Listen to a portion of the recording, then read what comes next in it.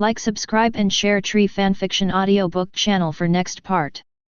Chapter 89. Victor smoked a cigarette, looked at Sora and Sengoku. I know Sengoku uncle is dissatisfied with my way of doing things, but I respect you as an elder. Sora and Sengoku continued to listen. Victor looked at Sengoku and asked, Sengoku uncle, I want to ask you? If you follow the usual means and methods, can you get back the devil fruit? Sengoku didn't answer. Victor looked at Sora again. Kong reached out and took a cigar from the table, lit it, and took a sip.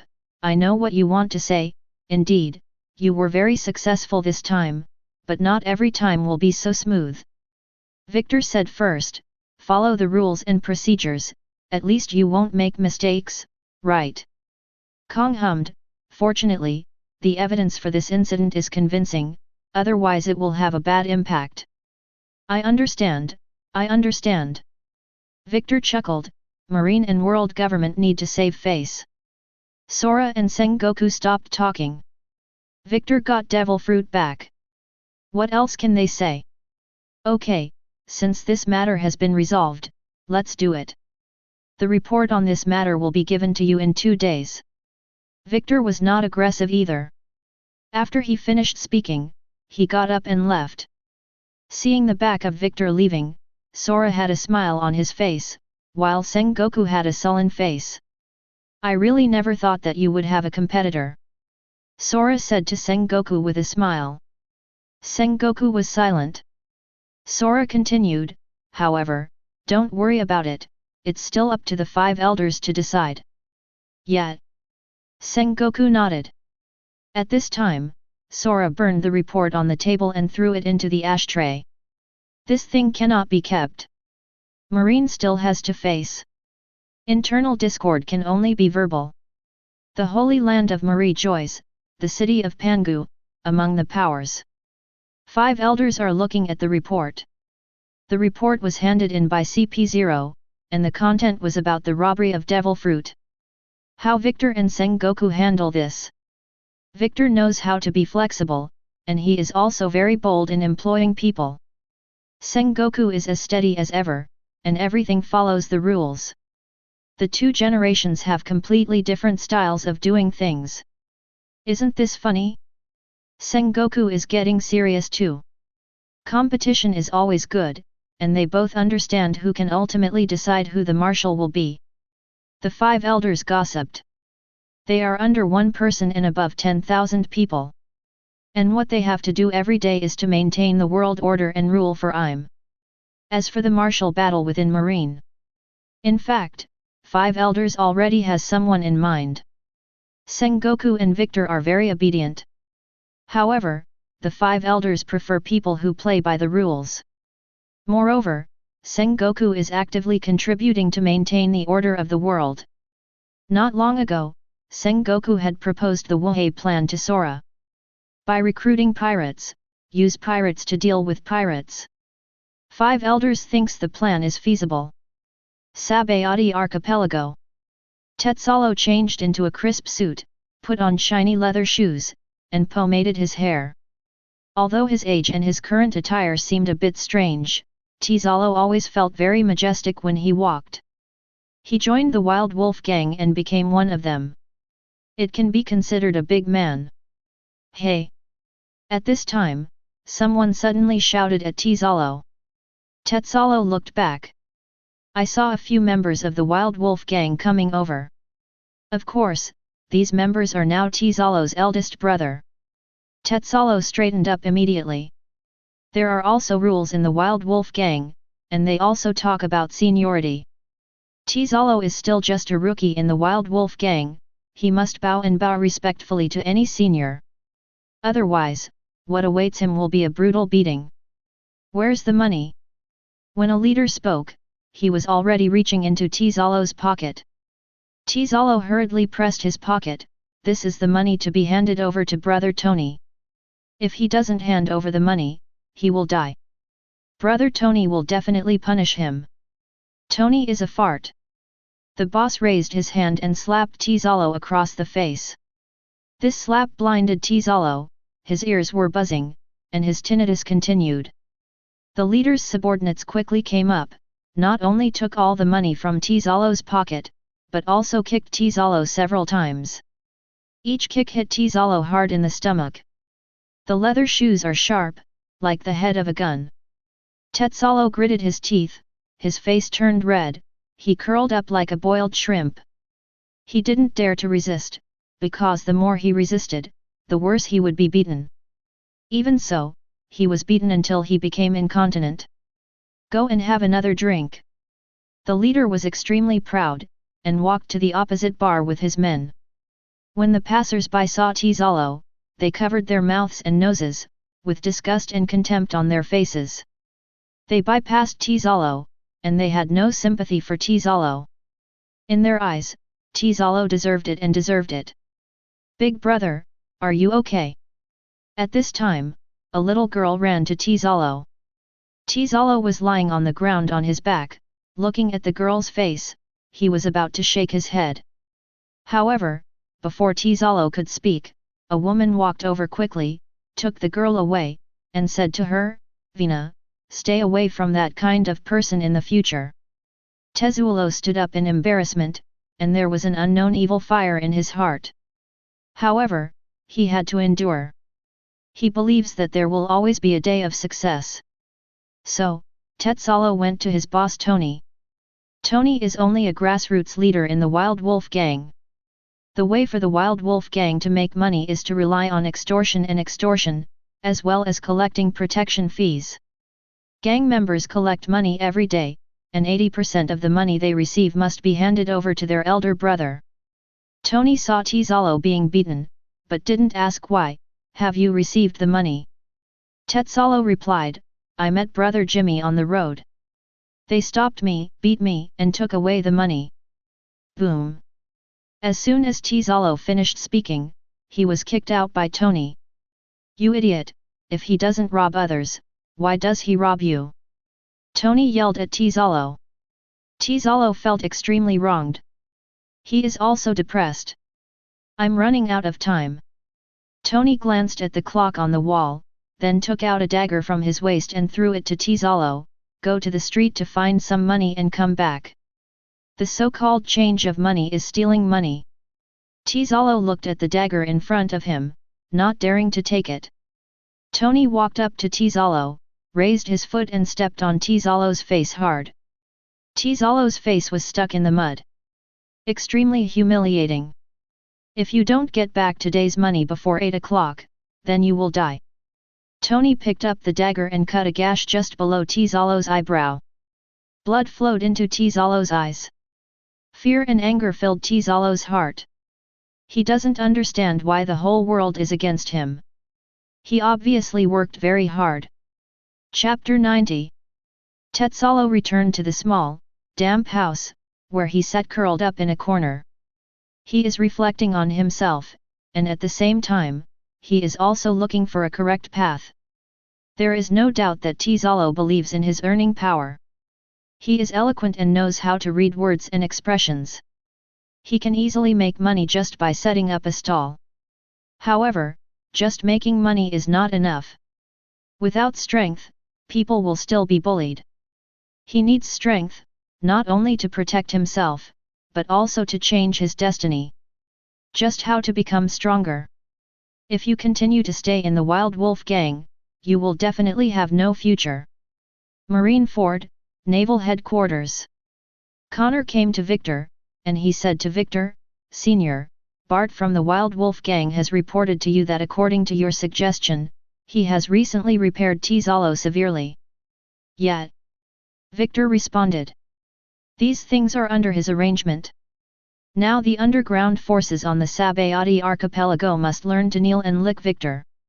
Because only in this way can they survive. The Wild Wolf Gang is naturally one of them. Bart, the leader of the Wolf Gang, heard that he was working for Victor, so he was naturally very diligent. In the past few days, the Wild Wolf Gang has been practicing Tezalo whenever they find an opportunity. Connor continued, Senior, but that kid is quite tolerant, and he is still in the Wild Wolf Gang.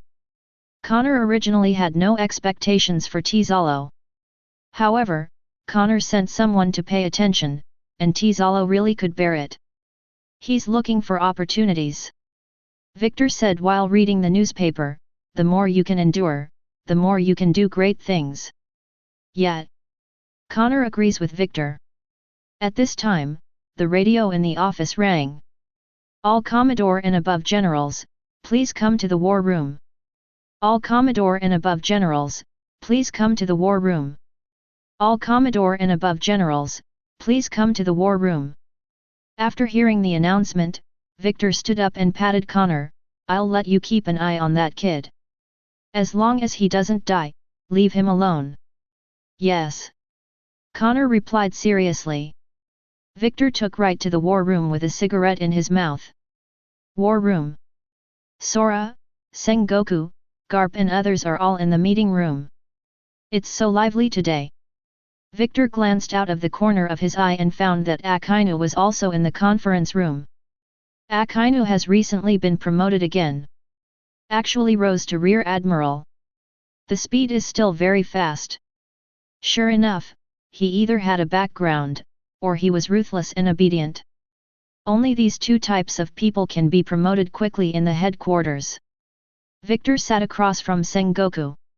At this time, Crane opened the mirror bug. The image bug starts to project. It's a photo of Douglas Bullet.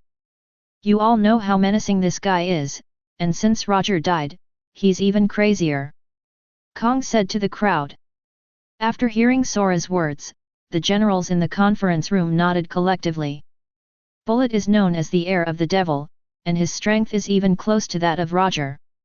It was only after Roger got sick that he was hit and went astray, starting to attack pirates and marines indiscriminately, turning the whole sea upside down. In terms of madness, Burndy-Wald can't compare with it. At this time, a vice admiral said, "Is there any news about him?" Crane nodded and said, "Yes, we have tracked Bullet's location. To prevent his escape." Sora looked at Victor, then at Sengoku. Victor was smoking a cigarette, and from Sora's body language, he had already understood Sora's meaning. This task can be handed over to Victor or Sengoku. That's fair enough. Victor smiled slightly, then leave it to me. Then, Victor looked at Sengoku again. I'm good at catching these tricky guys. I'm fine with that. Sengoku didn't object. Sora said to Victor, then leave it to Victor. Afterwards, Sora looked at Crane again, and Crane nodded, and continued, Bullet's biggest threat is that he acts alone, and his current actions have no purpose. In order to arrest him, we must go all out. At this time, Idol turned to look at Victor. Victor, what do you think? Victor stood up and said, although I haven't dealt with him, I think so too. In fact, according to the original plot, Marine made a buster call to Bullet, and even Garp and Sengoku were out. While the Bullet and Marine had an intense duel, fatigue gradually piled up. When Bullet's physical strength was gradually exhausted by buster call, the pirates he defeated before also launched a surprise attack, and finally he defeated Level-6 who was imprisoned in Impel Down. This guy is a real monster. Victor looked at the crowd, to make sure Bullet can be arrested. Victor's gaze first rested on Garp. Garp uncle, you need your strength this time. Garp nodded, this time he was doing his part. Garp has caught too many pirates, and he knows that Bullet is the most dangerous pirate. Then, Victor looked at Sengoku again. Sengoku smiled, thinking Victor would call him. Victor said to Sengoku, Sengoku uncle, Marie Joy security job is up to you. Sengoku hummed, not surprised. At this time, Victor looked at Crane. Crane aunt. I will follow your command. Crane replied. Victor looked at Akainu, Ghost Spider, and Dogman again. I need your strength too. Ghost Spider and Dogman are very excited. Capture the heir of the devil, this is a major task. Akainu nodded to Victor. Victor looked at Kizaru. Kizaru pointed to himself, he thought Victor would call him too. However, Victor didn't mention Kizaru's name at all. Afterwards, Victor called out the members of the Blue Ocean Club and a group of people close to Akainu. Aokiji, Hwashaishan, Doberman, and others couldn't help frowning. They have a sense of being excluded. Victor is only called one of his own, and he has a good relationship with Victor. Okay, I hope everyone can go all out, and this time we must arrest Bullet. Victor said to the crowd. Yes. Akainu et al. Responded at the same time. After hearing everyone's answers, Victor looked at Sora.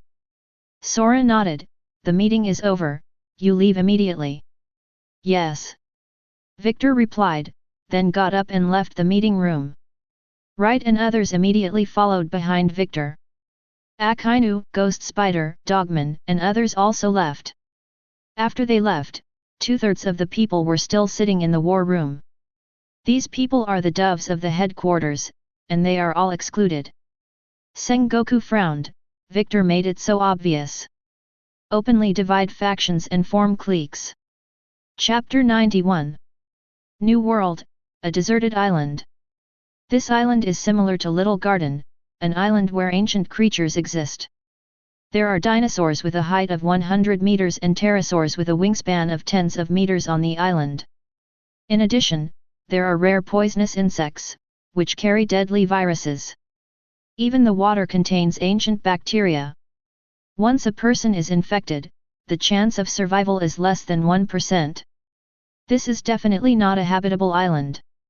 Experienced adventurers and pirates will not easily land on this island. Has this lunatic been on the island for 3 days? 76 hours and 35 minutes to be exact. It's really abnormal to stay here for so long. That's his business, our job is to keep an eye on him. On the bottom of the sea, inside a submersible, 4 Marines in military uniforms chatted. They are members of the Marine Seahawks. The Sea Eagle Force is one of the special warfare forces directly under the headquarters, responsible for monitoring and tracking the monsters in New World. Half a month ago, Bullet attacked a Marine base, killing all Marines in the base. And, it's not the first time. Bullet is like a bloodthirsty mad dog, killing everywhere. Warships, judicial ships, pirates, as long as they are living creatures on the sea, he will not let them go. The kind that sees who kills whom. Therefore, world government and naval headquarters attach great importance. The CP0 and naval headquarters intelligence agencies teamed up, searched day and night at any cost, and finally found Bullet. However, when the submersible was observing the situation on the island, a larger red submersible appeared behind the submersible. There are 2 submersibles, one is like a tadpole and the other is like a frog. At this time, the red submersible stretched out its mechanical arm, which had crab-like pincers, and it clamped the marine submersible. On the marine submersible, 4 members of the Seahawk team felt the submersible hit. When the submersible was pulled out of the sea, the 4 members of the submersible, like candy in a can, were thrown to pieces. Before they could figure out the situation, the mechanical arm began to exert force, and the bulkhead of the submersible was clamped and deformed. And the huge red submersible also surfaced. It is like a huge crab. The man who controls it is none other than Douglas Bullet. This huge submersible was synthesized by Bullet using the ability of combined fruit. He manipulated it as he manipulated his own body. Get out! Team leader Rivers barely grabbed a lever and controlled his figure. He reminded his companions loudly. However, when they were about to do so, they discovered that the deformed bulkhead was extremely hard. No matter how hard they tried, they couldn't break the bulkhead. Bullet covers the submersible's bulkhead with his own armament haki, making it indestructible. How to do? What the hell is he going to do? The members of the Seahawks team were terrified. Their voices were naturally heard by Bullet. A cruel smile curled up on Bullet's mouth. Many children will put the grasshopper in a cage and throw it into the water. Those grasshoppers struggled in the water until they lost their movement. The current submersible is the same. After it deforms, it loses its airtightness. Bullet put it in the sea and let it go silently. Notify the headquarters. The seawater entered the bulkhead, and Rivers knew that he would not be able to escape today. Therefore, Rivers decided to report to the headquarters and truthfully inform the situation here. On the sea, a huge fleet of 20 warships is sailing at high speed. In the flagship meeting room of the fleet, the Seahawk 09 team responsible for tracking all lost contact. Before they lost contact, they were attacked by bullet. Now their life card fragments have disappeared. Crane informed Victor of the death of the Seahawks team. Victor's face was expressionless. The young officers and generals present clenched their fists. They are all angry. Victor stood up. Akainu looked at Victor. Victor took a deep breath. All stand up and observe 30 seconds of silence for them. Brush pull. Akainu, Ghost Spider, Dogman, and others all stood up. Garp and Crane are no exception. 30 seconds later, Victor said, "In my own name, I will donate 1 million pele to their families. In the name of the Blue Ocean Club, I will donate 5 million pele to them." Both Garp and Crane nodded in agreement with Victor's approach. He's provoking us. Victor sat down, smoking a cigarette, and said coldly. None of the generals and officers present objected.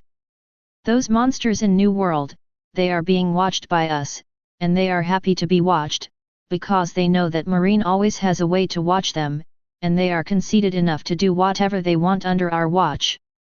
Now Bullet is tired and troublesome. He's telling us that it's not that we found him, but that he's waiting for us. He's right there on that island, waiting for us to find him. Victor glanced over the faces of everyone present. He chuckled, "It's worth launching a buster call on him this time. Since he is so arrogant, we Marine must arrest him." Victor said seriously. Yes. All the generals and officers in the conference room responded.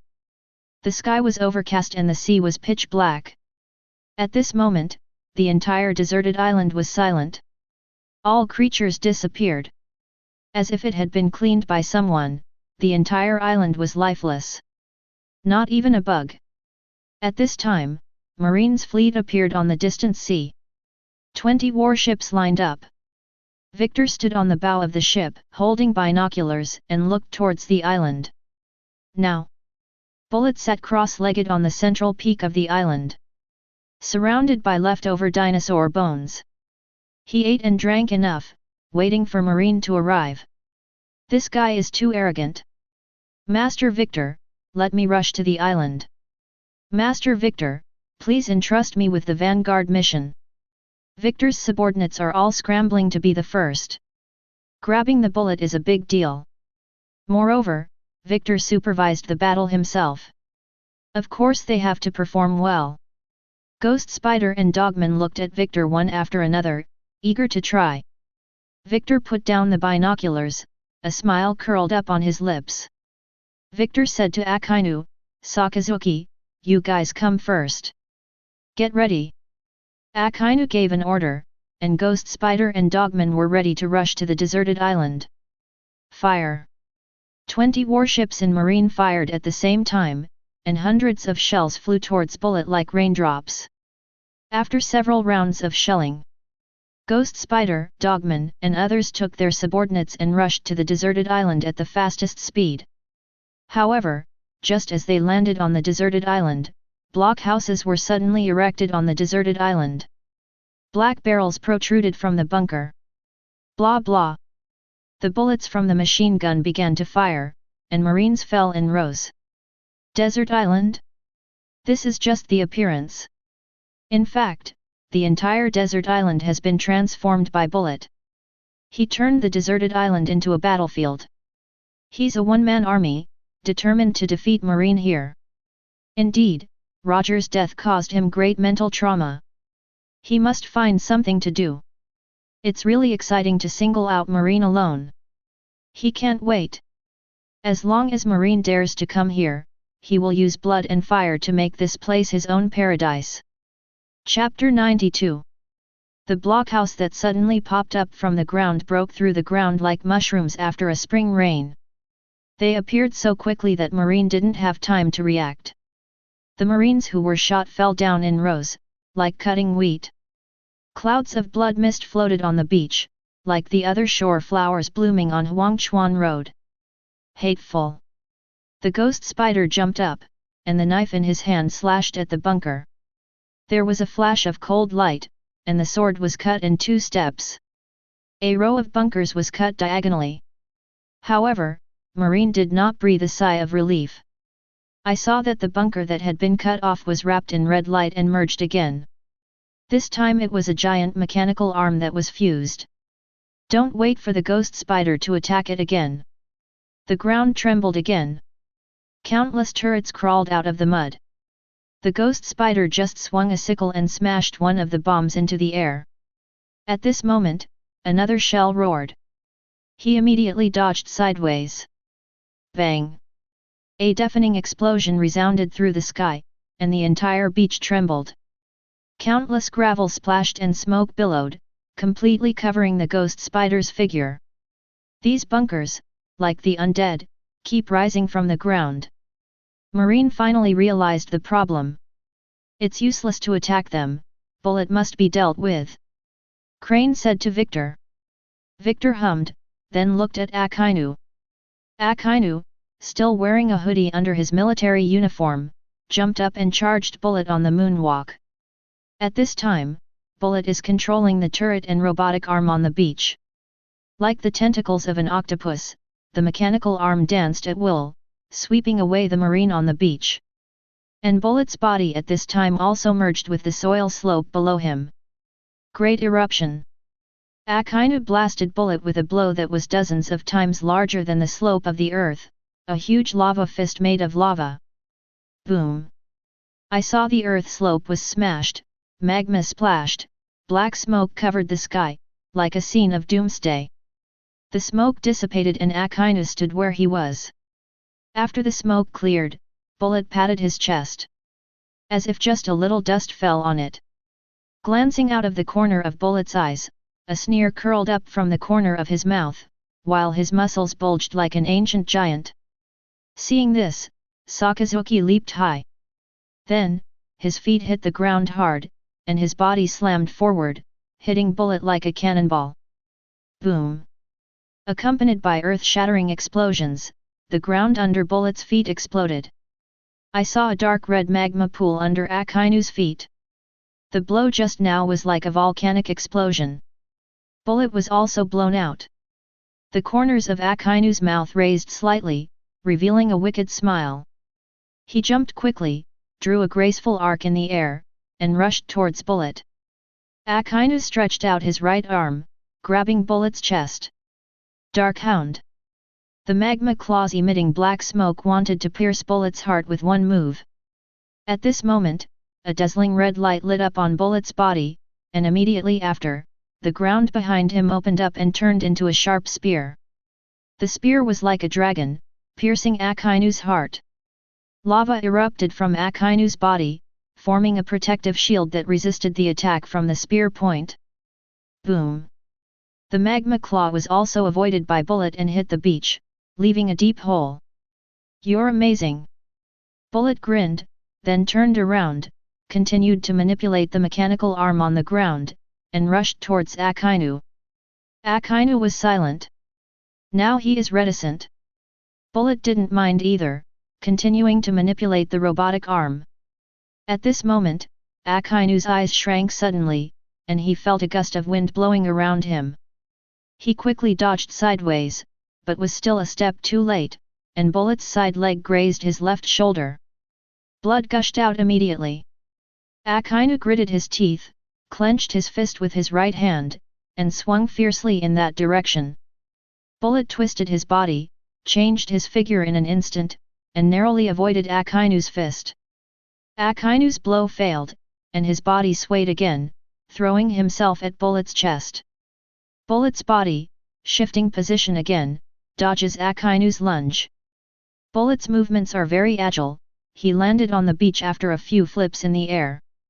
On the sea, Victor and others were watching the battle. Akainu is strong, but Bullet is also strong. Moreover, Bullet has more actual combat experience than Akainu.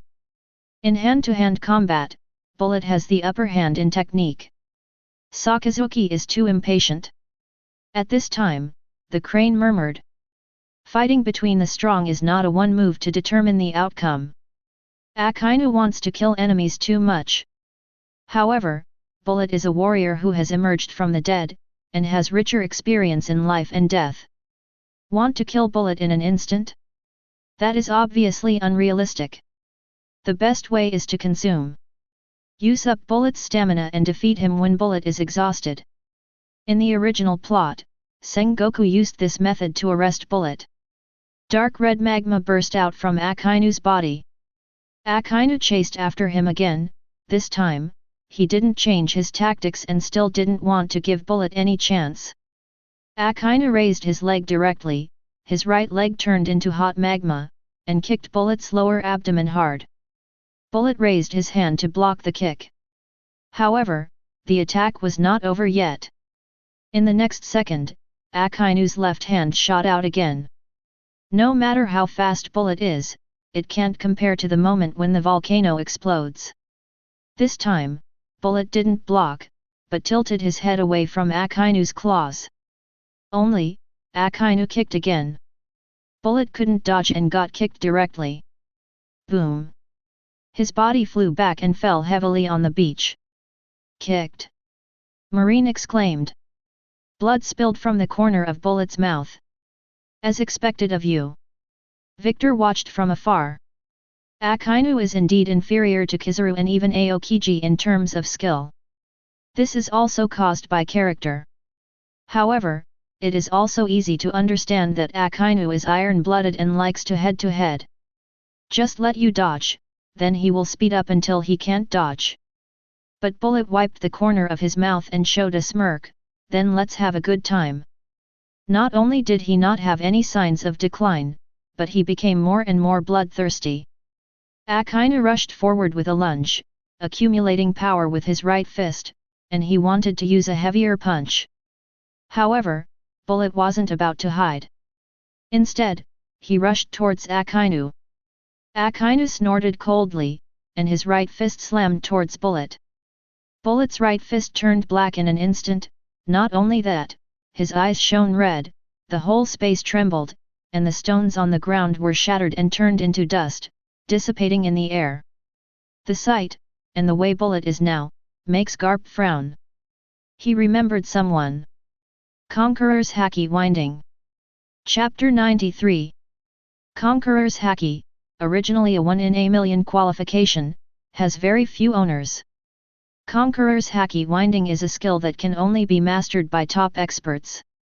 At this point, Garp sees Roger in Bullet. In a certain moment, there are so many similarities. Bullet is catching up with Roger and learning from Roger.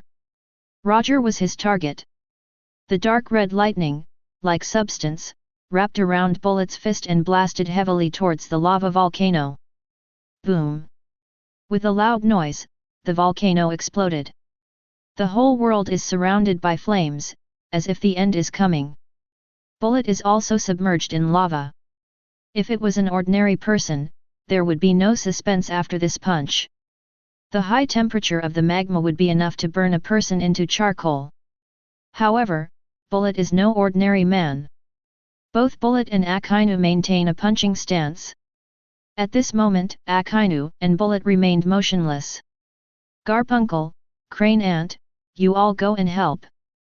Victor to Garp et.al. Let the strong men of the headquarters besiege Bullet. Garp frowned. Siege? He has been a marine for so many years, and he has never done anything to besiege someone. This is not a fair competition. Since we have so many people here, we can't just watch or cheer here. Victor said with a smile. Yet. Crane nodded.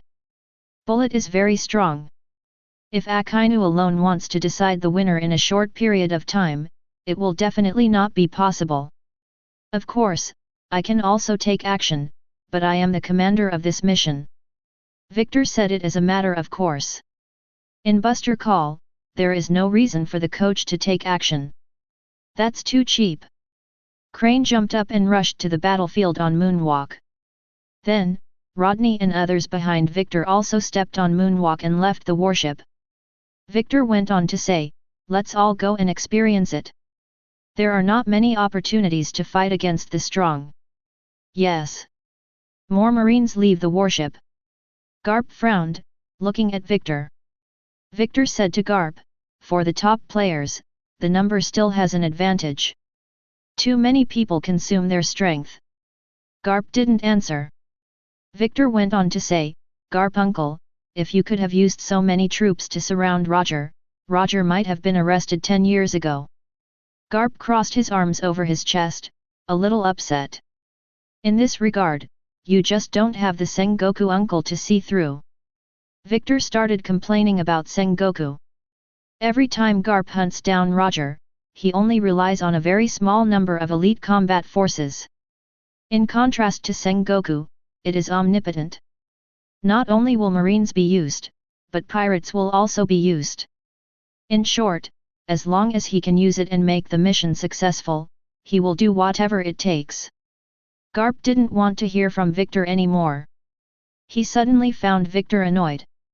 Worse than Sengoku. There was a smile on Victor's face. Such sarcasm. So happy.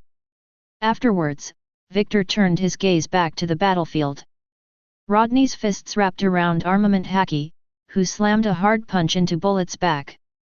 Humph! Bullet let out a cold snort. He had just forced the crane back and punched Akainu head-on, and now he had no time to turn around. His whole body was instantly covered with Armament Haki. Boom! Rodney's fist hit Bullet in the back, and Bullet remained motionless. While Rodney was surprised, Bullet. His right hand snapped backwards. A look of horror appeared on Rodney's face. I saw that the stones on the ground around Bullet floated up and stuck to the spine of the tail, turning into a steel tail.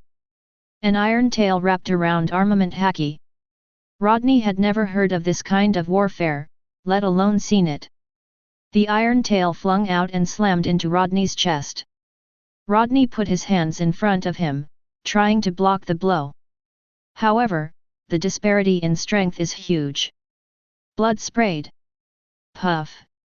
Rodney flew out directly. Fell into the lake not far away. Ha ha ha ha ha!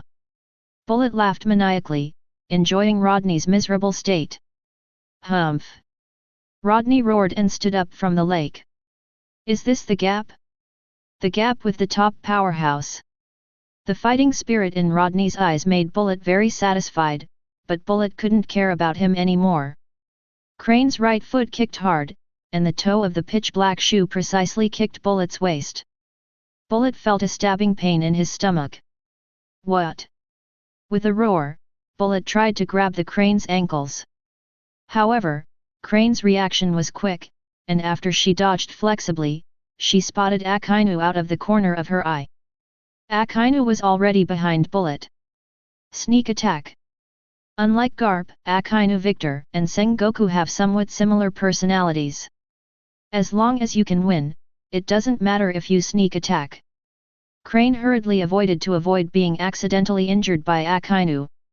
Akainu has a heart of justice, which is naturally a good thing. However, Akainu didn't care about the seriousness of his actions, and he didn't care whether he would accidentally injure his comrades. Seeing Akainu's shot, the surrounding Marines also hurriedly backed away. Ghost Spider and Dogman are no exception. Just now, a Marine was burned by the magma. Akainu's attack is very fierce, his attack is completely unreasonable, and his moves are not complicated, relying entirely on speed and strength. However, he happened to meet Bullet. The stronger the opponent, the more excited Bullet is about. What? Bullet turned around hastily, but he didn't dodge. Boom! Lava punches Bullet in the chest. The bursting magma turned the surroundings into a sea of flames. The blazing flames did not stop Bullet's footsteps. The fighting spirit in his eyes was completely ignited. Bullet continued to charge forward, breaking through the lava. Akainu was about to dodge, but his speed was still slower than Bullet's, and Bullet's heavy punch still hit Akainu's shoulder. Blood dripped from Akainu's mouth. But he still didn't flinch. Akainu throws an uppercut that lands hard on the bridge of Bullet's nose. Bullet's nose collapsed. Immediately afterwards, Akainu's left leg kicked out again. Bullet dodges, reaching out to grab Akainu's leg, wanting to break Akainu's calf with force. Akainu's face was contorted with a ferocious expression. Bullet's fingers were like pincers, and he couldn't break free. Simply, Akainu was heartbroken. Even though his legs were broken, Bullet's head had to be blown off with one blow. With all his strength, Akainu shot out with his right hand, striking Bullet's left cheek hard. Bullet was also sensible, he didn't continue to exert force, but chose to let go, avoiding Akainu's attack. If that wasn't enough, Akainu's body flipped in the air, and his knees came up again, resting on Bullet's chest. Bullet's body flew up and crashed into a hill in the distance. In terms of desperate, or the kind of fighting for life, there are really few people in Marine who work harder than Akainu. Boom! Bullet fell to the ground. After Bullet spat out a mouthful of blood, he got up. At this time, the surrounding Marines looked at Bullet with fear in their eyes. Is that human being? Chapter 94. What is a monster? In the eyes of ordinary people, if you are immune to death, if he hits you, you will be crippled even if you don't die. This is the monster. There is no doubt that in the eyes of many Marines present, Bullet is a monster. At this time, Marines' casualties continued to increase. Wright took a statistical form and quietly came to Victor. Out of the corner of Garp's eye, he glanced at Wright. Wright was beside Victor, and said to Victor, "Senior, just counted, the battle has continued until now, 1,415 people were killed and 3,941 people were seriously injured." Garp frowned when he heard the casualty data. Nearly 5,000 casualties have been paid to capture Bullet. This is why Marine needs to think when capturing monsters from New World. Like when Sengoku was in Summit War and decided to kill Whitebeard. If you want to kill Whitebeard, how many casualties will you need to pay, and whether you can accept the price? After Marine paid such a high price, can the situation in the sea be stabilized? This is what the commander needs to consider. Garp is not so troublesome. He personally arrests people and minimizes casualties as much as possible in every mission. Therefore, many Marines are willing to follow Garp, can be promoted, and can reduce the chance of death. If you don't even have the courage to fight monsters, then what qualifications do you have to be Marines? Victor said with a blank face. Yes. Wright said no more. The senior is right. Wright brainwashed himself again. Of course, this is also for Garp. Victor doesn't mind being defined by Garp as an iron-blooded person, or even a cold-blooded person. This kind of label is currently beneficial to him. At least, this is a bonus item in future power struggles. If Aokiji also has this awareness, then in the original plot, Aokiji will definitely be the Marine Marshal. As Wright reports, Bullet again controls everything around him, regardless of his own consumption. The guns that Marine dropped on the ground, as well as the munitions and ships that Bullet had buried on the island long ago, were all fused together by him. He seems to be tireless. Armament Haki is always covering the body, regardless of physical exertion. Akainu wiped the blood from his nose, and just now he punched Bullet head on. He hit Bullet on the cheek, and Bullet hit him on the bridge of the nose. Ha ha ha! Bullet became more and more courageous as he fought. His heaving chest and faster breathing all represented the accelerated consumption of his physical strength. This should have been a good thing.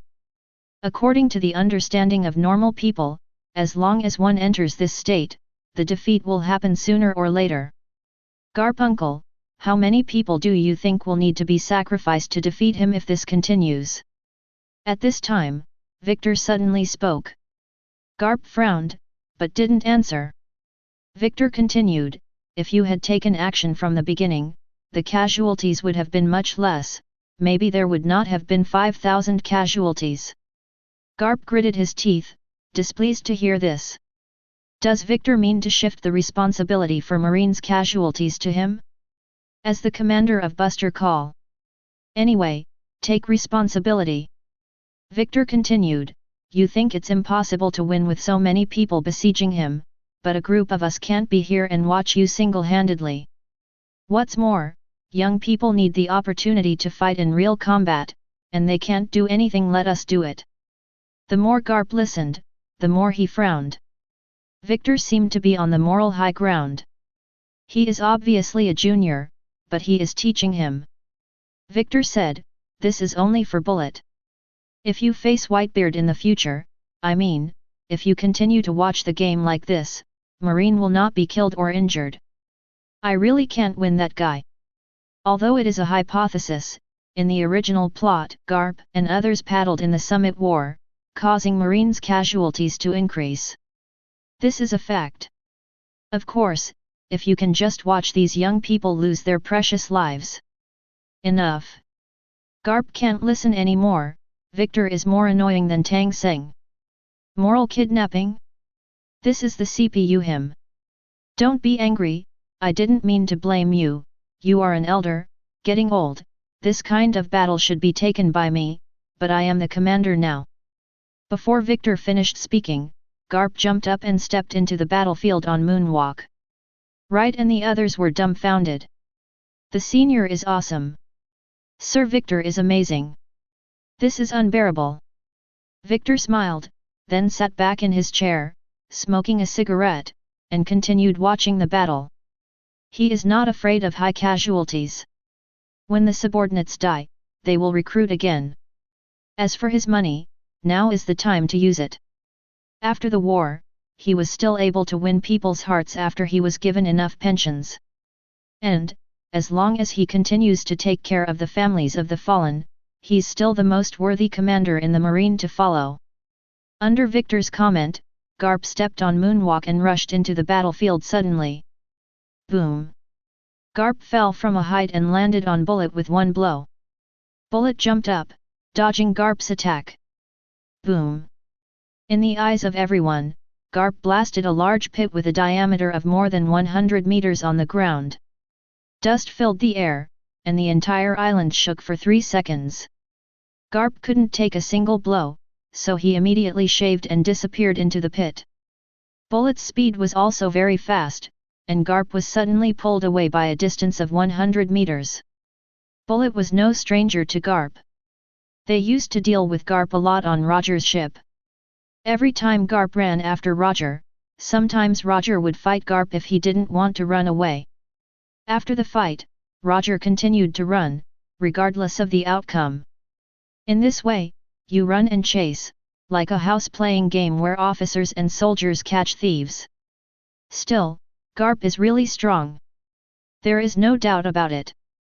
A person who can fight Roger head-on without losing ground. Enough to get Bullet's endorsement. However, just as Bullet pulled away, a wave of heat hit him behind him. Bullet had no time to dodge, so he could only hold his breath, and saw the huge magma fist land on Bullet. Boom! The magma fist exploded, magma splashed, and the surrounding land was burned into scorched earth. Looking at Bullet again, the corners of his mouth are red again. He raised his hand and wiped the corner of his mouth. Garp, Crane, and Akainu stood in a triangle and surrounded Bullet in the middle. Sweat was growing on Bullet's brow. Sure enough, once Garp entered the fray, Bullet couldn't keep armament Haki at full strength. Bullet was distracted. Observation Haki and armament Haki, the former consumes mental energy, while the latter consumes physical energy. Even if Bullet is a monster, facing this level of fighting intensity, he will not be able to stand it. That's right, this is siege. Victor chuckled. Singled out or something, the most boring. As for the naive idea of using more to fight less and winning without force, he will not have it. Chapter 95. After Garp entered the battle, there was no suspense in the battle. Garp teamed up with Akainu, he and others. With the joint efforts of the three, Bullet was captured in less than half a day. It would have been easier to catch if Garp had been more serious. Bullet was also stubborn. He was seriously injured and exhausted before he was arrested. However, no matter how hard the ending is, being arrested is being arrested. The world will not know the process of this battle, only the result. As the commander of Buster Call this time, Victor is naturally a good leader. The military exploits are in hand. However, more than 5,000 Marines were killed or injured. For the character of the great Victor, money still has to be paid. Although Victor is rich and good at making money, it still hurts. The family members of the dead will receive 1 million Baileys. After that, I will send money every month. Treatment expenses for serious injuries, nutrition expenses. Sure enough, when the cannon fired, the gold was 10,000 taels. Of course, it's all worth it. The 5 elders should be pleased with how efficiently they caught Bullet. On the way back, Victor ordered to stop on an island. The island is called Pasino Island. The Kingdom of Aino on the island is a member country of the world government. I heard that the Marine fleet was in port, and King Aiden III of the Kingdom of Aino came to welcome Victor with nobles and ministers overnight. Victor Admiral has worked hard. Vice Admiral Garp has worked hard. Crane Vice Admiral has worked hard. I have prepared some small gifts, please be sure to accept them. Aiden III had a flattering face, he was just a king of a small country who seized power by a coup d'état. Because it is a small country, he is not even eligible to participate in World Summit. Regardless of the powerful country, the powerful pirate group around, or other underground forces, they all have the ability to destroy him. Therefore, Aiden III's attitude towards Marine is called respect. What's more, the 3 people in front of them all have a lot of background. Victor is the youngest admiral of naval headquarters, the ruthless man who captured the Golden Lion with his own hands. Garp is the Marine hero, the man who beat the rocks. Crane is Marine's chief of staff. These 3 people are powerful people in naval headquarters, how dare he offend them? Aiden III heard that Victor was greedy for money, and he wanted to empty his treasury. As long as his country is still there, he can continue to extract money from the people. I have long heard that His Majesty the King is the kindest to Marine, and it is true. Victor laughed, he was very pleased with a man like Aiden III. The gold, silver, and jewels brought by Aiden III are of great value. Victor roughly estimates that it is worth at least 10 billion Baileys. This is not a small amount. You know, for a poor country like de Rice Rosa, with all the power of the whole country, even 10 billion is enough. It is an honor for our country to serve the world government and Marine. Aiden III said with a smile. Ha ha ha. Victor patted Aiden III's fat shoulder. Your Majesty, I want to make friends with you. It is a solitary honor, replied Aiden III. Spend the night here tonight, everyone will have a holiday, and all other expenses will be counted on my head. Let's have fun. Victor turned to look at Marine behind him, and shouted loudly. Long live Lord Victor! Long live Lord Victor! Long live Lord Victor! On the deck of every warship, the Marines are very excited. They are all young men, and they successfully captured Bullet, the heir of the devil. Also, they really need to relax. Garp, he and the others looked at each other and shook their heads when they heard the words. Victor really knows how to buy people's hearts. They also saw the charm of Victor. Akainu and others watched this scene. The officers and soldiers of their unit were also cheering. Come on, let's go have a drink. Victor walked up to Akainu and hooked his shoulders. Akainu was taken away by Victor. Victor did not forget to introduce to Aiden III, his name is Sakazuki, and he will definitely be promoted to Vice Admiral when he returns this time, and he will also be the future Admiral of our Marine. Sakazuki Rear Admiral, no, it's Sakazuki Admiral. Aiden III's mind is active, and he is already preparing gifts. Don't be sullen, it's a holiday now, be happy. Victor shouted at Ghost Spider and Dogman again. Laugh. Make a fuss. Brothers, don't save money tonight. Victor didn't have Admiral's airs, and became active in a short time. The Ghost Spider, Dogman, and others usually follow Akainu, and they are all reticent. Akainu will not be like Victor. Marine Ford, Naval Headquarters. Sora was reading the facts. It is the list of rewards sent back by Victor. Above the list, Akainu's name is placed first. Rodney, Ghost Spider, Dogman, and others followed. Garp and Crane are also on the list. In addition to asking for credit, there is also a list of pensions. Another large sum of money. Sora rubbed his forehead. Marine paid a big price this time. However, it is always good news to catch bullet. Tuk tuk. At this time, there was a knock on the door. Come in. Sora yelled casually. Sengoku walked in. Is there something wrong? Kong put down the fax and asked. Sengoku came up to Sora with a folder in his hand. This is? Kong asked.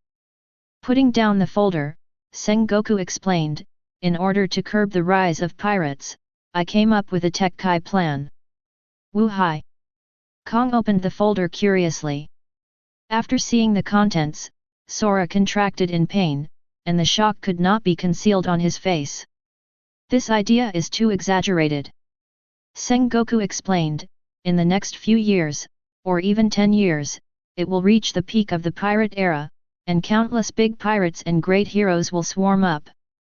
This kind of power belonging to the times, even if the world government is in a hurry, it will be difficult to deal with it, and strengthening the armed forces is a necessary choice at the moment. Hearing the words, Kong nodded in agreement. If you want to deal with the increasingly powerful pirate forces in the sea, the development of marine is definitely indispensable. However, Sengoku hesitated to speak. So Kong smoked a cigar. There are no outsiders here, just tell me. Sengoku continued, however, the world government has maintained the balance of the world for 800 years. The power checks and balances within the world government are very stable. If marine suddenly becomes powerful, then the world government may not be happy to see it.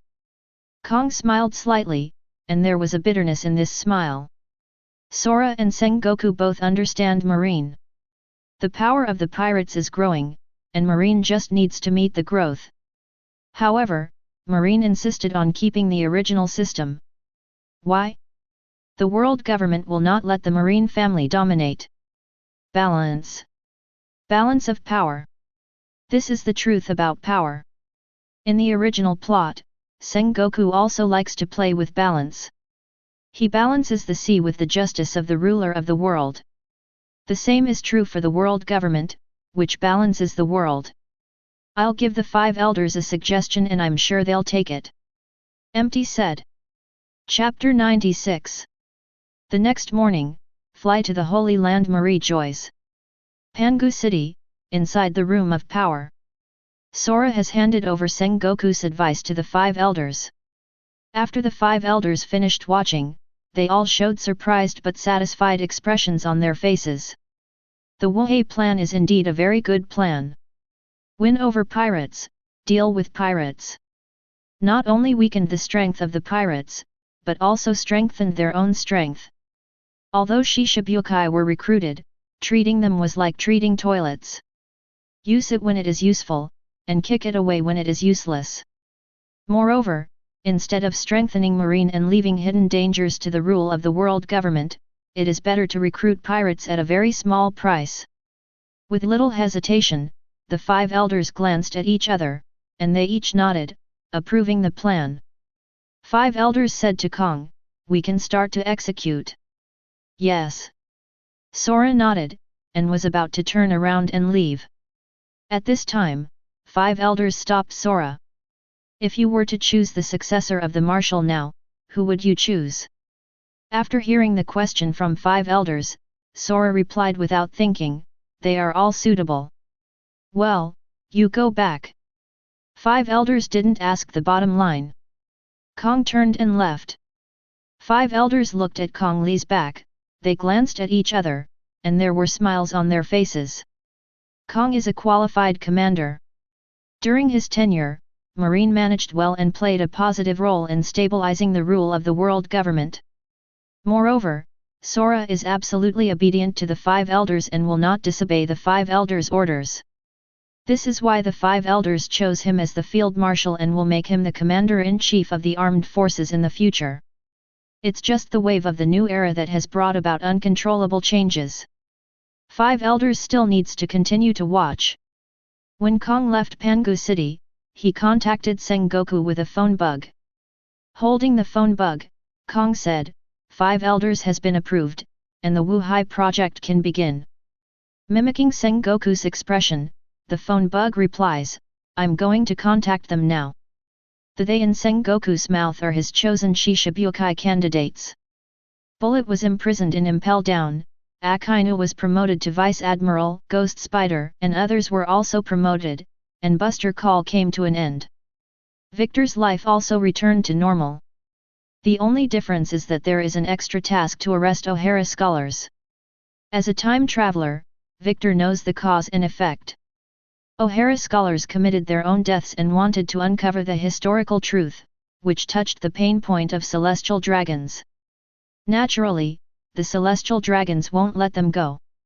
Victor remembers that this task was handled by Sengoku. How could you give it to yourself? Is it the butterfly effect? Because of his outstanding performance, he was valued by the 5 elders? Anyway, the O'Hara matter had to be dealt with and given the 5 elders an answer. After all, this matter involves a pain point for celestial dragons. Maybe will notice too? It would be a good thing if could notice him. The prerequisite for becoming the king of the world is to get rid of on the void throne. Now, Victor knows nothing about Im's strength, or the national treasure under Im's control. Entering Im's vision in advance may help to collect information on Im and the national treasure. Tuk tuk. At this time, there was a knock on the door. Come in. Victor called to the door. The door opened and Rodney walked in. Lord Victor. Rodney was also promoted to Vice Admiral. In just 1 year, he has been promoted to 2 levels, and he is now considered an outstanding representative of the Blue Ocean Club. There is a task for you to deal with. Victor threw the portfolio on the table to Rodney. Rodney caught it with both hands, and opened the portfolio. The contents of the file bag are the scholars who arrested Oravaya and other O'Hara. Why arrest them? Rodney didn't understand. Because judging from the data, these scholars are all high-level intellectuals at the doctoral level, and the projects they are engaged in are also archaeological. He neither robbed his family, nor did he do anything outrageous. However, Rodney didn't ask. He knew how to be a Marine, Victor wrote about it, and taught them how to get along with their superiors. I know you're confused. Victor threw another cigarette to Rodney, and Rodney caught it. Sit down and smoke. Yes. Rodney sat across from Victor. Victor smoked a cigarette and said, Do you know what history is? Rodney was taken aback when he heard the words, then shook his head. Victor continued, History is a little girl dressed up by the winner. You can make her beautiful or make him ugly, do you understand? Rodney nodded thoughtfully. Victor went on to say, History has a blank century. What happened in this century is what these scholars are curious about. Are you curious? Rodney hesitated for a moment, then nodded slightly. That's why I came to you today. Victor took a deep breath, I don't want you to go the wrong way. Rodney listened carefully. Actually, is it important what happened in the blank 100 years? Actually, it doesn't matter. Whether the 20 kings saved the world, is it a human hero? Does it matter? Actually, it doesn't matter. The point is that the descendants of the 20 kings are celestial dragons, they are the actual rulers of the world, and our Marine is to maintain the rule of the world government. So, no matter what happens in 100 years, what we have to do. Victor paused at last on purpose. Rodney replied seriously, maintain the rule of the world government. That's right. Victor smiled. It's good that you know it. With this awareness, go and arrest them. Yes. Rodney stood up. After Rodney left, right on the side hesitated to speak. Are you curious about the blank 100 years? Victor asked with a smile. Right nodded. Victor chuckled, it's better not to inquire about it, people who know about it probably won't survive. Could it be that 100 years of history threatens? Just as Wright was about to speak, Victor made a silent gesture towards him. Wright dared not speak. Victor said, we are Marine, just complete our mission. Senior, I understand. Wright nodded. At this time, Victor picked up the newspaper on the table and suddenly asked, did Vice Admiral Garp ask for leave? Yes, how do you know? Wright asked curiously. Victor didn't answer. Wright continued with his work. Victor turned and looked out the window, which was Marine Plaza in Marine Ford. Garp must have gone to South Blue. Before Roger died, he entrusted Ace mother and child to Garp. Thinking of Ace, Victor couldn't help but narrow his eyes. If he hadn't intervened, would the Summit War have happened 20 years later? Chapter 97. See Circle Calendar 1500, Marie Joyce. Victor is on duty at the Holy Land for a while. In addition to the daily affairs of Marine, it is the affairs of the Blue Ocean Club. With the growth of the Blue Ocean Club, there are more and more trivial matters. The purpose of Victor forming the Blue Ocean Club is to form cliques and form his own party members. Now the goal is achieved. However, the internal problems of the Blue Ocean Club have gradually become prominent. Especially the Blue Ocean will be expanding. Not to mention all the Marines who joined the Blue Ocean Club, at least half of them want to follow Victor to get promoted and make a fortune. However, there are only so many Marine establishments, and the Dove-led faction accounts for a large part. Now it is true that there are too many monks and too few porridge. If you want to be promoted, it is not so easy. Victor is also difficult sometimes. He is just an admiral now, not the BD in the wishing well, how can he fulfill everyone's wishes?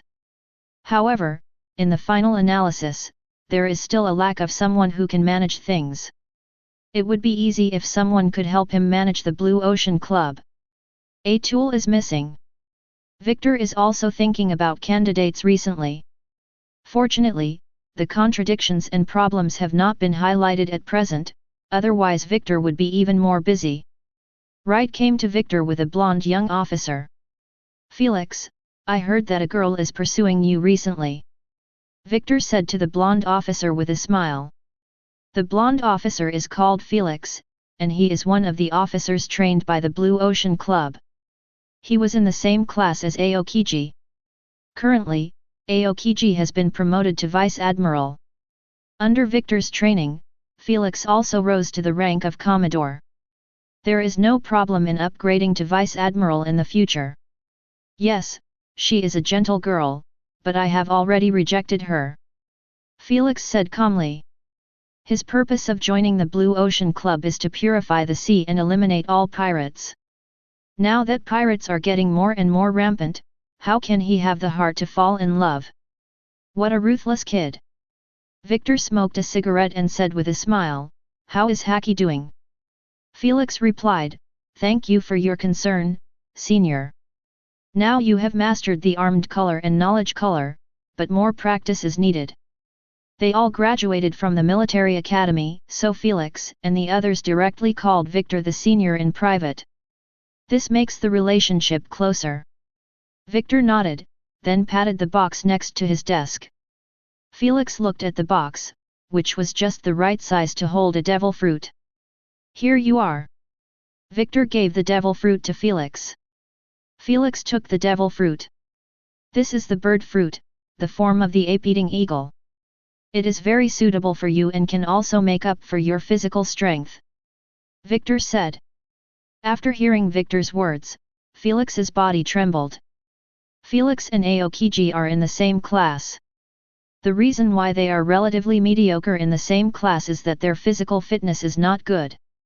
If he has the same physical gifts as Aokiji, then he will also be reused by the world government. Thank you, Senior. Felix said sincerely. Keep working hard, there are more important tasks to be entrusted to you. Victor said it earnestly. After hearing Victor's words, Felix was even more excited. After Felix left, Victor looked up to the sky. Can Felix be a good tool man? Or take another look? Or, to catch a few potential children? But it takes a lot of time to cultivate it. Maybe try it, though. For example, Liu Qi is close in front of him. As long as Victor wants, he can ask Liu Qi to come here at any time. West Blue. Except for this woman, her companions are all dead. At sea, Marine intercepted a cargo ship. According to the information provided by CP5, the scholars from O'Hara are hiding in the cargo ship. The cargo ship was stopped by a warship 30 nautical miles after leaving the sea. At this time, Rodney boarded the warship. Rodney takes orders from Victor to arrest the scholars of O'Hara. However, the scholars of O'Hara did not let their hands down. They were beaten to death by CP5 agents during the resistance. Only Oravia is still alive. Rodney frowned as he looked at the white-haired woman lying on the deck with tears streaming down her face. Go to the nearest marine base first. Rodney gave the order. What did we do wrong? When two sailors are about to take Oravia asks Rodney. Rodney smoked and looked at Oravia. If the world government doesn't want you to investigate, then you shouldn't investigate. But, is it wrong for us to investigate the historical truth? There was sadness in Oravia's voice. Her husband and her companions have all died one after another during these 8 years. They are just ordinary scholars who just want to know what happened in the world during the blank 100 years. Rodney said coldly, take it away. Yes. 2 Marines dragged Oravia away. At this time, the agents of CP5 also searched a large number of historical documents on board. And the notes of the scholars. This is really terrible. After seeing the contents of the note, an agent realized that the situation was not good. Because Oravia and others have investigated the 100-year history of the blank beyond their estimates. Blue blue. Blue blue. The phone bug on Victor's desktop kept beeping. Victor is drinking wine and enjoying Stella's oil push and back service. Stella is a good learner, and she wants to give back to Victor in her own way. In her eyes, Victor is her everything. Victor was lying on the bed, and Oravia brought him the phone bug. Master Victor. At this time, Rodney's voice came from the phone bug. Yeah. Victor closed his eyes and answered casually. Everyone is dead except the woman, Rodney said. Di is dead. Victor didn't have any mood swings. Rodney then reported, I noticed the reaction of CP5. This time, the matter may be serious. Victor said, well, then you stay in West Blue and wait for the next order. Yes. Rodney ended the call. Victor puts the phone bug aside, knowing that a buster call to O'Hara is coming. Since he was in charge of the matter, he must have performed the buster call. His relationship with the Doves was not good. This time he destroys O'Hara, so the conflict between him and the Doves will be even greater. Just thinking about it, looking forward to it. Victor's mouth curled into a smile, and he was expecting conflict and conflict. There is no conflict, no contradiction, how to stir up trouble and gain benefits. As predicted. Shortly after Rodney reported the situation, Victor received orders from Kong. Empty wants Victor to immediately dispatch the fleet and launch a buster call to O'Hara. Chapter 98. Victor took out the golden phone bug and gave the order for buster call. This time buster call's lineup includes Akainu and Aokiji. In addition, there is Rodney, and the 2 older vice admirals. But Victor suddenly thought of something. Because the headquarters assigned the task to him instead of Sengoku, the Vice Admiral who performed the task was also replaced by Rodney from Saul. Careless. Victor originally wanted to take this opportunity to train Rodney and make Rodney gilded. Unexpectedly, the plot changed. In the original plot, after Saul contacted Auravia, he expressed sympathy for their experience, so he took the risk to release Auravia. Later, Saul was seriously injured and was washed by the sea to O'Hara, only to be saved by Robin. Only then did Saul protect O'Hara, and was finally killed by Aokiji. And Aokiji released Robin out of compassion. Robin spent the next 2 decades experiencing the darkest side of humanity until he met the Straw Hat crew. If Robin dies in O'Hara, how much does that affect the future? Victor begins the assessment. Nor would it be appropriate to assign Saul to replace Rodney now. And many more. Suddenly, a flash of inspiration came to Victor's mind. Isn't he short of tools? Isn't this off the shelf? Robin's personal ability is the best choice to be an assistant. When she was Shaq Lockdoll's second-in-command, Shaq Lockdoll was still very satisfied. As for being sent to the Straw Hat ship as a historian, that's a fart. She is not the only one who can understand the text of history. Kojiki Skiyaki is still alive. If Straw Hat crew is really that lucky, let them touch it. Right, Victor called. Wright put down the documents in his hand and walked up to Victor. Victor said to Wright, "Go get Felix." Yes. Wright nodded. Felix is now a Commodore, and Victor didn't send him out recently, but stayed in the headquarters for training. Although Victor is Admiral, the position of Naval Headquarters is a carrot in a hole. Except for the branch in the 4 seas, the Army directly under the headquarters, and the branch headed by G, every position is not always watched by a group of people. There are many members of the Blue Ocean Club, and there are many people who try their best to get ahead. Therefore, Victor recently came up with a new trick. That is the Star Cradle Project. The so-called General Star Cradle Project is to regularly recall generals with potential and meritorious service penultimate to the headquarters for training. After training, they can be awarded more important positions. In this way, not only does it appear fair, but it also makes them more positive. In the Star Cradle Project, Felix was among the first batch of members. After getting the Devil Fruit, Felix is also busy with cultivation now. Felix and Aokiji are in the same class, however, their light is completely overshadowed by Aokiji. Not to mention Zephyr's first disciples, which are even more monsters. Now Felix only thinks about training and enhancing his own strength. As for future arrangements, Felix is not worried at all, he believes that Senior Victor will make arrangements. After receiving Victor's summons, Felix took tens of seconds to quickly rinse, and then came to Victor.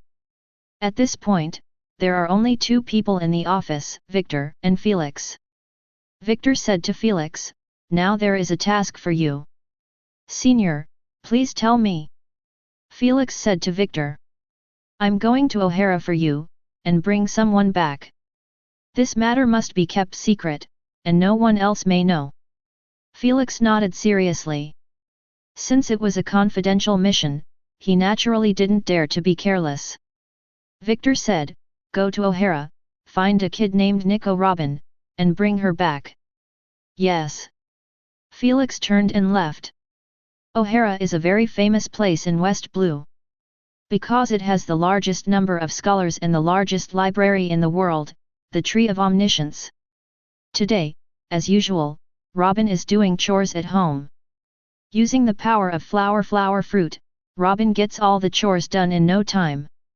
Then, Robin found the bread, and as usual, she spread the jam carefully.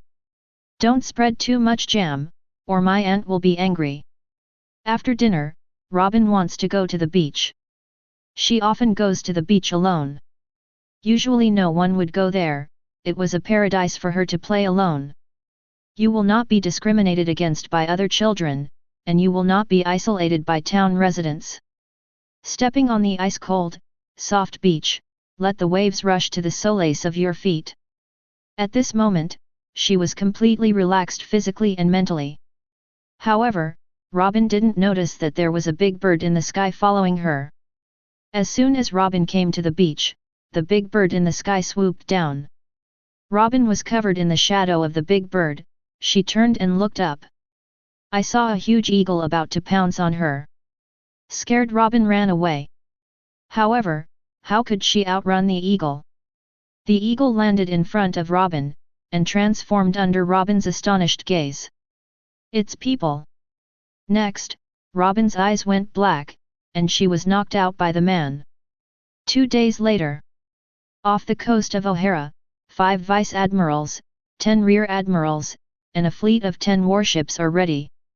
Because Saul didn't show up, Aokiji stayed on the deck. Now Aokiji has started salting fish. He wears a blindfold and sleeps in a chair. As for the mission this time, he didn't pay much attention to it. Akainu's boat is next door, and Akainu is no longer wearing a hoodie, but has changed into a suit and shirt, and a marine cap. Under the influence of Victor, Akainu became sunny. He is not alone in his pursuit of justice. Rodney raised his wrist and glanced at the time.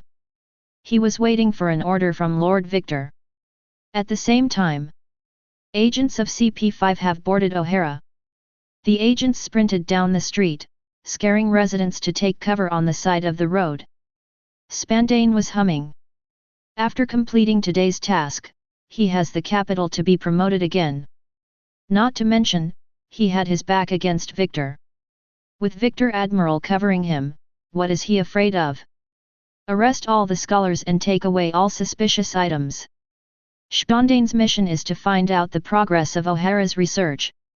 This is also the order of the 5 elders. 5 elders cares about a blank century of history. Although Spandane was also a little curious, he was a sensible person. If he knew too much about some things, he was very close to death. Soon, the scholars of O'Hara were brought out by the agents. They were held at gunpoint by agents. However, none of the scholars, including Dr. Kiluba, were afraid. They don't think they have committed a crime. Since there is no crime, what are you afraid of? Chapter 99. Inside the Tree of Omniscience, CP5 agents pushed down the bookshelves and smashed the walls. They were looking for evidence. Find evidence of O'Hara scholars studying historical texts. As long as evidence can be found, these seniors have violated the laws of the world. Deservedly needs to be cleaned up. Although the world government can also directly erase them, the scholars of O'Hara are the most famous group of people in the world. Therefore, even if they are to be erased, sufficient evidence is needed. These bastards! Hey, be careful, these books are priceless treasures. Some scholars shouted. However, the agents of CP5 didn't care at all. Spandane brought 2 subordinates to Dr. Crowbaugh. He smoked a cigarette, looked Crowbaugh up and down and said, "Actually, you don't have to pretend. I know that you are secretly studying the historical text. If you hand over the text now, if you come out, you will suffer less." "I don't know what you're talking about, we're just studying history." Dr. Crowbaugh played with words, refusing to admit that he was studying the text of history. "It's like you want to catch Luxx, what does it have to do with me, Joe XX?" This confident look made Spandane unhappy for a while. "You wait." Spandane gritted his teeth. Although Oravia does not admit that he is O'Hara's senior, but from the belongings found on them, their identities as scholars can already be inferred. It's just that she just won't admit it. Right now, we can only wait for the things to be found before dealing with them. Boom! At this time, the Tree of Omniscience exploded. "Sir, we found historical texts in a basement." An agent excitedly came to Spandane to report their findings. Scholars keep historical texts very well hidden. However, CP5 really dug 3 feet into the ground, and they just found it out. Ha ha ha! Spanda laughed triumphantly, and now he immediately took out the phone bug, and he wanted to report to 5 elders. In no time, 5 elders' phone bugs made contact in no time. Spandine, have you found the evidence? The phone bug imitated the deep voice of the old man with the goatee. Spandine lost the arrogance just now, and said respectfully, the historical text has been found, and it is confirmed that it is related to the scholars of O'Hara. Let me chat with the 5 elders for a while, just in time for me to report on the progress of the research with them. At this moment, Dr. Crowbaugh called out to Spandine. Spandine frowned, but heard 5 elders say, give him the phone bug. Yes. Spandine asked his subordinates to bring the phone bug to Dr. Kiluba. Dr. Crowbaugh took the microphone, and chatted with the 5 elders about 100 years of history, and speculated based on the history they had obtained. When Dr. Klobel mentioned the Great Kingdom, the 5 elders ordered the shots to be fired and killed him. Blue blue, blue blue. The phone bug kept calling. Victor picked up the microphone. Erase O'Hara. This time the order was not issued by Sora, but by 5 elders himself. I understand. Victor knew the 5 elders had been stabbed in the gut. So, Victor picked up the golden phone bug, and he issued an order. It has been determined that O'Hara's scholars have violated the world's laws and studied ancient weapon in private. From now on, after the CP5 agents on the island have withdrawn, they will start indiscriminate attacks on O'Hara. On the deck of the warship, Rodney, Aokiji, Akainu, and others heard the order, only Aokiji frowned. Research on ancient weapon. What a bunch of crazy scholars. What is ancient weapon? Although I don't understand it very well, I heard that it can destroy the world. Destroying the world, that's really terrifying. The Marine soldiers talked a lot. These soldiers are the bottom, they have no chance to distinguish between good and evil, or have no chance to distinguish between good and evil. The officer said that O'Hara's scholars are demons, so the scholars are demons. If you violate the order, you will be arrested or even shot. Quick, get out of here. Quick retreat. CP5's agents quickly evacuated O'Hara after receiving the retreat order. The same goes for Spandine. When the residents of the town heard that O'Hara was going to be destroyed, they all ran frantically to the port, and they wanted to leave by refuge boat. The scholars of O'Hara looked at Dr. Klobel on the ground. Dr. Koloba's heart was shot through by a bullet, and he would definitely not survive. Let me aboard.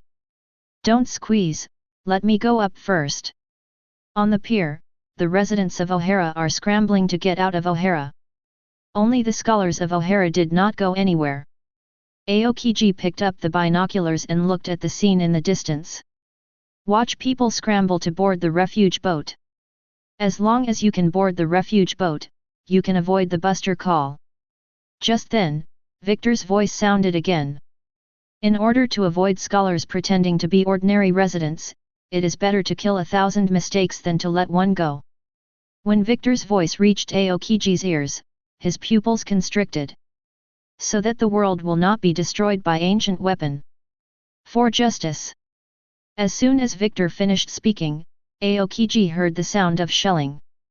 I saw that Akainu's ship fired first, and the shells hit the refuge ship. After being hit, the refuge boat burned rapidly. After continuous shelling, the refuge ship was shattered and sank into the sea. Seeing this scene, Aokiji couldn't help clenching his fists.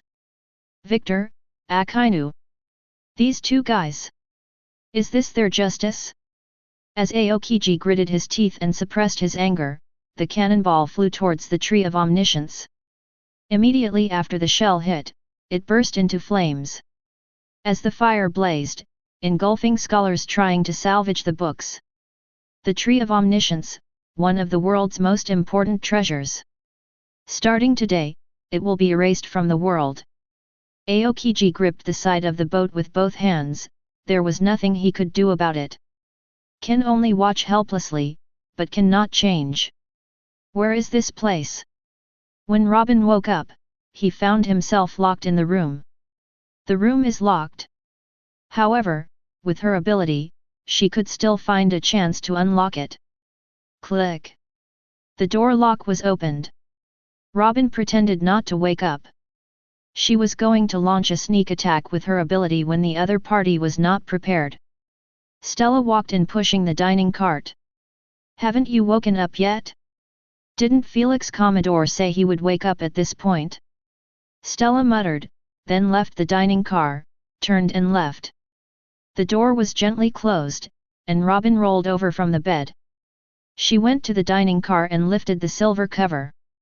On the dinner plate, the food in full bloom exudes temptation.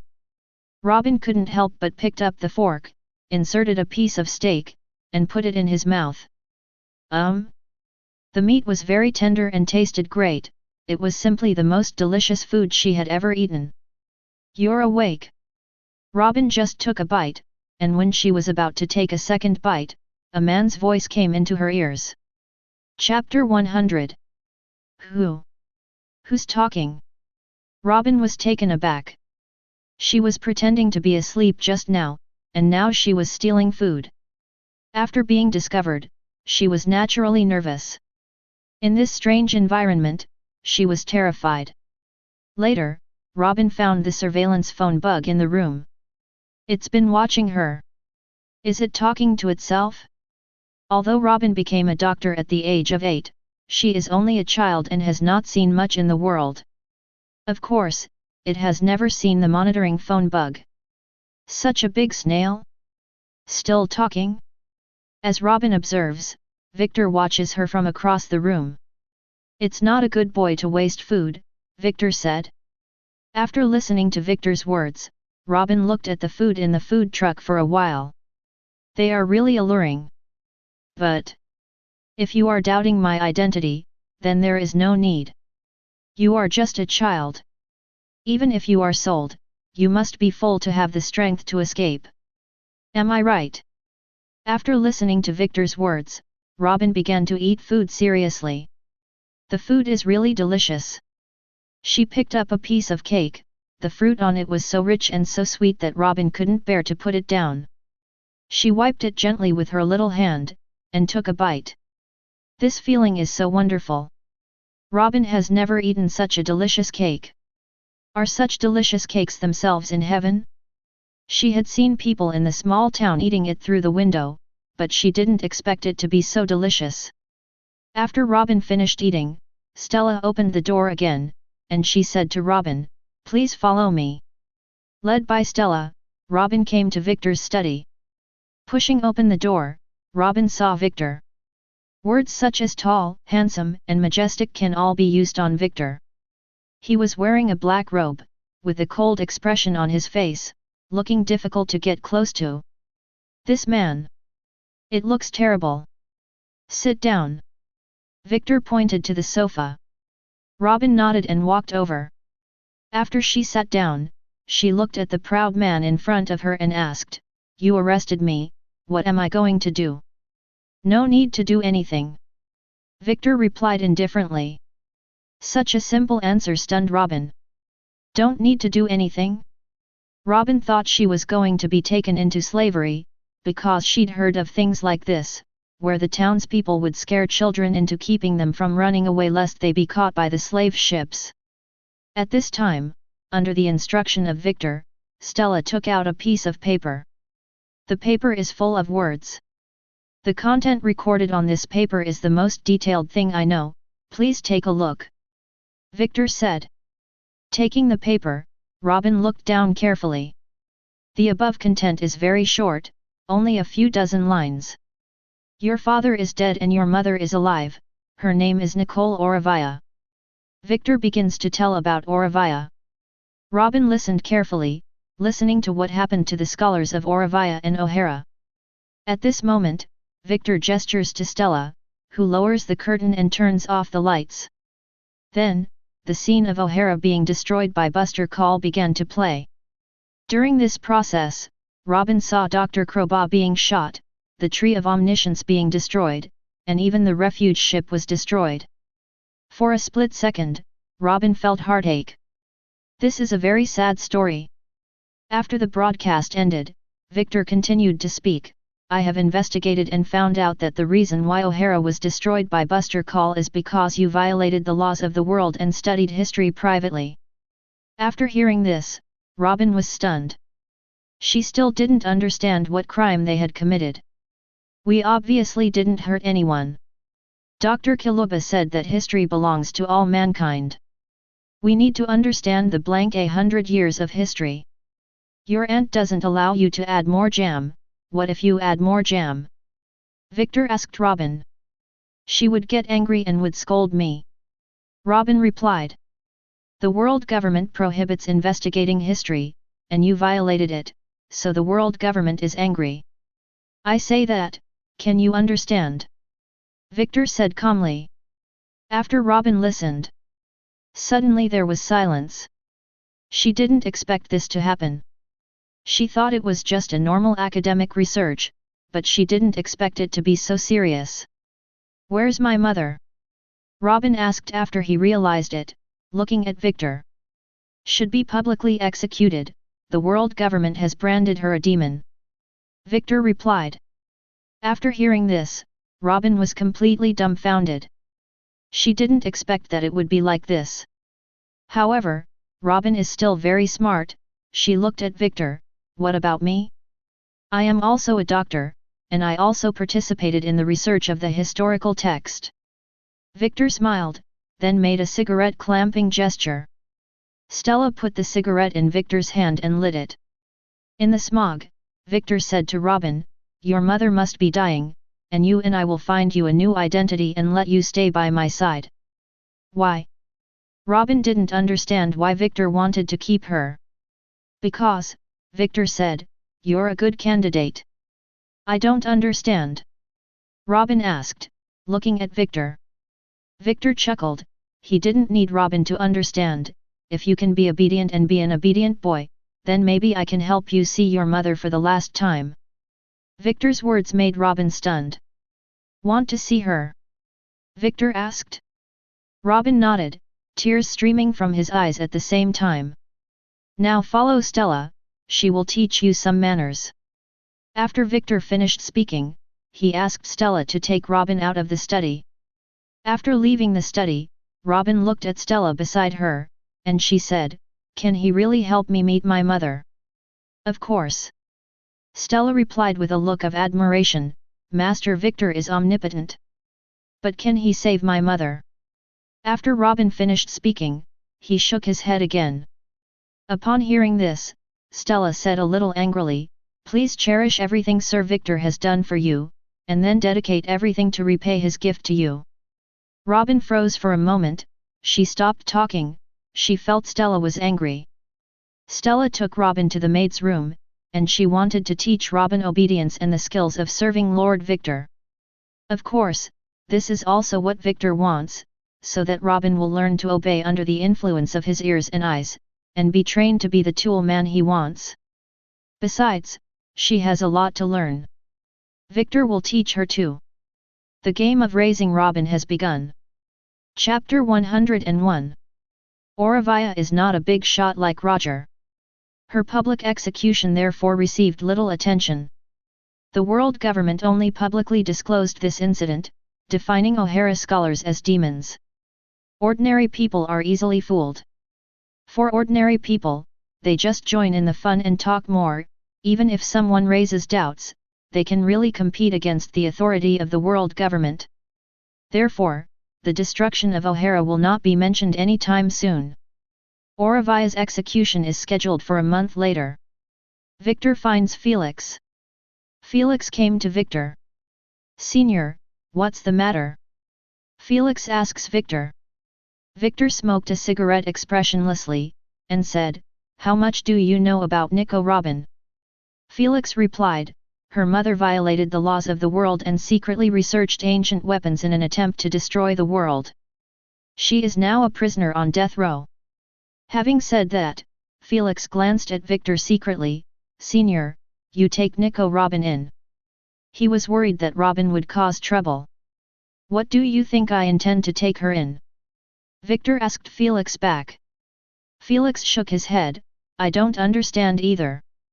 In fact, when Felix saw the newspaper, he was worried that Robin's identity would be exposed. Fortunately, O'Hara has no survivors now, and they also took Robin away before CP5. CP5 doesn't recognize Robin. Now the world government won't pay attention to Robin either. Even if they knew that Auravia had a daughter, they would think she died on the refuge ship. It's just that Felix really doesn't understand why Senior Victor wants to take Robin in. Could it be that the senior is also for ancient weapon? Although Felix also has doubts about O'Hara's accusation, after all, a group of harmless scholars want to destroy the world, who will believe it? Felix, do you believe that ancient weapon can destroy the world? At this moment, Victor asked. Felix was stunned for a moment, he thought for a few minutes, and replied, maybe it is possible. Victor took a deep breath. Actually, the world government is also looking for it. Really?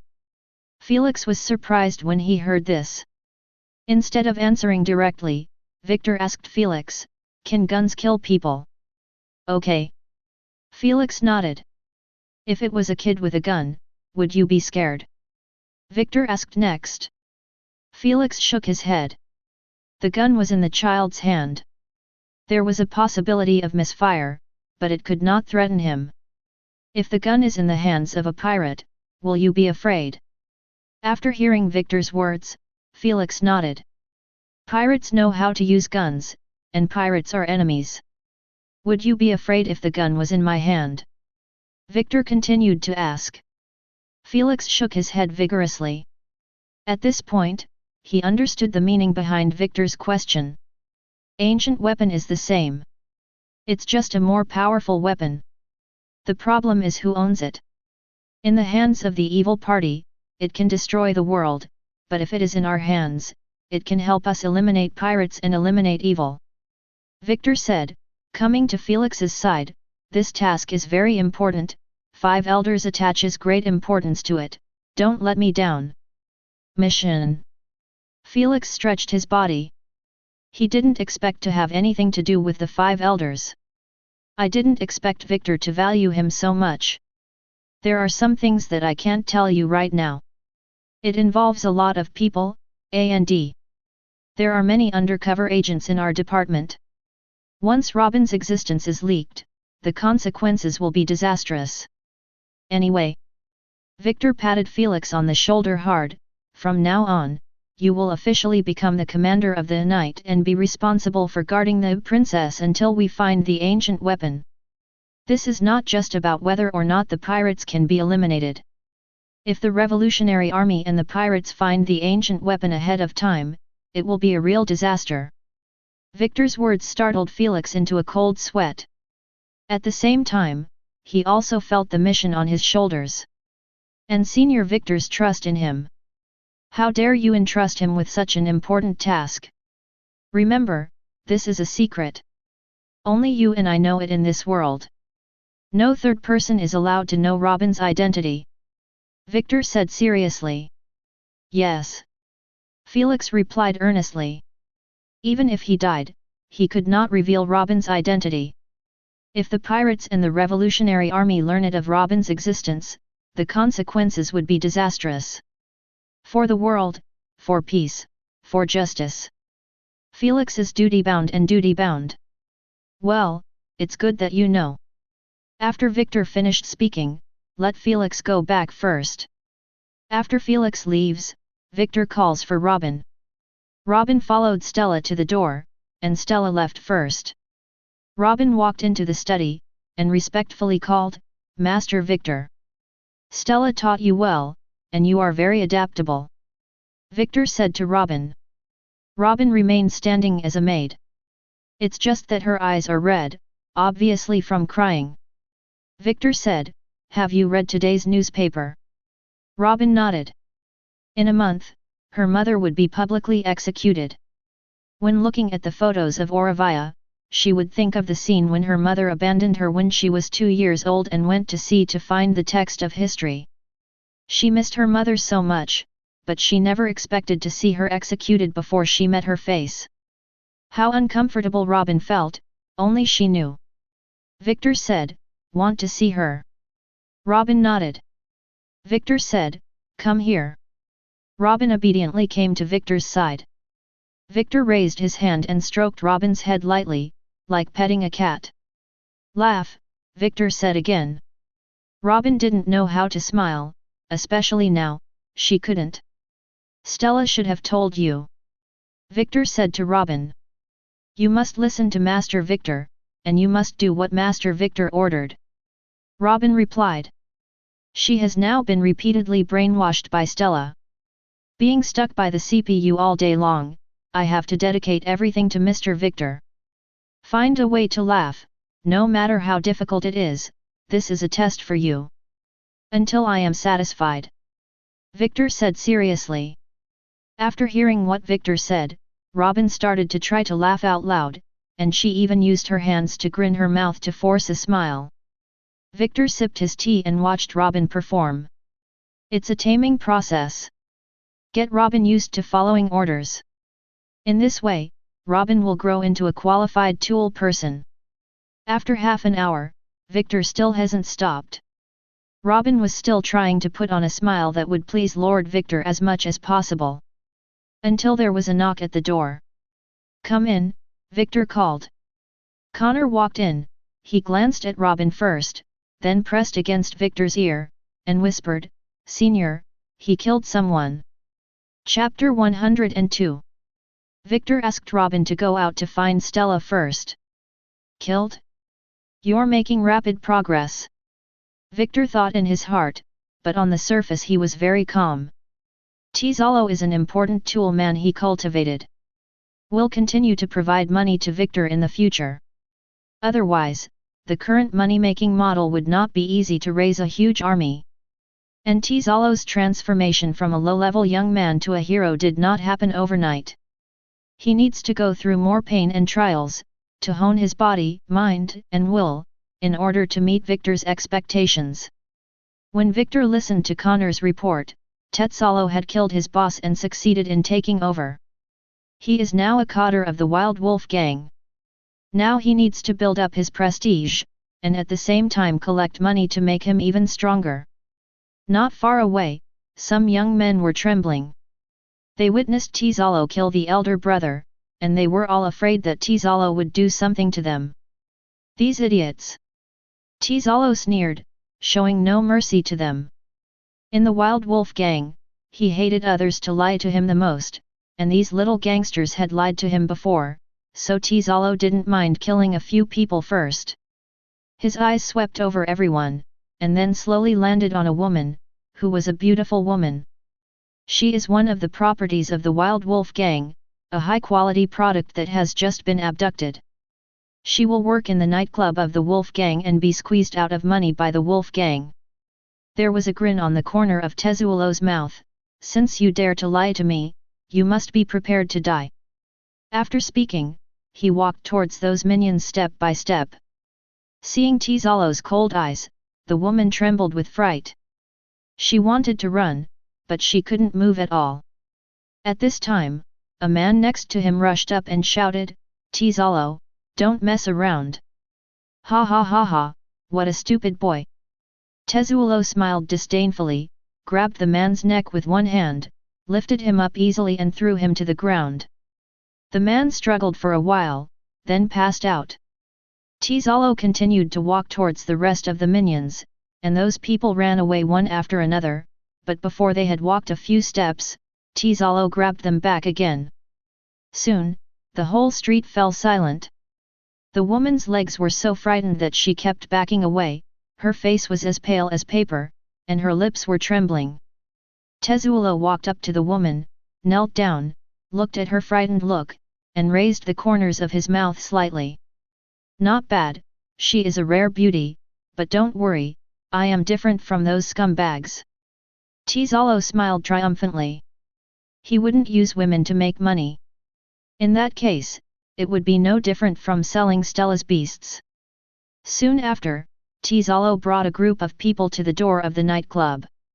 This nightclub is owned by a rival gang. Although hostile, the well water does not violate the river water. Everyone came out to make money, and the two gangs were more restrained before they were sure to kill each other. Today, however, Tizalo wants to break the peace. Tetsalo walked in with a submachine gun, followed by a dozen people. These are outlaws recently recruited by Tizalo. He was very willing to spend money, and with the money he found in his eldest brother's house, he successfully recruited a group of people to work for him. The moment Tizalo walked into the nightclub, there was an uproar inside. What are these people going to do? Don't they know that this is the territory of Tabby's family? Hey guy! Suddenly, a strong man wearing a black vest walked towards Tizalo. Tizalo stopped and frowned at the strong man. This guy is the owner of this nightclub. Tetsalo had met this man before, so he knew him and knew he was the man behind the nightclub. Hello. At this time, another obscene-looking man came over with a smile on his face.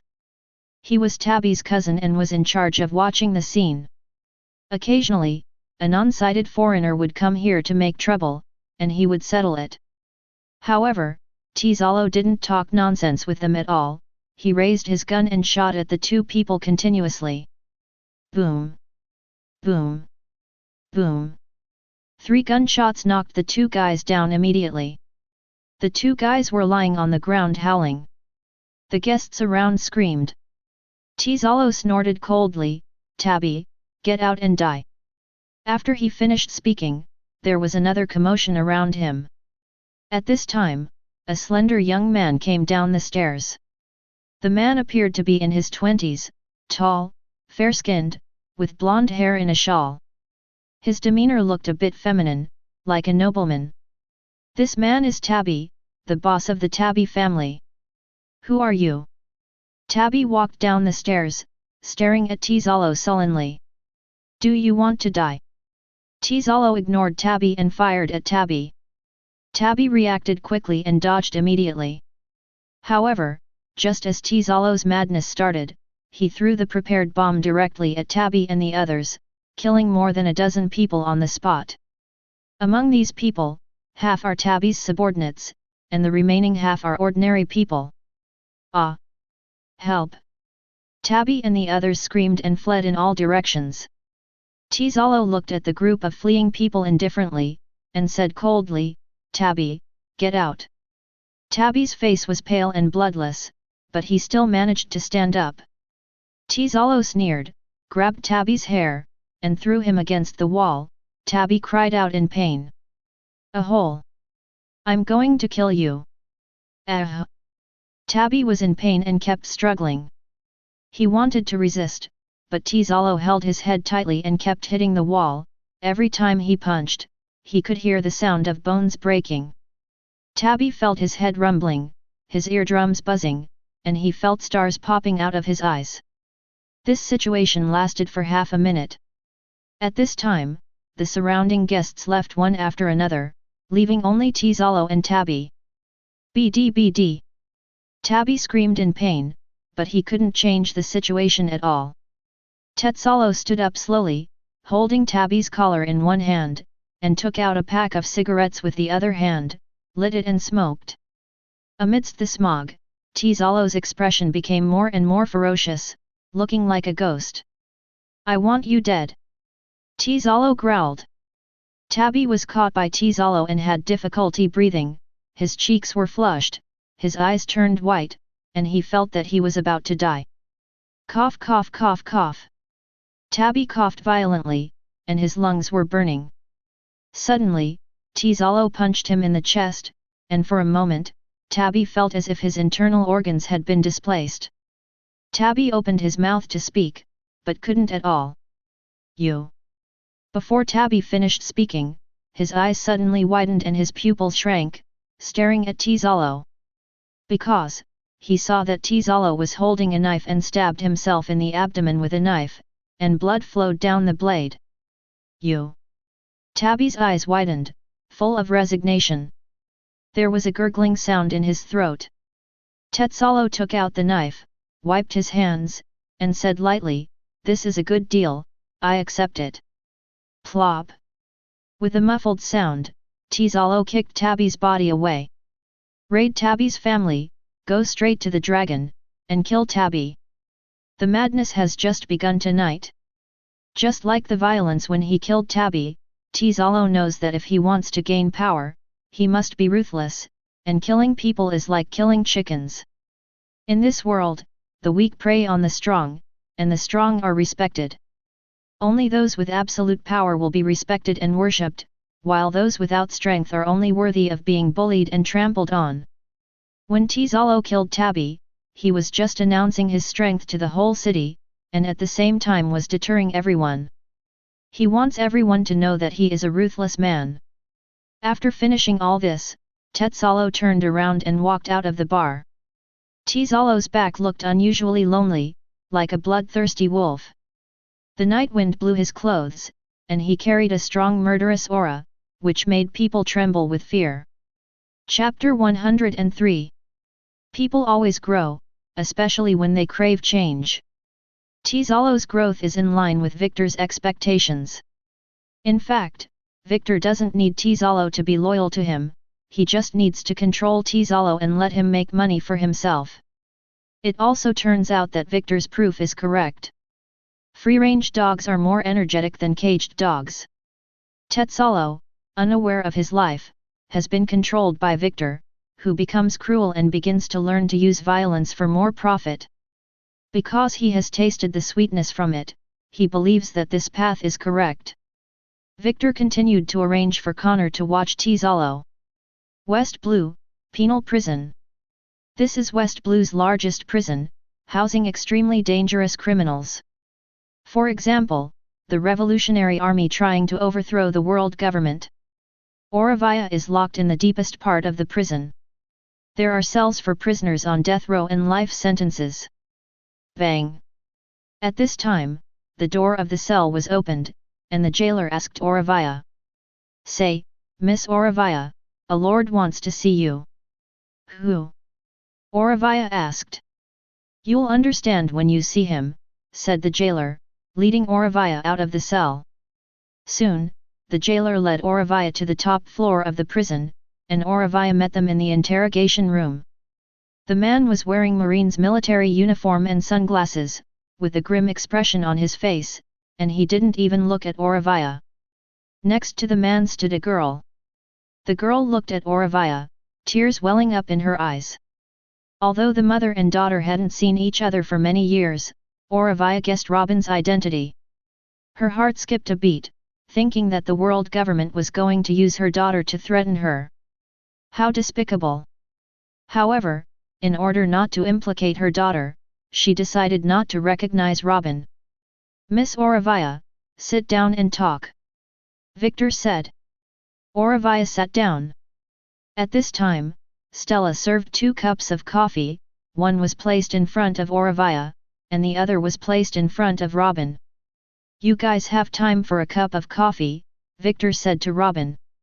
Then, Victor said to Stella, "You go out first." "Yes." Stella nodded, turned, and walked out. O'Hara was destroyed, and the scholars and books on the island were gone. Victor said unhurriedly, "Now you have a cup of coffee to bid farewell to, I hope you cherish it." As Victor said, he also pointed to the surveillance phone bug on the wall. The surveillance phone bug was unconscious. During this period, you don't have to worry about being monitored. Oravaya had too many doubts, but Victor ignored her. Looking into Robin's eyes, Oravaya chose to believe. "You're Robin, aren't you?" Oravaya asked. Robin nods. "You should know who I am." Oravaya asked. Robin nods. "How did you find this place, and how did you escape?" Oravaya asked. "I was rescued," Robin said. "Rescued?" Oravaya was surprised. Who rescued you?" Robin hesitated for a moment, then looked at Victor. Oravaya was silent for a moment. She knew that this news would definitely cause quite a stir. But why did Victor Admiral save his daughter? Judging by his performance, it doesn't look like he wants to use his daughter to threaten him. At this time, Victor was smoking a cigarette, glanced at Oravaya, and said, "I don't think you need to know too much about this matter, you just need to know that Robin will be safe with me now, as for the rest, you don't need to know. Thank you, Victor Admiral. Auravia said. Victor has told her that she will take good care of Robin. Victor exhaled smoke rings and said, say your last words, or you won't have a chance. Victor Admiral, can I have some time alone with Robin? Auravia said. Victor thought for a while, nodded, and said, all right. Then, Victor got up and left. As soon as Victor left, Auravia couldn't control her emotions, she hugged Robin and cried. Robin kept calling for his mother. Mom, Mom, Mom. It was as if he wanted to make up for everything he owed in this life. Victor was smoking a cigarette outside, and Stella was in tears. Victor raised his hand and patted her on the head. Stella Ricca looked at Victor with rain. On the day of Auravia's execution, the sky was gloomy. On the way to the execution ground, Robin witnessed people throwing stones and rotten eggs at Auravia. Auravia was thrown onto a metal rack. She was wearing a heavy prison uniform, her hands and feet were tightly bound, and she could only lie there and let everyone insult her. Which? Hang her. The onlookers believed the world government's rhetoric. Therefore, they regard Auravia as a demon. This scene was watched by Robin. Stella covered her mouth to keep her from making a sound. However, looking at his mother's appearance, Robin felt as if a knife was piercing his heart. I won't let you go. Suddenly, this sentence came to mind. She gritted her teeth and glared fiercely at the group of people in front of her. Until watching the mother was sent to the gallows. Kill her, kill her. The devil. She's a devil. In the chaos, the crowd was furious. Victor was expressionless, he patted Robin's head and said, very angry, want to kill them. Robin nodded. She watched her mother being hung up. The rope was tightened, and her neck was red. Robin felt his heart beating rapidly in his chest. Until Auravia dies completely. After returning from West Blue, Robin wakes up with nightmares every night. In the dream, she watched her mother being hanged again and again. Everyone I met in my dream was so angry. Is it really wrong for O'Hara to study the historical text? Robin asked himself in his heart more than once. Until one night after a month, Victor returned to the villa. Victor doesn't come back very often, most of the time he is on duty at Naval Headquarters, or Marie Joyce. Victor called Robin into the study, ready to check Robin's study. He arranged many teachers for Robin. Prepare to train Robin in the direction of full function. Robin didn't let him down either, she studied hard. Master Victor, can I ask you a question? At this point, Robin asks Victor. Victor asked Robin to stand in front of him. Well, you can ask. Robin said, what exactly is justice? Victor smiled when he heard this. This is a good opportunity to brainwash Robin, as long as you act according to the will of those in power, then you are justice. Otherwise, you are a crime. Chapter 104. Brainwashing should start from a baby, and Robin should understand that the strong prey on the weak from an early age. Justice, evil? Who defines the boundary between these? Victor believed that Robin would have her own thinking, but the ideas Victor passed on to her would also affect her. Sure enough, Robin began to wonder. Her past 3 views are completely different from the 3 views she has accepted recently. She desperately wanted to know the answer. Are pirates evil? Victor asked Robin. Robin nodded. They did a lot of bad things. Like what are the bad things? Victor asked next. Killing people, burning towns, looting money and food. Robin thought about it and replied. The celestial dragons have destroyed many cities. They can kill anyone and take what they want. So, are they evil? Victor said patiently. Robin nodded. But Marine has to protect them. Marine's job is to uphold justice. Victor continued. Robin looked up at Victor, puzzled in his black and white eyes. She has experienced too few people and things to understand the world of adults. There is no absolute justice or evil in this world, you have to remember this sentence.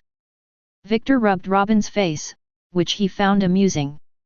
If the celestial dragons weren't nobles of the world and were not protected by the king of the world, then they should have been executed for the crimes they committed.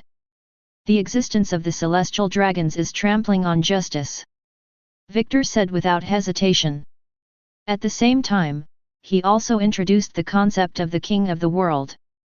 Robin thought for a while and said, Master Victor, according to what you mean, my mother is not wrong, she just angered the king of the world, right? Yes, it's like you were forbidden to eat more jam at your aunt's house, but here you can be satisfied. Victor replied. If Master Victor is the king of the world, will you prohibit O'Hara from studying history? Robin asked cautiously. Of course not. The existence of history is for vigilance and reference, so that people will not make the same mistakes. Victor replied against his will. Actually, if he was then he would erase history too.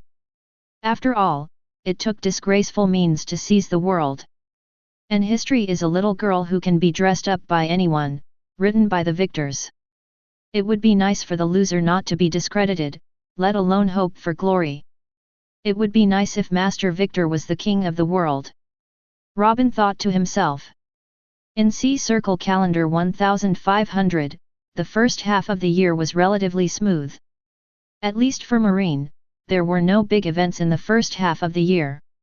However, when the news of Golden Lion's jailbreak came out, Marine's heartstrings that had just been relaxed tensed again.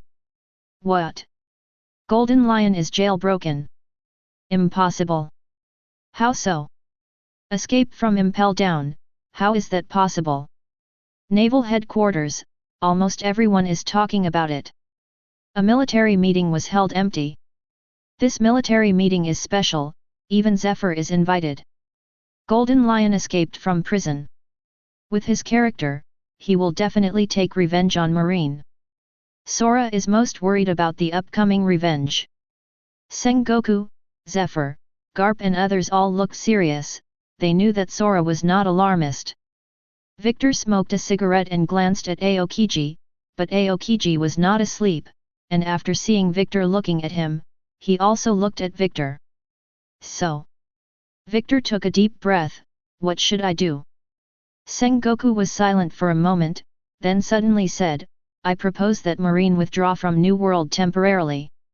Aokiji was stunned, Akainu was also stunned, and the rest of the Marines were also stunned.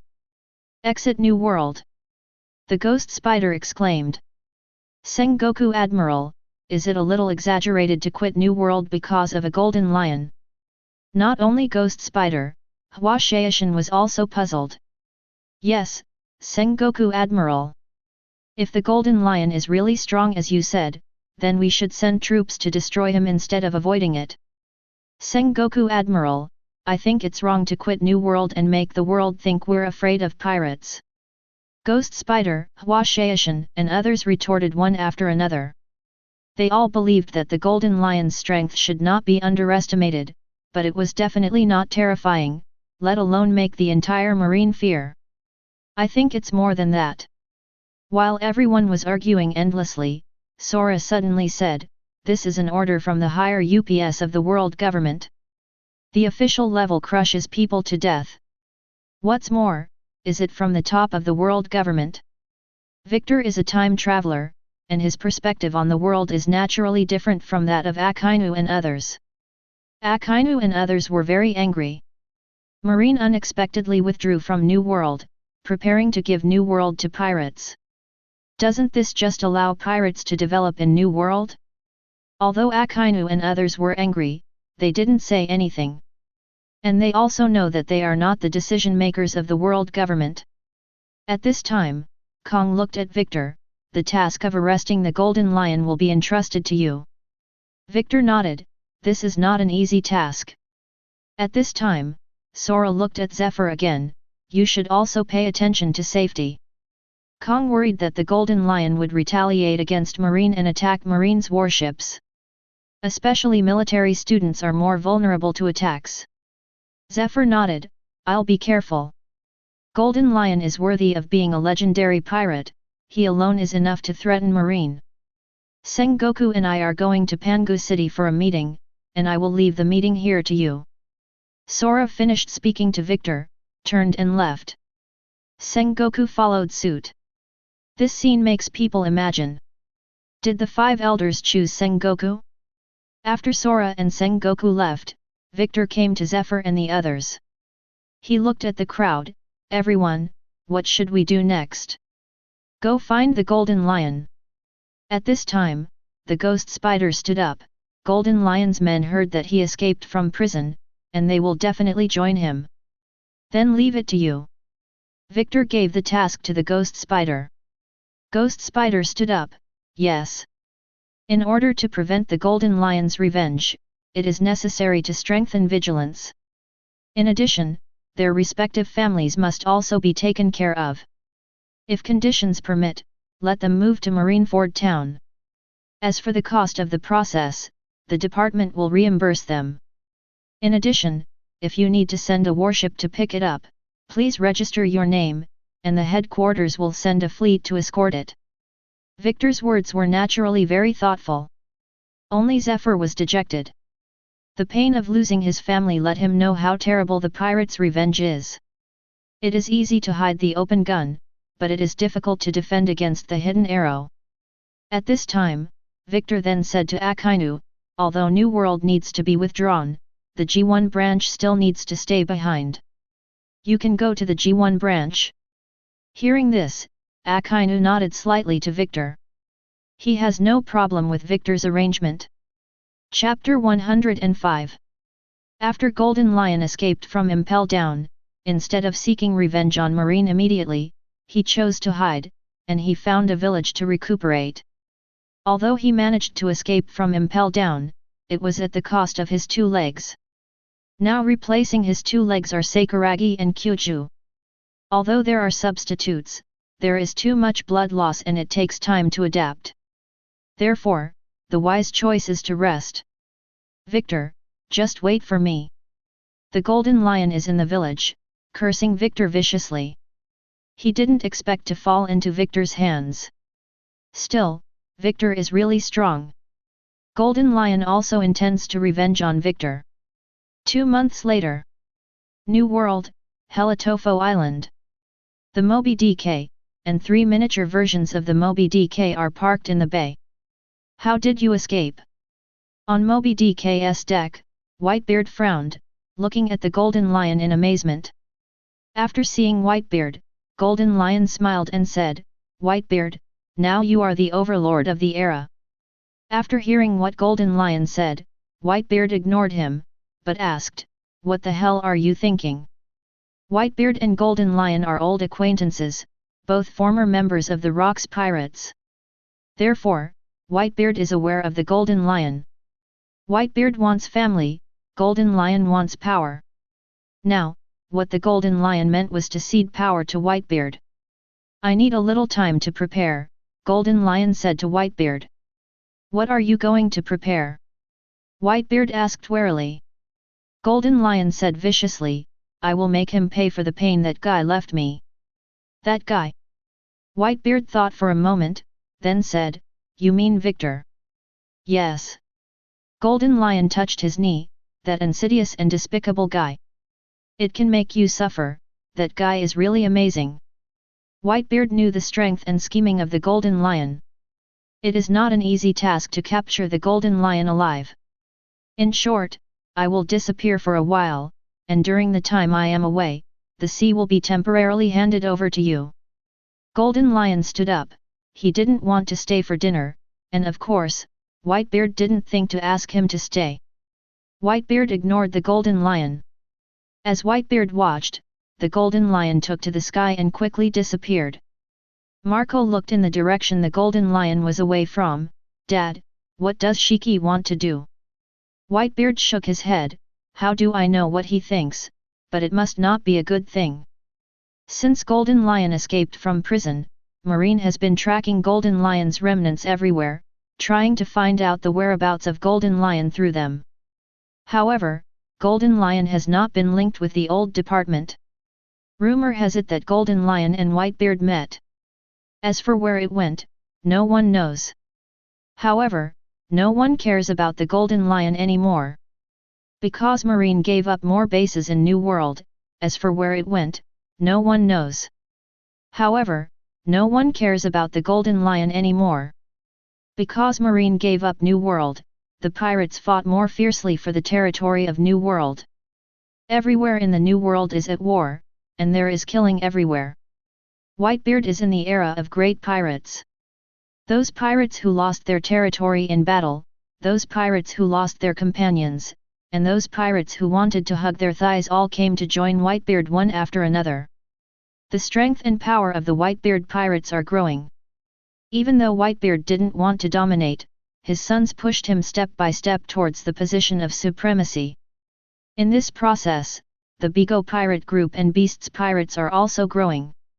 However, Whitebeard is still very strong now, and Charlotte Linlin and Kaido are still quite afraid of Whitebeard, so they did not initiate a conflict with Whitebeard.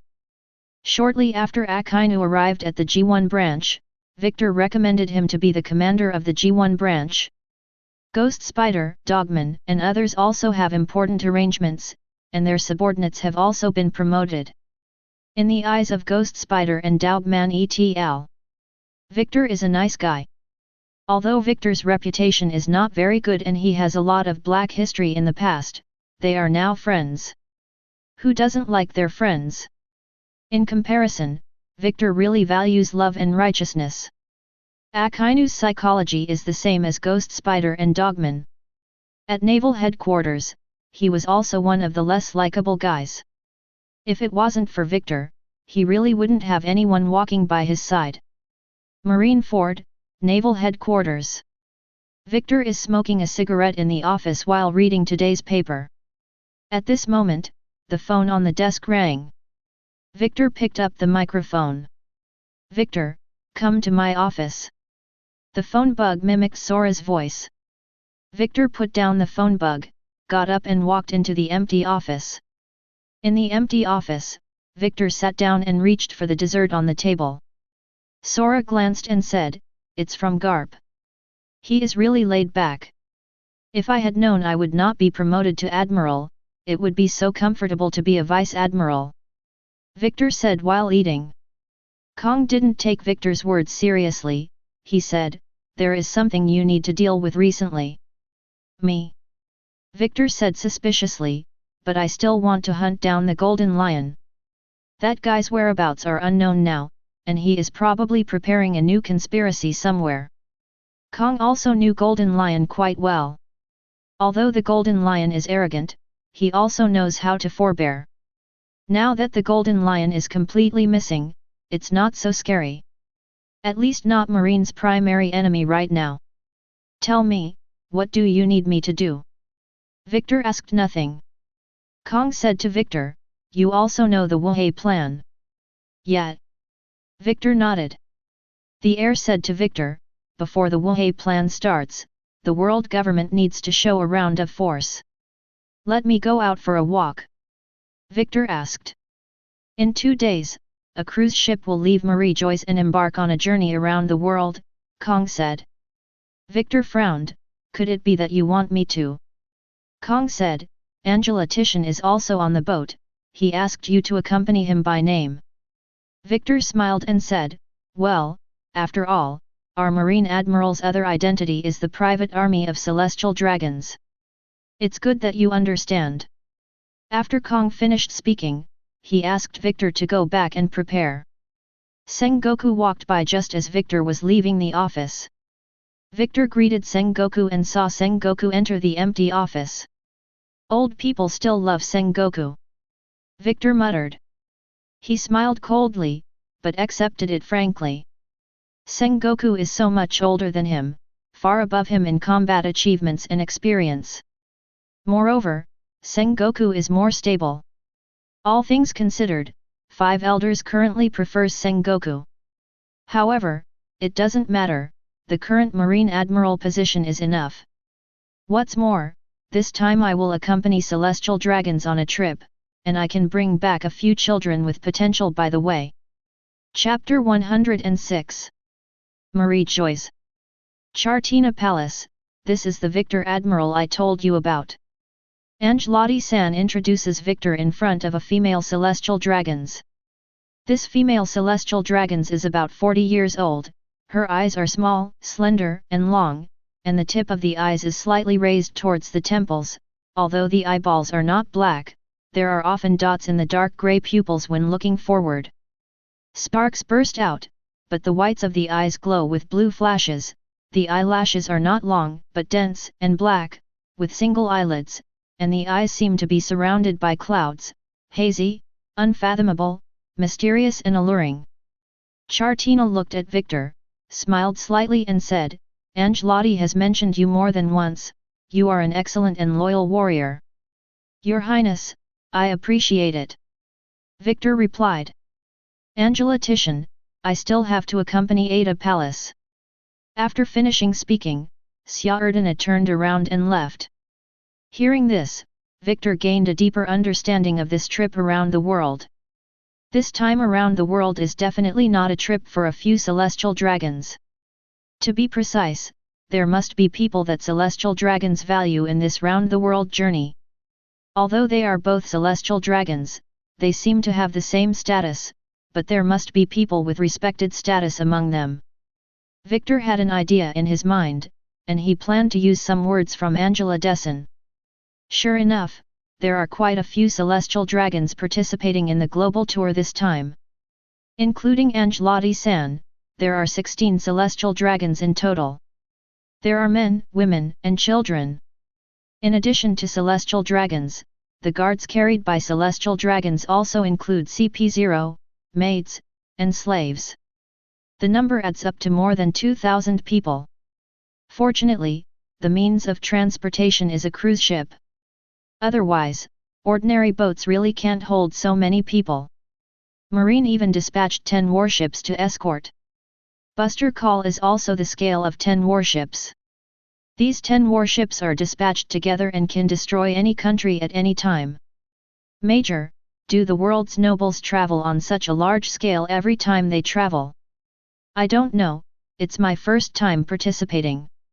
There are so many of us, there must be many supply ships alone. What a waste of money.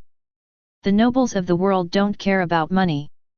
Hush, keep your voice down, don't let CP0 hear it, so as not to cause trouble.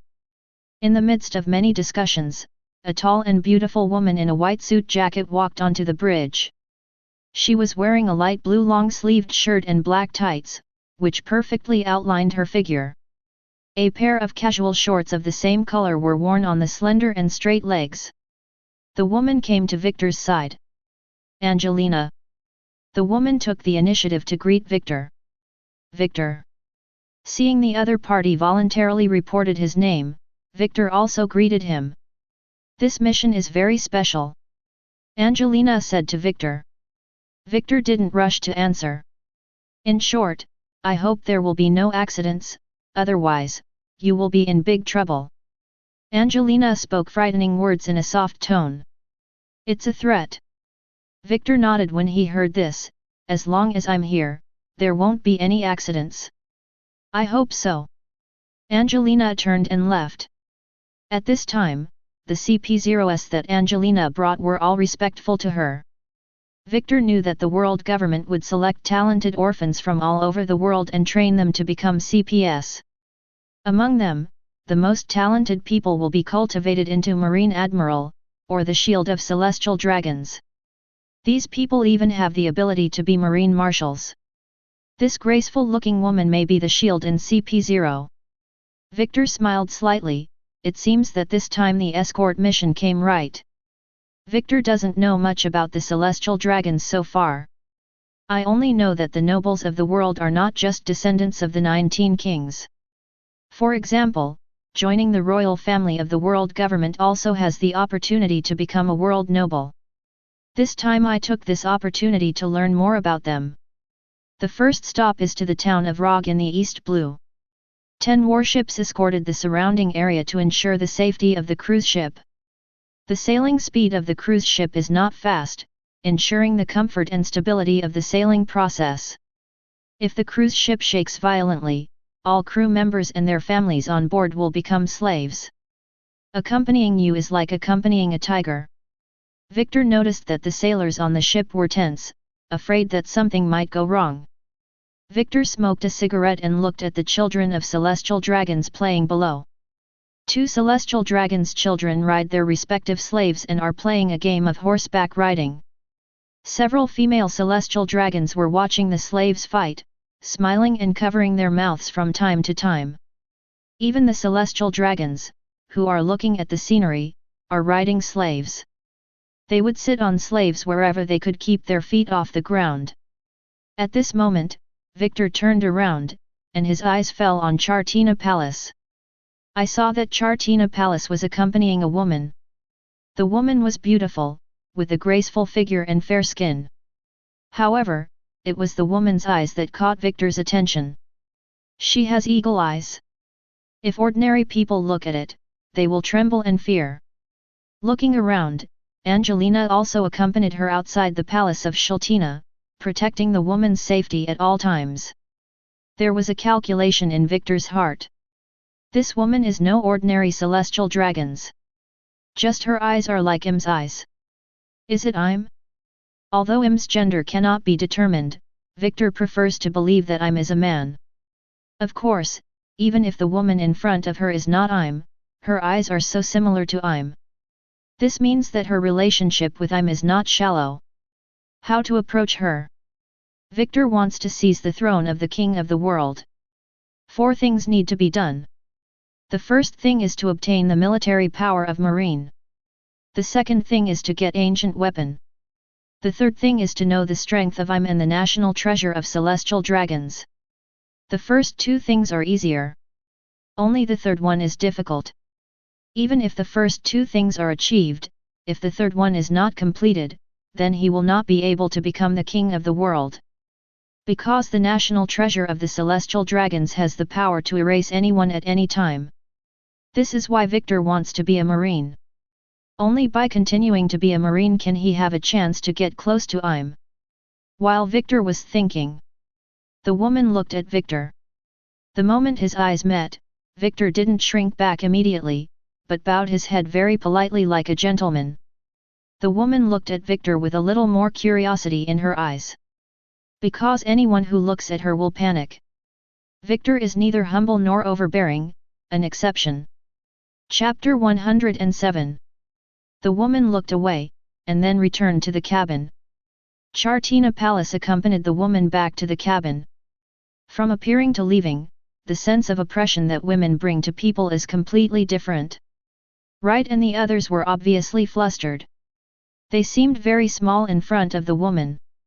Such a strong sense of oppression is so real that they dare not look directly at it, and are even more unable to resist. "Senior, who is she?" Wright asked in a low voice. Victor replied, "The nobles of the world, who else could it be?" Victor did it on purpose, he deliberately didn't answer the question. Even with the celestial dragons, the Shultina Palace is not so intimidating. Where is the sense of contrast? Wright et.al. set out to find out. However, Victor already had the answer in his heart. Blood. Why does the world government want to eradicate Roger's blood? The woman's eyes are so similar to Im's. The power lurking in the blood cannot be cultivated the day after tomorrow. The fleet arrives in the town of Rog. The journey of celestial dragons around the world must be different from that of ordinary people. Keep your heads down. Under the persecution of the celestial dragons' guards, from the port to the town, all the people had to kneel on the ground, and they were not even allowed to look up at the face of the celestial dragons. Celestial dragons seem to really regard themselves as gods, above all living beings. Wow woof!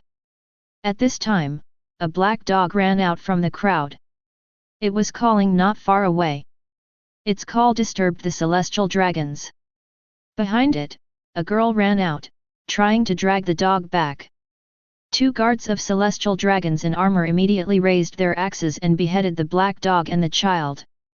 The girl's mother covered her mouth and watched the tragic scene. At this time, a female celestial dragon riding on the slave was very interested in admiring the scene. So she stopped the guards and prevented them from killing the girl's mother. Treat other people's pain as happiness. This is also one of the ways celestial dragons get happiness. Right, and others witnessed this scene with their own eyes, and they all clenched their fists secretly. Although angry, they can't do anything. Is this the justice they uphold? After staying in Marine for a long time, Marine who has experienced these things will ask herself. Victor smoked a cigarette, came to Wright and the others, and patted their shoulders.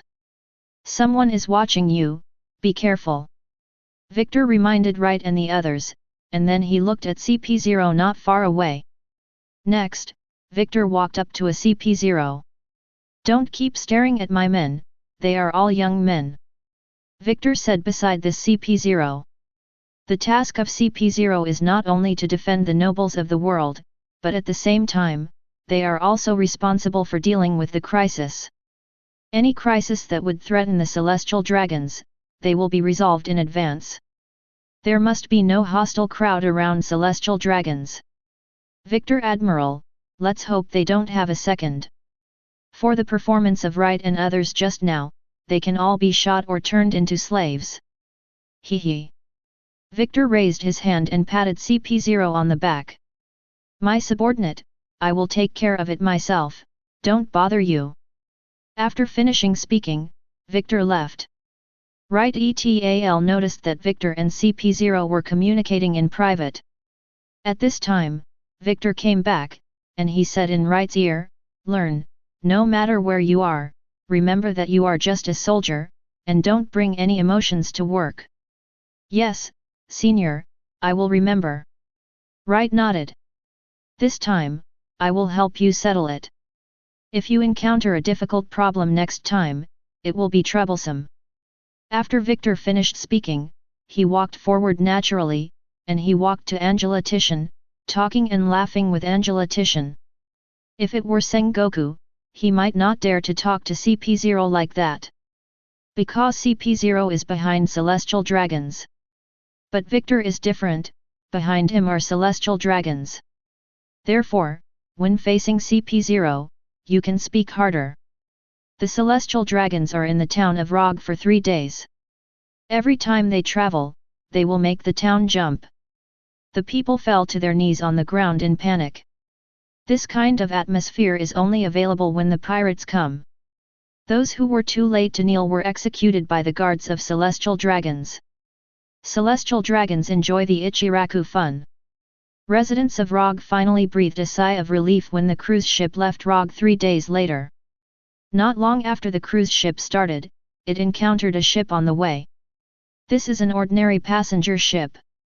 The boat passengers picked up from different piers intend to go to the town of Rog, either for work or for travel. We'll see who can sink it. At this time, a celestial dragons on the cruise ship suddenly suggested. Gatro Sheng, you were my defeat last time. This time I will definitely win. The celestial dragons chose the game, and soon, the guards pushed the cannon. The muzzle was aimed at the passenger ship in the distance. Boom! Gatro Santo fired first. The shells flew towards the passenger ship. However, the shell flew over the head of the passenger ship and missed. You have no chance. Let me do it. Angela Titian is also in the game. Boom! Boom! The shells flew towards the passenger ship one after another. The people on the passenger ship did not know what happened. The sailors on the passenger ship only saw warships and cruise ships. They also don't understand what happened. Quickly avoid the shells! Cried the captain hastily. Avoiding shells is one thing, how to escape is another. They're leaving. Follow them. Seeing that the passenger ship was about to run away, celestial dragons immediately ordered to pursue it. It's like hunting. The passenger ship is the prey of the celestial dragons. At this time, Angela Dessen shouted to Victor, Victor. Victor walked up to Angelotti-san. Angelotti pointed to the passenger ship and said to Victor, let your men stop it, and don't let it go too far. understood. Victor gave Wright a look. Wright nodded and went to convey the order. What? Let's intercept the passenger ship. This. The officers and soldiers on the warship were all dumbfounded. This is an order from the celestial dragons, and it must be carried out. You don't want your family members to become slaves either. Wright gritted his teeth and reminded. Although the Marines were very angry, they could only accept it. After all, no one wants their family members to be slaves. The celestial dragons are very satisfied to see the Marine warship intercepting the passenger ship. When the people on the passenger ship saw Marine coming, hope arose in their hearts. Thought Marine was here to save them. Save us! Passengers on the passenger ship shouted for help. However, Marine on the warship raised his gun and aimed at the passenger ship. Turn back! At this time, the passengers and sailors on the passenger ship fell into despair. Chapter 108. The passenger ship was eventually sunk in front of 10,000 Marines. This kind of thing is actually nothing to Celestial Dragons, Celestial Dragons Guards, and CP0. Celestial Dragons can do even more egregious and terrifying things. It's just that most Marines are just ordinary people before they become Marines. It's hard for them to accept one thing. Why are they all human beings, yet they are treated as prey or playthings? Satisfy Celestial Dragons' fun by having warships intercept civilian passenger ships.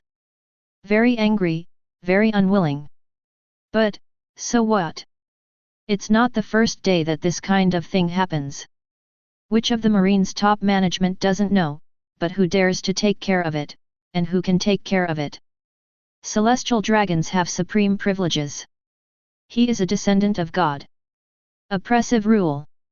After nightfall, Wright came to Victor and said, "Senior, I can't sleep. Because of something during the day." Victor was drinking beer, he knew that Wright was in a panic. "Senior, I understand the truth. I know that I am a soldier and I have to obey orders, but... Wright took a deep breath, feeling indescribably decadent. His faith was completely shattered. This is easy to understand. In addition to the young people in Marine, several of them are for promotion and fortune. Most of the young people who join the Marine are for the sake of justice, weeding out the strong and helping the weak. However, they are now helping the evildoers and becoming the devil's accomplices. Once people's beliefs collapse, the consequences will be disastrous. Or go to extremes and become Akainu. Either become salted fish, become Aokiji. Either be a jerk, be a Kizaru. Victor drank his wine and said calmly, "If justice cannot be fair and just, then justice will not have any convincing power. You are struggling with this." "Yet." Wright nodded. Victor put the bottle down, took out his cigarettes, and handed Wright one. Wright took the cigarette. "The sea breeze blows head on." Victor said, "So my justice is thorough justice. Destroying pirates will not achieve complete justice." Wright shook his head and said, "Even if all the pirates are wiped out, evil cannot be eradicated. Because the greatest crime is the one Marine protects." "You are wrong." Victor patted Wright on the shoulder and said, "I want to be absolutely fair and just. Anyone who commits a crime will be punished. Only this level of justice is the justice I want." "This is impossible," Wright muttered. "This is my dream." Victor smiled, and then said seriously, "I know it's difficult, but if I don't work hard, nothing will change." "Senior." Wright nodded, "I will definitely follow the senior and realize the dream of the senior. Let's work together to create the world we want." Victor said to Wright. Wright raised his hope again. If the dream of seniors can really come true, that kind of world is really exciting. After entering East Blue, the cruise ship sails according to the predetermined route. The celestial dragons on board have fun along the way, and it's a wild ride. The people trembled, not daring to be angry or speak. Every time the celestial dragons left, the people breathed a sigh of relief, as if sending away the plague god, hoping that the celestial dragons would not come again. Finally arrived at Goa Kingdom. Victor looked at the map and muttered. Wright asked curiously, Senior, is there anything special about Goa Kingdom? Victor replied, this is the hometown of Vice Admiral Garp. Ah! Wright was stunned for a moment, and then said worriedly, if this place is destroyed, then Vice Admiral Garp. Victor smiled and said, there's no need to worry. Even if this place is destroyed, Vice Admiral Garp won't do anything stupid. Garp's weak character. Even if his own son and grandson were killed face to face, he would not dare to make trouble. Cartilage. That's good. Wright heaved a sigh of relief. Victor reminded, keep an eye on this place. Although no one around here dares to attack the celestial dragons, it is necessary to put on a show. Yes. Wright replied seriously. Victor remembers that Sabo's birthplace is the high town of Goa Kingdom. It's so beautiful here. Impotent and known as the most beautiful country in the East Blue. Chartina Palace said with emotion. Really? The woman next to Chartina Palace looked at the distant scenery. The kingdom of Goa is indeed beautiful, because this country that perfectly excludes unnecessary things can be called a successful example of a segregated society. It just creates a mountain of garbage. There are also people who survive on mountains of garbage. The kingdom of Goa was divided into two parts. One is the city center, the civilian street consisting of civilian residences, the high town consisting of noble residences, and the palace consisting of royal residences. The other part is the suburbs. For example, Windmill Village is isolated from Goa Kingdom. Besides that, there is Mount Corpo, where bandits live. And Duanzhen, where refugees gather. When Victor came to East Blue this time, he wanted to take Sabo away by the way. Among the three brothers Ace, Sabo, and Luffy, Sabo is the most malleable and the most obedient. Moreover, although Sabo was born in an aristocratic family and had been trained by the aristocrats before he ran away from home, his personality was not obliterated and distorted when it was revealed. Instead, he saw through the hypocrisy of the aristocratic family and chose to follow his own will. Yearning for freedom, thinking that men should protect themselves. At the same time, Sabo has a leadership quality, and at the age of only 20, he became the chief of staff of the Revolutionary Army, that is, the second position of the Revolutionary Army. The Revolutionary Army will always consult Sabo for instructions in the actions of the Revolutionary Army in De Rice Rosa. The point is values. Sabo sees through the ugliness of the world. Victor thinks that Sabo will be his tool man just like Robin. After all, Victor thinks that his dream must be followed by Sabo unconditionally. To create a world of fairness, freedom, and justice, where everyone enjoys human rights. But any passionate young man will be infected. Victor believes in his dream, and he can definitely surpass Drago. However, raising Sabo is a troublesome thing. After all, the current Sabo is still very young, and it is estimated that he has just turned 1 year old. But if he waited for him to grow up a bit and then abducted him, it would be too late. Therefore, Victor decided to take Sabo back first. The king of the Goa Kingdom, as well as the royal family, nobles, and officials of the kingdom, all went to the pier to welcome the visit of celestial dragons. Among them, of course, is Sabo's father, Ordilook III. The celestial dragons, as haughty as ever, rode slaves to the palace. Victor, Angelina, and others followed closely to protect their safety. There are too many people now. Victor can only wait for the opportunity, and then take Sabo away. Chapter 109. The city center of the Kingdom of Goa is bustling and bustling, but inside the isolated windmill village, it is peaceful. Garp attaches great importance to Ace. As long as he can ask for leave, he will never stay at naval headquarters. Coupled with the rapid growth of young people in Marine, they are relatively sufficient in terms of combat power. Of course, the main reason is that Marine began to shrink its sphere of influence. Exit New World and let the pirates of New World do their melee. Marine is sitting on the mountain and watching the tigers fight. In this way, there is no need for Garp to do things. However, in the evening, Victor came to the windmill village. Victor fell from the sky, and he was still holding special products from all over East Blue in his hand. It looked like he really came to visit. Victor has been the star general of Marine these years, so he was recognized by the villagers of Windmill Village as soon as he showed up. After a brief exchange, Victor came to Garp's house under the guidance of the villagers. At this time, Garp happened to be at home. Garp is either at home or going to Dada's house to see Ace in the near future. In the early years, Dada was a bandit who was offered a reward, but Garp did not arrest him, but took his identity as a bounty criminal as a handle in his hands. Dada was afraid of being caught by Garp, so he followed his subordinates and lived in a dwelling in Mount Gorpo. Let go of the bandits, and raise the children of the pirate king Roger. Therefore, Garp is not very worthy of justice. This time, I'm traveling to escort celestial dragons. I passed by the Goa kingdom and came to visit you. After seeing Garp, Victor walked in and put down the special products. Upon hearing this, Garp hummed, and invited Victor to sit at home. Garp's home is very ordinary, no different from ordinary residents. Moreover, Garp was the only one in the family. Drago is engaged in revolution outside.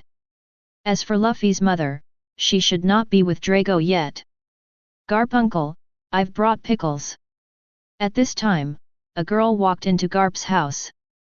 The girl looked 11 or 12 years old, with a headscarf wrapped around her head, big eyes, fair skin, and a ponytail. She was dressed like a very simple country girl.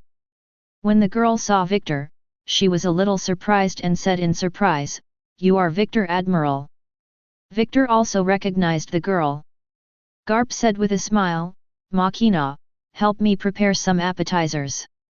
Okay. Makina often helps the Garp family with chores. Her cooking skills are very good. Soon, Makina was in the kitchen, preparing a few side dishes and boiling a pot of rice wine. Victor and Garp sit down, eat and talk. "Come here together, didn't you do anything outrageous?" Garp asked. He was referring to the celestial dragons. That depends on the definition of extraordinary. In their eyes, these are everyday pleasures.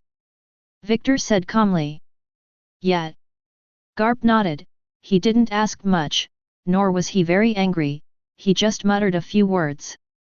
For example, "Those bastards don't have a good time at Marie Joy's. I hope they don't stay in Goa Kingdom for too long." In Garp's eyes, the celestial dragons are like plague gods. At this time, Victor said to Makina, "Your cooking skills are really good. Would you like to come with me to Naval Headquarters and be the chef of our headquarters?" Garp frowned on the spot. "You're over the top, how can I be the chef of Marine?" Makina covered his mouth and chuckled. Very natural and very approachable. Victor has a crush on Makina. Is a good woman. Is this guy trying to do something to Makina? Garp became wary. Goa Kingdom, Jajan. As night fell, the nobles in Gao Town also fell asleep. During the few days of Celestial Dragon's visit, the nobles were tormented enough. Especially one Celestial Dragon's likes wives very much, making Goa Kingdom fly like a dog, and everyone with a wife is in danger. As a result, many people in the Kingdom of Goa were cuckolded. Fortunately, the Celestial Dragons have left, so they can finally breathe a sigh of relief. At this time, Ordialuk III and his wife were already in a deep sleep. In the past few days, he was also on tenterhooks, almost suffering from a nervous breakdown. Although the aristocratic circle is very chaotic and it is not uncommon for the aristocrats to cheat, but he doesn't want his hair to be green. However, wait until after dawn. Outrok III has bad news. His son, Outrok Sabo, is missing. The son, who was only a few months old, disappeared at home. See Circle Calendar 1501. Victor returned to Naval Headquarters from his round-the-world tour. On a trip around the world, nothing happened. After all, with the Marine Admiral and 10,000 elite Marine escorts, no one really dares to seek death. After saying hello to Kong, Victor went back to Sabayati Archipelago's villa to rest. In the courtyard of the villa, Robin is practicing gymnastics. During the year Victor left, Robin never stopped learning. While Robin is gifted at studying history, her talent for combat is mediocre. In addition to gymnastics classes, Victor also arranged many classes for Robin, such as etiquette lessons for nobles. When Robin heard that Victor was back, he wiped off his sweat and followed Stella out of the yard. Master Victor has worked hard. Stella and Robin stood at the door of the villa to welcome Victor. Yet, Victor patted Stella's head lightly. During my absence, the family has worked hard for you. Afterwards, Victor looked at Robin again. I heard that you performed very well, and all courses have been highly appreciated. Robin replied, I won't let you down. Yet. At this moment, Robin let Right bring the two children. A man and a woman. One is Sabo and the other is Kuina. Sabo is over 1 year old and Kuina is over 2 years old. It was easier to take away Sabo, but there was a little trouble when taking away Kuina. The samurai in Shimotsuki village are still very strong. Especially Shimotsuki Kozaburo and Shimotsuki Kojiro. Thanks to Victor being strong enough, otherwise it would be really hard to steal the child. As for whether Zoro will use the three swords style after losing Kuina, how much impact will it have on the future? Victor doesn't care about that. All he cares about is Kuina's talent with the sword. As long as Kuina is brought up, it will be a reliable combat power. Next, Victor needs a lot of time for Kuina and Sabo to develop feelings for him. Let them treat him like a father. They are. Stella looked at the two children suspiciously. Could it be that these two children are Lord Victor's illegitimate children outside? Or, during this voyage, Mr. Victor got married by the way? Stella's mind began to frantically brainstorm. Leave it to you first, and take good care of them. Victor said to Stella. Yes. Stella nodded, and he absolutely obeyed Victor's orders. Chapter 110. See Circle Calendar 1503. Sabayati Archipelago, inside Victor's villa. Kuina and Sabo are in the yard, they are 1 year older. Kuina is 4 years old and has already started physical training. Although Sabo is only 3 years old, he is also watching from the side. Victor also often finds time to come back to spend time with the two little guys. He is now playing the role of a father who works outside. No matter how busy he is at work, he will go home to watch his children. This is a new personality, and he wants to keep it. At this time, Stella came over with a plate. The meat of deep-sea fish lay on the plate. Deep-sea fish is rich in nutrients and is more easily absorbed by the body. This is not the nutrition that ordinary children can eat.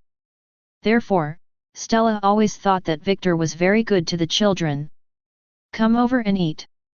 Stella said to Kuina and Sabo. Kuina and Sabo quickly ran over. Now the two children are arranged to eat 5 meals a day, and there will be extra meals if they are hungry. The two children are very energetic every day. Because of the large amount of exercise, they are hungry very quickly. Blue blue. Blue blue. Just as the two children were busy eating food, the phone rang beside them. Stella picked up the phone. I'll be back this afternoon. The phone bug mimicked Victor's voice. Kuina and Sabo, who were eating, were very happy when they heard that Victor would be back. In their eyes, Victor is just like his father, he is very good to them. Victor puts down the microphone. Just when he was about to leave the headquarters and go back to look after his children. Senior. Connor hurried in. Did something happen to Tizalo again? Victor asked casually. Ever since Tizalo started killing people, he's been getting crazier. Constantly wage wars, seize territory and expand his power.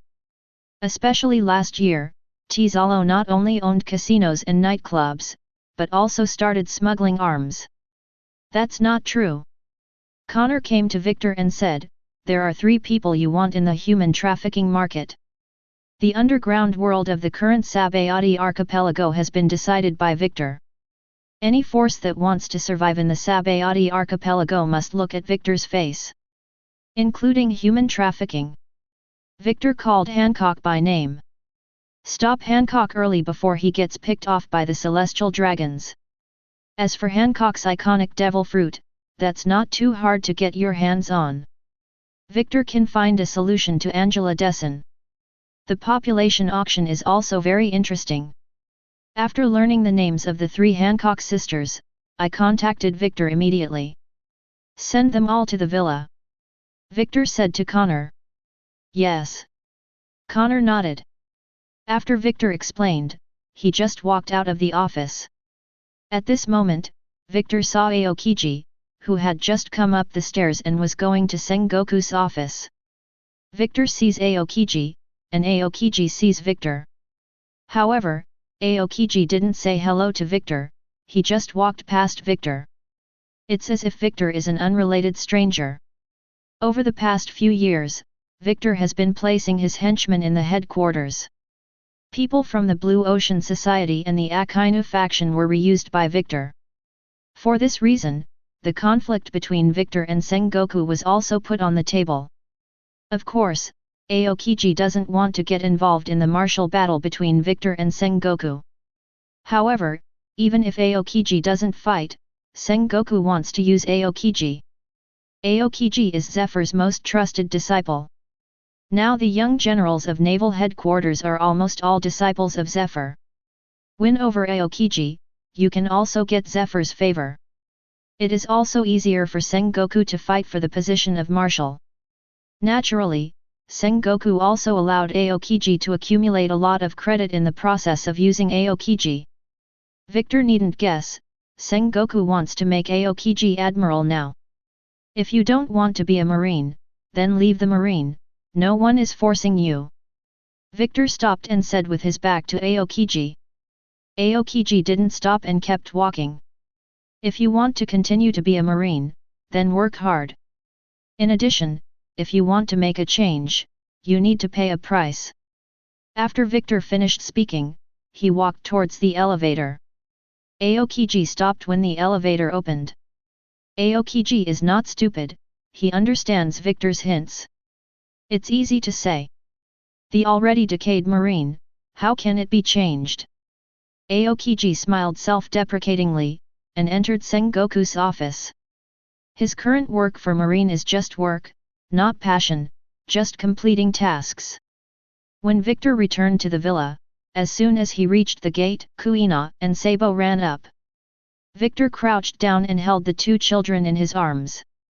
He is a loving father. What did you learn today? Victor asked Kuina. Kuina replied, I can do 100 push-ups at once today. Not bad. Victor smiled with satisfaction, then looked at Sabo. Sabo rushed to answer, I can also make 70. It's all great. Victor smiled and carried the 2 children into the villa. Stella followed behind. Wright also followed closely. He also watched Kuina and Sabo grow up. He was also very happy to see that the 2 children were so sensible and grew up so fast. Meanwhile, at the villa, Hancock looks at Victor. All 3 Hancock sisters wore slave collars around their necks. If they escaped, the slave collars around their necks would explode. They were sent to Victor as slaves. Even if the collar needs to be removed, Victor's consent is required. The 3 of Hancock dared not run because they had seen runaway slaves whose necks had been blown off by collars. You don't have to be afraid, Master Victor will not hurt you. At this moment, Robin spoke. Robin saw the uneasiness of the 3 of Hancock. In fact, the Hancock trio were taken to the Sabayati archipelago after being captured by human traffickers. They were imprisoned for a period of time, and their names were asked at the population auction until they needed to be sold. It happened that the 3 of them were the ones Victor wanted, otherwise, they would have been put on the shelves for sale by now. It's just that during the time of captivity, the three of Hancock were terrified. Hancock looked at Robin, who was wary of him. Ever since she encountered human traffickers at sea, it was hard for her to trust others. While Robin comforted the three of Hancock, Connor came to Victor and reported the situation to Victor. Victor smiled slightly, and said disapprovingly, "It's okay, it's just some small problems." Taming Hancock was easy for Victor. What's more, if a man wants to get a woman, he only needs time and skill.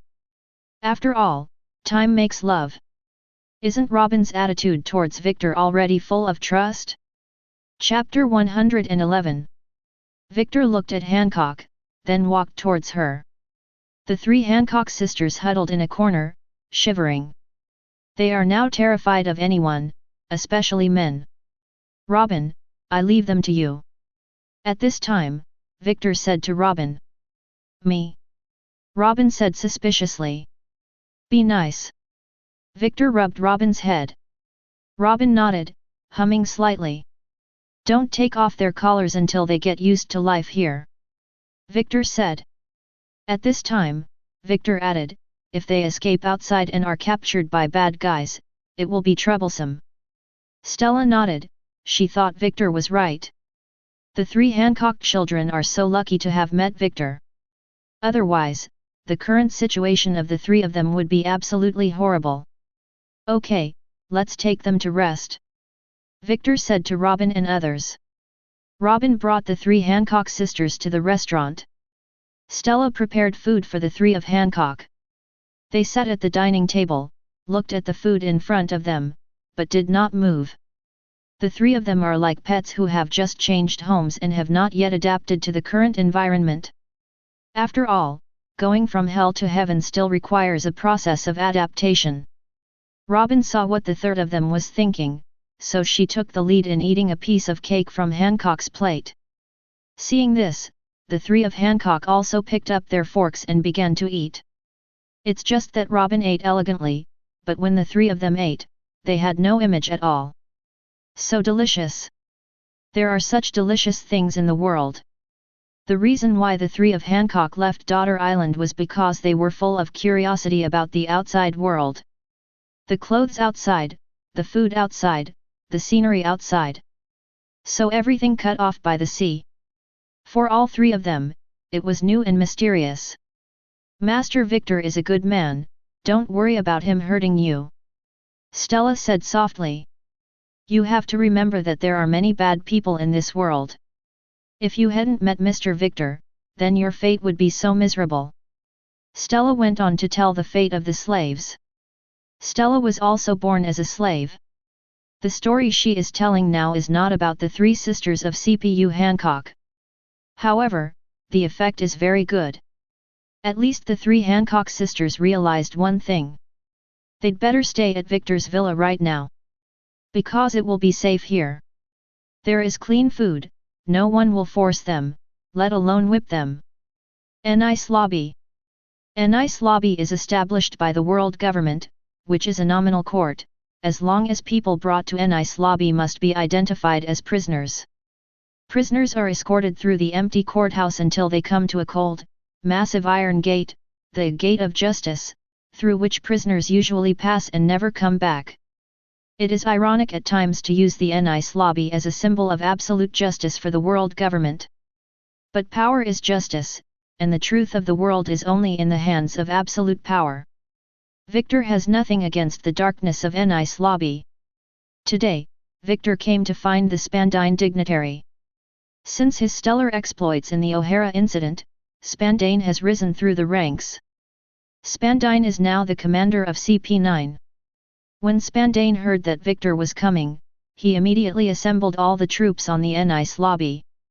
Carpets, flowers, salutes, welcome teams, whatever it takes to make the show big enough, Spandine is ready.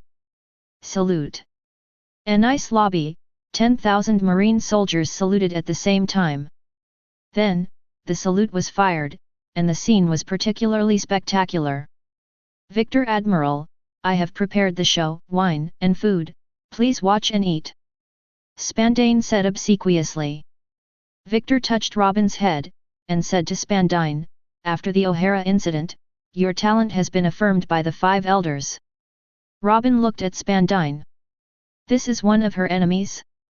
In front of Victor, Spandine did not dare to be greedy for credit. He hurriedly said, it's all Victor Admiral's command. At this time, Victor took out a golden phone bug. Want it? After seeing the golden phone bug, Spandine was stunned. Of course he wanted it. Because of the golden phone bug, the demon slaying command can be activated. In the Marine headquarters, only Admiral and above Admiral generals are eligible to own the golden phone bug. After activating the buster call, you can command 5 vice admirals, 10 rear admirals, and 10,000 elite marines. Master Victor, you are so generous. You can rest assured that I will be loyal to you. Spandine was quick to thank him, but before he could flatter him, he was stunned by what Victor said next. I need someone now, his name is Lucci. Lucci's talent is the best of any kid, maybe even the best in CP9800 year history. Victor thought it all over. Robin acts as his assistant and takes care of the daily work.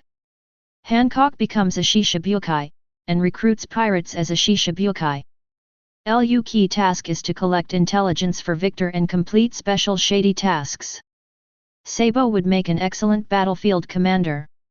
Kuina is Victor's sword, helping Victor cut people. Victor's current goal is to raise these 5 children. This is yours.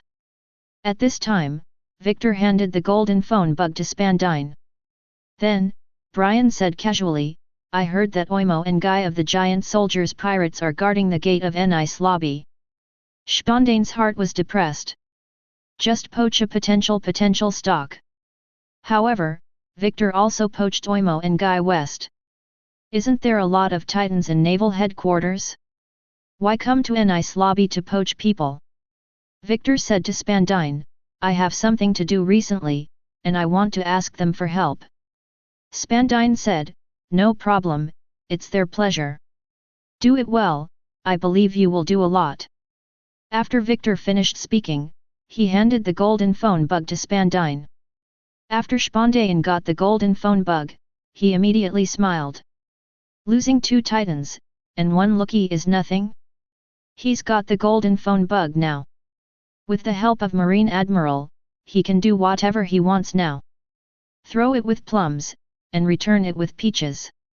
Spanda was overjoyed, and hurriedly said to Victor, Master Victor, besides Lucci, there are other children, and their talents are not bad, so let me send them to you as well. Is CP9 strong? Do you want to train subordinates for your son? Now Spandine didn't think about it at all. Now he wants to dump all of CP9's family property and hand it all over to Victor. As long as Victor has him covered, he'll have it all. Chapter 112. Guanhao Island. This is where the world government raises orphans. Rob Lucci was trained here. Lucci is 11 years old this year.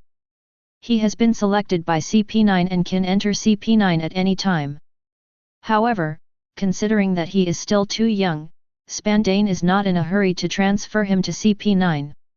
At this time, Instructor Clarkson walked in front of Lucci. Lucci! Clarkson yelled at Lucci. Lucci was practicing his kicking skills, accompanied by his pigeon Hoodalai, who quietly watched Lucci kick the steel pipe in front of him into various shapes. Lucci stopped when he heard Clarkson calling him. Come here. Clarkson hooked Lucci. Lucci came to Clarkson's side. Clarkson said to Lucci, go take a shower, there is a boat waiting for you at the pier. Yes. Lucci replied. Lucci didn't ask any questions. The concept of unconditional obedience to orders has been instilled in him since he was a child. So, don't ask where you're going, what you're doing, why you're doing it. After Lucci took a shower, he went to the pier. A warship was waiting for him at the pier. Lucci stepped onto the warship, and after seeing Lucci on the warship, Spandine took the initiative to walk in front of him. When Liu Qi saw Spandine, he immediately raised his hand to salute.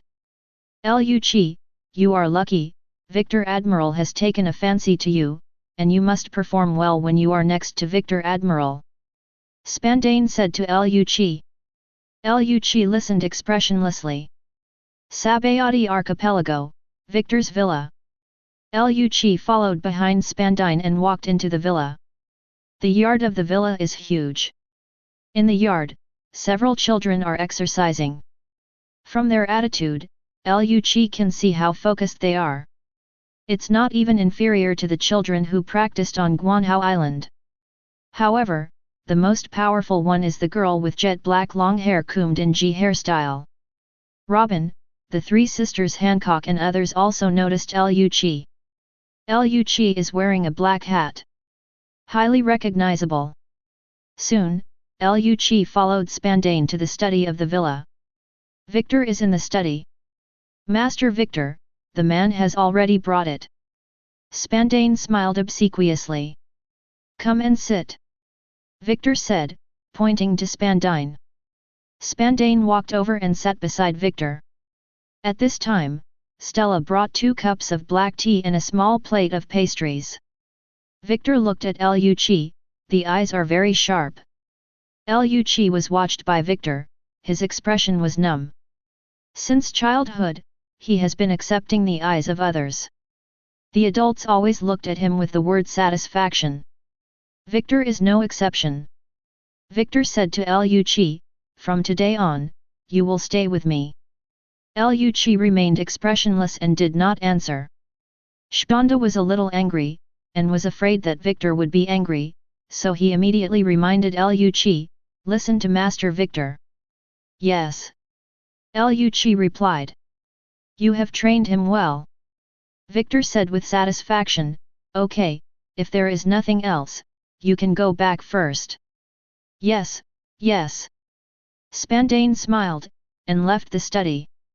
Spandine's reaction was in front of Liu Qi.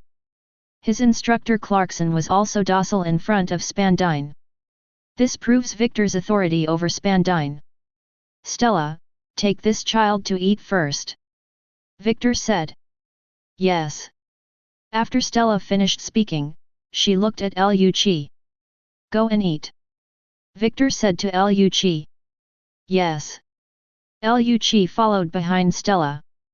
You are so lucky to be chosen by Lord Victor. On the way out of the study, Stella said to Liu Qi. Liu Qi said nothing, like cold wood.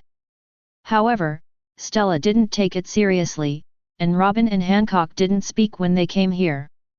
However, over time, they all blended in here. The 3 Hancock sisters talked more and more.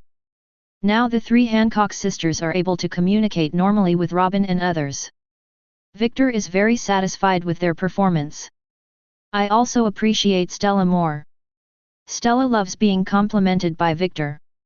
The strength of the body determines the strength of the strength. No matter how superb your physical skills are, no matter how destructive your attacks are. You attack the enemy 10 times and you can't defeat the enemy, but the enemy only needs to attack you once and you are down. Then your life is over. In the evening, Victor taught all the children the correct way of cultivation in the yard. So, before beating someone, learn to be beaten first. Anti-strike training is the foundation. Victor was teaching the children, and Liu Qi listened carefully.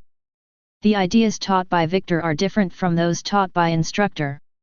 Although instructor also emphasizes physical strength, no one learns to be beaten first, they all learn to beat others. Learned how to kill. Liu Qi. At this moment, Victor looked at Liu Qi. Liu Qi looked at Victor. Come out. Victor said to Liu Qi. Liu Qi came out. Try to attack right. Liu Qi nodded, so he set up his posture and attacked right with the fastest speed. Right stood still. Liu Qi kicked right continuously. A few minutes later, Liu Qi stopped attacking because right was unharmed. Right has been with Victor over the years, and his strength has improved significantly. Right, give Liu Qi a punch. Victor said. Yes. Wright looked at Liu Qi and punched without hesitation. Liu Qi wanted to block it with all his strength, but he only heard a bang. The sonic boom from Wright's heavy punch made Liu Qi startled. Then, Liu Qi body bent, and he felt that his internal organs were shattered. The severe pain and burning sensation made Liu Qi unable to stand still. Liu Qi covered his chest, his face pale as paper. Wright withdrew his hand and turned to look at Victor.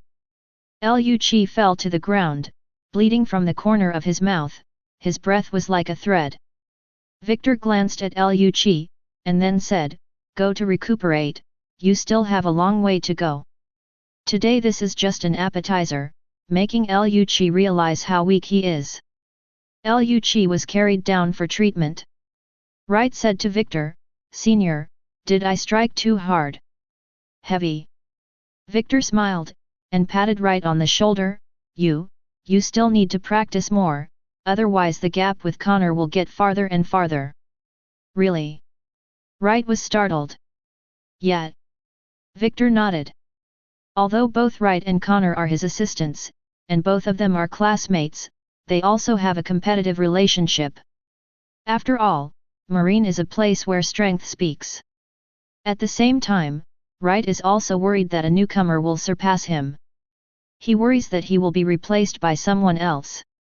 Chapter 113. The way to make subordinates loyal is not only to give kindness and strength together, but also to make them feel a sense of crisis. In simple terms, let them roll up inside. Right now Victor has to do wrong. Blue Ocean Club is enough. Therefore, people around Victor are very concerned about their status. They all want to stay with Victor forever. Master Victor can't go home again this week. I heard from Sister Stella that she should stay at the headquarters for duty. I also want him to see my recent progress. Me too, my sister too. Hancock, Sander, Sonia, and Marigold were chatting in the yard. They are having lunch. Upon hearing this topic, Hancock said arrogantly, "I don't need him to see my progress." At this time, Robin looked at Liu Qi out of the corner of his eye. Liu Qi was in the sun, continuing to exercise, sweat dripping down the muscles of his body. His injury is still not healed, but he is so desperate. "Liu Qi, have you finished your meal?" Stella came over and asked. Liu Qi stopped and nodded. Although Liu Qi has a cold personality and doesn't like to talk, his heart is full of flesh. Stella was a good person, and he felt her kindness. Because of his intense daily workouts, Stella often gave him extra meals. Kuina and Sabo are cooking.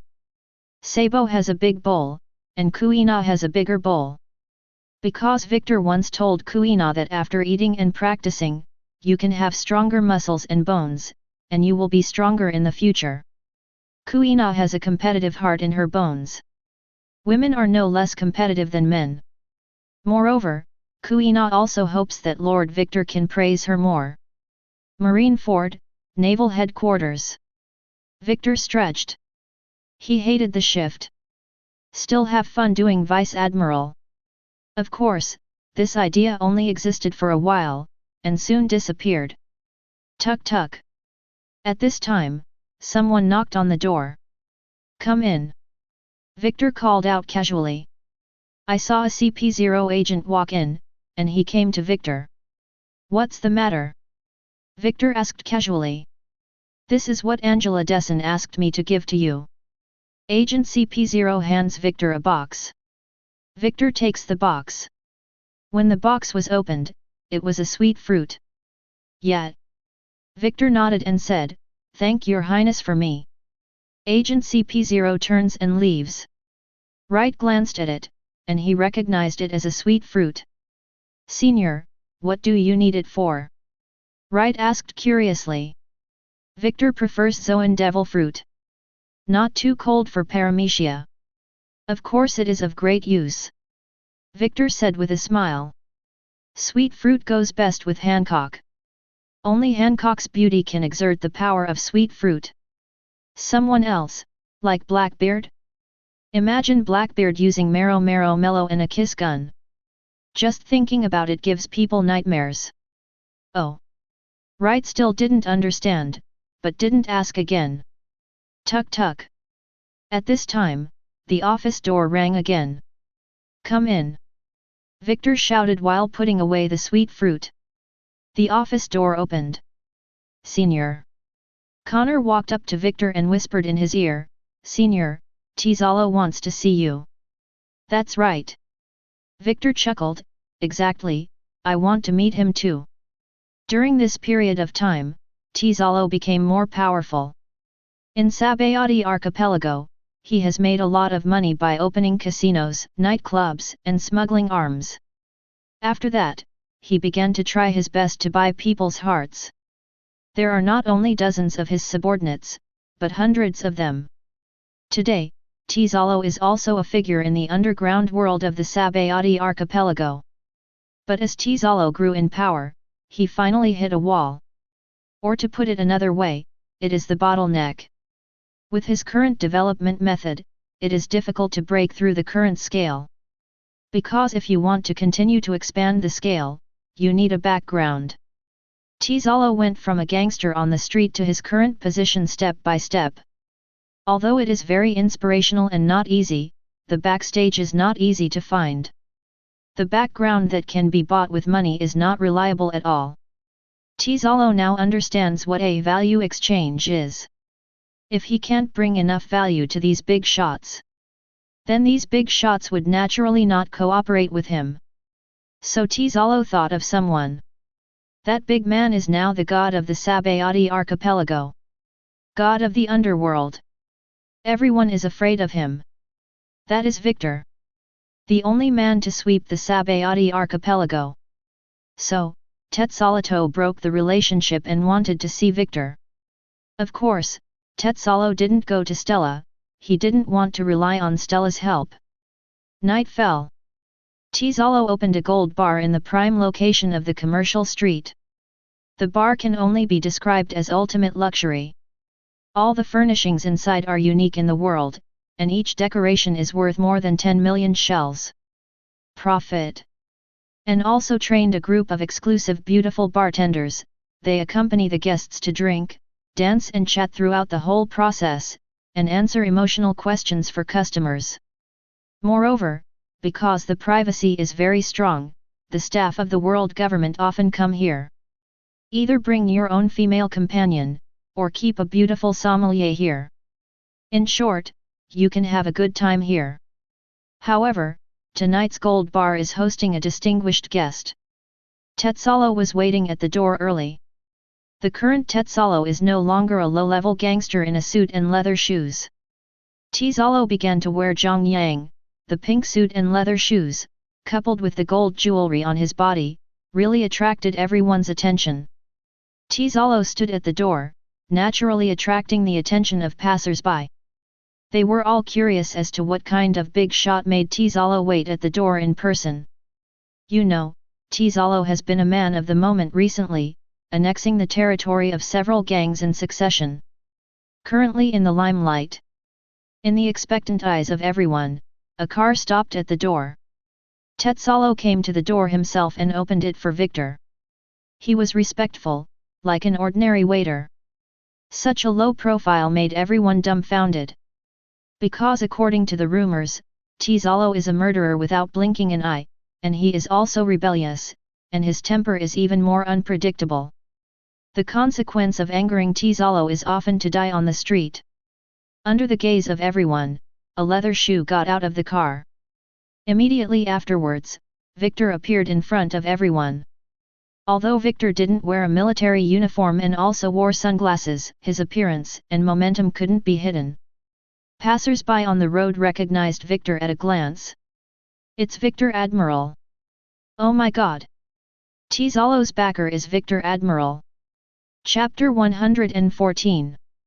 Tetsualo stood in front of Victor on the big sofa.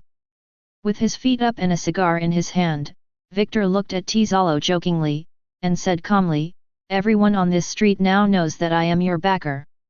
"Thank you, Lord Victor." Tizalo replied earnestly. Compared to the first time we met, you have matured a lot. Victor smiled, and continued, however, I hope that your maturity can be used in the right place. Tetsalo listened. There are many people who want to do things for me, even many people are willing to be my dogs. Victor looked at Tezalo, he smoked a cigar and said, so, you have to put yourself in the right position. I understand. Tezalo heard the meaning in Victor's words. Be a dog? This sounded very irritating. However, there are not a few people who want to be a dog for Victor. Victor said, even if you follow me, you should know what you can do and what you can't do. Yes. Tetsalo answered with a bow. Victor said, I will give you some tasks and some business. I have a lot of places to use my money, so you need to go all out in making money. I will definitely not let you down. Tetsalo said confidently. In terms of making money, Tezalo has absolute self-confidence. Well, I will transfer some funds to you first. After finishing speaking, Victor stood up. Funds. Tezalo froze for a moment, he didn't expect Victor to give him money. He thought that from now on, he would have to pay the protection fee every month. Okay, I'm leaving, I hope you can make results as soon as possible. Victor finished speaking and walked out. Tezalo followed Victor until he reached the door. Tezalo opened the door for Victor, then bowed and sent Victor away. The next morning, while Tetsalo was still asleep, suddenly there was a knock on his door. Boss, boss. It was Tezalo's younger brother Finn who knocked on the door. Tezalo usually sleeps in the casino's office. Because the casino is the easiest thing to do. What's wrong? Tezulo woke up in a hurry, he opened the curtains and looked out the window. The casino was not under siege, and it was only just dawn. Finn said to Tezalo through the door, Boss, Taslo's place is going to be sold to us. Hey! Tezulo froze for a moment. Tasro was referring to the mob family of the Sabayati archipelago. They have been in the Sabayati archipelago for over 100 years. Moreover, there are senior officials of the world government behind it. Recently, Tezalo had a fight with Taslo because of robbing guests, and there were dead people on both sides. Unexpectedly, Taslo actually sold the casino to Tezalo. Wait. Tetsalo thought of one thing. Is Victor's influence? Taslo must be afraid of Victor. Now the entire Sabayati archipelago knows that Victor is Tezalo's backer. As for the forces behind Taslo, when they faced Victor, they were directly discouraged. It also depends on the owner to beat the dog. Victor is not something the higher UPS of the world government can offend. After all, those so-called higher UPS dare not offend Marine Admiral. As the saying goes, the spring breeze is proud of horseshoe disease. Ever since he followed Victor and had Victor as his backer, Tetsalo did everything smoothly. What shocked Tezalo even more was Victor's financial resources. Victor actually took out 20 billion Baileys in one breath, and asked Tezalo to use the money to invest. Whether it is opening a casino, lending usury, or smuggling arms, or drugs, Tezalo needs money and manpower. Of course, if you have money, you are not afraid of not being able to recruit people. With so much money now, and with Victor on his side, it was natural for Tezalo to make a move. So Tezalo thought of opening a new entertainment city. Just in Sabayati archipelago, build a comprehensive entertainment city. Eat, drink and be merry. Not only must there be food and wine, but also beautiful women and various exciting entertainment activities. Casinos first, nightclubs second. Everything has to be grand. It's just that this needs to be done in batches. Because 20 billion Pele is not enough for Tezalo to accomplish his goal. As for Tezalo's aggressive expansion, his every move is under Victor's surveillance. Connor would keep an eye on Tezalo. Because the 20 billion Baileys are not just Senior Victor's money. It is also related to Marine's retirement pension and pension. North Blue, South Town. This is now Doflamingo territory. Members of the Dongquixote family are here, committing every violent crime imaginable. Gilder Tetzalo, a name I've never heard of. At this point, Doflamingo is looking at an intelligence report. It's information about Tetzalo. The Sabayati archipelago has always been a battleground for underground forces, such as human trafficking, arms smuggling, drug smuggling, etc. But anyone who makes money needs to transit through Sabayati archipelago. Today, Tetzalo has risen in the Sabayati archipelago and has the momentum of monopoly. Gambling, drugs, arms deals, etc. Tetzalo was all in. I said, Dover, do we want to talk to him? Toribel asked. Behind him is Marine Admiral. Doflamingo frowned. Now Doflamingo dare not underestimate Tetzalo. In particular, the Marine Admiral's name was Victor. That is the ruthless person who captured the Red Earl and the Golden Lion. Clausen was on the sidelines the whole time, listening in silence. He is now undercover at Doflamingo's side, following Sengoku's orders. As Doflamingo's younger brother, he is now also a senior member of the Dongquixote family. Toribel said, however, what about our business? Especially the arms sold to the New World need to go through the Sabayati archipelago. Krasen listened carefully. He must find out this arms smuggling route. Millions of civilians are displaced each year by Doflamingo arms smuggling. And Doflamingo not only made money by smuggling arms, but also took the opportunity to acquire a large number of slaves. These slaves are refugees who were displaced by the war. Refugees are trafficked around the world by Doflamingo. It can be said that every bailee earned by Doflamingo is stained with blood. If you talk to him, you might as well talk to Victor. Doflamingo smoked a cigar, a bright light flashed in his eyes. It's time to cooperate with Marine too. When Toribel, Diamante, and others heard the word cooperation, smiles appeared on their faces. Doflamingo wants to be Shishibukai. It's just that he has never been recognized by Marine. This made Doflamingo very angry. Of course, this matter is not Victor's responsibility. Doflamingo found out that it was Sengoku who was in charge of Shishabukai's affairs. Doflamingo, though, knows what Victor is like. Victor loves money and hates pirates. Doflamingo can be gifted with pirates and money. Hope to have a good relationship with Victor. Chapter 115. Is Victor really qualified to be a Marine? Corazon hates Victor because of Sengoku. Especially when he returned to Doflamingo's undercover, he learned more about Victor's dirty business in private. Such a person can be a Marine Admiral? Still want to wipe out the pirates completely? Corazon would not believe it. However, Corazon believes in justice, and he believes that if enough evidence is found, then Doflamingo can be punished, and Victor can also be punished. What a money-making machine! Victor smiled and praised Tetzalo's earning power. Tetzalo made money almost faster than he could rob. He firmly grasped human nature. Women love beauty, so he used luxury tax to impress them. He even provided interest-free installment loans. Therefore, even users who have no money to buy, only need to pay a small service fee to buy what they like.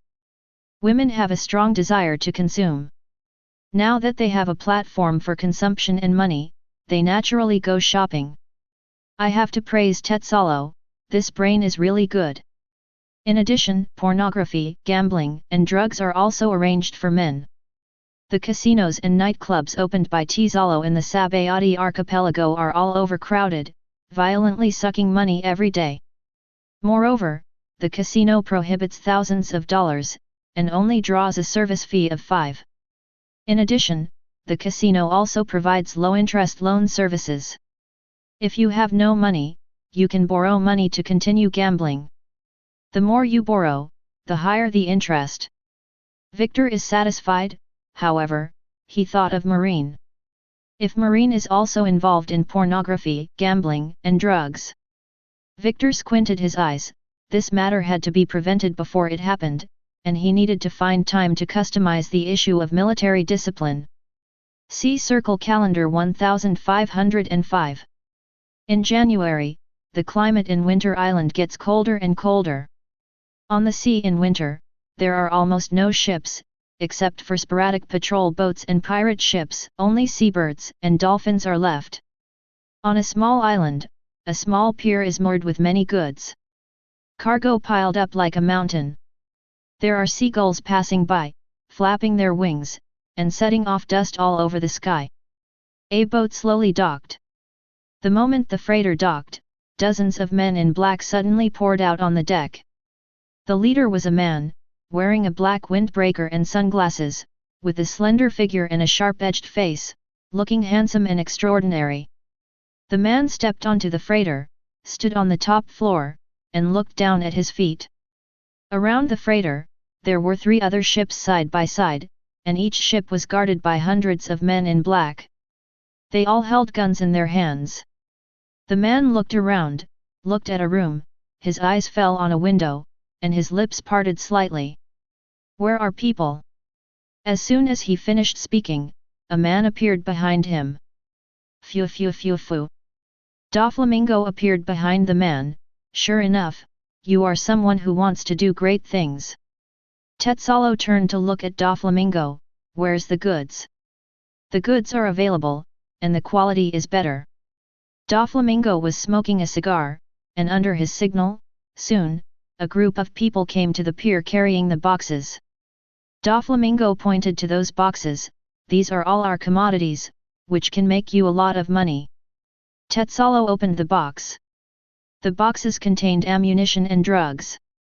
Ever since Tetsalo got Victor's money and resources, he's on his way to becoming bigger and stronger.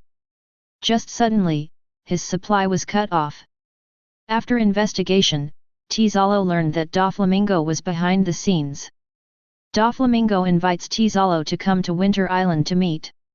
Tetsalo didn't know what medicine was sold in Doflamingo's gourd, but after he asked Victor for instructions, Victor let him agree. In fact, Doflamingo also knew that it was not Tetsalo he invited, but Victor. It's just that Doflamingo's identity is too special, so he can't meet Victor directly. Therefore, it can only be negotiated through Tetsalo. Tetsalo looked at these arms and drugs and was very satisfied. This time his harvest was rich. "How much do you want?" Tetsalo asked, looking at Doflamingo. Doflamingo gave Tetsalo a look. "It's not about the money. It's about our friendship. If you could say hello to Victor Admiral for me." After Doflamingo finished speaking, he left with his men. Tetsalo looked at Doflamingo's back, lost in thought. It turned out that from the beginning to the end, only he was kept in the dark. Tetsalo isn't angry, though. Tetsalo is willing to be Victor's dog. Although it is a dog, it is also raised by Victor. Tetsalo looked at the goods in front of him, and at the back of Doflamingo leaving. He is only worthy of being a dog. Marine Fort, Naval Headquarters. North of Naval Headquarters, there is an artificial island. The island occupies a very large area, and the island can be moved. There are many Marines stationed on the island. The island is called St. John. The residents of the island are all Marines' family members. On the bridge of the St. John, Victor is patrolling. At this time, Wright came to the bridge and reported to Victor, "Senior Victor, everything is ready." Victor nodded and asked again, "How are those people doing?" "All the best." "Very well, let them assemble at Naval Headquarters first." "Yes, Senior. In addition, you should inform the headquarters and deliver the goods as soon as possible." "Yes." Victor is doing something big. With the money he earned, he built an island. Like Judge's mobile kingdom, the island is made of ships. Victor took as many family members of the Blue Ocean Society as possible to live at sea. In this way, not only can the cohesion be improved, but also the army will have no worries. Of course, the most important thing is that these people have become chips in Victor's hands. Blue blue. Blue blue. At this time, the phone bug started calling. Victor picked up the phone bug. What's wrong? Victor asked. Master Victor, it's bad. Marine's panicked voice came from the phone bug. Golden Lion has attacked us. Go on. They destroyed our stronghold. What about casualties? Sorry, no survivors. Kiahaha. The voice of the Golden Lion came from the phone bug. Golden Lion, you really can make trouble. Victor snorted coldly. That's right. The phone bug imitated Golden Lion's sinister face, and said again, wait, I will kill you. Then I'll wait for you. Victor ended the call, not paying attention to the threat of the Golden Lion. After recuperating, Golden Lion wants to come back for revenge. At this time, Connor came to Victor, Sr., Tizalo and Doflamingo have met, and Doflamingo sent you several shipments as a gift. Schedule a meeting time. Victor thought of using pirates against pirates. Maybe, give Doflamingo a hand. Chapter 116. A pirate ship with a flamingo on its bow is parked in the harbor of Winter Island. All the residents of the nearby Winter Island have run away. In the village, Doflamingo and others drank steaming tea, waiting for the good news. Blue blue. Blue blue. The calling of the phone bug made Doflamingo, Torrible, and the others focus on the phone bug. Doflamingo picked up the phone bug's microphone. It's me. The phone bug imitated Tizalo's voice. Lord Victor wants to see you. Tetzalo continued. Thank you very much. I will send you a generous gift. Doflamingo said with a smile. Call ended. Doflamingo moved his hands and feet, and then said to Torrible, Diamante and others, brothers, our chance is coming. If pirates want to grow, they cannot avoid world government and marine. Like Beast's Pirates. Beast's Pirates has a long-standing deal with the world government. This kind of thing is unknown to the marines and the public at the bottom. However, it does exist. Beast's Pirates and Kaido, through the transaction with the world government, not only obtained considerable income, but also expanded and grown rapidly under the indulgence of the world government. The same is true for Doflamingo. He knows that it is useless to fight only when he comes out to hang out, and he also needs to talk about influence and background. Otherwise, it's a punk. Doflamingo infiltrated the Sabayati archipelago overnight. At noon the next day, Tizalo arranged for Doflamingo and others to wait for Victor's arrival. From 12 noon to 8 o'clock at night. Both Torrible and Diamante felt that they had been tricked. Doflamingo was also very anxious, and it was very uncomfortable to be fooled. However, Doflamingo did not choose to leave, nor did he show any dissatisfaction. He was waiting in the room for Victor to arrive. I said Dover, is Victor Admiral not coming? Torrible couldn't help asking. Doflamingo also wanted to know. He said without changing his face, I heard that Lord Victor will do what he says. Since he wants to see us, he will definitely show up. Diamante chose to keep his mouth shut. At the same time, Tizalo was outside the house. He didn't go to the casino today and was waiting for Victor to come over. It's just that Tizalo didn't expect Victor to show up so late today. Is it on purpose? Tetzalo thought to himself. The time passed by 1 minute and 1 second. Victor's car stopped in front of the bar until it was almost 10 o'clock. Tetzalo was at the door, and he got out of the car and went to open the door himself. Victor stepped out of the car. Is he still there? Victor asked casually. Tetzalo said, I've been waiting for you, and I didn't even go to the toilet. Victor glanced at Tizalo, and Tizalo was a good guy, and he even said a good word for Doflamingo. Victor walked into the bar, came to the room, and said to Tizalo, go and bring the man. Tetzalo then came to the adjoining room. Lord Victor is here. Tizalo told Doflamingo et.al. Doflamingo and others stood up and followed Tizalo to the room. Victor sees Doflamingo. Wearing sunglasses, a black and red shirt, white cropped pants, and pointed shoes. The current Doflamingo dress is relatively low-key. At least in front of Victor, he is not so Zhongyang. Doflamingo also saw Victor, who was more scary than he imagined. Although he didn't say a word, he didn't get angry, and felt an unprecedented sense of oppression from Victor. Even if he was hunted down by a crane, he was never so scared. At this point, Tetsalo had left the room. In the room, there are only Victor and Doflamingo. Very quiet. Even the sound of breathing is so clear. Doflamingo is like a child in a cage.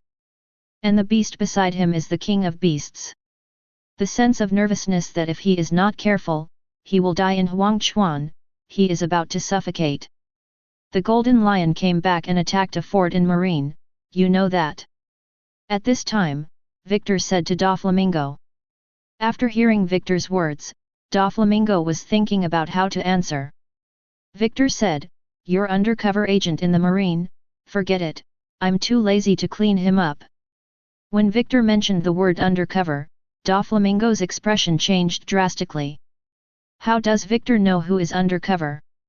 Victor looked at Doflamingo and said, "I know you're shocked, but there's really nothing you can hide from me, especially right under my nose." A drop of cold sweat rolled down Doflamingo's brow. "Okay, don't be nervous. I didn't intend to clean him up. You want to keep him and continue to eavesdrop on Marine's information. That's your freedom." Victor picked up a cigarette, lit it, took a deep breath, and passed slowly spit out from the back of your lungs. "You have also done a lot of things recently, you want to become Shishibukai, isn't that the case?" Doflamingo didn't answer.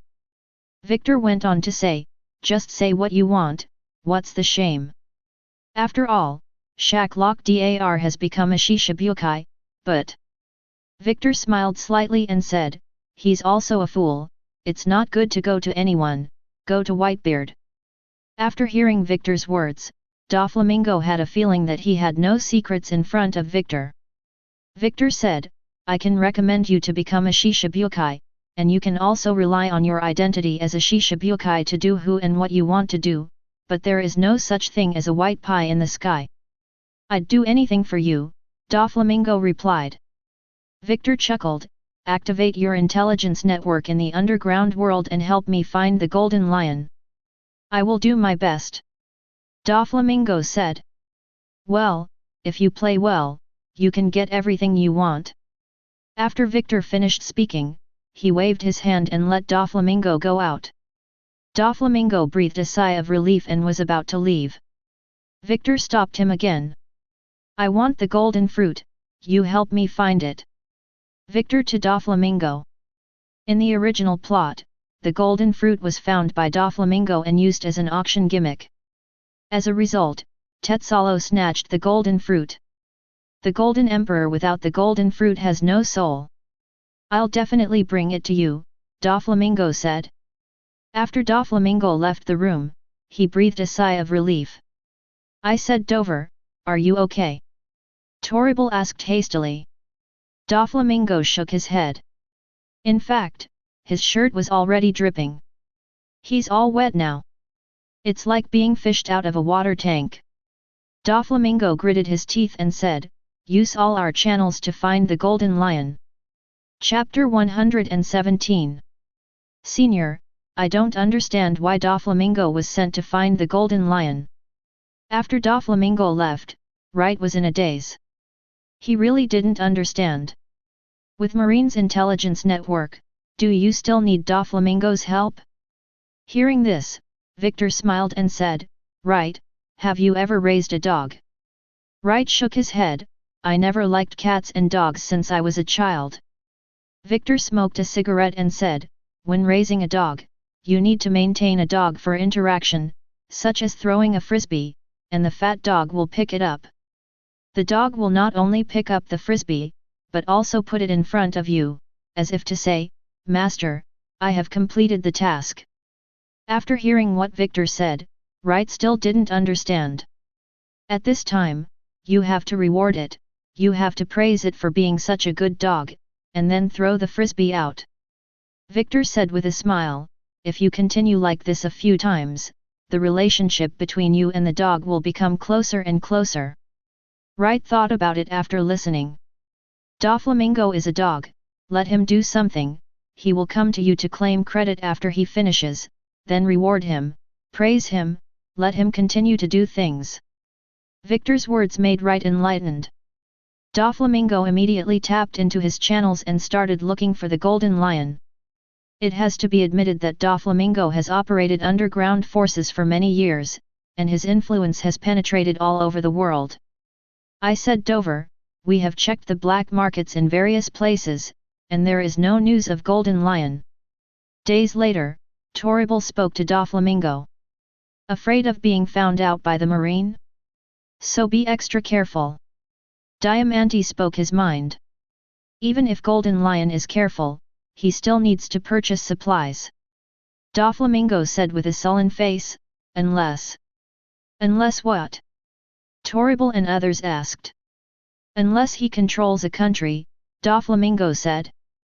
You can only control a certain kingdom and support it with the kingdom's materials, so that you don't need to buy materials.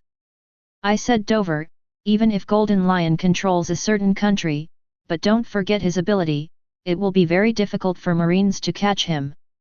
Diamante reminded. Golden Lion's lion fruit can make many islands float in the air, and it is more difficult to catch him than to go to the sky. Victor's mission for us was to find him, not capture him, Doflamingo said. Dover, how are you going to tell Victor if you can't find the Golden Lion? Toribel asked. Doflamingo grimaced, it must be found. Hearing this sentence, Diamante and the others suddenly became ugly. The failure of this operation closes the window for us to work with Victor. Doflamingo wants to seek greater benefits, therefore, must let Victor see his strength. New World, G5 Base. The current role of the G5 base is only to monitor the movements of pirates, collect information on New World and repair and maintain ships. Within Marine, the G5 branch is no longer considered a combat force. Today, the base commander guarding the G5 branch is Sengoku's subordinate Maka Vice Admiral. Maka Vice Admiral is a very stable person, he will not yell at pirates like young people. Especially recently, the Golden Lion began to take revenge on Marine, which made Maka Vice Admiral realize the heavy responsibility. What he is now responsible for is not only to monitor the movement of New World, but also to guard against the Golden Lion's sneak attack, so as not to cause excessive losses to Marine. Commander, this is the information collected today. Maka Vice Admiral took a piece of information and read it. According to intelligence, there was an exchange of fire between the 3 warships of the Golden Lion and the G1 branch. The 3 warships were finally silent, and most of the 3,000 Marines were killed. Still too young. Maka not only thinks Akainu is too young, but also thinks Victor is too young. If they can choose to evade reasonably like Sengoku, they won't lose so many Marines. Just as Maka Vice Admiral sighed, the base suddenly remembered sirens. Alarm! What does it mean? Could it be that the Golden Lion is coming? Maka immediately went to the window, looking at the sea in the distance. Soon, a figure appeared in the field of vision. He was wearing a loose black coat. With 2 knives in his hands, he walked towards the base. Soon, that ferocious face appeared in Maka Vice Admiral's sight. It's him. Maka Vice Admiral looked at the man in surprise. That man is none other than the Golden Lion. How come? He was still near the G1 branch this morning. As soon as Golden Lion entered the gate of the base, he saw Maka Vice Admiral. Looking at Vice Admiral in front of him, he frowned slightly and asked, "Who are you?" Maka Vice Admiral pointed to himself and said, "My name is Maka, don't you remember me?" Golden Lion looked at Vice Admiral in front of him, nobody. After all, he turned his head and was about to leave. Stop! Maka yelled immediately, "Do you know what you're doing?" Golden Lion stopped, turned to look at Maka Vice Admiral, and said, "Are you stopping me?" "Yes, that's right, I won't allow anyone to destroy this place. Maka Vice Admiral's eyes are firm. This is the mission of being Marine, the task he must complete for him by Sengoku. Seeing this, Golden Lion smiled, "You alone? Are you worthy of blocking this old man?" With a sneer, the Golden Lion swung his knife and slashed over. The saber aura was extremely fierce, and it tore through the air in an instant, drawing out a long saber light. The speed of the knife light was too fast, and there was no room for Maka Vice Admiral to react. Even if he is Vice Admiral, he can't resist the Golden Lion's attack. Not good. Seeing this scene, Maka Vice Admiral's expression changed drastically. He didn't dare to touch it head-on, and quickly backed away. Unfortunately, he has no way to retreat. Watching the blade fall on his shoulder helplessly, blood sprayed out immediately. Maka Vice Admiral let out a muffled grunt, and fell down straight. Die! Golden Lion snorted coldly, stepped on Maka's chest, and then slashed down again. Pooh! Maka Vice Admiral howled again, his head flew out of his body and fell to the ground. Blood splattered everywhere. Golden Lion retracted the machete and looked at Maka's body. Maka Vice Admiral dead. Looking at Maka lying in a pool of blood, all base soldiers were stunned, as if they couldn't hear their ears clearly. Maka Vice Admiral is Vice Admiral. He was actually beheaded by the Golden Lion. This guy is a monster, a Marine soldier said tremblingly. Yeah, monster. Marine on the side also agreed, he is a lunatic who is not afraid of death. Damn pirate! Just when Marine was trembling, an island floated over the fortress. The shadow of the island completely enveloped the G5 base. Chapter 118. The G5 base was destroyed by Golden Lion, which was expected by Victor. However, Victor doesn't care, because there are not many members of the Blue Ocean Club in the Marine in the G5 branch. As for the Golden Lion's revenge will be stronger? Victor didn't care either. Now these things should be troubled by Sora and Sengoku, what does it matter to him? And he didn't bother to care about so many things. After all, even if the G5 base is destroyed by the Golden Lion, so what? As long as someone can still function, even if it is destroyed 10 times, someone will still come in. However, Sengoku and Sora have a headache. The Golden Lion's revenge is just the beginning, and the follow-up problems will be more troublesome. The devil fruit owned by Golden Lion is destined to be one of the most difficult characters in the sea. If you can't catch him, you can only watch Golden Lion wreak havoc. Brother Golden Lion is back. Great, I'm going to follow him. Take me too, I'm not going to join Whitebeard. In terms of personality charm, Whitebeard is indeed not as good as Golden Lion. Because the Golden Lion has ambitions, it is more promising to mix with the Golden Lion. Now that Golden Lion has just come back, it is wreaking havoc everywhere, and it is still targeting Marine. Compared with Golden Lion, Whitebeard is really too timid, he compromises with Marine everywhere and keeps a safe distance. Therefore, as soon as Golden Lion came back, he immediately became a popular figure. But where is the Golden Lion now? Not only the pirates and Marines are looking for the Golden Lion, but even the Golden Lion's subordinates are also looking for the Golden Lion. Golden Lion has not joined them since his comeback. However, at this very moment, the Golden Lion is on board the Moby DK. Thought you were dead. Whitebeard to the Golden Lion aboard the Moby DK. The Golden Lion hasn't shown up in the past 2 years, and some of the Golden Lion's subordinates actually want to join Whitebeard. Whitebeard, being an addicted dad, naturally accepted it all. Now that the Golden Lion is back, those old Golden Lions who have gone to Whitebeard are scared. They are the ones who know the Golden Lion's character, and any betrayal will not end well. I won't die until I kill that BD Victor. Golden Lion's hatred for Victor can be described as deep-rooted. Not just because Victor beat him and captured him alive. In addition, there is Roger's death. Roger died in East Blue, the weakest sea. The Golden Lion cannot accept Roger's exit. He thought it was Victor who made him lose Roger as an opponent. Moreover, Roger still has the secret of ancient weapon. Now, with Roger's death, Golden Lion not only lost his opponent, but also lost his ancient weapon. All the unwillingness was intertwined, and the monstrous killing intent made it impossible for Golden Lion to hide when Victor's name was mentioned. Whitebeard looked at the Golden Lion and said, "You're going to get into big trouble if you take revenge on Marine like this." Golden Lion snorted coldly and said, "So what's the trouble?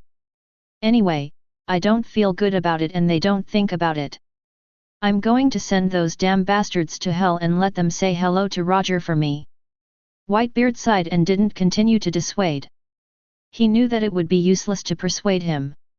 As for the Whitebeard pirates, as long as they keep their affairs up high and stay away from the disputes between the two sides, it will be fine. Okay, now that this matter has been decided, I'll go and arrange the next thing first. Golden Lion said to Whitebeard.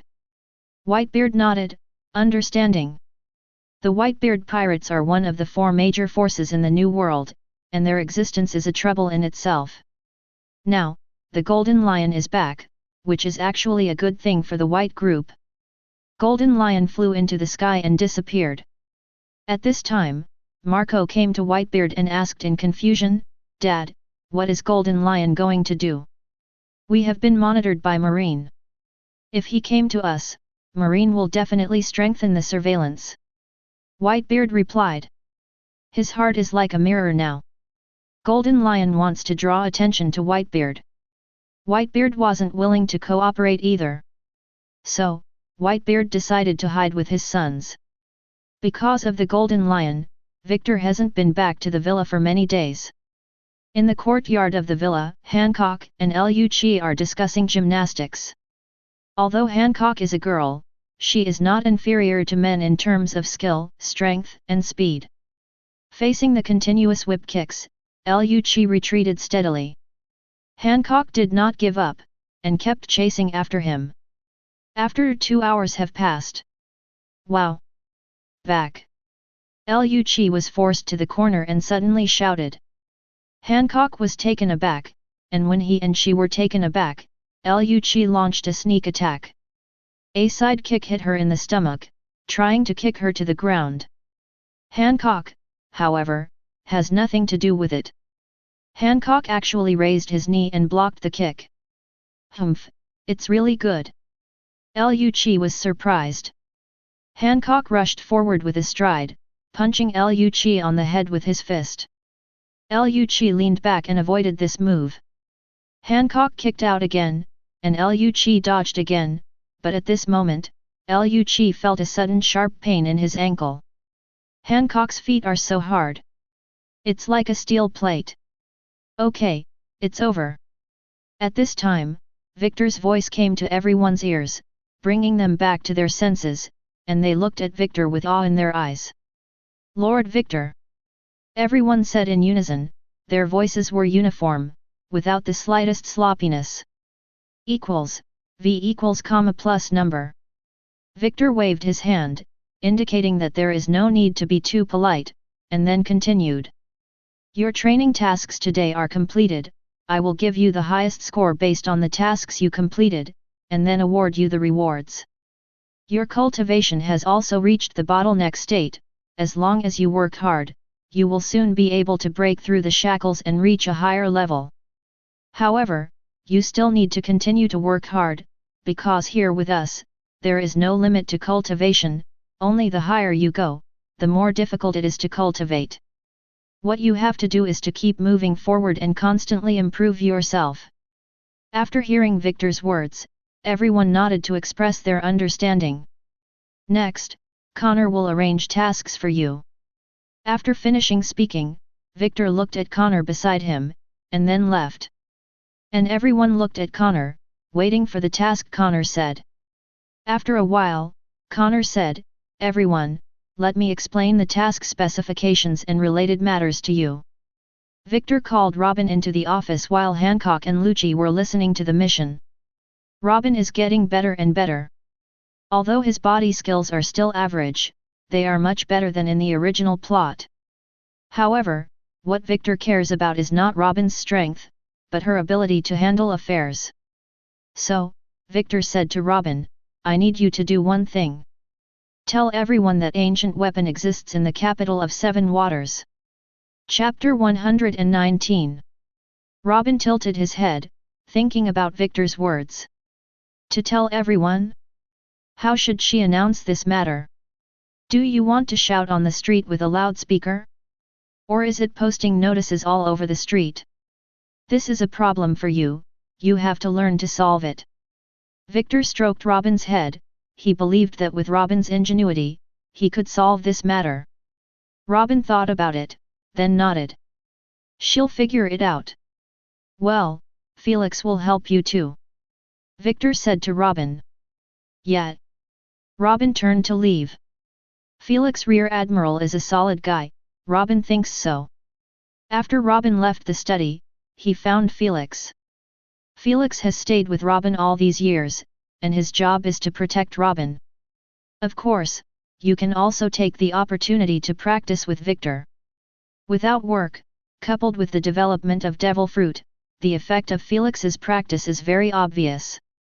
In terms of strength, even against Huashaishan, Ghost Spider, and others, Felix can fight. Felix!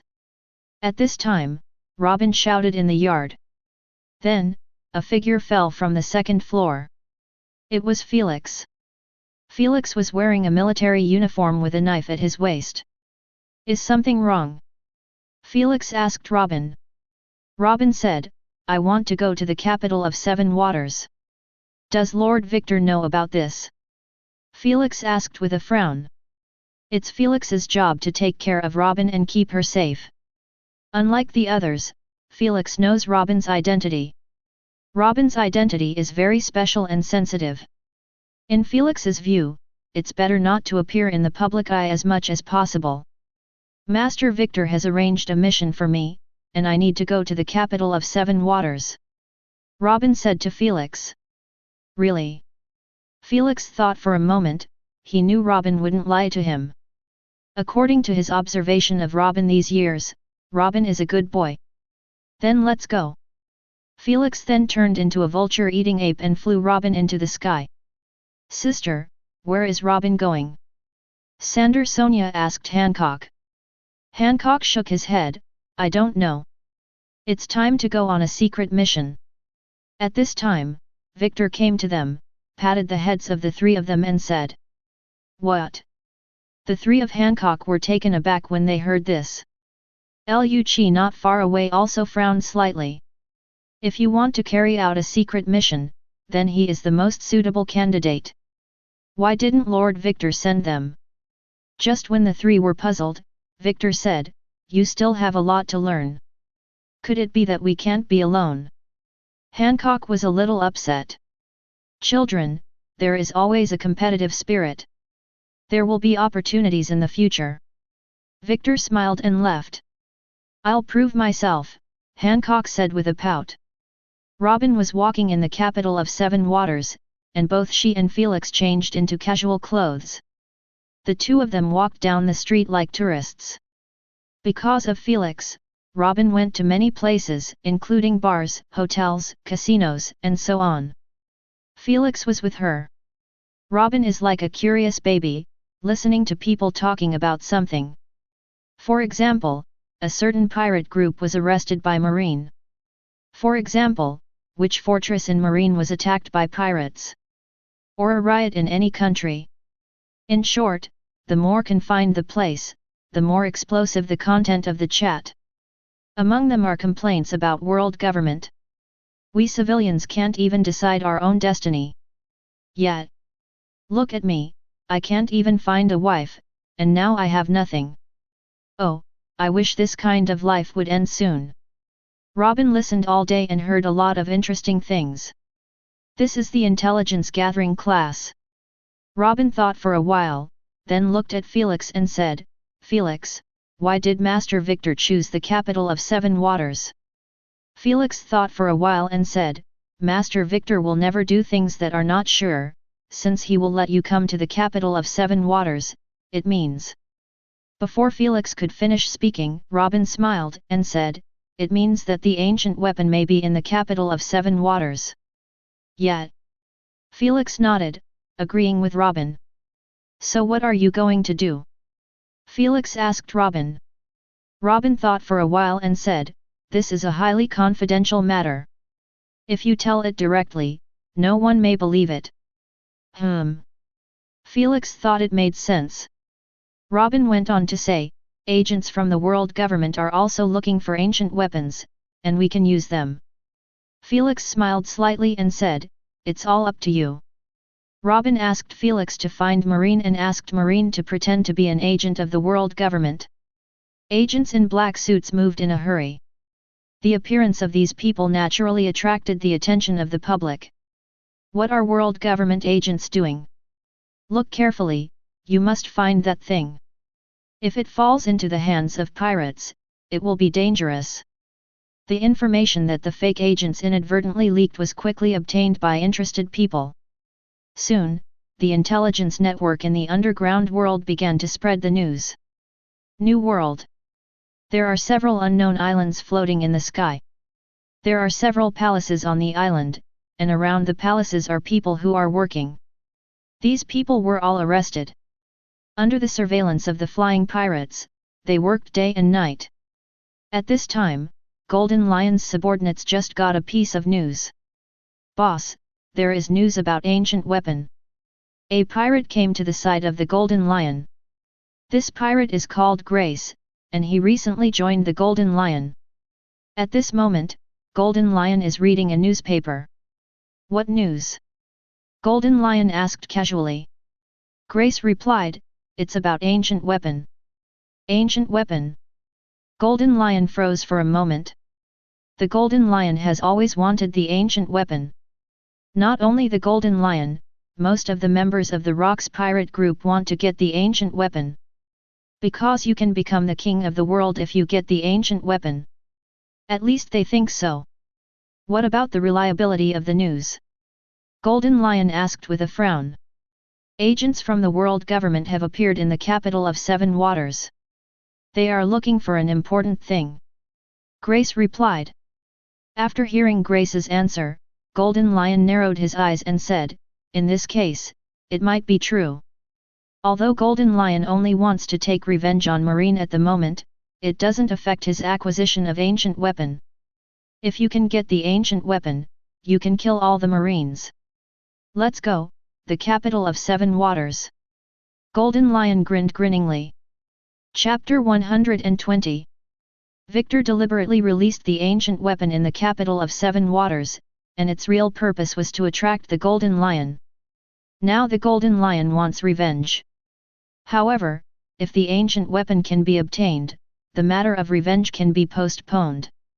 Victor took the Golden Lion's psychology into account. Therefore, he prepared to set up a trap in the capital of 7 waters, waiting for the Golden Lion to appear again. Marine Ford, Naval Headquarters. Marshal's office. Look at it. Sora reported Victor's tactics of capturing the Golden Lion to Sora in text form. After reading it, Sora found Sengoku again. After reading it, Sengoku said with a serious expression, it's not a good choice to start an operation in the capital of 7 waters. What Sengoku can think of, Sora can think of. However, the capital of 7 waters is not only the world's most prestigious shipyard, but also undertakes Marine's large-scale warship manufacturing and maintenance. If Victor sets the capital of 7 waters as a battlefield, the consequences will be disastrous. If they had known about the battle between monsters earlier, even if ordinary people were affected by the aftermath, it would be a disaster. What's more, the object of arrest is the Golden Lion. With the destructive power of the Golden Lion, it might destroy the capital of 7 waters. However, if you don't use this method, how can you catch the Golden Lion? At this time, Victor's voice came from outside the door. After hearing Victor's words, both Sora and Sengoku frowned. Don't worry, I'm sure, since I can catch him once, I can catch him a second time. After Victor finished speaking, he turned and left confidently. Both Sora and Sengoku showed worried expressions. The capital of Seven Waters. On the surface it looks calm. In fact, under this tranquility, there was already a turbulent undercurrent. Golden Lion sent people to sneak into the capital of Seven Waters, looking for ancient weapon. After their search for the past few days, they successfully inquired about a piece of information. The blueprint of ancient weapon Pluton is still hidden in the capital of Seven Waters. The news made Golden Lion very excited. Therefore, Golden Lion decided to take all the Seven Water capitals away, and turn the Seven Water capitals over. Kiahaha! Golden Lion's laughter echoed in the air. Arrogant, arrogant, arrogant. The horror conveyed in the laughter makes people shudder. The moment Golden Lion set foot on the capital of Seven Waters, the whole island rumbled. The walls of the buildings in the capital of Seven Waters were cracked, and the floors of the streets were also cracked. The whole island was shaking violently, like the end of the world. It's the Golden Lion. The Golden Lion is here. What is he doing here? The people of the Water City discovered the Golden Lion. The CP9 stationed in the capital of Seven Waters, as well as Marine, charged towards the Golden Lion one after another. Acting in a full set, since we want to search for Pluton design drawings in the capital of Seven Waters, we naturally need more people. Victor arranged for a full 10,000 people. It is equivalent to arranging Buster Call in advance to wait for Golden Lion. Instead of being afraid, Golden Lion firmly believes that the ancient weapon Pluton is in the capital of Seven Waters. Catch him! Marine rushed forward. Seeing this, Golden Lion snorted disdainfully. At this time, the ground cracked, and the stone slabs flew up one after another. Under the control of Golden Lion, the Marines who were in the formation were covered with stone slabs. The pain was so painful that they couldn't even roll on the ground, bleeding. It hurts like hell. Victor watched a team of hundreds of Marines being defeated in an instant, but he was very calm, and said, "Lion fruit is really easy to use. So you are here too." At this moment, the Golden Lion roared angrily, and then the Golden Lion rose into the sky. He held Sakura Ten and Deadwood in both hands, pointing at Victor. "Golden Lion, I've been waiting for you for a long time," Victor said, taking moonwalk straight to the sky. Trap! The word suddenly appeared in Golden Lion's mind. The Golden Lion swung its two swords in the air, and the sword waves burst out from the swords, piercing the air and attacking Victor. Too fast! Victor was also shocked. Although the Golden Lion had crippled its two legs, its strength was still so strong. However, Victor dodges easily. "Save me looking for you!" The Golden Lion sneered, and then swooped down from the air.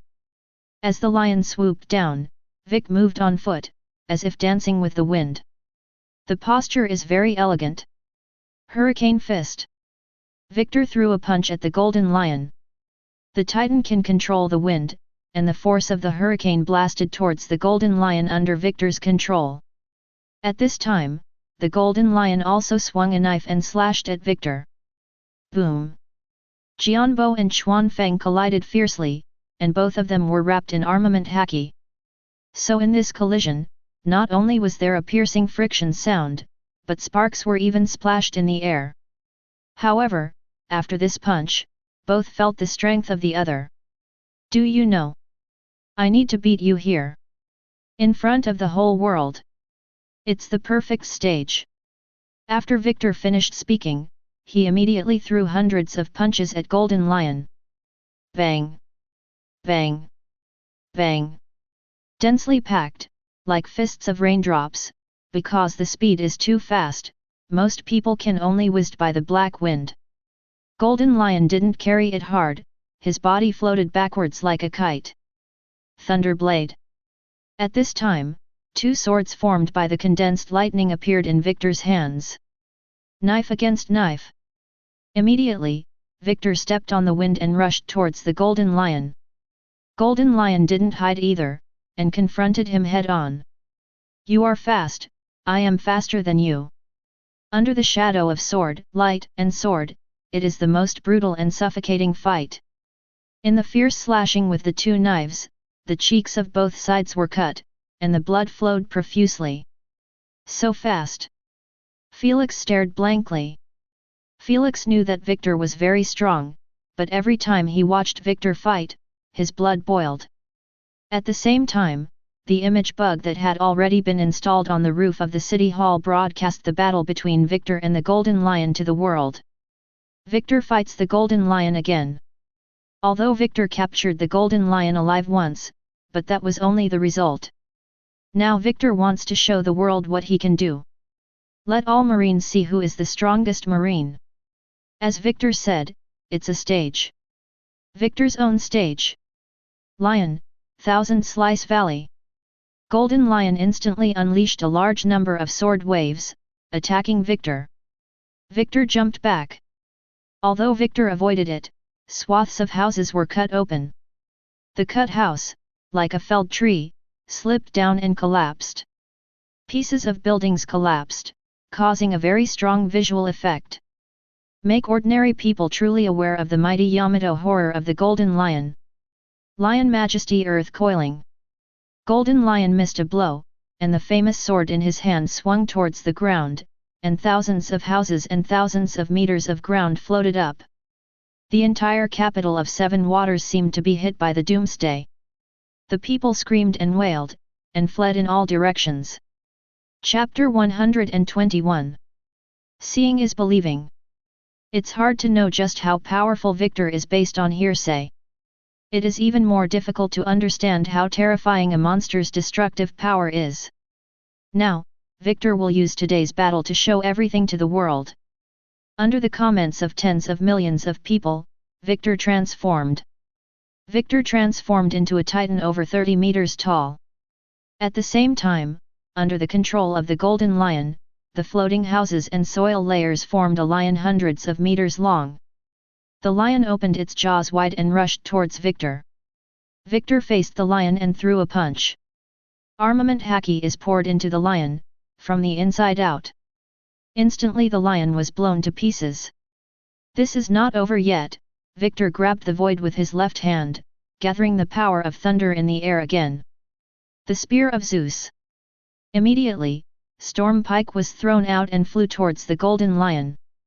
Golden Lion faced Thunder Spear and slashed down with his sword. Jianbo chopped off Thunder Spear.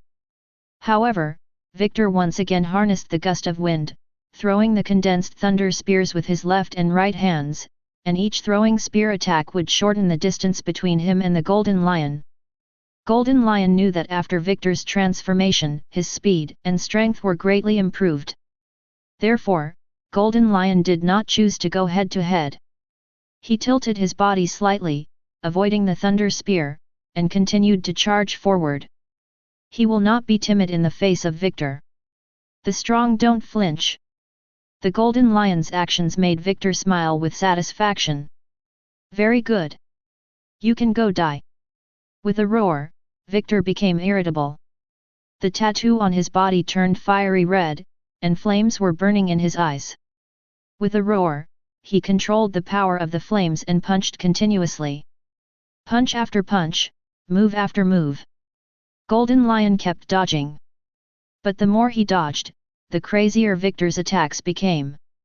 Under the destruction of Victor, the entire capital of Seven Waters, houses were bombed down, not only collapsed, but the fist of flame spread the flames, and the fire quickly burned up. At this time, the civilians who were watching the battle in Sabayati Archipelago and other places, each of them received a strong visual impact. Is Golden Lion scary? Pretty scary. However, Marine Admiral is just as scary. The fighting power of the two of them seems to be between equals. Who wins and who loses? Who will have the last laugh? Everyone's heart is hanging. At the same time, Sora, Sengoku, and others watched the battle through the curtain. The Seven Waters are about to be destroyed. Sengoku said solemnly. Kong didn't answer. He didn't have time to take care of civilian losses and casualties now. Victor's capture plan was successful and successfully let out the Golden Lion. Now, all it takes is to catch the Golden Lion again and it's over. However, Golden Lion is not as simple as it seems on the surface. How easy is it to catch the Golden Lion? The entire city of Seven Waters was shrouded in black smoke, blocking the light. No piece of land on the island is complete. Victor and Golden Lion's destruction of the capital of Seven Waters was complete, without any stinginess. The two top powerhouses in the world did not hold back at all. Golden Lion is using his greatest strength to vent the anger and resentment that has accumulated in his heart for a long time. You guys can really pretend. Golden Lion knew that Victor hadn't used his full strength yet. At this moment, Victor was holding a thunder blade in his hand and pushing Golden Lion hard. Golden Lion suddenly withdrew his force, causing Victor's body to lean forward, and he raised his foot, replacing the sharp sword in his lower leg, and slashed viciously at Victor's neck artery in conjunction with the rotation of his body. The strength of Golden Lion is not only based on lion fruit, he can keep pace with Roger and Whitebeard, but also depends on his own haki and swordsmanship. Especially dual swords. Golden Lion is based on speed, so his body skills are weird. Golden Lion's kick was very sudden, and he also predicted that Victor would give up the attack because of it. After all, once he loses his attack target, his actions will slow down a lot. But the fact is, not only did Victor not give up the attack. Instead, he took the opportunity to speed up, pushing the speed to ultimate. With one step, the distance is 10 meters. This speed is even faster than the speed that Victor erupted just now. Golden Lion didn't expect Victor to be able to do this, and was immediately frightened. He instinctively retracted his attack. Boom! Victor's right arm hit the Golden Lion's chest directly. What? Golden Lion howled in pain. Victor's hammer-like fist hit Golden Lion's abdomen directly. The incomparable power sent the Golden Lion flying, fell to the ground, and knocked down several buildings. Pfft! Golden Lion spat out a mouthful of blood. He knew that he still underestimated him. At that moment, Victor's eyes looked exactly like that man's. No, not like, but they are all a kind of people. Kia ha ha ha ha ha. Golden Lion felt pleasure, he found new pleasure. Roger, it's a shame you didn't get a chance to see it. Golden Lion wiped the blood from the corner of his mouth, then stared at Victor with crazy eyes. For a man like you, being a marine is such a waste. Come and cooperate with me. As long as we join forces, the world will be ours. Although Golden Lion didn't know what Roger wanted, he knew that Roger must have something he was after. The same goes for Victor. Cooperation. Victor sneered, do you think the righteous Marine Admiral will cooperate with the evil pirates? With that said, Victor threw himself at Golden Lion again. Boom boom boom boom boom. Victor waved his iron fist frantically, hitting the Golden Lion again and again. Golden Lion brandished the double knives in his hands, resisting Victor's attack. Just then, an ice spear charged at the Golden Lion. Observation Haki of Golden Lion noticed it, but before he had time to dodge, the ice spear had pierced his back. In an instant, the frozen air in the ice spear froze most of the Golden Lion's body. It's Aokiji. Everyone leaned over one after another, only to see Aokiji walking slowly. His face was covered with frost, and when he walked, his body was emitting white air. Breathing, it makes people feel strong. Yamato terrible. Sengoku is busy enough to send you here. Victor feigned displeasure, and he frowned slightly. In fact, this was all within his expectations. How could Sengoku give up the stage to Victor to perform alone? What exactly are you protecting? Aokiji said coldly. The ground under his feet was scorched black, and flames were everywhere. It is true that Victor wanted to catch the Golden Lion, but this is a densely populated city. How many innocent people will be killed in this battlefield with Golden Lion without evacuating the citizens? Chapter 122. As the commander of this mission, I did not let you join this mission. Victor said with a deadpan expression that he had already considered all possible situations. Among them, Sengoku's Tianran is also included. In the original plot, Aokiji was just adding to the chaos in the Summit War. If it wasn't for his troubles, the Whitebeard pirates would have no chance of escaping. Aokiji's face is getting colder and colder. Today, the number of people who died in the capital of Seven Waters has far exceeded that of O'Hara. There are victims everywhere. Children were crying beside the ruins of the house, and their parents were crushed inside the house, dying. And the mother who lost her child is trying to dig up the house with bloody hands. But she was just in vain. "Mommy, mommy!" The child cried heartrendingly. His mother looked at him with a sense of desperation as the fire around him grew bigger and bigger. Mother Jim stretched out her thin hands, trying to touch the baby. However, in the next second, a powerful force attacked, tossing her whole body and falling heavily to the ground. What? Her body rolled in the ruins, moaning in pain. Just now, Victor and Golden Lion fought hard, and the impact of their armament haki once again shocked the capital of Seven Waters. Of course, for the strong, this is nothing at all. However, for ordinary people, the shock generated by the monster's casual blows can kill ordinary people. Aokiji watched all this. He clenched the ice spear in his hand, his face was frosty, but the anger in his heart couldn't be suppressed. Victor just blocked the Golden Lion's attack, and then he punched the Golden Lion. Titan Broken Star. Victor gathered his strength and launched a terrifying blow towards the Golden Lion.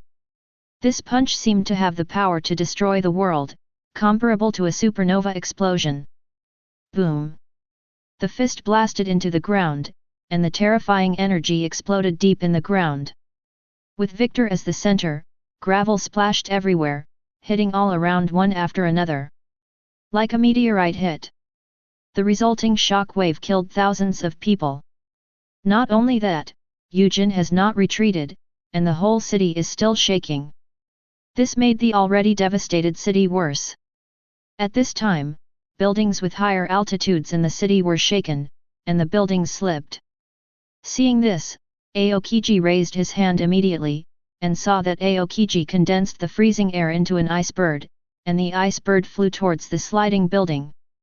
In an instant, all those buildings were frozen, preventing the buildings from continuing to slide, and saving the lives of hundreds of citizens. The townspeople, who had managed to survive from the Shinigami, all cast grateful glances at Aokiji. However, the attention of Victor and many Marines is not on Aokiji at all. The focus, including the image bug, is also on the Golden Lion. Compared with the life and death of those citizens, everyone is concerned about the result of the battle between Victor and Golden Lion.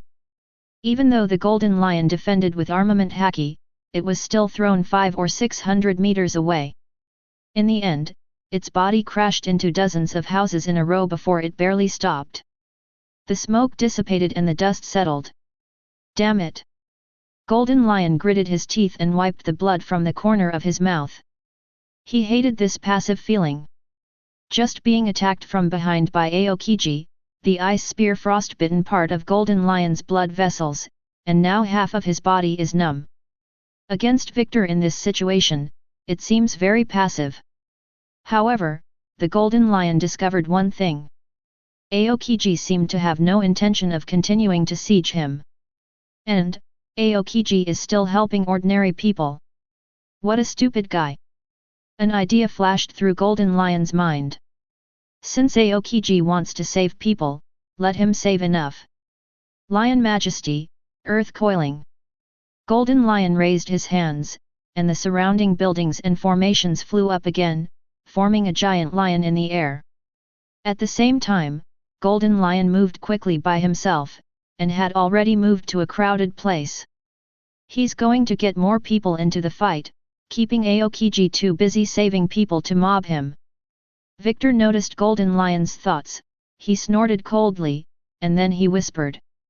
Life returns 8 inner gates open.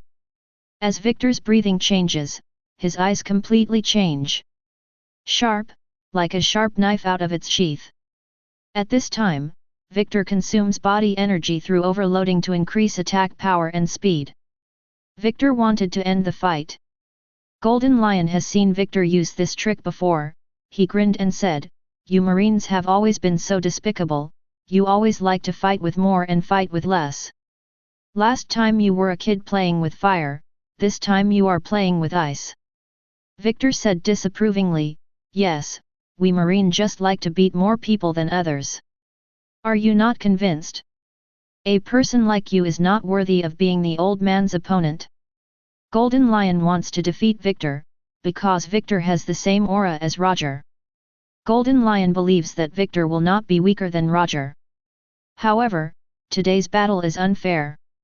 As the Golden Lion controlled the giant lion to pounce on Victor, he himself flew towards the sky. If he wants to leave, no one can stop him. However, at this moment, a giant eagle flew past at an extremely fast speed. Far faster than Golden Lion.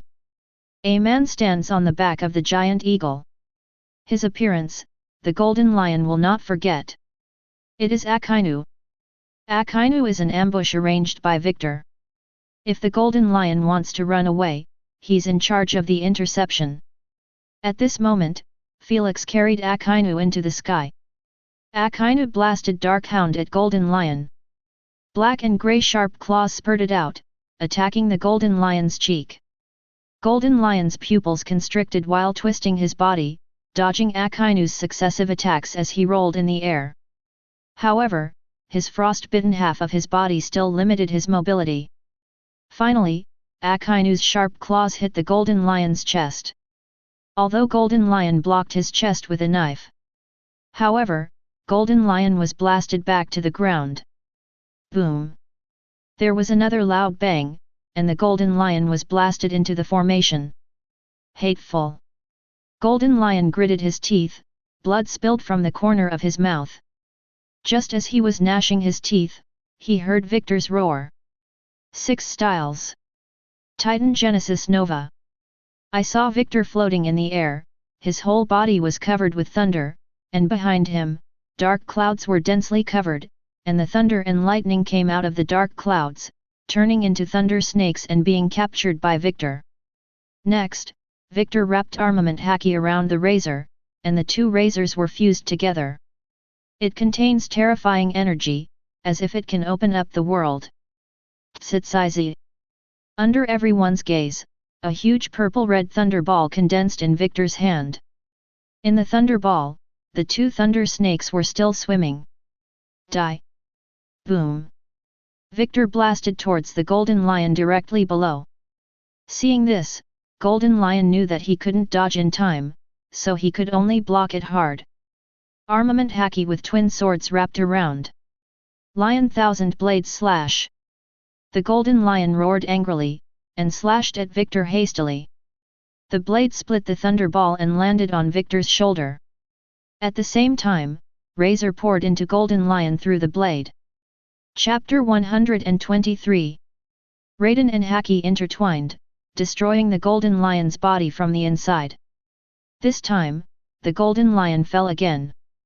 Victor walked to Golden Lion's side, and at the same time, he lifted the status of life return. Witnessed by tens of millions of viewers, Victor stretched out his right hand, which condensed a blue knife. The blade condensed by the wind element also cut off Golden Lion's hands. Then, Victor grabbed Golden Lion's head with one hand and raised it up.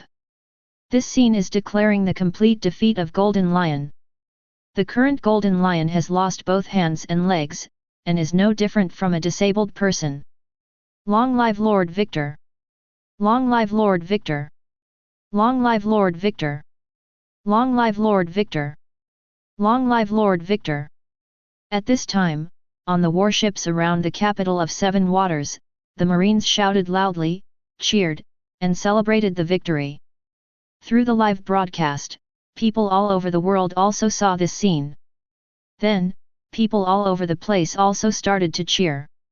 The Golden Lion is the villain of an era. His death naturally made the people very relieved. It's just that no one noticed the tragic situation in the capital of 7 Waters. All people care about is winning. Victor took the golden lion to greet victory and honor. Aokiji looked at Victor's back, he watched all this silently. He's not jealous of Victor. Only. Is this really correct? Who cares about the victims of the capital of Seven Waters? This beautiful city is in ruins. Is this the justice Victor wants? Eliminate all pirates by any means. Aokiji clenched his fists. Thank you, uncle. Just then, a little girl came to Aokiji's side and thanked him. The little girl's mother is behind her. Watching the girl, and the girl's mother. Aokiji nodded slightly, then turned and left silently. Marine Ford, Naval Headquarters. Caught him again. Sora rubbed his head and said to Sengoku. After capturing the Golden Lion again, Victor's popularity in Marine is unprecedented. It is said that Garp is a marine hero who once defeated rocks. However, for young people, this incident is just a legend. Young people have never seen the power of Garp. Victor, on the other hand, is much smarter. Not only defeated the Golden Lion, but also broadcast live to all over the world. Seeing is believing. It is not clear whether Garp is serious or not. But Victor is really strong. Moreover, capturing the Golden Lion twice is impeccable both in terms of strategy and force. After all, no one at Naval Headquarters has ever matched that feat. Sengoku was silent. You don't have much time left, Sora said to Sengoku. I understand. Sengoku nodded. I hope you will take over as the marshal, so I can rest assured. Kong sighed, what he said was true. It's not just Sora's idea to let Sengoku succeed the Marine Marshal, but Sora thinks it's also the Five Elders' idea. Victor is very strong and capable. However, Victor was too aggressive. Although Victor can also perform the tasks of Five Elders and Celestial Dragons, the world that Victor wants is different from the world that Five Elders wants. However, Victor's prestige is now greatly increased. Whether it's within Marine or around the world. The strongest Admiral is Victor. Unless, Sengoku can capture Whitebeard. The Holy Land rejoices, among the flowers in the deepest part of Pangu City.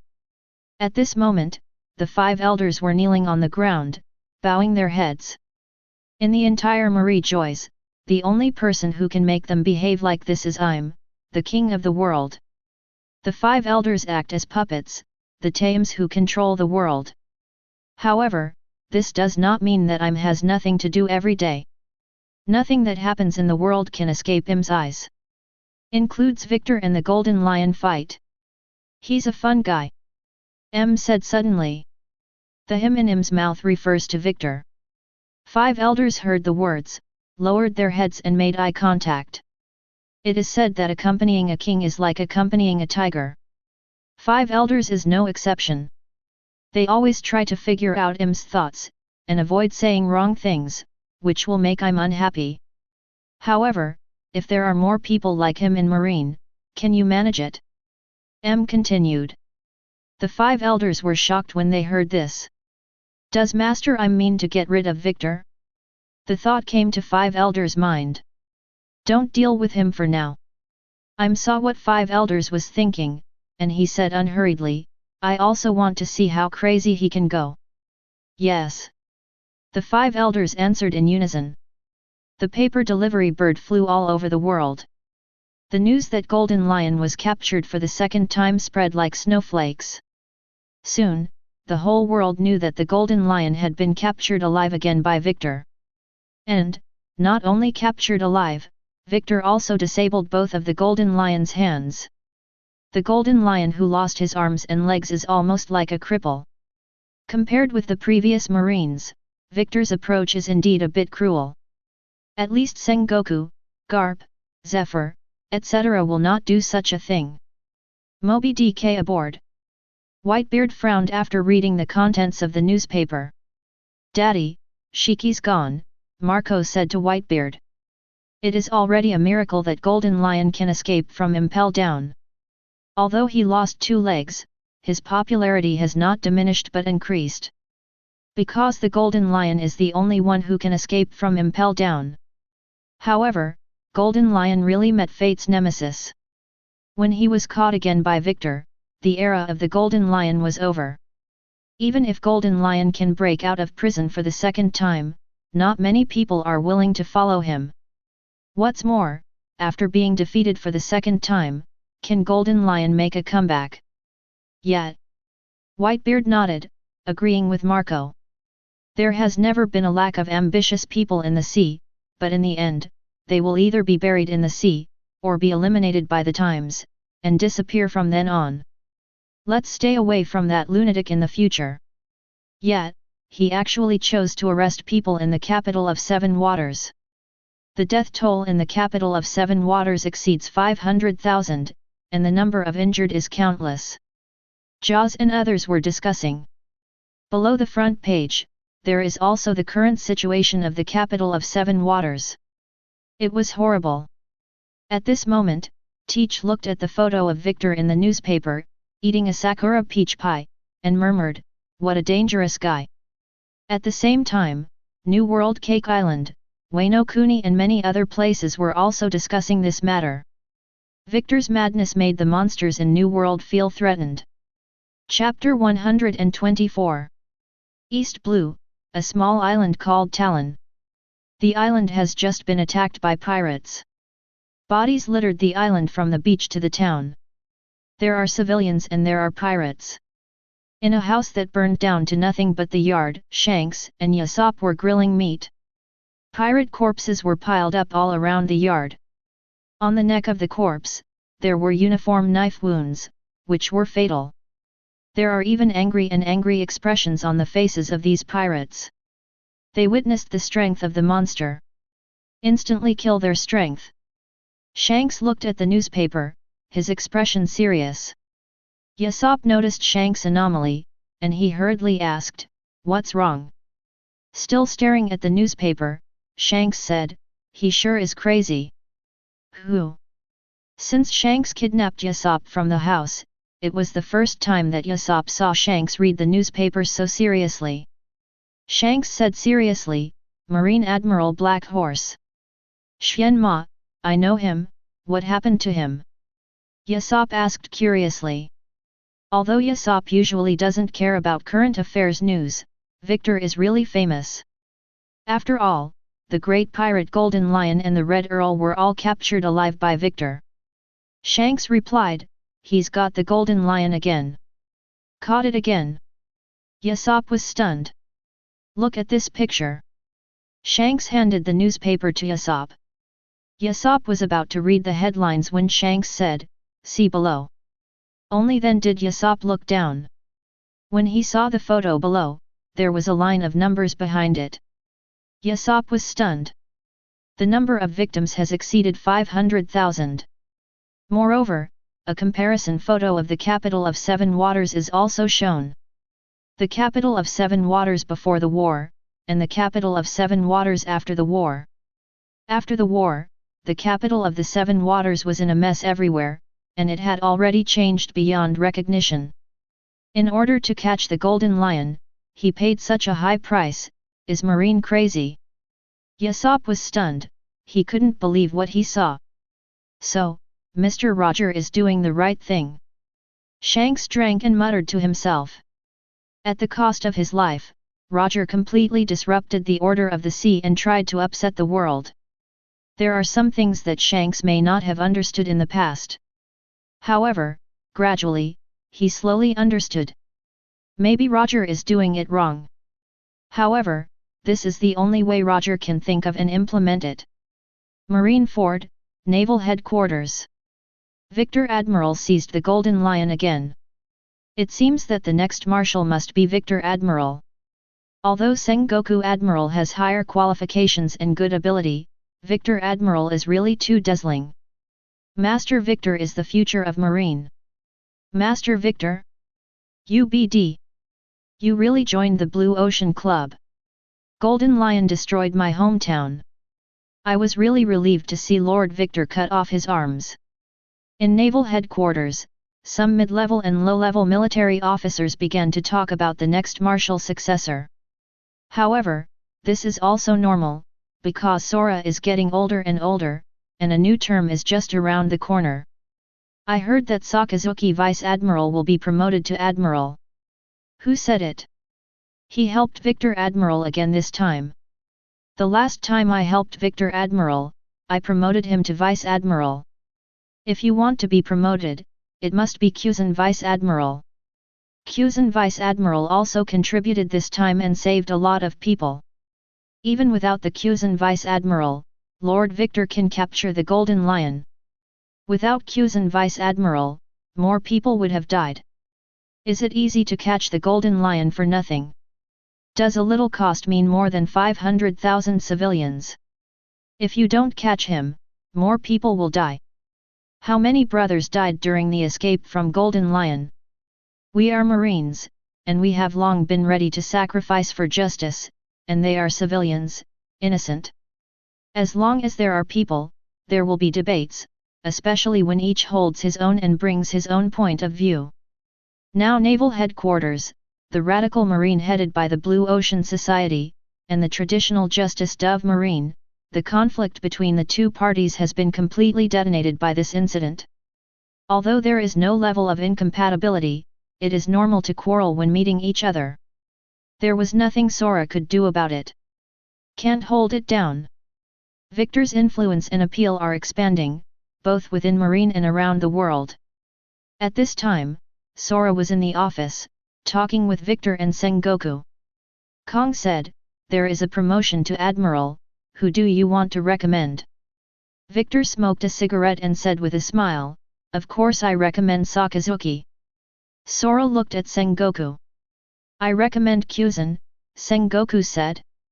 Then, Sengoku added, "Kuzan performed very well in the roundup of the Golden Lion this time, which is obvious to all, and preserved Marine's face of justice."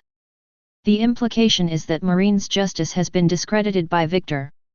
Victor smoked a cigarette and said, "I originally just wanted to catch Golden Lion in a one-on-one way. You all know the character of Golden Lion. Unless his brain is pumped, he won't fight to the end. Don't wait for Sora and Sengoku to speak." Victor smiled and said, "Didn't the Golden Lion escape from the Marine siege back then in the Valley of the Gods? It was different back then." Sengoku was about to refute. Victor asked Sengoku, "If you were faced with an opponent you could beat, would you run away?" Sengoku couldn't answer the call. "The last time I lost to me was because we had a lot of people. This time, Golden Lion thought he could win against me. That's why he dared to fight me. But, during the battle, a Kuzan suddenly appeared. Golden Lion almost ran away at that time, nearly causing a catastrophe." Victor's voice became louder and louder, "Sengoku uncle, you know tactics. If you don't pay a certain price, can the so-called strategy succeed? Don't say it's 500,000 deaths, as long as you can catch the Golden Lion, 5 million deaths are worth it." Sengoku held back and couldn't speak, but, from his face, it was obvious that he was also very upset now. Was preached by Victor. Of course, Kuzan does have credit too. Victor changed the subject, "Let's let it go this time, I won't hold him accountable." Sengoku scowled. "Okay." Sora frowned, and said, "Let's give Sakazuki the promotion quota this time." "Yes." Sengoku nodded, obedient. After all, it's Victor's job to catch the Golden Lion. By letting Aokiji in on the mission, Ben is overstepping his authority.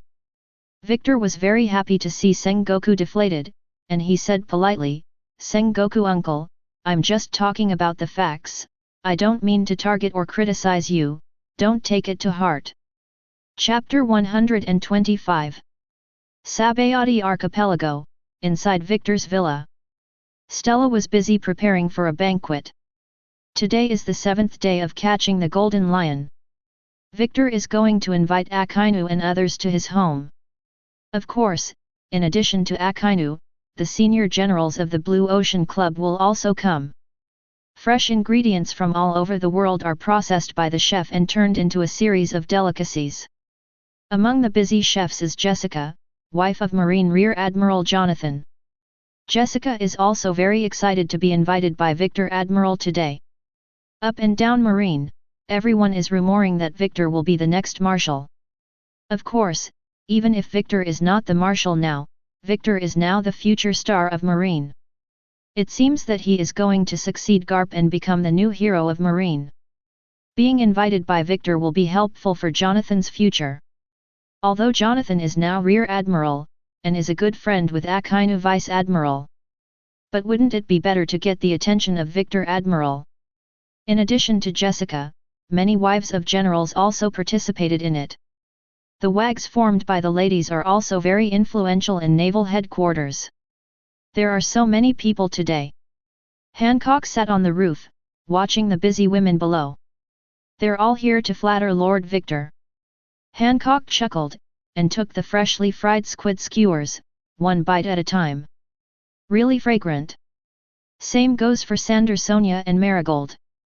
Kuina glanced at the three sisters on the roof from a distance. She was a little envious of them. In fact, she also wanted to climb to the top. It's just that Victor doesn't allow it. Elder sister Stella emphasized that Master Victor would not let her climb to high places. I don't know why. If girls aren't allowed to climb walls, why are the three of Hancock allowed? If it is young, then Sabo will not be scolded for climbing walls. Kuina couldn't figure it out. Now climbing up to the roof has become something Kuina is looking forward to. Want to go up? At this moment, Robin came to Kuina and asked Kuina. Kuina glanced at Robin, then shook her head, and started practicing sword again. At this time, on the lawn of the yard, Victor was drinking and chatting with Akainu with a wine glass. Rodney and others followed. This time, I won the Admiral promotion for you. Victor said. Sakazuki is going to be promoted to Admiral. Ghost Spider, Dogman, Jonathan and the others widened their eyes. They were happier than Akainu. Because one person attains Taoism and ascends to heaven. Akainu got promoted, so are they still far from being promoted? Without waiting for Akainu to say thank you, Victor said again, don't say thank you. Victor stopped, patted Akainu on the shoulder and said, this time you helped you get a promotion, but you paid a lot of money, and the relationship with Sengoku uncle is even deadlocked. Although the relationship between Victor and Sengoku is not very good, it is the first time that Victor said it himself. Victor went on to say, after all, Kuzan is the one they like and want to reuse. Akainu nodded subconsciously. Ghost Spider, Dogman and others also nodded. This is the consensus within Marine. Aokiji is their junior, why is he promoted so fast? In terms of strength and contribution, where is Akainu worse than Aokiji? Therefore, if there is no Victor this time, the promotion spot must belong to Aokiji. So, you owe me a lot, and you should thank me very much. Victor said with a smile. How can I thank you? Akainu asked seriously. He is really serious. Ghost Spider, Dogman and others thought Victor would make some demands. After all, value exchange is the way to survive. Victor said very seriously, after you are promoted to Admiral, help me work more shifts, so that I have time to be lazy and fish. After hearing Victor's answer, Akainu and others were stunned. Ha ha ha. Victor smiled and patted Akainu on the shoulder, we are comrades in arms, we need to advance and retreat together. Yet. Akainu nodded. Okay, let's go eat, I can smell the aroma, and today there are North Blue's special snacks, let's congratulate Sakazuki Admiral together. Victor said to everyone with a smile. Akainu's hometown is in North Blue. Victor's move is to recommend Akainu and make Akainu the protagonist of the banquet. This gave Akainu enough face. People's hearts are made of flesh. Is Victor nice to Akainu? That's great, Ghost Spider, Dogman and others can see it. As for forming cliques? Inside the Marine, which one does not form a gang to stand on the top of the mountain? Hanging with Victor is definitely better than following Sengoku. See Circle Calendar 1506. With Victor's recommendation, Akainu was promoted to Marine Admiral. Of course, the entire naval headquarters knew it was Victor's job. If Victor wasn't there, Aokiji would have been promoted. Although Kong is still Marshal, and 5 Elders has not appointed a new Marshal, but some people have already sensed that the wind has changed. Now that the wind is blowing at naval headquarters, Victor has fallen. At the same time, although it has not been made public, the martial battle between Victor and Sengoku has been quietly going on in secret. The Blue Ocean Club headed by Victor represents radical young people. Now, Victor has won over Akainu, and his power in the headquarters is even stronger. It's really hard to say who will be the future marshal. It might really be Victor's. If Victor becomes the new Marine Marshal, he will be the youngest marshal in Marine history. Holy Land, Marie Joyce. Blue blue. Blue blue. Blue blue. The phone bug was ringing incessantly at the desk. Akainu woke up from his sleep. As the new Admiral, his first assignment is to be on duty at Marie Joyce. It is Admiral's responsibility to defend the Holy Land and ensure the safety of the Celestial Dragons. It was nothing at first. However, after 2 months, Akainu felt bored. And, because in Marie Joyce, Celestial Dragons are available all day long. Experience the arrogance and brutality of the Celestial Dragons up close. When Akainu saw those slaves being treated as livestock, his heart was also touched a lot. All he can do is not to look at it, not to think about it. He repeatedly warned himself and gave himself hypnosis, these slaves are sinners. Only in this way, the justice in his heart will not be shaken. Completely wipe out the pirates and implement justice. At this moment, Akainu picked up the microphone of the phone bug. Marine, a slave has escaped. Send someone to assist in the search immediately. The people contacting Akainu now are not Celestial Dragons, but agents of CP0. They follow the Celestial Dragons every day, fighting against others. Akainu had long been annoyed at seeing them.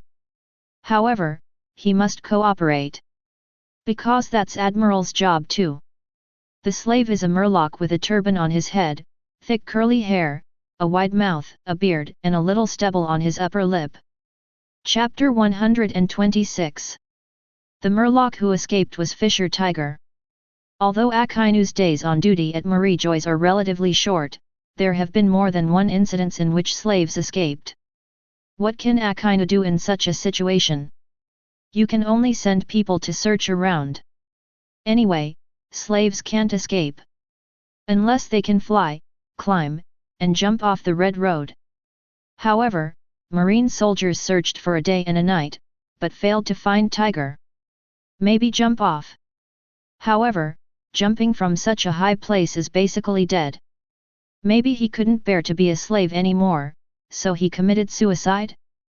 Akainu didn't take it to heart either, and the agents in charge of the hunt also hurriedly dismissed it. However, after Tiger escaped from Marie Joyce, he finally returned to the Fishmen Island. For a long time, the human beings headed by the world government have had a tense relationship with the murlocs and mermaids of the Fishmen Island. Because of lack of mutual understanding, humans discriminate against murlocs and merfolk. In addition, the discriminatory attitude of the world government is particularly strong, and the Celestial Dragons, who are world nobles, have been buying various races including murlocs and mermaids as slaves through human traffickers. Fisher Tiger was captured and enslaved by traffickers shortly after the start of his last trip. For 3 years, he was not only imprisoned, but also abused, fully seeing the madness of human beings. When returning to the Fishmen Island, Tiger immediately went to Dragon Palace City. On the Fishmen Island, Tiger is a celebrity. Tiger is not only a well-informed adventurer, but also the leader of Murloc Street. Murloc Street has a significant influence on the Fishmen Island. For example, Jinbei, who was born in Murloc Street, is now the boss of the army soldiers of the Dragon Palace Kingdom. Dragon Palace City. Tiger meets King Neptune and Princess Otohime. When Neptune saw Tiger's appearance, he frowned. Otohime covered her mouth and almost let out a gasp. Because the current tiger has completely lost its former glory. Just from his appearance, one can tell what kind of crazy abuse he has been subjected to. For the past 3 years, I have lived a hellish life in Marie Joyce. We are tortured every day, people die every day, and the celestial dragons will try their best to torture us. I see people dying around me every day, and their bodies are pulled out and thrown into the animal pen. I remember a kid, he was 11 years old, he just had a high fever, just some medicine could save him, but they threw him in a stable and we watched him being torn apart and eaten. Even if I escape, I will be awakened by nightmares every night. Tiger tells about 3 years of life. Tiger, I can feel your pain, you need to rest now. Otohime was born with Observation Haki, and she heard the great scream in Tiger's heart. Tiger wasn't lying. However, Tiger is not as vulnerable as Otohime. Tiger said to Otohime and Neptune, everyone has had enough, I decided to riot the holy place Marie Joyce and free all the slaves there. Neptune frowned. Otohime's expression changed. Because Otohime has just delivered a speech at the signing event to promote the migration to the land to the residents of the Fishmen Island. At this juncture, if the relationship with humans breaks down. I know the princess wants to live in peace with humans, but... When Tiger said this, the anger in his heart could not be suppressed, but, I can't just sit and watch them die in hell. Neptune said in a deep voice, do you know the consequences? Tiger said seriously, of course I know, so after I succeed, I won't go back to the Fishmen Island. Although it is not a cut-off, Tizalo is clearly drawing a line. North Blue, South Town. You guys go and move the box over there. Move faster. This shipment must be sent to the Sabayati archipelago as soon as possible. Members of the Dongquixote family are loading boxes of goods on a ship. These goods are highly profitable. Because it's all contraband.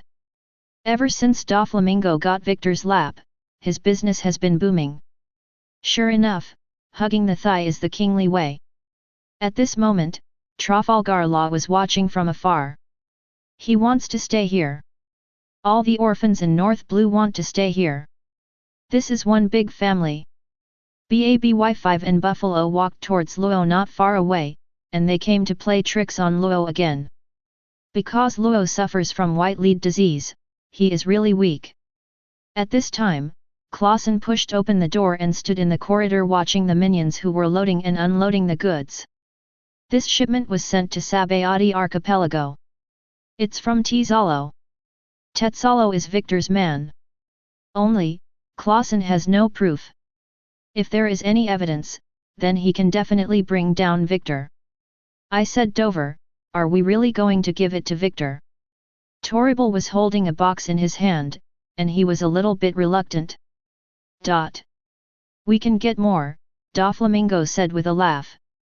Inside the box is a devil fruit. It is the golden fruit that Victor wants to get. Although he didn't complete the task that Victor gave him and couldn't find the golden lion, Victor didn't blame him. It's just that Doflamingo knows he has to provide value. Doesn't Victor want golden fruits? At least he has to find out the golden fruit first. Toribel said, by the way, Dover, recently Celestial Dragons has more and more demand for mermaids. Then send more people to catch them, and you can even go to the Fishmen Island to catch them. Doflamingo smiled, as long as there is demand, are you afraid of being out of stock?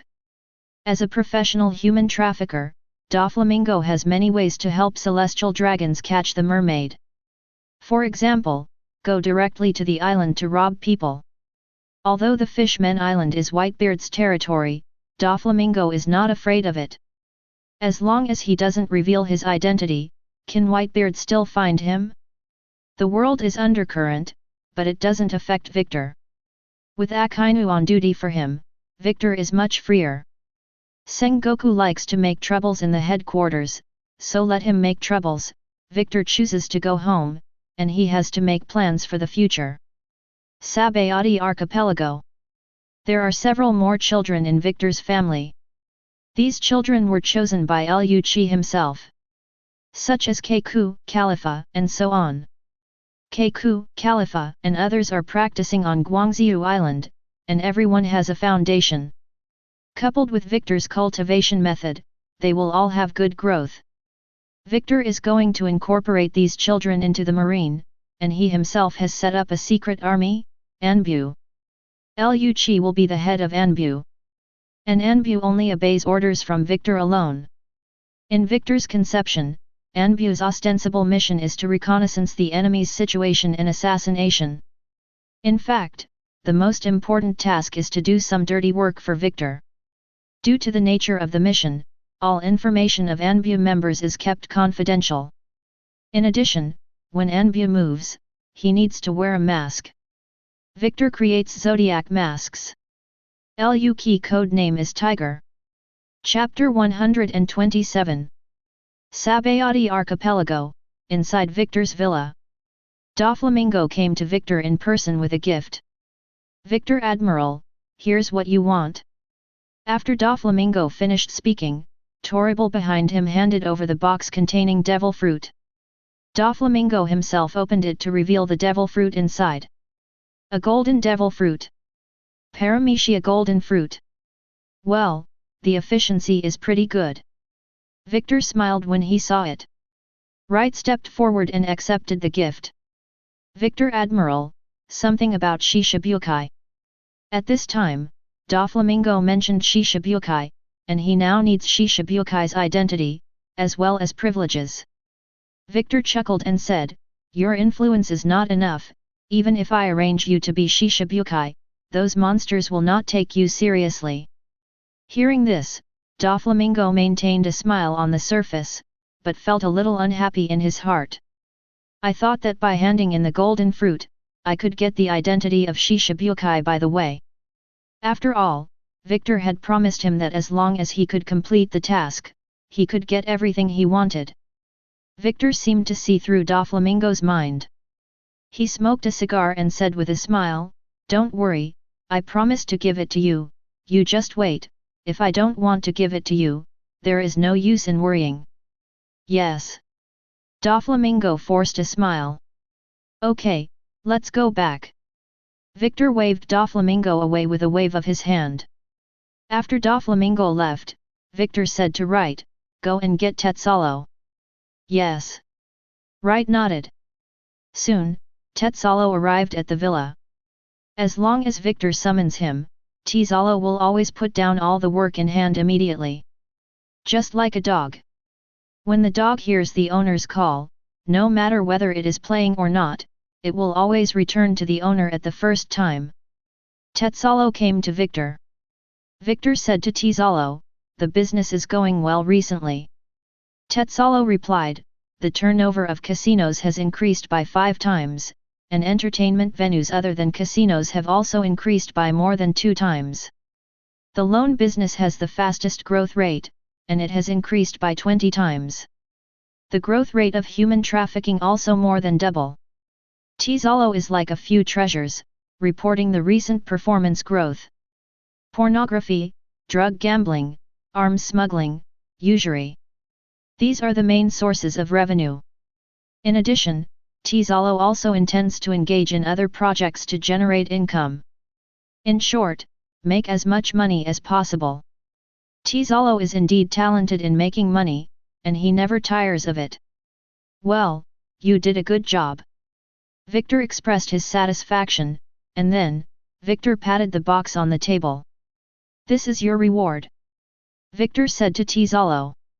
Tezalo is also a big shot now, and he is no stranger to devil fruit.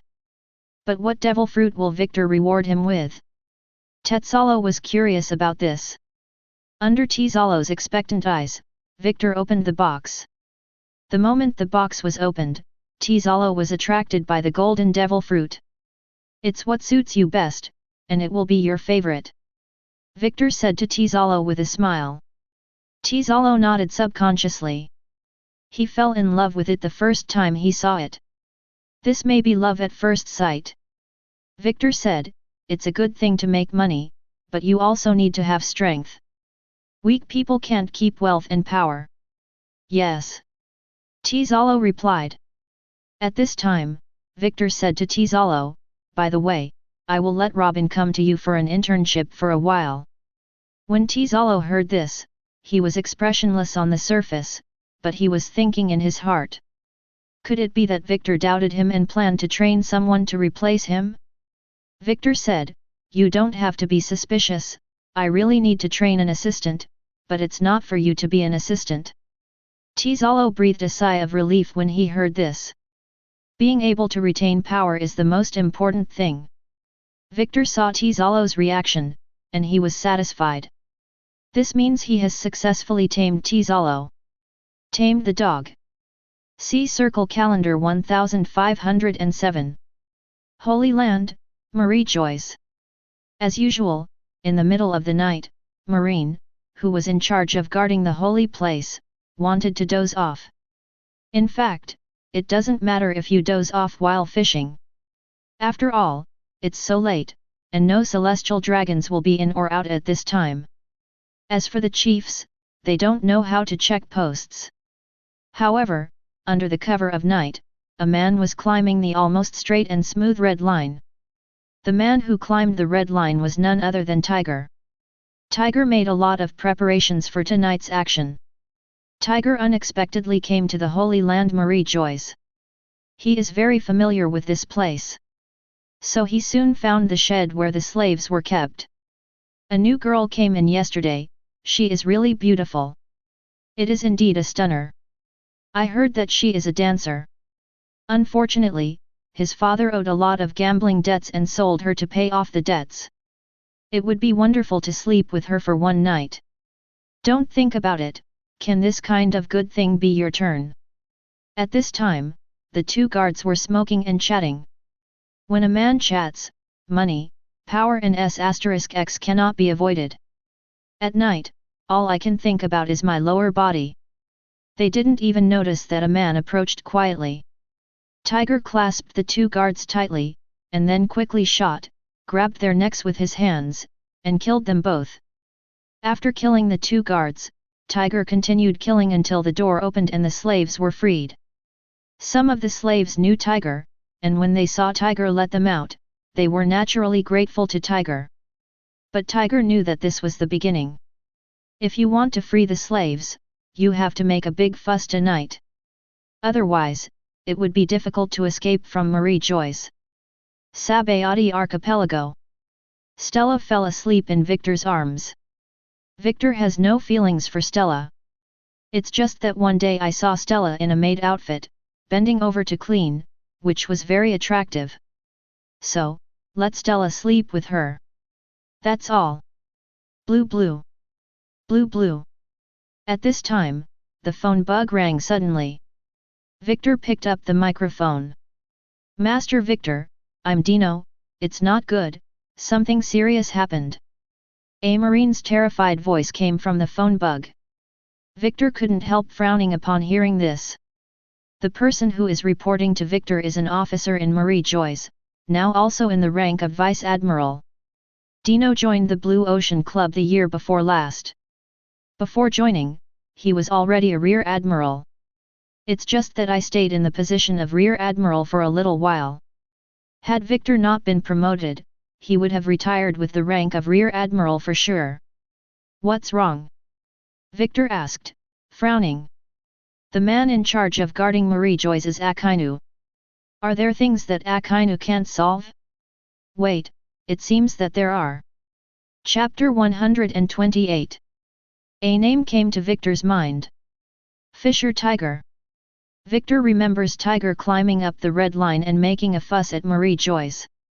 Not only did he successfully free a group of slaves, but he also created a sense of crisis for the celestial dragons. After all, this is the first time in 800 years that anyone has threatened the safety of the celestial dragons at close quarters. Is the situation serious now? Victor was silent for a moment, then asked. Dino hurriedly replied, Marie Joyce is a mess now, and many houses are on fire. The specific situation will not be known until the situation stabilizes. The reason why Dino contacted Victor was that something had happened to Marie Joyce. If celestial dragons were to pursue it, the consequences would be disastrous. Akainu is Admiral after all, possessing the power of a monster, celestial dragons will handle it as appropriate. However, Dino is only a Vice Admiral, and his strength does not match his position. Now that there are so many powerful Vice Admirals in the headquarters, if Dino hadn't joined the Blue Ocean Club, he would have to be a Rear Admiral if he died. Therefore, Dino is afraid of being held accountable, and even afraid of taking the blame. If such a big pot is carried on its back, the skin will peel off even if it is not dead. Don't be afraid, I will mediate this matter for you. You are a member of the Blue Ocean Society and my like-minded comrade. I will not ignore you. Victor speaks out to appease Dino. Thank you, Lord Victor. After Dino heard the words, he finally breathed a sigh of relief. He fears being held accountable. If the celestial dragons turned on him and turned him and his family into slaves, the consequences would be disastrous. Victor said, "Okay, what you have to do now is to cooperate with Sakazuki to deal with Marie Joyce." Yes. After Dino answered, he ended the call. Victor put the microphone down, then sat up and got up from the bed. Stella also got up from the bed and changed Victor's clothes. Stella is a sensible woman, and she knows that Victor is going to deal with big things now. She also heard the urgency of Dino's report just now. The fire is still burning. Luxurious palaces were charred black in the fire. The sporadic explosions are even more frightening. The celestial dragons wake up from their slumber, they are all terrified. I thought Marie Joyce was safe enough. I didn't expect such a terrible thing to happen. Let some of the celestial dragons remember the Valley of the Gods. Agent CP0 is escorting the celestial dragons to safety with agents and guards. Their immediate mission is to protect the celestial dragons. While arresting people is important, if the celestial dragons are killed or injured, they are to blame. Marine also joined them, and they put saving lives as their first priority. Tiger was not wrong in his judgment. Only by creating enough chaos can the slaves escape. Akainu scowled. He had executed no fewer than 100 slaves. After these slaves regained their freedom, they began to retaliate.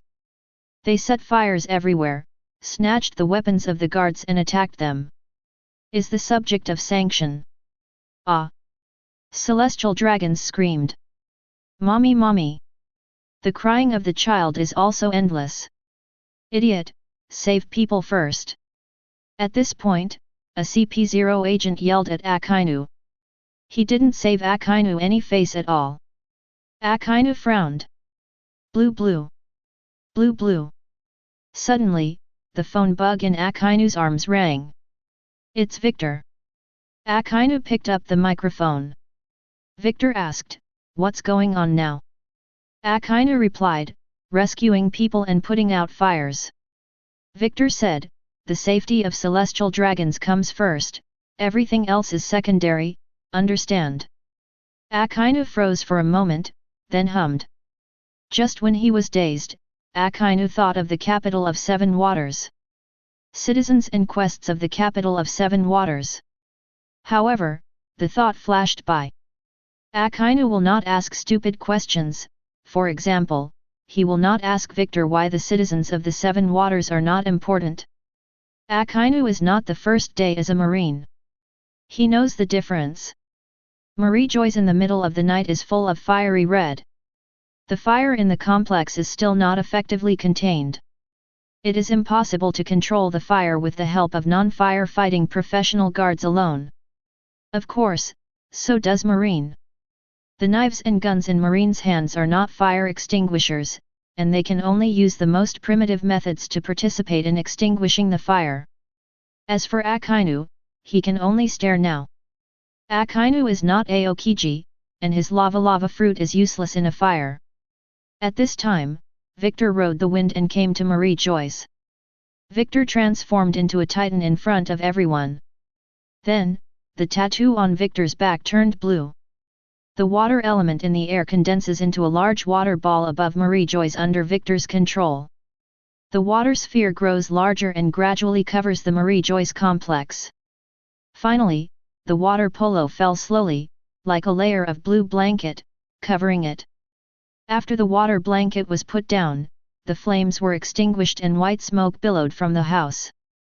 The transpired gas caused a white mist to rise from Marie-Joy's. The fire is finally out. A CP0 agent in an ape mask breathed a sigh of relief. Marie-Joy's had an accident, and CP0 agents were more nervous than anyone. Don't look at CP0, who is usually aloof, showing off his might, and being invincible. However, if anything happens to the celestial dragons, they're dead. Victor returns to human form. At this time, Akainu and others walked towards Victor. Victor patted Akainu on the shoulder. I'll deal with them first, then we'll deal with other things. Akainu nodded and watched as Victor approached several CP0s. Snapped. Victor raised his hand and slapped a CP0 on the cheek hard. The CP0 agent's mask was shattered and he was sent flying at the same time. This scene stunned Marine, agents, and guards. You guys are really capable of letting a group of slaves set fire and make trouble in the Holy Land. Victor said sarcastically. At this time, these CP0 agents were still in a state of confusion. They wanted to trouble Marine. Unexpectedly, Victor would be the first to attack. This time, I will investigate to the end. Victor looked at the CP0 agent who was still in a daze, and said harsh words. Akainu, Dino, and others were all stunned. Does Victor's words mean that the responsibility is all CP0's and has nothing to do with Marine?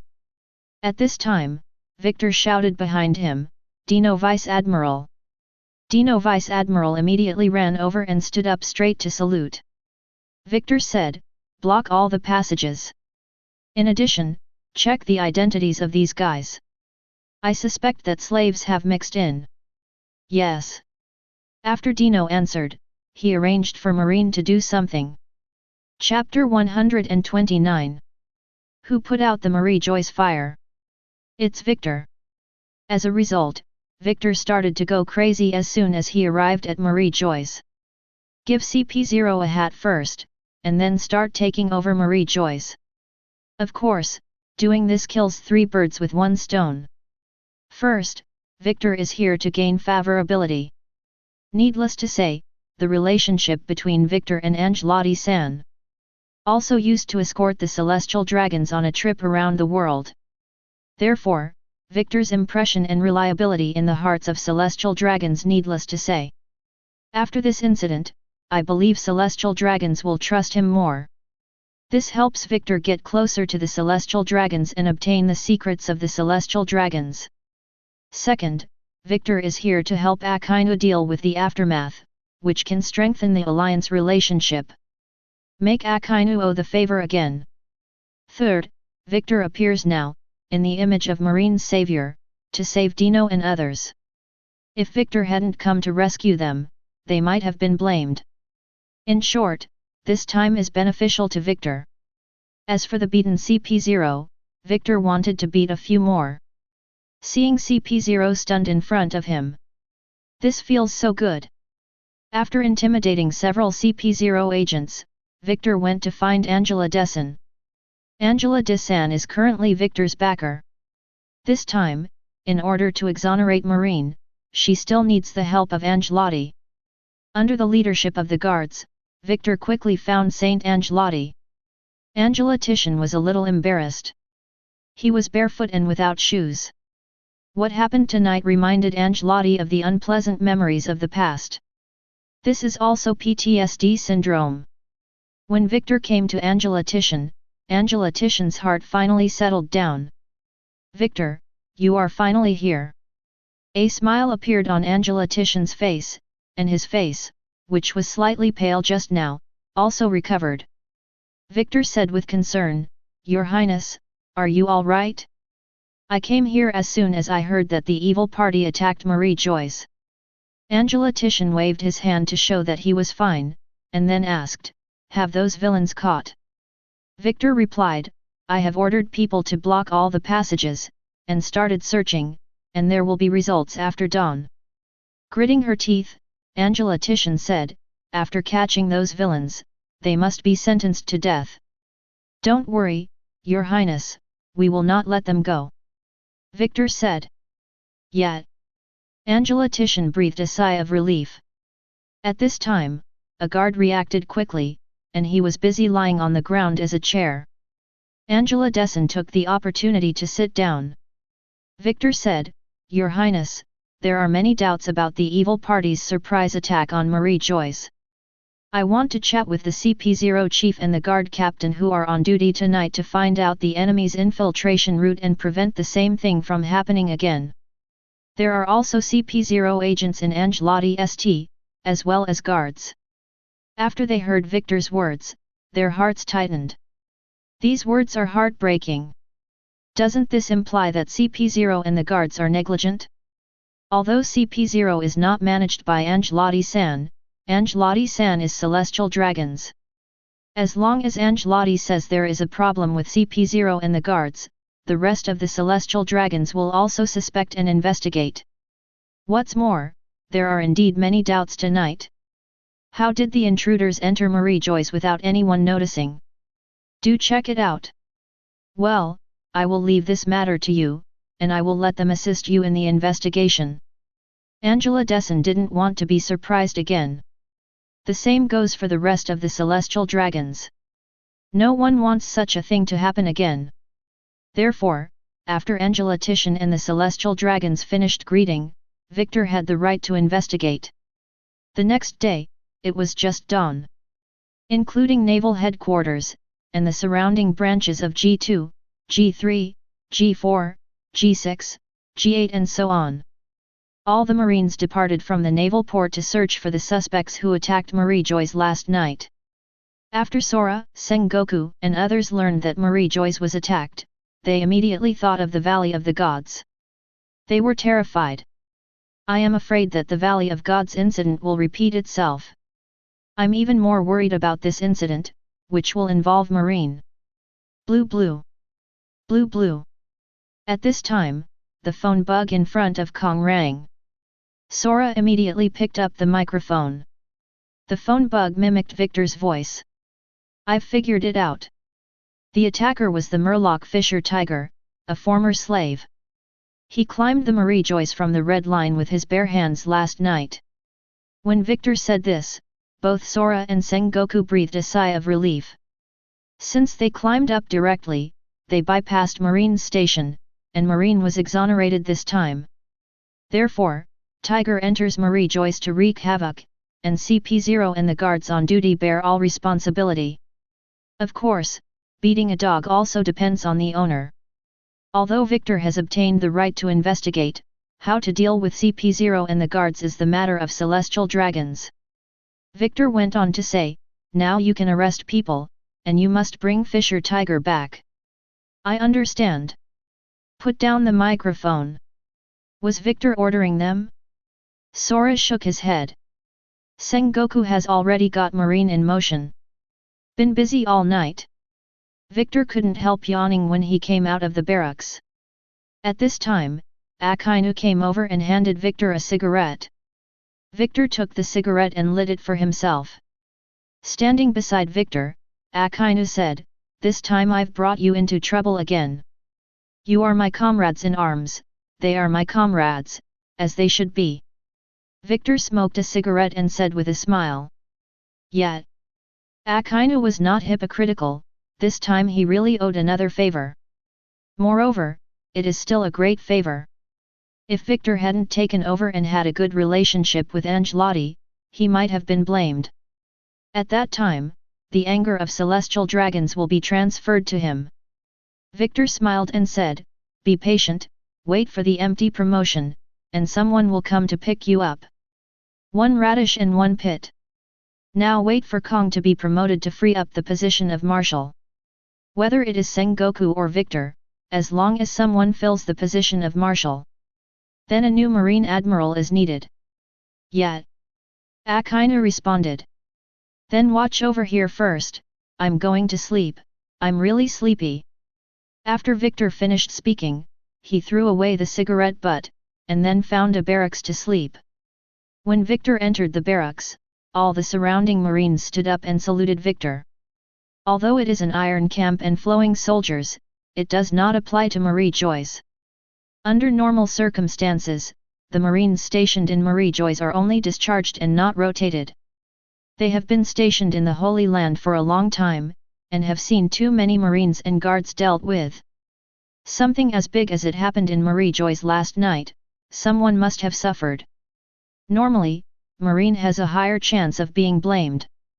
Therefore, they watched the raging fire last night, and even imagined the fate of the whole family as slaves. However, Victor saves them. Now Marine investigates the agents and guards to find out who neglected their duties, allowing the intruders to infiltrate and wreak havoc. As long as the hats are put on, convict them. Then Marine will be free from suspicion and successfully exonerated. Chapter 130. Fisher Tiger freed thousands of slaves enslaved by the Celestial Dragons. This incident, also known as the Marie Joyce attack. Because of this Marie Joyce raid, many slaves persecuted by the Celestial Dragons were freed. Therefore, Fisher Tiger became the leader of the slave liberation movement and the great hero of the Fishmen Island. At least, that's how some newspapers and public opinion described it. However, this is a great embarrassment to the world government. 5 elders wants CP0, and Marine wants Fisher Tiger with all his might. You must know that the only person who currently enjoys this treatment is Monkey D. Darag. This seems to regard Fisher Tiger as the enemy of the world government. However, Fisher Tiger's bounty was very average, only 230 million berry was offered. Although he was the first person in history to make a big fuss about Marie Joyce, and he was also the first person who dared to challenge the world government, but his strength is too weak. Naturally, it fell to Victor to hunt down Fisher Tiger. After all, Victor has caught many big names with his own hands, and even the most difficult Golden Lion, Victor has caught twice. This is also 5 elders' affirmation of Victor's ability. Of course, there is also Angela Titian's credit behind it. Compared to catching the Golden Lion, catching Fisher Tiger is not too difficult. Although Tiger and the others are murlocs who are good at swimming and diving, as long as they can't fly, they can't escape Marine's pursuit. What's more, Tiger has a key point. That is, Tiger is a kind and nice guy. Good people don't live long. Marine Ford, Naval Headquarters War Room. Victor, as the commander of this mission, is responsible for chairing the meeting. At this time, Crane said to Victor, Tiger's whereabouts have not been found yet. I think they must be hiding. I suggest to investigate the island, especially the deserted island. Victor smoked a cigarette, then looked at Sengoku. Sengoku uncle, what do you think? When Victor asked him, Sengoku frowned and said, Tiger is a murloc, he used to be a gangster in Murloc Street, and he has a high reputation in Murloc Street. He has committed such a big case this time, and he will definitely be with him. The Fishman Island has connections. Sengoku is not hiding clumsy, no misleading. I also think so. Victor smiled, I have sent people to the Fishman Island to keep an eye on the group of Murlocs. In fact, when Tiger was wanted, many Murlocs felt that they could not help Tiger, who dared to challenge the world government, so people who admired Tiger, including Jinbei and Arlong, resolutely left the Fishman Island to follow Tiger was born to die. Sengoku couldn't help but tense up when he heard this. Guys, now that you've done it all, you're still asking for my opinion? Victor went on to say, the capture mission this time is actually not difficult. Compared with capturing the Golden Lion, it is not that difficult at all. From now on, the focus is on the Fishman Island, and then every island on the Grand Line must be carefully searched to catch the man with the hoof of the Sky Serpent. Especially Murlocs and mermaids. It's better to catch the wrong one than let it go. This time the world government has lost face, and our Marines will not have a good time. After Victor finished speaking, he pinched the cigarette in his hand into the ashtray and said, "The meeting is over." The Fishmen Island. After coating 10 warships, they entered the Fishmen Island. Move faster. Bison Brigade assemble. The 4th Brigade gathers. Horsecarl Brigade assemble. On the warship, Marine soldiers lined up on the deck and waited. Tens of thousands of Marines marched into the Fishmen Island. This battle frightened the Murlocs and mermaids on the island. In the Dragon Palace, King Neptune and Princess Otohim learned that Marine was coming, and immediately took the ministers to meet him. Otohim wants to live in peace with humans. Naturally, I don't want the two sides to have conflicts. At this point, Victor disembarked from the flagship. Wright, Connor, Rodney, Felix, and others followed behind Victor. I'm Marine Admiral Victor. Soon, Victor meets Neptune and Otohim, and introduces himself. This time I came to the Fishmen Island, and I came with a mission. Murloc Fisher Tiger attacked Marie Joyce, committing an unforgivable felony. So, I hope you will cooperate with Marine so that Marine can search smoothly. Victor's seemingly soft tone gave Neptune and Otohim an indescribable sense of oppression. All right. Victor didn't wait for Neptune to agree, and said without looking back, "Start." The troops began to search and arrest. Under Victor's order, Marine began hunting for the Fishmen Island. Marine soldiers rushed into the houses of the Murlocs and Merfolk, not only smashed and searched, but also forced the Murlocs and Merfolk to take off their clothes and expose their backs for identification. Soon, the Fishmen Island was disturbed. Even Dragon Palace City is no exception. The Murlocs and Merfolk trembled in front of Marine. Seeing this scene, Jinbei, Ilong, and others gritted their teeth, wishing to fight Marine on the spot. And not just on the Fishmen Island. On land, Marine also started hunting for Murlocs and Merfolk. You are responsible for guarding the pier here. The others follow me. Not a single ship cannot be released. Send a few ships to patrol the sea, and the Murlocs also need to breathe when diving. A large number of Marines are hunting for Murlocs and mermaids on every island. In Sabayati Archipelago, in the capital of Seven Waters, in Alabasta. As long as it is a member country of the world government, it must assist the world government in arresting them. It was like a blow to the Murlocs from the human world. After catching Murlocs and mermaids, the first thing to do is to strictly identify themselves and check whether they have the Sky Dragon's hoof seal on their bodies. This also means that although Tiger has liberated many Murlocs to the sea, the brand of being slaves cannot disappear. Once they are discovered, they will still be caught and cannot be free for a lifetime. Even be executed. Grand Line, an island near Gaia. At this time, Tiger and his gang were busy tattooing. Not long ago, desperate Murlocs and mermaids found Tiger. Tiger knew that the Fishmen Island, or the human world on land, could no longer accommodate them. Therefore, Tiger set up a pirate group and took them in. Not only the freed slaves, Jinbei and others also left the Fishmen Island and joined the Sun Pirates. In order to eliminate the Celestial Dragon's branded Sky Dragon's hoof seal on everyone, so that there is no difference between the slaves rescued by Tiger and other members. The team members designed the sun mark similar to the dragon's hoof and branded it on the freed Murloc slaves. The new members who joined the pirates later also had the sun's mark tattooed on their bodies. Because of the sun tattoo, Tiger and others named the new pirate group the Sun Pirates. The Sun Pirates is the new home of the Murlocs and mermaids. Chapter 131. See Circle Calendar 1507, 5 months after Marie Joyce was attacked. A certain sea area of the Grand Line. Pirate found ahead. It's the Sun Pirates. Report to the headquarters quickly. Left full rudder, ready to fight. On the sea, when a marine warship was patrolling, it suddenly discovered the Sun Pirates. Since the formation of the Sun Pirates, Tiger and others have disappeared into the sea. The reason for disappearing is not because of fear, but because they need to recuperate, and at the same time, reduce Marine's attention.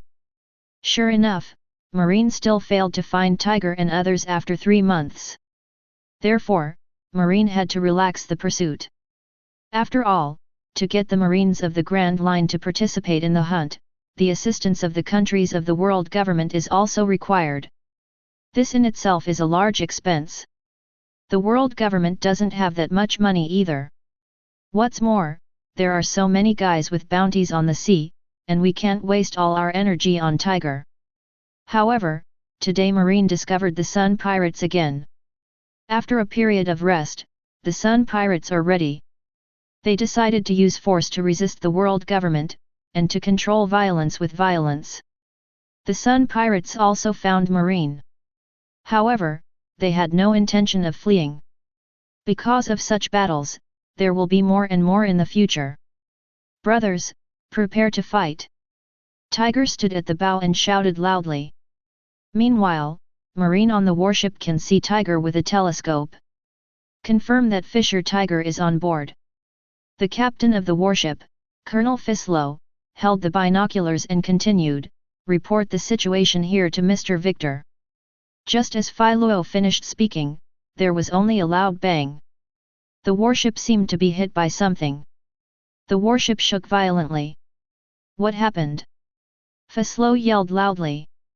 There's something underwater. At this time, a Marine looked down and saw a huge figure swimming quickly on the sea. Then there was another loud bang.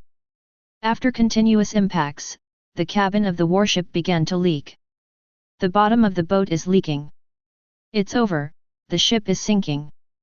The sailors were in a panic, and they were ready to abandon the ship. Let me send you to hell.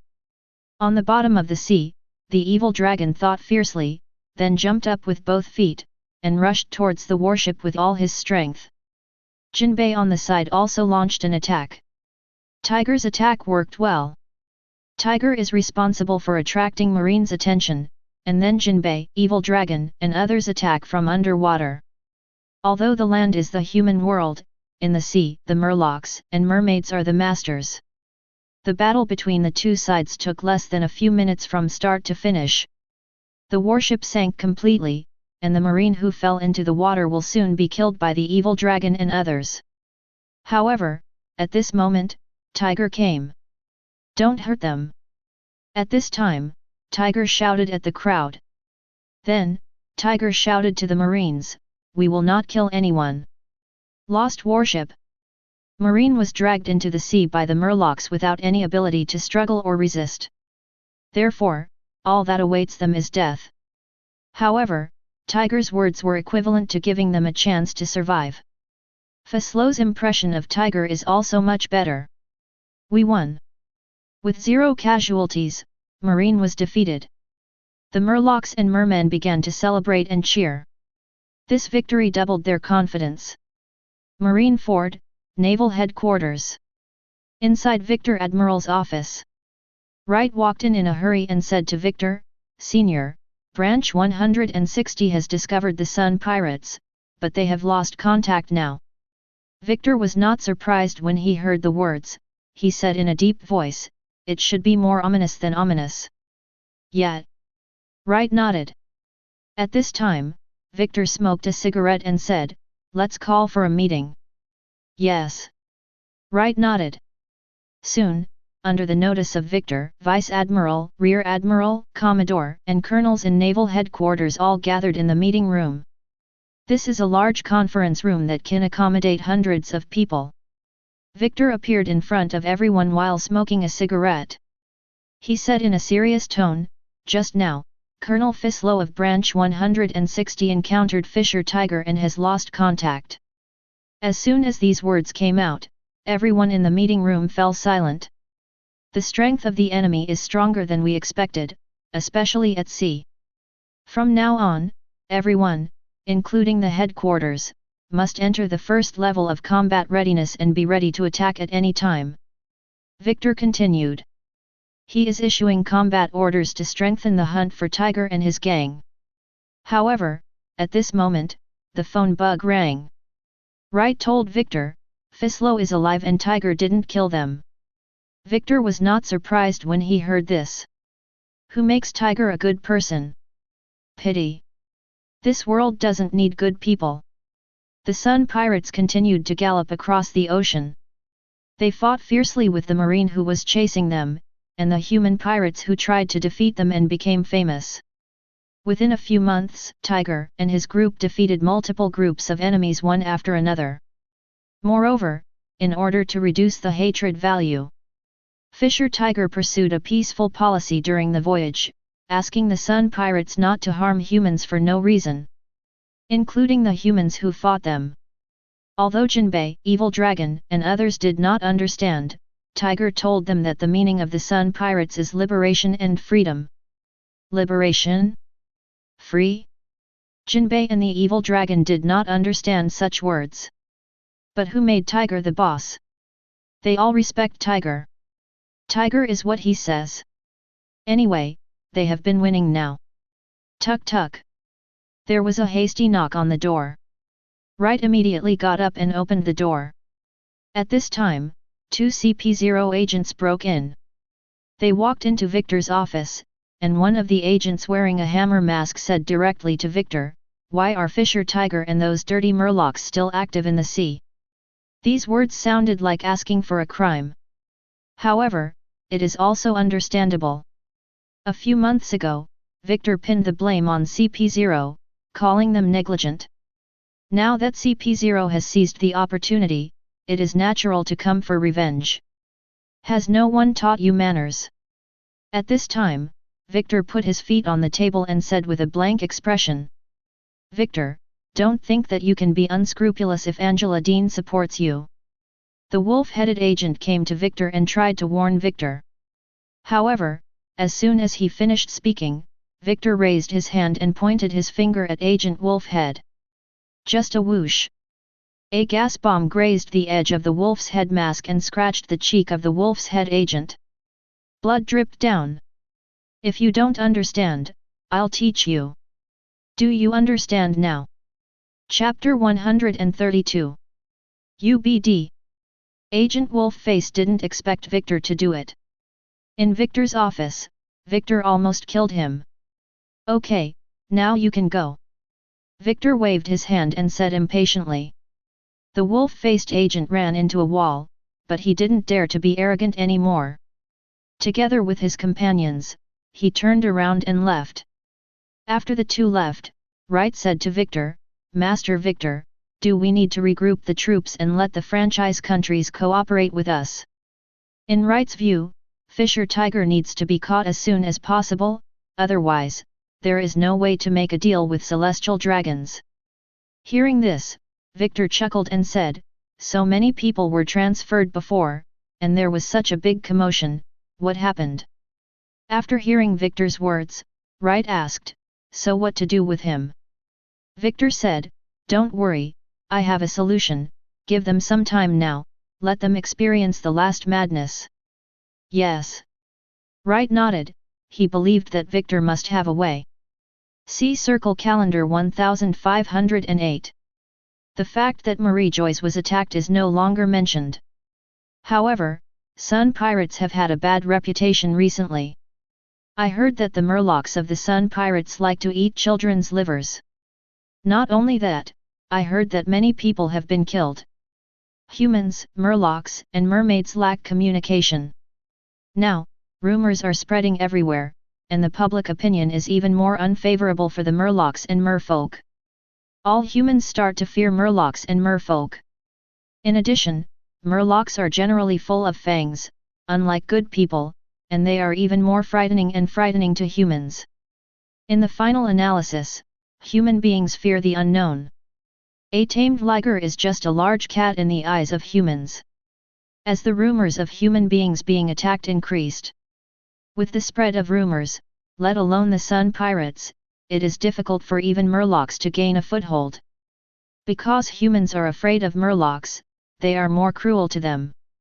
Moreover, as long as you report murlocs and mermaids, you can get rewards. Of course, the instigator of all this is Victor. Victor tells Tizalo and Doflamingo to spread rumors. It caused the human world to start a witch hunt. Victor loves witch hunt and has studied it. From the end of the 15th century to the 17th century, in those days all parts of Europe were ablaze. Whether religious or secular, the judiciary vigorously arrests the so-called witches, and then uses unreasonable secret interrogation, the rule of evidence, and harsh punishments to easily convict people. In this horrific campaign, women are the biggest victims. Thousands of innocent women were judged as witches and burned at the stake. And the reason for the blame is only because of the stupidity of most human beings. The ruling class uses theology as its sole ideology. Therefore, the idea of the devil is very popular, thinking that everything in the world was created by God, and whenever disasters occur, it is believed that evil forces are at work.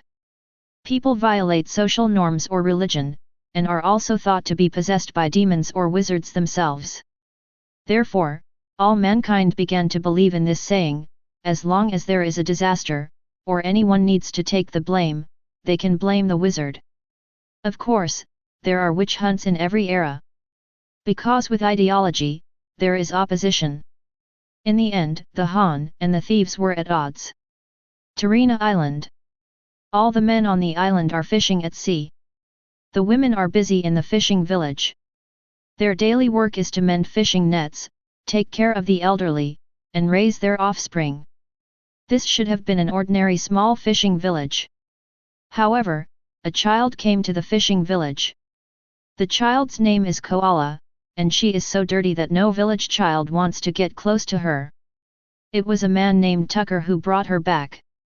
Tucker is an adventurer who went to sea 5 years ago and has not been heard from since.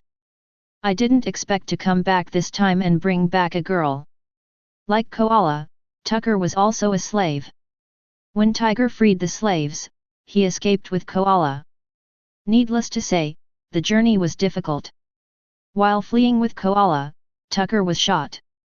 There was no way to treat him on the way to escape, resulting in wound infection. Thanks also to Tucker being a tough guy who insisted on bringing Koala back to the village. If it were an ordinary person, he would have died long ago. However, Tucker still had trouble escaping the Shinigami.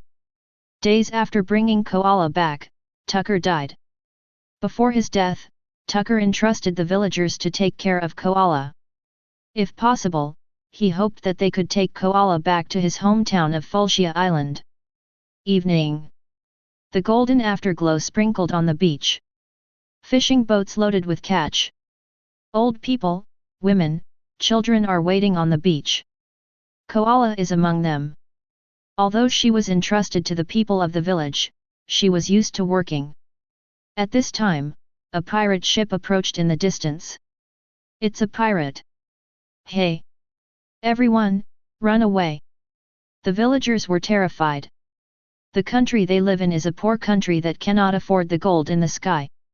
When encountering a pirate attack, they can only deal with it in their own way. Like hiding.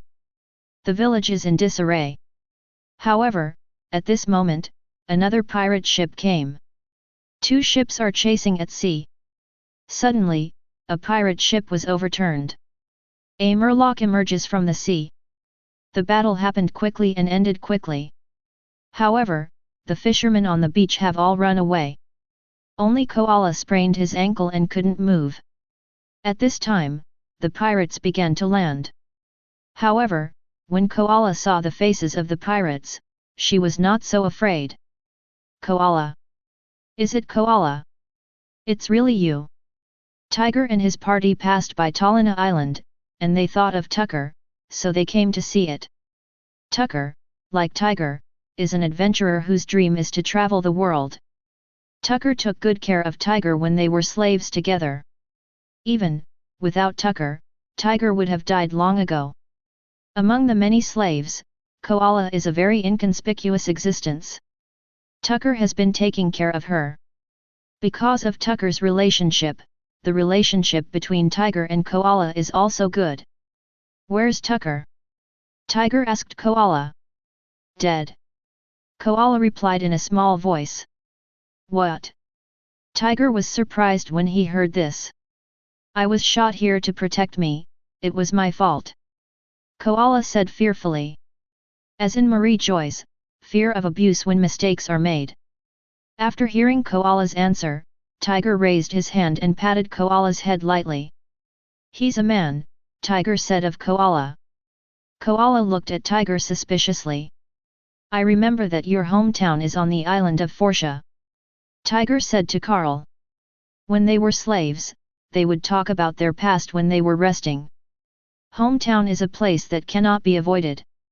Everyone hopes that they can go back, even if it means taking their ashes back for burial. Yet. Koala nodded. Let's go, I'll take you home. Tiger decided to fulfill Tucker's last wish and send Koala home. Chapter 133. Run, the ogre is coming. Run away. Kids catch up quickly, ogres like to eat children the most. In a small town, when Tiger and others were recognized, the people in the whole town panicked. They ran around as if avoiding disaster. Murloc equals ogre. There are such rumors in the sea now. Why don't you explain it to them? Koala asked suspiciously. She has been on board for some time. On their way to send her home, they encounter Marine. During the fierce fighting between the two sides, someone was shot. Although the injuries were not fatal, there were not many medicines on board. They need to go to the town to replenish their medicines, so contact with humans is unavoidable. However, Koala doesn't understand. Ming Ming Tiger and members of the Sun Pirates did not harm humans. Even the humans who fought with them, no matter if they were Marines or pirates, they tried not to kill them if they could. However, the other party still wants to put them to death. It seems that Tiger and others are really demons. Everyone gets it and punishes it. Tiger smiled, then patted Koala on the head. Do you want fried sugar cake? Koala nodded. Arlong, Tiger called out. The dragon came over. Go eat fried sugar cakes with Koala, remember to give money. Tiger said to the dragon. Understood. The evil dragon looked reluctant. It doesn't matter if you don't kill someone. But they are pirates. Do pirates have to pay for food? What kind of pirate is this? The evil dragon has a lot of things to say in his heart. Tiger watched Koala go away, he had just changed the subject. He also wanted to explain. However, Tiger knew that no one was willing to listen to the Murloc's explanation. Because these people are also wanted by the world government. It's a group of dangerous elements. Human beings will not verify the truth of this matter in order to obtain the truth. It's like the bridge in Let the Bullets Fly. The spectators didn't care whether Lu Zi ate 1 bowl of noodles or 2 bowls of noodles. Those who watched the excitement didn't care whether Lu Zi was wronged or not. Because it has nothing to do with them. In the same way, it has nothing to do with ordinary people whether Murlocs are ogres or not. Even if they're not ogres, they're pirates. Marine Ford, Naval Headquarters. Marshal's office. Boom boom boom. Victor knocked on the office door. Come in. After hearing Kong's voice, Victor opened the door and entered. After Victor entered the room, he saw Sora looking at the documents. So, Victor sat across from Kong. Marshal, is there something wrong? After Victor sat down, he took out his cigarette and lit one for himself. He smoked a cigarette, passed his lungs naturally, and breathed out smoke. Sora looked at Victor and said seriously, what are you going to do about Fisher Tiger? When will you do it? In Kong's view, Victor can even catch the golden lion, and it is not difficult to catch Fisher Tiger. Hearing this, Victor smiled and said, it's actually not difficult to catch them immediately. Kong nodded seriously, tell me about it. As long as our marine accuses the Fishmen Island of sheltering Fisher Tiger and providing supplies to the Sun Pirates, then we will send people into the Fishmen Island to arrest tens of thousands of people and come back for interrogation. If Tiger doesn't show up, they will be executed. When Victor said this, he deliberately glanced at Sora. Sora looked surprised, as if he was looking at the expression of a lunatic. It's not the first time this kind of thing has happened. I believe Sengoku uncle has also used it. Besides, didn't the world government also capture Tom the Murloc? Victor continued. Kong shook his head. No, this won't work. Although the Murlocs and mermaids on the island were once classified as fish by humans and were discriminated against by humans, after the Dragon Palace Kingdom became a member of the world government 200 years ago, the Murlocs and mermaids began to establish friendly relations with humans. The king of the Fishmen Island was also allowed to attend World Summit. Although it is still discriminated against, it is a member country anyway. Now go catch people on the Fishmen Island? How much more do you want to catch? Only a lunatic like Victor could figure it out. Victor said, this is the easiest way. Otherwise, we can only continue to track their location. Moreover, there have been a lot of reports from enthusiastic citizens recently. I believe they will be caught soon. After hearing Victor's words, Sora asked seriously, did you come up with the ogre rumors? Marshal, this is just a ruse, and I believe the resourceful General Sengoku will do the same. Victor didn't hide either. Both civil and military, isn't this a good thing? Well, you go out first. Sora nodded and said no more. Now that Victor is already working on it, let's wait for the result. Boom boom boom. At the same time, Kizaru knocked on the door of Sengoku's office. Come in. Sengoku called towards the door. Kizaru walked in. Sit down. Sengoku pointed to the chair in front of him. Kizaru sat down. Kizaru was also promoted to Vice Admiral. Although he is not active in doing things, he has always maintained an average level. Do not seek meritorious service, but seek no faults. Moreover, he does not form cliques and has always maintained neutrality, but no one has targeted him. However, Sengoku now wants to win over Kizaru. Kizaru, Akainu, and Victor belong to the same class, and some people call them the three masters of the first generation. Today, both Victor and Akainu are admirals, and Victor is even competing for marshal. And Kizaru is just a vice admiral. Although Kizaru is the commander of the G2 branch and his strength is also recognized, his influence is very low. Sengoku greeted, we haven't seen each other for a while. Kizaru also worked alongside Sengoku. This is a set of friendship. Mr. Sengoku, do you have anything to do with me? Kizaru wasn't going to circle around, he asked. Sengoku said, you know about Fisher Tiger? Yeah. Kizaru nodded. Sengoku said, the world government has become dissatisfied with Victor's productivity. Yeah. Kizaru froze for a moment. Sengoku went on to say, however, Victor is now the face of Marine, and the world government doesn't want to lose face. Therefore, the Sun Pirates need to be eliminated as soon as possible. Otherwise, the existence of the Sun Pirates will be an embarrassment to the world government. That's right. Kizaru acted like I understood. In fact, in naval headquarters, the competition between Victor and Sengoku for the position of marshal has already been made public. Victor, who has always been known for his efficiency, will be humiliated if Kizaru catches Fisher Tiger. Sengoku smoked a cigarette. I am optimistic about you, your strength and ability are more suitable to be admiral than Victor. The implication is that you can be admiral. However, Sengoku is also cunning. He hinted at hints, but didn't give Kizaru any promises. Kizaru felt the same as Ding Jing, and he replied, I will arrange it now. Chapter 134 Marine Ford, Naval Headquarters. Inside Victor's office. Wright walked up to Victor and said to Victor, Senior, Sengoku met Kizaru. Should be letting Kizaru handle Tiger's business. Victor said calmly. All along, Kizaru followed Sengoku. It's just that Kizaru is not popular most of the time. Maybe it's too obscene? Maybe because Zephyr doesn't like it. In short, Sengoku always thinks of Aokiji when he has good things, and his attitude towards Kizaru is very average. However, Aokiji's salty attitude, and, in the task of rounding up the Golden Lion, Aokiji also failed to cause trouble for Victor. Therefore, Sengoku re-enables Kizaru.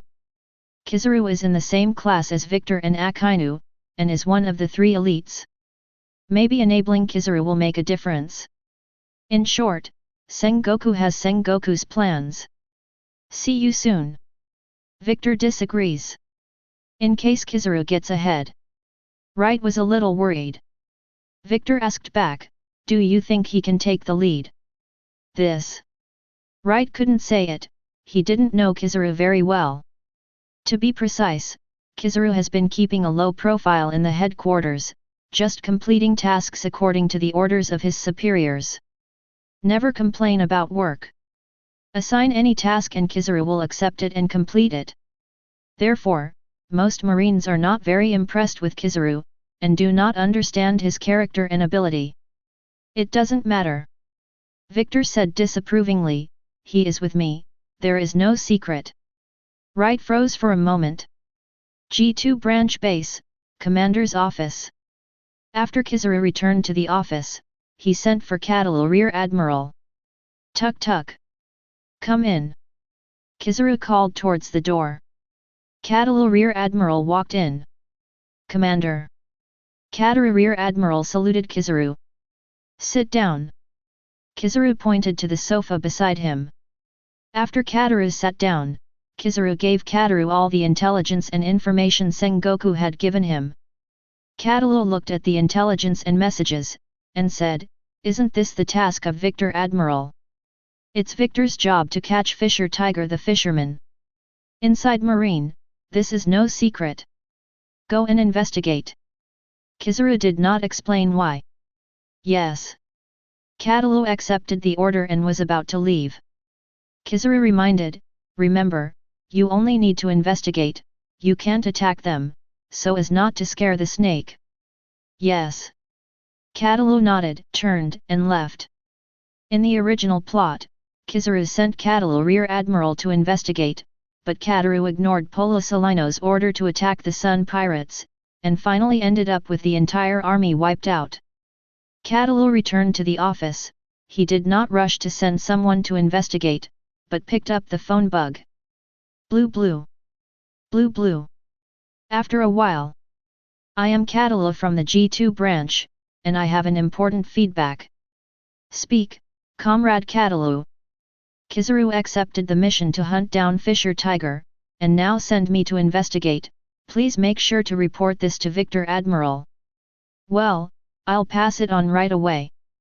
Thank you, Comrade Catalu. After a while, the phone bug on Victor's desk rang. I see. Victor put down the phone bug. Wright was shocked. Sengoku must be unexpected. The penetration of the headquarters of the Blue Ocean Society has reached this level. Victor's eyes and ears are everywhere. Although the capital of the Seven Waters was almost destructively hit, Tom's wish was still fulfilled. The sea train, which Tom's studio has devoted 10 years of hard work, is finally completed. On the day the sea train was completed, Victor received an invitation to witness and ride the sea train. Victor was there too. It's Victor Admiral. Victor Admiral is here. As soon as Victor arrived in the capital of Seven Waters, he was warmly welcomed by the citizens. Although Victor indirectly destroyed the capital of Seven Waters, causing a large number of casualties and property losses. But Victor is now a Marine general. It's like chasing stars. Ordinary people's pursuit of Victor has forgotten what Victor has done. Not to mention, in the eyes of many people, Victor is a good man. For example, Victor speaks out. If Victor hadn't been the voice for Tom, Tom wouldn't have survived. It is even more impossible to bring a sea train to the capital of Seven Waters. A wicked man has done countless evil things. As long as these evil things are not exposed, and if he does good deeds with great fanfare, then he will become a good person known to the world. When Tom saw Victor, he said gratefully, Victor Admiral, I didn't expect you to find time to come. The sea train is a great project, and its completion will save tens of millions of civilians. Victor praised without hesitation. Hearing these words, Bingshan, Frankie, and the others couldn't help puffing up their chests. I know that the capital of Seven Waters has suffered. However, I believe that the hard-working, brave, and great citizens of the capital of Seven Waters will rebuild their homes. It's going to be more prosperous, more prosperous. When the tourist season comes, it will be full of tourists. Victor started his speech in front of many citizens of Water City. Every citizen of Shuadu is listening carefully. I promise. Marine will send warships to patrol to ensure the normal and safe operation of the train. When Victor made his promise, the citizens of the Seven Waters immediately applauded. There was thunderous applause. At this time, the image bug is also broadcasting live. Including Marine Ford Square, it is also broadcasting live. After reading it, Aokiji put on the blindfold and went back to sleep. Victor's hypocrisy made him feel sick. At the same time, the stupidity of the people also makes Aokiji helpless. Even though he was the real culprit behind the scenes that caused harm to the capital of Seven Waters, he was appreciated by the citizens. This world is really too strange. At the same time, according to intelligence, Catalu Rear Admiral is secretly tracking the whereabouts of Tiger and others. They even found out Tucker's hometown. According to the villagers, Tiger took a girl away from the village. The girl came back with Tucker. They all have the brand of Tian Xianglong's hoof on their bodies. Before Tucker died, he also entrusted the villagers to send Koala back to his hometown, Forsha Island. The intelligence gradually became clear. Kataru is preparing to report to Victor. Sir, wait first, don't rush to report. Suddenly, Katalu's adjutant stopped him. Why? Kataru asked. The adjutant replied, Sir, if you capture Tiger with your own hands and hand him over to Lord Victor, then... The adjutant did not finish speaking on purpose. Then the credit this time is not small. Katalu's eyes lit up. The adjutant reminded, but what if Mr. Victor entrusts the task of arresting to other people? I almost made a mistake. Katalu raised his hand, patted his forehead, and decided to continue tracking. If Tiger can be captured and dedicated to Victor, that would be a great achievement. After this mission is over, not only can he be promoted to Vice Admiral, but his status in the Blue Ocean Club can also be improved. Katalu has a clear goal and is determined. The credit for this time cannot be passed on to others. Chapter 135. The fate of people seems to be doomed. Same as in the original plot. Kataru chose to capture Fisher Tiger himself. He is like a shark smelling blood now, he will not give up until he bites the prey. Sabayati Archipelago, inside Victor's villa. Blue blue. Blue blue. The phone bug was calling. Victor picked up the microphone. Master Victor, according to the report from the comrades in the G2 branch, Katalu has tracked Tiger, and now he intends to arrest them alone. I see. Victor smiled, not surprisingly. One radish and one pit. Marine is too introverted. Even in the Blue Ocean Club. Those who are capable are not afraid of making mistakes, and those who are not capable will try their best to get ahead. Katalu is weak. However, there are many people like Katalu. They have a lot of small thoughts in their hearts and always want to seize every opportunity. And the person reporting to the G2 branch of the Blue Ocean Club is Katalu's adjutant Damian Jones. Victor immediately raised his hand and lightly pressed the button on the desk. After a while, Liu Qi walked in.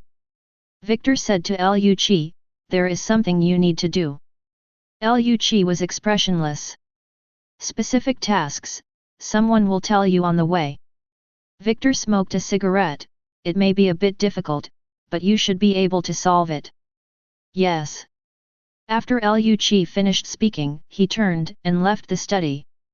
Liu Qi came to the yard and hooked Bluno and Jabra who were training. Bluno and Jabra immediately moved over. Come with me for the first time. Liu Qi said lightly. Not far away, the three sisters Hancock, Sander Sonia, and Marigold looked at them curiously. Sister, has Master Victor arranged tasks for them again? Sander Sonia asked quietly. Must be. Hancock grumbled. She didn't understand why Master Victor didn't arrange tasks for her. Obviously, her strength has improved by leaps and bounds now, and she is already able to be alone. These days, Robin is busy all day. Liu Qi and the others also frequently went out to pick up tasks. Only she is still at home. Hancock. Just then, the window of the study opened and Victor poked his head out and called Hancock's name. I am here. Hancock heard Victor calling her name, and immediately trotted to Victor's side, with a smile on her face. Although she is 17 years old, she still looks like a child in front of Victor. Victor stroked Hancock's smooth black hair and said, "There's something I need you to do." Hancock heard this and said excitedly, "Really?" "Yeah." Victor stroked Hancock's cheek, "I need Hancock to perform an important task." Important task? Hearing this, Hancock became excited. Finally, it was her turn. The current Hancock is also a child mentality. She is jealous that Robin and Liu Qi can be reused. And she was ignored and indifferent. Victor said to Hancock, "Remember your hometown." Hancock nodded.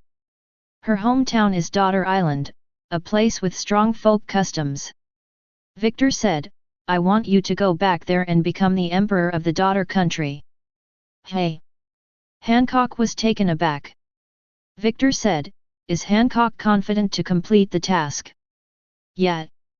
Hancock nodded vigorously. Victor said, "Let's go, I believe Hancock will surprise me."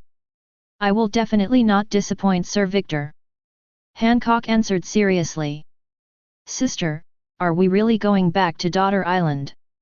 When Sander Sonia heard that she was going back to Daughter Island, her face was full of hesitation. She doesn't want to leave here. Although Daughter's Island is their hometown, it's better here. Now Victor does not limit the freedom of the three. Sander Sonia and Marigold often go shopping. Sabayati archipelago has a lot of delicious food and fun, and life in Mitano is full and interesting. In comparison, life on Daughter's Island is really boring. Marigold was also unwilling to go back.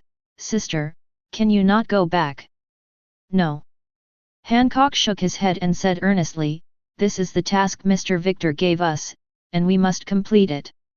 After listening to Hancock, both Sander Sonia and Marigold shut up. Around 3 o'clock in the afternoon, the boat came. Victor personally sent the three Hancock sisters to the pier. "I will send a liaison officer to the island. It is not convenient for me to come forward for many things, and I need you to do it for me," Victor said to the three of Hancock. "We will." Hancock, Sander Sonia, and Marigold answered seriously. "Okay, let's get on board." Victor waved his hand. The three Hancock sisters boarded the boat reluctantly. They did not return to the cabin until they lost sight of the Sabayati archipelago. "Long time no see." A familiar voice came from the cabin. The three of Hancock took a closer look. "Robin! Why are you here?" Hancock asked in surprise. Robin replied, "This is an order from Lord Victor." Hancock asked, "Are you going to Daughter's Island with us?" However, it is impossible for ordinary boats to approach Daughter's Island, around Daughter's Island. Before Sander Sonia could finish speaking, Robin explained with a smile, "Don't worry, this ship uses Marine's latest seastone technology and can pass through Com Belt safely." "Doesn't that mean?" Hancock and the others were surprised at first, then scared. Daughter's Island has always been protected by the Com Belt. "Don't worry, Lord Victor will protect you." Robin smiled, then took out the task he had prepared in advance and handed it to Hancock. "What's this?" Hancock said. Robin replied, "I prepared this for you to help you seize the position of Emperor." "Hey! Hancock glanced at Robin, then shook his head and dropped it. I don't need these. In Hancock's view, with her current strength, it would be a breeze to become the Emperor of Daughter Island. Don't forget it. Robin is not reluctant, she was sent by Victor to Tizalo's side. Not only is he familiar with the operating mode of the underground world, but he also understands more skills in getting along with others. Hancock has a haughty personality. She couldn't listen to anyone except Victor. That's right. At this moment, Hancock suddenly thought of something. What's wrong? Robin asked. Hancock asked earnestly, when can we return to Lord Victor's side? Well. Robin deliberately thought for a while, and then said in a playful tone, it depends on your performance. Chapter 136. What is our mission this time? Jabra asked curiously. Lu Chi didn't answer him. Hope it's not an outlandish task. Jabra murmured. Bluno glanced at Lu Chi. Lu Chi closed his eyes and rested. If there is no Lu Chi, then they will join CP9. Although they are members of Anbu now, Marine doesn't know their existence. Because they only have code names. For example, Bluno's nickname is a cow. Jabra's code name is dog. Lu Chi code name is dragon. Every move they make leaves no trace, so no one knows they did it. Take off the mask, blend in with the crowd, and they disappear. The warship sailed all the way until they were sent to Trike Island. Trike Island is not a big island. There is only one town on the island, and the population in the town is not large. The people living in this town, because they are poor, do not have the money to pay the heavenly gold, so they are not protected by the world government. Your things are all ready. After the officers on the warship finished speaking, they sent Lu Chi and others to the island. After Lu Chi and others landed on the island, they quickly moved forward according to the designated position. They found a boat in a bay. There are also weapons, food, and fresh water on board. 3 days of food. I have a bad feeling, I hate the task of ambush. Jabra looked depressed. Lu Chi ignored him, and he boarded the boat directly. Hey, what is the mission? Jabra still wants to know. When Jabra spoke, Bluno had already boarded the boat first. Really, I don't say the task every time. Jabra was speechless, and could only cooperate and boarded the boat. Forsha Island. This is the hometown of Koala. In the original plot, Tiger arrived at Koala's hometown, Folchet Island. After completing the escort, he was informed by local residents. As a result, the Sun Pirates were attacked by Marine who had already ambushed here. And on the island, Tiger was also attacked by Marine Rear Admiral Stowberry's forces. Fisher Tiger was seriously injured in the battle. Fortunately, Jinbei and others saved their lives, and then rescued Tiger from Marine and took away a warship. Since only human blood is stored on human warships, Tiger refused blood transfusion because he hated human blood, resulting in serious injury and death. At this time, the people of Forsha Island are still living a leisurely life as usual. The old people in the village played chess together, the children played with the dog, and the women chatted together, full of life. Lu Chi watched all this from afar. Luke then puts on his dragon mask. Bluno also put on the cow mask. Jabra puts on the dog mask. Our task is to execute all the people here. Lu Chi said to Jabra and others. Jabra was taken aback when he heard this. Aren't the elderly and children spared? Bluno finally spoke. Lu Chi said, these villagers are suspected of colluding with the rebels, so no one will be left alive. Colluding with the Revolutionary Army is the justice of this operation. As a matter of fact, there were indeed people from Forsha who joined the Revolutionary Army. However, this is just an excuse. The mission. Jabra murmured. This is an order. Lu Chi looked at Jabra coldly. Although through the mask, the murderous look on Lu Chi made Jabra shut up. With the strength of Lu Chi, Jabra, and Bluno, it is easy to kill the residents of an entire village. The Isle of Forsha is ahead. Koala said excitedly.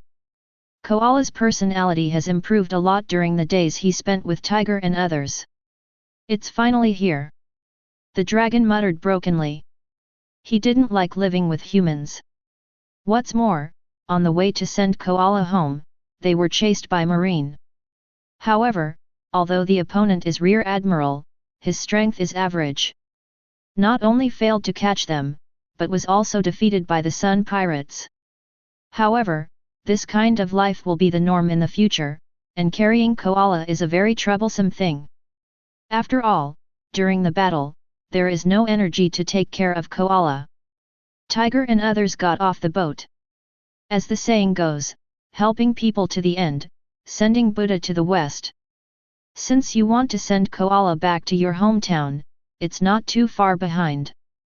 However, when Tiger and others arrived at the village, they found that the village was full of corpses. See if there are any survivors. Tiger said to the evil dragon, Jinbei, and others. The evil dragon, Jinbei, and others quickly searched the village. However, there were not a single survivor. Died. They're all dead. Koala's eyes glazed over. She didn't expect that after finally returning to her hometown, there was no one alive in the family. Murlocs have attacked the village. Suddenly, someone outside the village shouted. The evil dragon and Jinbei chased it out. I saw the traders passing by the village fleeing in a hurry. These vendors will pick up goods every day and sell them along the whole building. When he passed by, he happened to see the Murlocs entering the village. As a result, the traders rolled and crawled, calling for help while fleeing. What is he yelling? The dragon couldn't help being furious when he heard this. He is a short-tempered man. Now that humans have framed him, he wants to ask for an explanation. However, Tiger grabbed the dragon by the shoulder. Let's bury the body and get out of here. Tiger said to everyone. As for clarification, he is a Murloc and a wanted criminal. Who will believe his words? So, Tiger and others worked together to find an open space near the village and dig a pit to bury the villagers.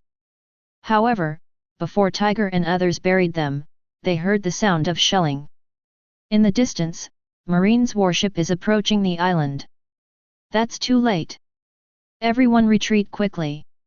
Tiger ordered the retreat. The Sun Pirates took Koala, and a group of people boarded the ship again.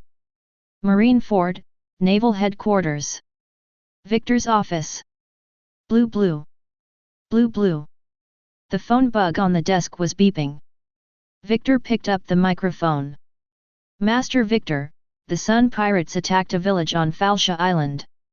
All the men, women, and children in the village were killed, and no one survived. Marine, who was reporting to Victor, looked angry. I see. Victor put down the microphone, and then he said to Wright, contact the World Economic News to report on the atrocities of the Murlocs. Yes. Wright nodded. In the past, it was just rumors that Murlocs killed and ate humans. Today, not only the scene of the crime, but also witnesses. Tiger and the Sun Pirates are yellow mud falling off their crotches, not shit, but also shit. Moreover, even if Tiger and others defended, no one would believe them. Of course, all of this is what Victor wants. Provoke conflicts between humans and Murlocs. Let the two sides forge a bloody feud, and never die. Chapter 137. Hate is a good thing. It can bring destruction, but it can also bring courage. If Victor wants to become the king of the world, he must use some means. Obviously, Murlocs and Merfolk are exploitable. Therefore, Victor framed Tiger and the Sun Pirates. Because only in this way, Victor can an eye for an eye, an eye for an eye. Marine can use the same means to retaliate against the Fishmen Island. At the same time, public opinion will support Victor.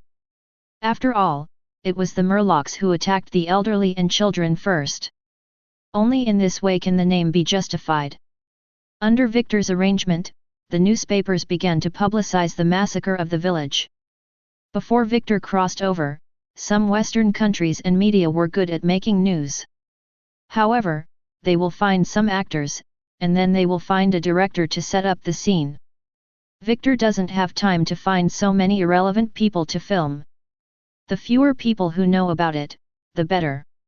Thus, Victor thought of framing. Anyway, Fisher Tiger and others have already jumped into the Yellow River and can't clean up. Marine Ford, Naval Headquarters. Sora looked at the newspaper, frowning. Sengoku was also puzzled. Why Fisher Tiger and others slaughtered villages on Falsha Island? Had the inhabitants of Falcha provoked them? However, Sengoku has no desire to investigate either. At this time, Victor walked into the office. Victor. Sora looked at Victor and asked seriously, how long will it take before we can catch them? Hearing this, Victor said calmly, I do have a way to catch them as soon as possible, but I need to launch a special operation against the Fishmen Island in the name of the headquarters. Sengoku frowned after hearing Victor's words, not knowing what Victor wanted to do. However, Sora knew what Victor was going to do. He said with a cold face, are you really going to do this? That's the fastest way, if you don't want more people killed. Victor said calmly. After thinking about it for a while, I agreed. Go. Sora said to Victor. After getting Kong's permission, Victor immediately summoned his troops. Soon, Victor assembled 5 vice admirals from the headquarters and 10,000 elite marines. Among them, Aokiji, Kizaru, Hwashaishin, and Flying Squirrel were all called. Where is this going? Hwashaishin asked suspiciously. Gather 5 vice admirals, 10 rear admirals, and 10,000 elite marines. This is most likely to go to Buster Call. But, why didn't Victor call on his subordinates? Instead, they called Aokiji, Kizaru, Hwashaishin, Flying Squirrel, and others. This is unreasonable. Just when everyone was puzzled, Victor appeared. Victor came in front of the crowd and said to them, let's go, the destination is the Fishmen Island. Going to the Fishmen Island. Aokiji, Kizaru, and others were at a loss. Didn't you just go there? Why are you still going? Moreover, what do you want to use so many troops again this time? Shouldn't it really be destroying the Fishmen Island? This is an order from the world government. After Victor finished speaking, he walked directly to his flagship. Kizaru followed behind, smoking a cigarette. Aokiji and others also boarded the warship. 10 coated warships left in a mighty manner, and then dived. The Fishmen Island. Today's the Fishmen Island is very lively. Because the demand for mermen and murlocs is increasing. So the traffickers took the risk and harassed the Fishmen Island again.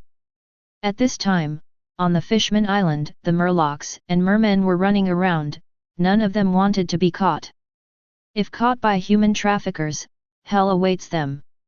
On the Fishmen Island, Whitebeard's flag is so conspicuous. However, the traffickers are well aware that the Whitebeard pirates are not stationed on the island. Even if Whitebeard came, it would take time. By the time Whitebeard arrived, they had already escaped. This moment. In the Dragon Palace Kingdom, Neptune has assembled an army, ready to drive out the traffickers. However, just as Dragon Palace City was preparing for action, 10 warships arrived at the Fishmen Island. The human trafficker who was catching murlocs and mermen was stunned. What happened? The traffickers were dumbfounded. Victor was speechless when he saw this scene. Are there any of Doflamingo's subordinates in this group?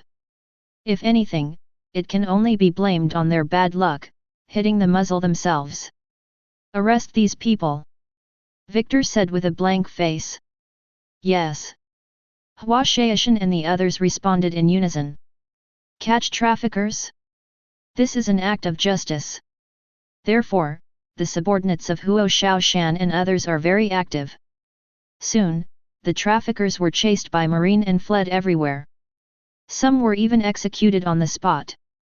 The murlocs and mermaids whose hands and feet had been bound couldn't believe what they saw. Marine came to protect them? This is the first time. Are we protecting the Fishmen Island? Kizaru looked at Victor in surprise. He didn't think Victor was a good person. Aokiji is also confused. Did Victor take the wrong medicine today? When they were confused about the situation, Victor issued an order, take them all away, including these murlocs and mermen. What?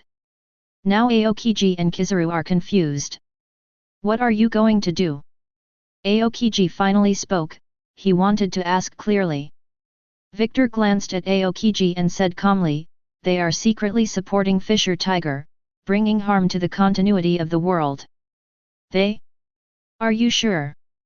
Aokiji looked at the woman and child tied to the ground. These guys support Fisher Tiger? Isn't this bullshit? This is an order from the world government. Victor didn't bother to explain to Aokiji. What about after catching them? Aokiji clenched his fist secretly. He really wanted to punch Victor, but he held back. Of course it will be taken back for interrogation. If the evidence is solid, then they will be tried by an ice lobby. Victor said calmly. Are you crazy? Aokiji's eyes widened.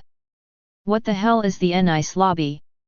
No matter whether you are guilty or not, you can't get out if you go in.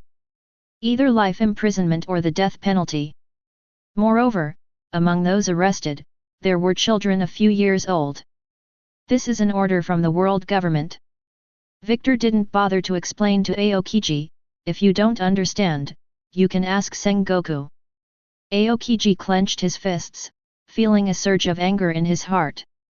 This anger spread from O'Hara, the capital of the Seven Waters, to the Fishmen Island. He can't hold it anymore. Kizaru smoked a cigarette and said to himself, it's really scary. How old is he who has caused such a big threat to the world? If it is bigger, I really can't imagine it.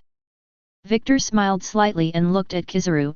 Do you have any doubts about the orders from the headquarters? Kizaru raised his hand and explained, I dare not have any doubts. That's good. Victor nodded in satisfaction. He looked at Aokiji, Hwashaishin, Flying Squirrel, and others again. All of them were suppressing their anger. Ah, very good. Just be angry. Chapter 138. It's the same as creating conflicts between humans and murlocs. Victor's visit this time is also creating conflicts between Aokiji and others and the headquarters. If Victor himself ordered the task this time, then Aokiji and others would conflict with him at most. However, this time the task was approved by the headquarters. Injustice has enmity, and debt has owner. Even if Aokiji and others are unhappy, even if they want to ask for an explanation, they still go to the headquarters. Nothing to do with Victor. Create conflicts within Marine, drive Aokiji and others out of Marine, or reduce their influence in Marine. Eventually seize control of Marine. Victor will not be a polished commander. Otherwise, Victor will be the same as Akainu in the original plot. Akainu is quite miserable, even if he becomes the Marine Marshal, but who is obedient to Admiral under his command. The top is still pressed by 5 elders, and CP0 can make trouble for him. Victor would not be such an aggrieved Marine. At this time, Neptune came in a hurry with the army. Neptune had a puzzled look on his face when he saw the Murlocs and Merfolk being brought aboard the warship. What is Marine doing? So Neptune immediately wanted to ask the Marine's commander. Just in the crowd, Neptune found Victor. Neptune was about to approach, but was stopped by Marine. Stop! Marine stopped Neptune with a knife and a gun. I am Neptune, King of the Dragon Palace Kingdom, and I want to meet Victor Admiral.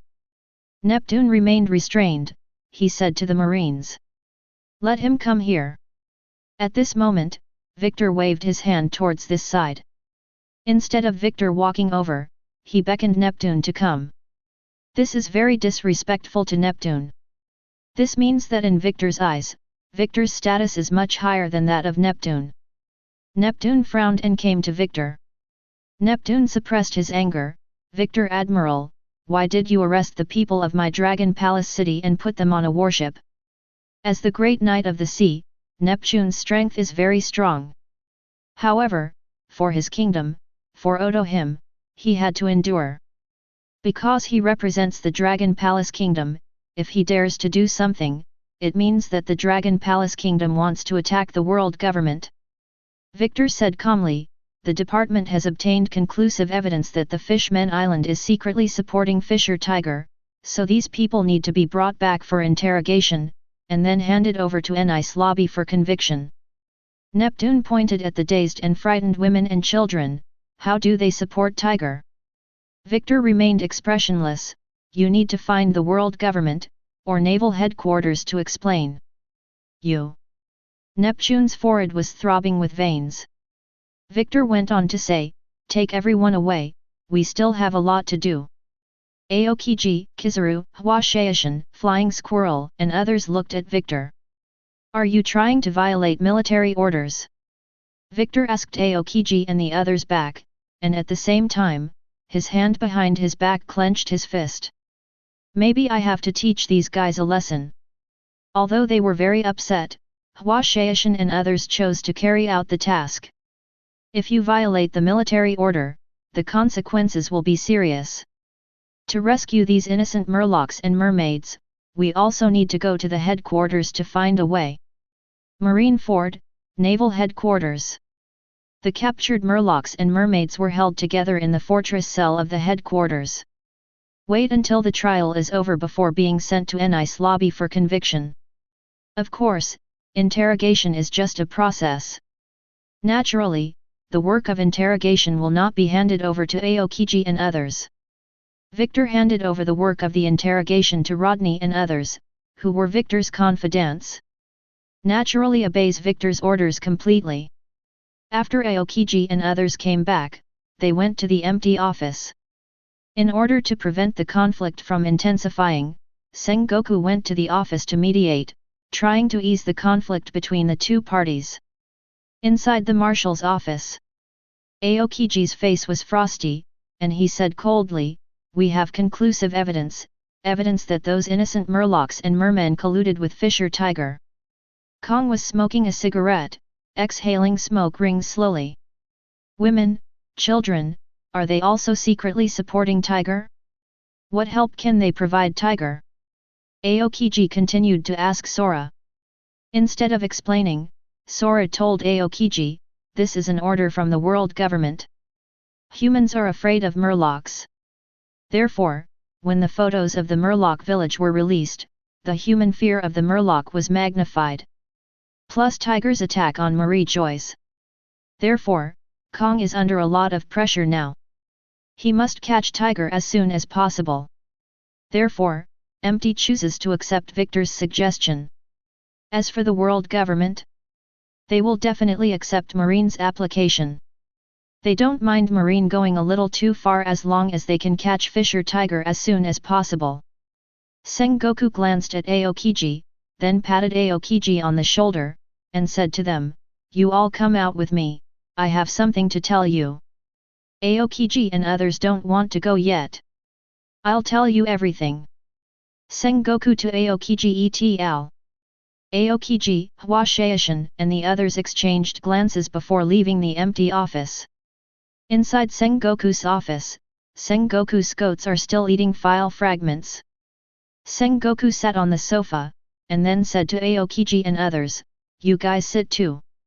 Aokiji and others did not sit down, but looked at Sengoku, waiting for his reply. Sengoku sighed and said, you can't blame the marshal for what happened this time. Don't blame the marshal, who is to blame? Sengoku continued, it was Victor's suggestion.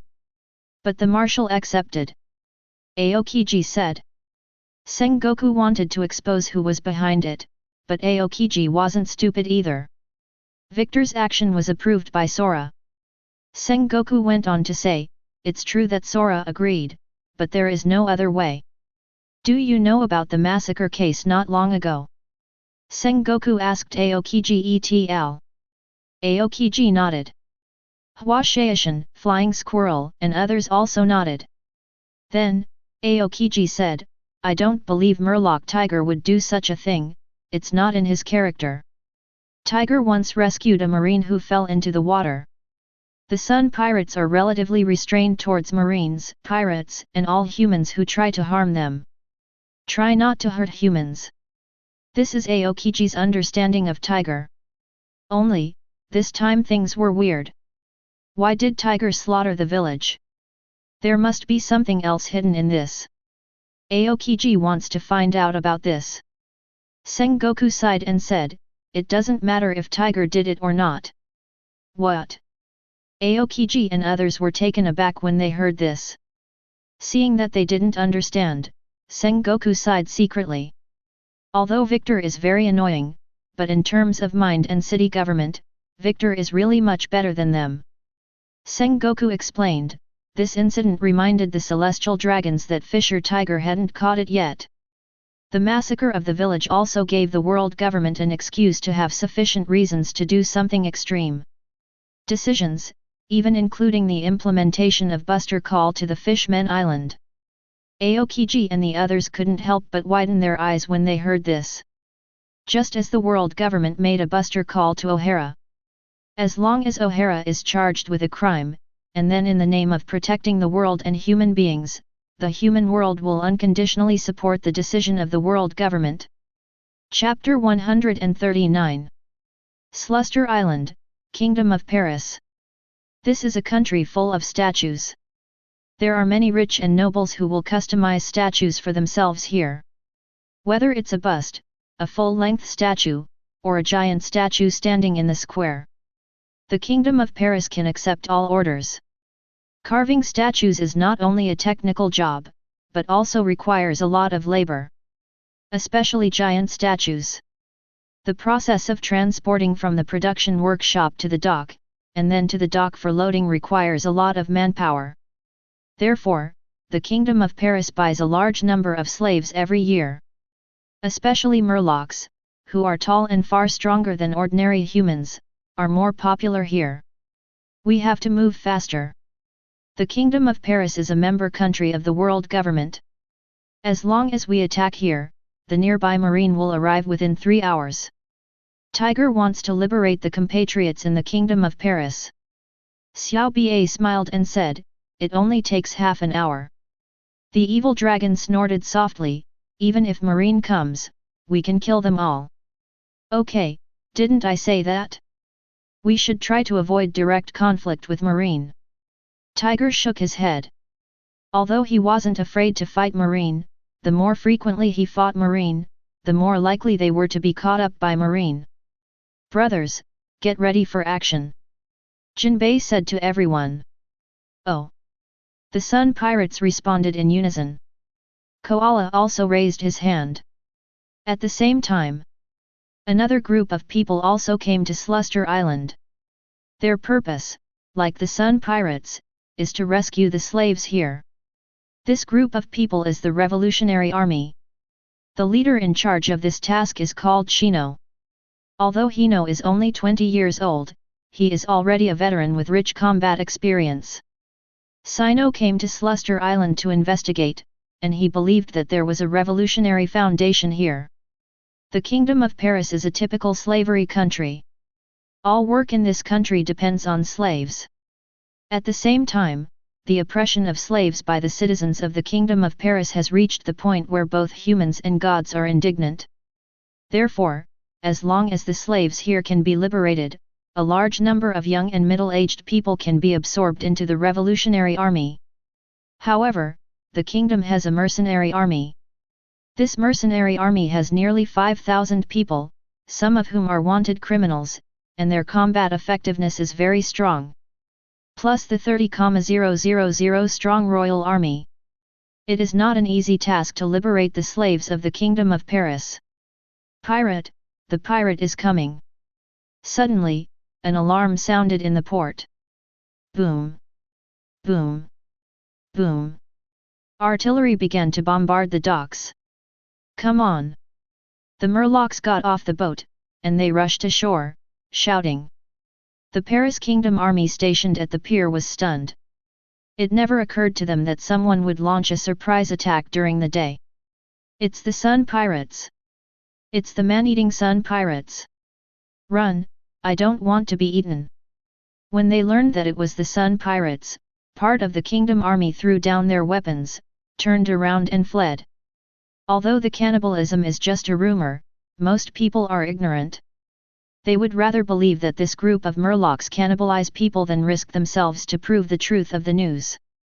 Seeing someone run away, some others followed suit. Although the royal army of the Kingdom of Paris is composed of citizens.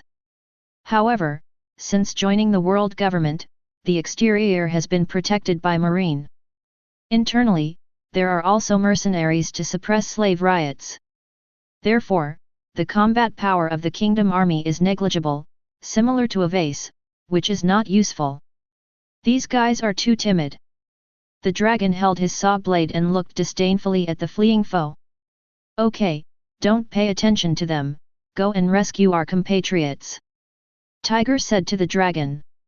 Yes. The evil dragon nodded, and then led the people to the nearest carving factory. When the Sun Pirates landed, the Paris Kingdom army was also gathering. The task of the Kingdom army is to stay in the capital and protect the safety of the capital. Therefore, it is necessary to send mercenaries to fight against the Sun Pirates. Meanwhile, the Kingdom of Paris has turned to Marine for help. Hino watched the mercenaries leave the camp outside the capital, and saw the royal army enter the capital. Hino keenly sensed that something big must have happened. After Zinyo's investigation, Zinyo quickly got the answer. The Sun Pirates are here. Hearing this, Hino was taken aback for a moment, then rejoiced. According to the information investigated by Shino and others, the Sun Pirates are not villains. They don't harm humans, and at the same time, when they deal with their own compatriots, they will also deal with other slaves. And the Night Tiger attacked Marie Joyce. Some slaves joined the revolutionary army. All the freed slaves were grateful for Tiger's kindness. Therefore, Hino now not only wants to liberate the slaves of the Kingdom of Paris, but also wants to contact Tiger. Let's go help them. Shino decides to help the Sun Pirates. The revolutionary army brought by Sino had a total of 500 people, and together with the local slaves, there were a total of 3,000 people. Although there are not many people, they dare to fight hard and are not afraid of death. 5,000 mercenaries, led by General Lad, quickly approached the Sun Pirates. Brother Tiger, this battle is inevitable. When the evil dragon saw 5,000 mercenaries, he suddenly regained his spirits. However, seeing this, Jinbei didn't show any signs of fear. Tiger clenched his fists and gave the order to attack. Although the number of enemies is large, they cannot retreat. Can only fight. The two sides quickly collided. Jinbei rushed to the front, he was like a tank, knocking countless people into the air. The evil dragon also brandished a knife and chopped a group of people to the ground. However, although the Murlocs' offensive was fierce, their numbers were not large. Soon, their momentum slowed down, and the mercenaries surrounded them like a pack of hungry wolves. The situation is critical. Sudden. Behind the 5,000 mercenaries there was the sound of gunfire. Tiger looked from afar and saw a group of people rushing out from behind the mercenaries. Some of this group were dressed in workers' clothes and some in farmers' clothes. Their clothes were dirty and they were obviously not regular soldiers or well-equipped mercenaries. Comrades, go! Hino rushed to the front. Why do humans help us? When Tiger and others were wondering, the mercenaries had already suffered a lot of casualties. Although mercenaries are not afraid of death, it does not mean that they are willing to die for the Kingdom of Paris. They are all out to make money, there is no need to put your life on it. After the mercenaries suffered setbacks, they quickly retreated. Hino also came to Tiger's side. Hello, my name is Zinyo, and I am a soldier of the Revolutionary Army. Hino introduced himself on the spot. Revolutionary Army?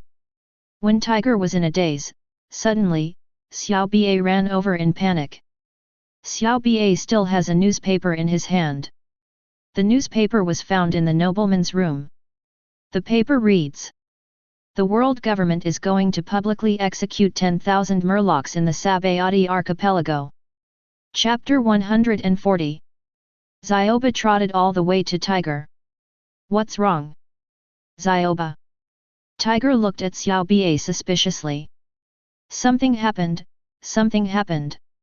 Xiao Ba panicked and handed the newspaper to Tiger. Tiger held the newspaper and looked at the contents of the newspaper. After reading it, Tiger's face suddenly changed. What happened? Jinbei and the evil dragon came over, but when they saw that Marine was going to execute 10,000 compatriots, they were also frightened. These BD Marines. The evil dragon was furious, wishing he could kill the army now. Hino also leaned over, and after seeing the content above, he was silent for a while, and said, "This is forcing you to show up." In the past, they also used the same method to deal with the revolutionary army. Use old and weak women and children as bait to attract big fish. This kind of thing is not the first of victors. Sengoku has done a lot on its own. It's just that both Sengoku and world government are in the name of justice. As for whether the process is just or not, it doesn't matter. As long as the result is just, it's fine. Brother Tiger, what should we do now? Jinbei asked Tiger. Tiger took a deep breath. What else can I do? Of course, I want to capture 10,000 humans and exchange hostages with Marine. The evil dragon said through gritted teeth. The evil dragon was right. A tooth for a tooth, an eye for an eye. Since the world government uses murlocs, old and weak, women and children as hostages, they will capture humans and exchange them with the world government. In the original plot, after Tiger died, the evil dragon broke up with Jinbei, and they parted ways. The evil dragon began to enslave humans in East Blue to build a murloc empire in the same way that humans dealt with murlocs. Therefore, the evil dragon will never compromise. Hino was startled when he heard this, and was about to persuade the evil dragon not to do this. If we do, it's as despicable as they are. Tiger said coldly. Tiger is a man, he can't do such mean things. Then what should we do? Many of the people they caught were children from Murloc Street. The evil dragon was suffocating. The evil dragon was abandoned by his parents in Murloc Street when he was a child. After growing up, he often behaved mischievously on the bottom of the sea, and was disgusted by the residents of the Fishmen Island as hooligans. However, the dragon, like Luffy, is very protective of his companions. The children in Murloc Street are the most precious companions in the eyes of the evil dragon. Tiger said, "Aren't they looking for me? As long as they find me, they can release me." Brother Tiger, you can't do this. Jinbei was shocked when he heard this, and hurriedly dissuaded him. Brother Tiger, this is their trap, they will kill you. The dragon panicked too. Xiao Ba and the others were also scared to death. Hino persuaded Tiger, maybe Fisher has another way, otherwise, you and I will go to see our commander first, maybe he has a way. Hino is a young man with ideas. The slaves of Paris and the Murlocs of the Fishmen Island are all warriors who can unite. In his eyes, they are the backbone of the revolution. And Fisher Tiger has that appeal. If it can be absorbed into the revolutionary army, then the revolutionary army will grow stronger. Tiger shook his head and said to everyone, there is not much time. If I don't go, they will die. I can't implicate so many people because of me. When Tiger regained his freedom, he went to Neptune and Odo him. He knew that Marine and world government would not let him go. Also prepared, from now on, never return to the Fishmen Island. Unexpectedly, the world government will not let go of the Fishmen Island after all. Now he has to pay the price for his choice. An ice lobby. An ice lobby's doors are wide open. Marshals from Marine and An ice lobby stand in line. They seem to be waiting for someone to visit. And in the middle of the square at Nice lobby, 10,000 murlocs lined up and knelt on the ground, facing the gate of the Nice lobby. As long as people walk in through the Nice lobby door, they will be the first to see them. Marines stood behind them, staring at them. There are many image worms arranged in the square. Image worms are placed from multiple angles. At the same time, a platform was set up in the square. There is a chair on the table. Victor sat on a chair with his feet crossed, waiting for today's protagonist to appear. Through the live broadcast of the image bug, people all over the world can see today's execution. Master Victor, these are freshly made delicacies from Spring Queen City, please taste them. Shpanda said flatteringly. While speaking, Spandane gave the man behind him a look. Fuzifu and others came to Victor with delicious food and wine. Victor glanced at it, but he was not polite.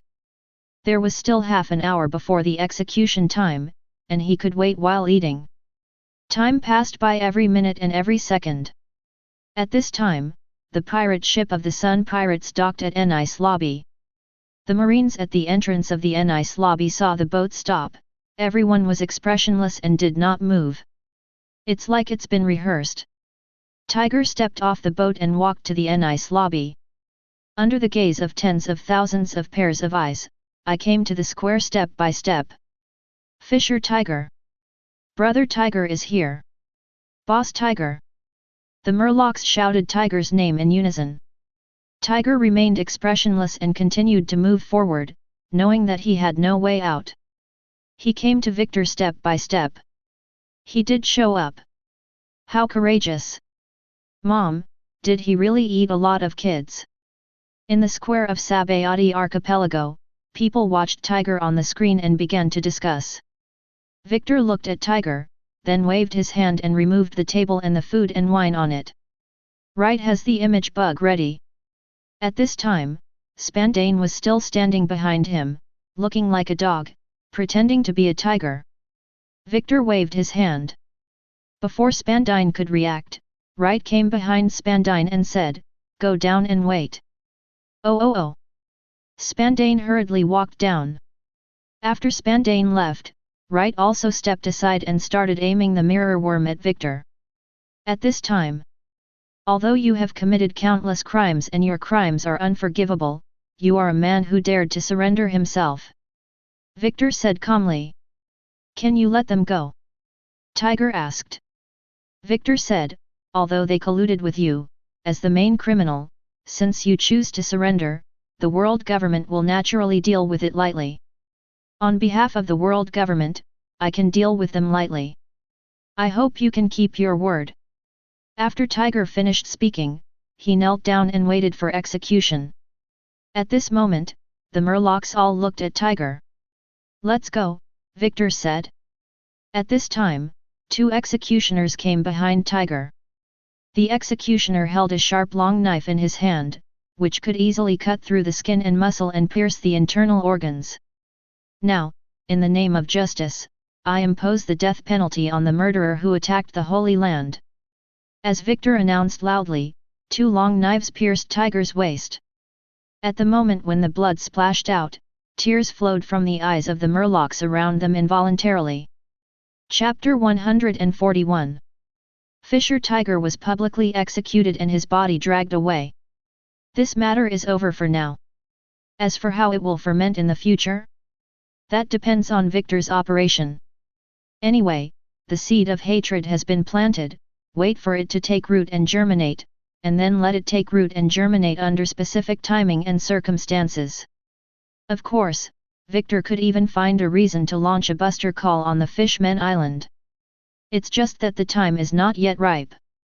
See Circle Calendar 1509. A nice lobby degraded 10,000 Murlocs into slaves and sent them to serve in the Bridge Kingdom.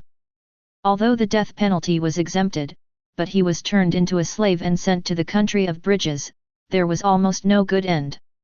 Most slaves die in the land of bridges. Evil Dragon, Jinbei, and others looked at the contents of the newspaper. There is an unspeakable sadness and anger. They don't think Tiger deserves to die. But, worth it or not, Tiger is dead. With their current abilities, they cannot take revenge on Marine. However, the evil dragon and Jinbei disagreed on how to take revenge. Conflicts arose within the Sun Pirates. Regarding the matter of the Sun Pirates, Victor handed over to Kizaru to handle. Victor no longer cares about the subsequent development. And Victor decided to go to East Blue after dealing with the matter at hand. He needs to meet someone in East Blue to prepare for his next move. Marine Ford, Naval Headquarters. Victor walked into the empty office. Victor said to the sky, I want to go to East Blue to inspect and handle some private matters by the way. Personal matter. Sora frowned. Victor said, it can't be said to be a private matter. Some of the alliance countries of East Blue invited me to handle the Revolutionary Army.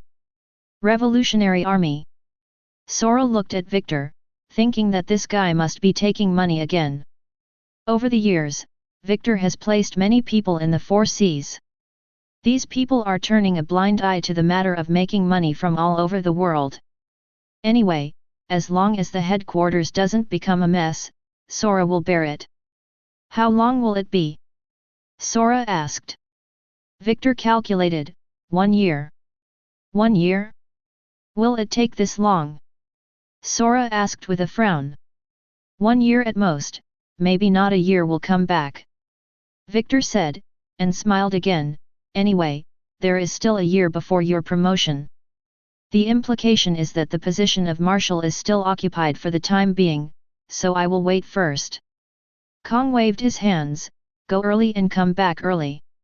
He didn't want to see Victor either, so he sent Victor away. Anyway, Akainu is on duty now. Akainu is willing to work hard, but his personality is not very good, and Sora doesn't like him very much. East Blue, Windmill Village.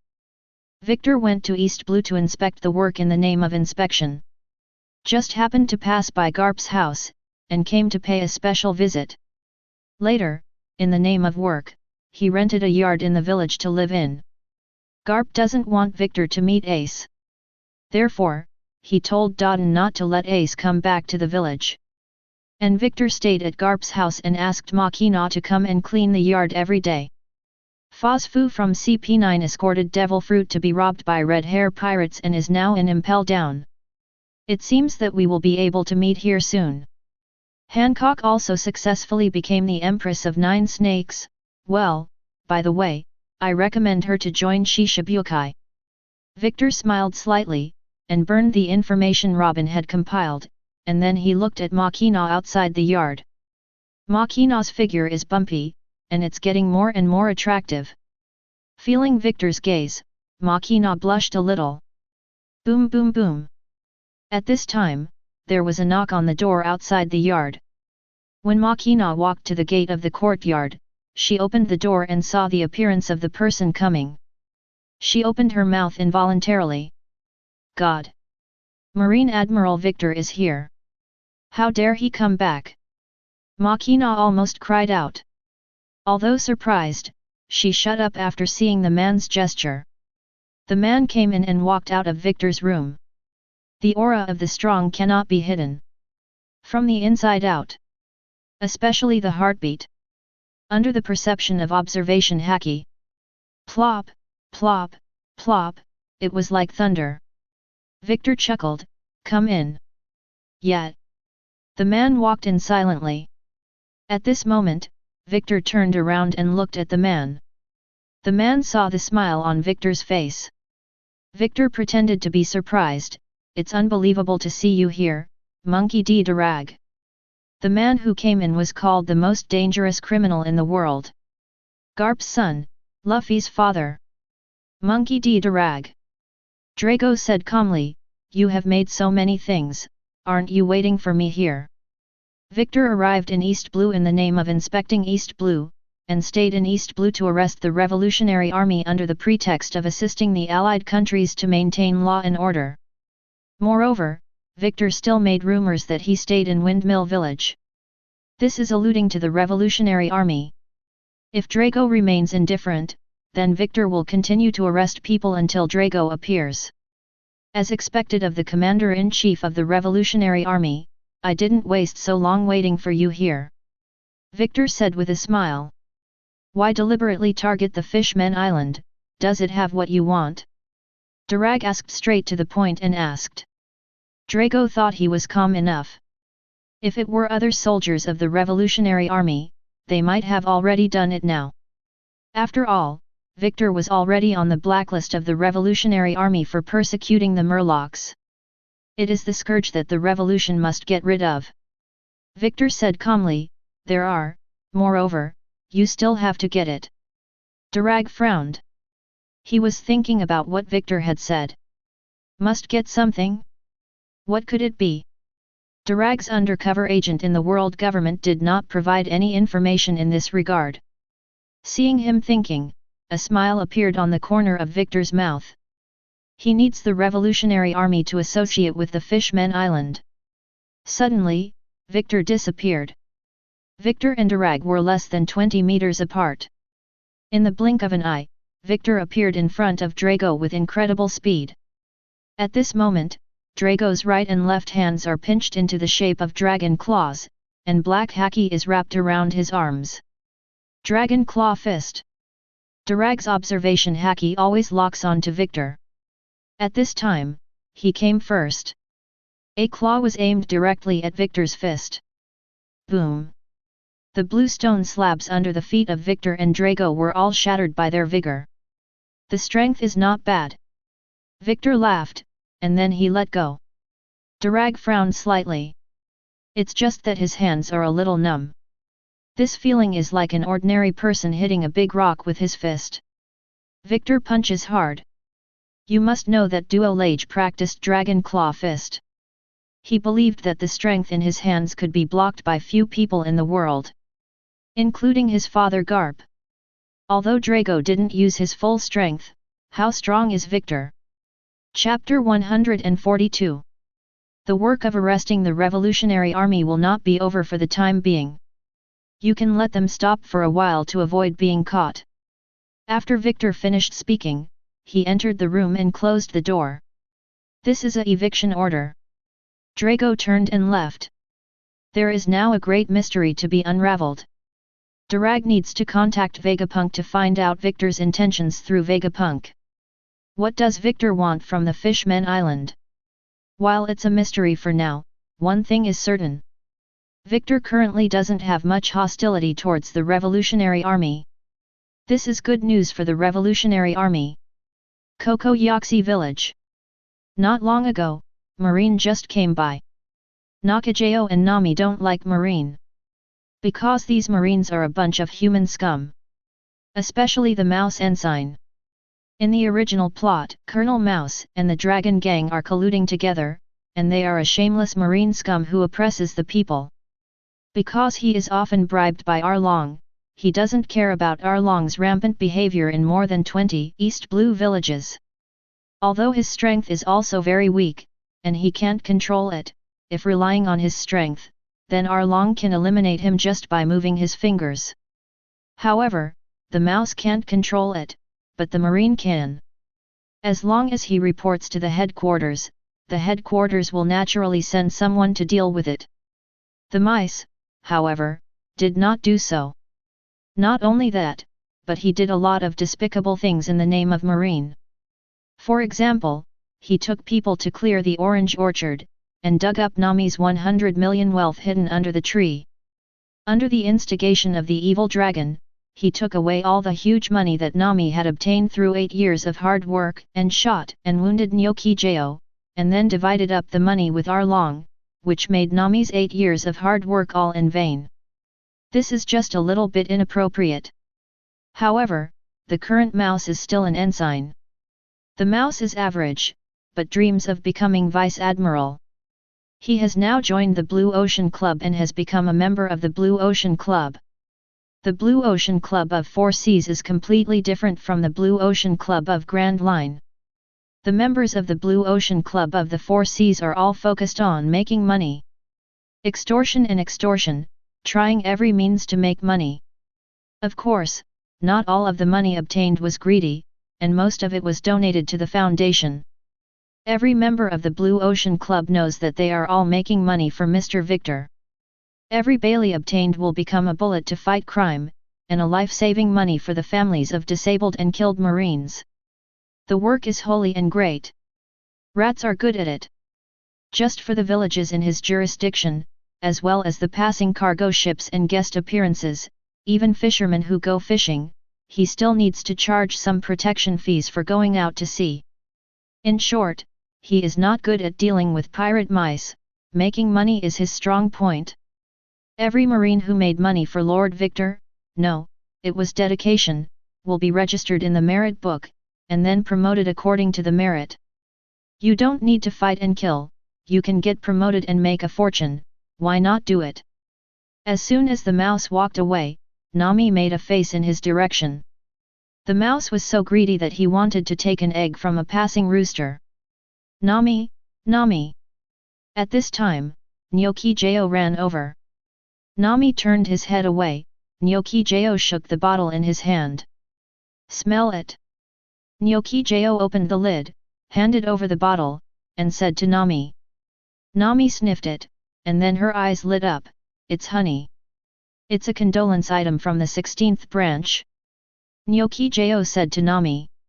Why did the branch send us something? Nami asked suspiciously.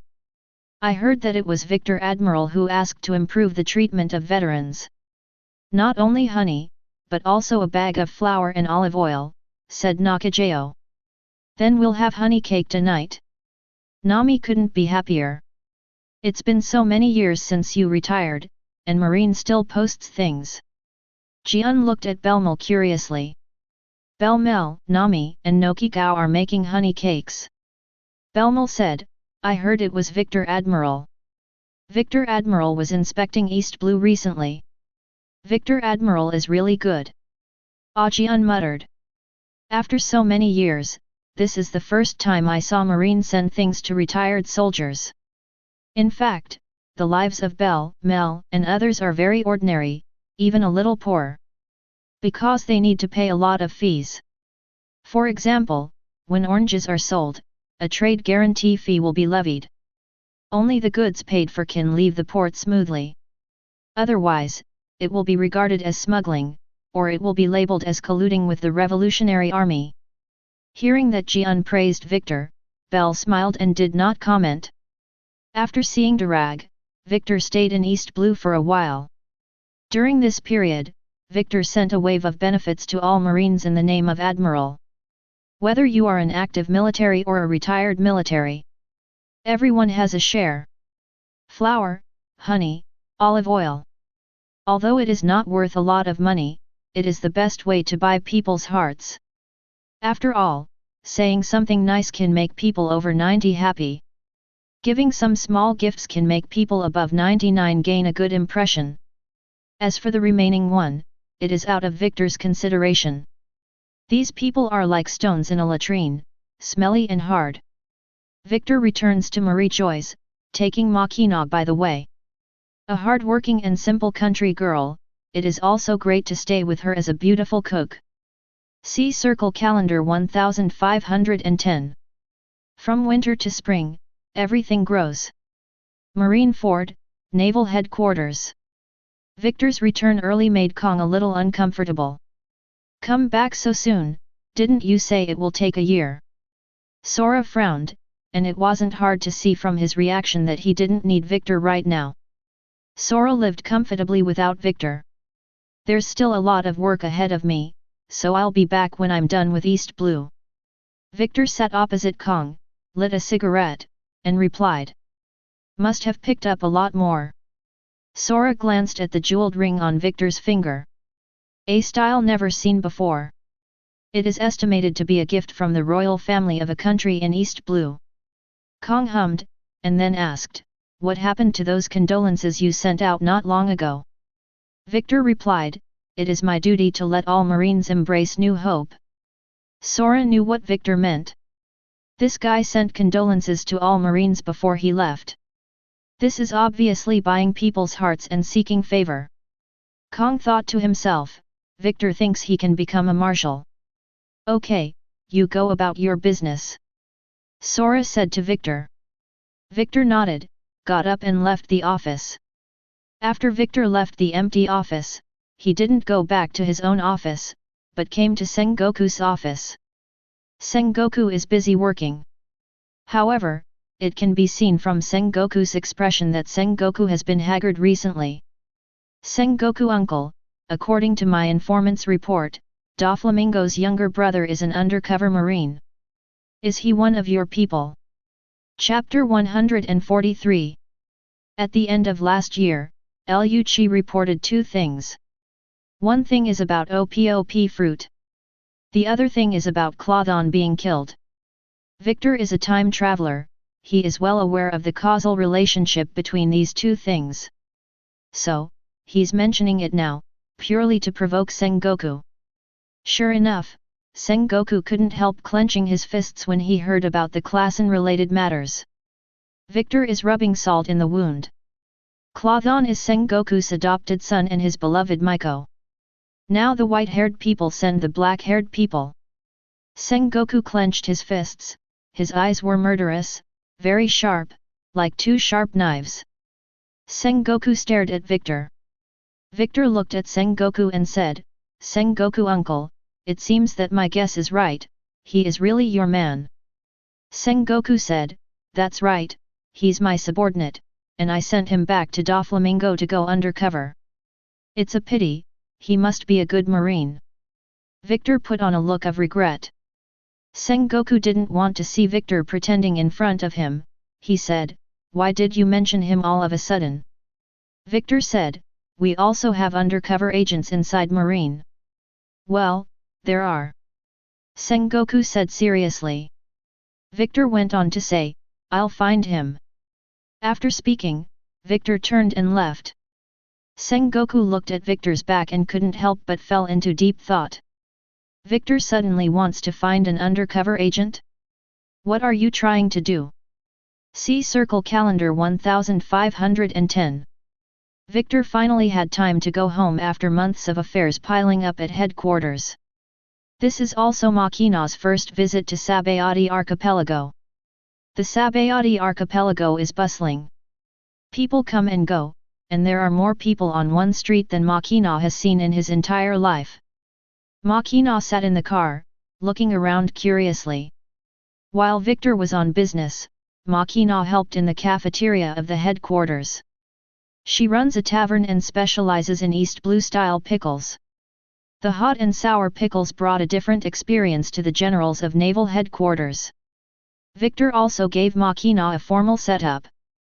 With the rank of colonel, he works in the kitchen of the headquarters and is responsible for Victor's working meals. If Victor wanted, he could even make an outfit for the dogs at the cottage. This is a little willfulness of power. Arrived. The car stopped at the gate of the villa. Wright and Connor got out of the car and opened the door for Victor and Makino respectively. Master Victor has worked hard. At this time, Stella and the others were already waiting at the door. When Victor came back, he saluted respectfully. Victor patted Stella's head lightly, then, he pinched Kuina's cheek and said, I heard that you can already cut iron. Kuina stood straight, yes. Slashing iron is an essential ability for a swordsman. Kuina's kendo talent is enough, what is lacking is his body. By Victor's side, Victor feeds Kuina well every day, has sufficient nutrition since childhood, and adds a lot of training to make up for her lack of strength. Afterwards, Victor gave Sabo another bullish look. Sabo also stood up straight, like a little soldier, my power has reached 651 now. Power is an index for Marine to test its combat effectiveness. A normal Marine soldier has a power value of 10. In the original plot, Jabra and Keiku's power is around 2200, and Luki is 4000. Sabo is still young and has a lot of room for growth. Victor hummed, and then said, barely pass. Sabo thought he would be praised, but unexpectedly. Still can't satisfy Master Victor. Didn't Jabra say that 600 power is very high? Sabo looked depressed. Just when Sabo was depressed, Victor had asked Stella to take Makina to familiarize himself with the environment. Afterwards, Victor returned to the study. Tuk tuk. There was a knock on the door. Come in, Victor said casually. Robin walks in. Robin is now slim. A beige trench coat, with suede boots, and a cowboy hat on his head. Robin said, Master Victor, this is the news gathered from various places today. Come here and pinch my shoulders, I'm tired. Victor said casually. Yes. Robin came behind Victor and squeezed Victor's shoulders. It was also a lesson she learned as a child. Lessons in serving men. She doesn't know why she wants to learn. However, Victor asked her to learn, and she did. Over the years, Robin has learned a lot and is very complicated. However, she has the attribute of a top student, so there is nothing she can't learn. Victor looked at the collected information and asked casually, Do you have any thoughts about the Revolutionary Army? Robin thought for a while before replying, It's all under control at the moment. Victor shook his head. Robin added, It's not a simple riot, they should really want to overthrow the world government. Victor said again, Then do you think they have such strength? Robin thought for a while, then shook his head, Probably not. Victor chuckled, What if we help them? Robin froze. Victor said seriously, Literally. Robin wondered why Victor suddenly wanted to help the Revolutionary Army. Victor said, All doubts can be hidden in your heart, but what do you need to do? Robin said, Obey Lord Victor's orders.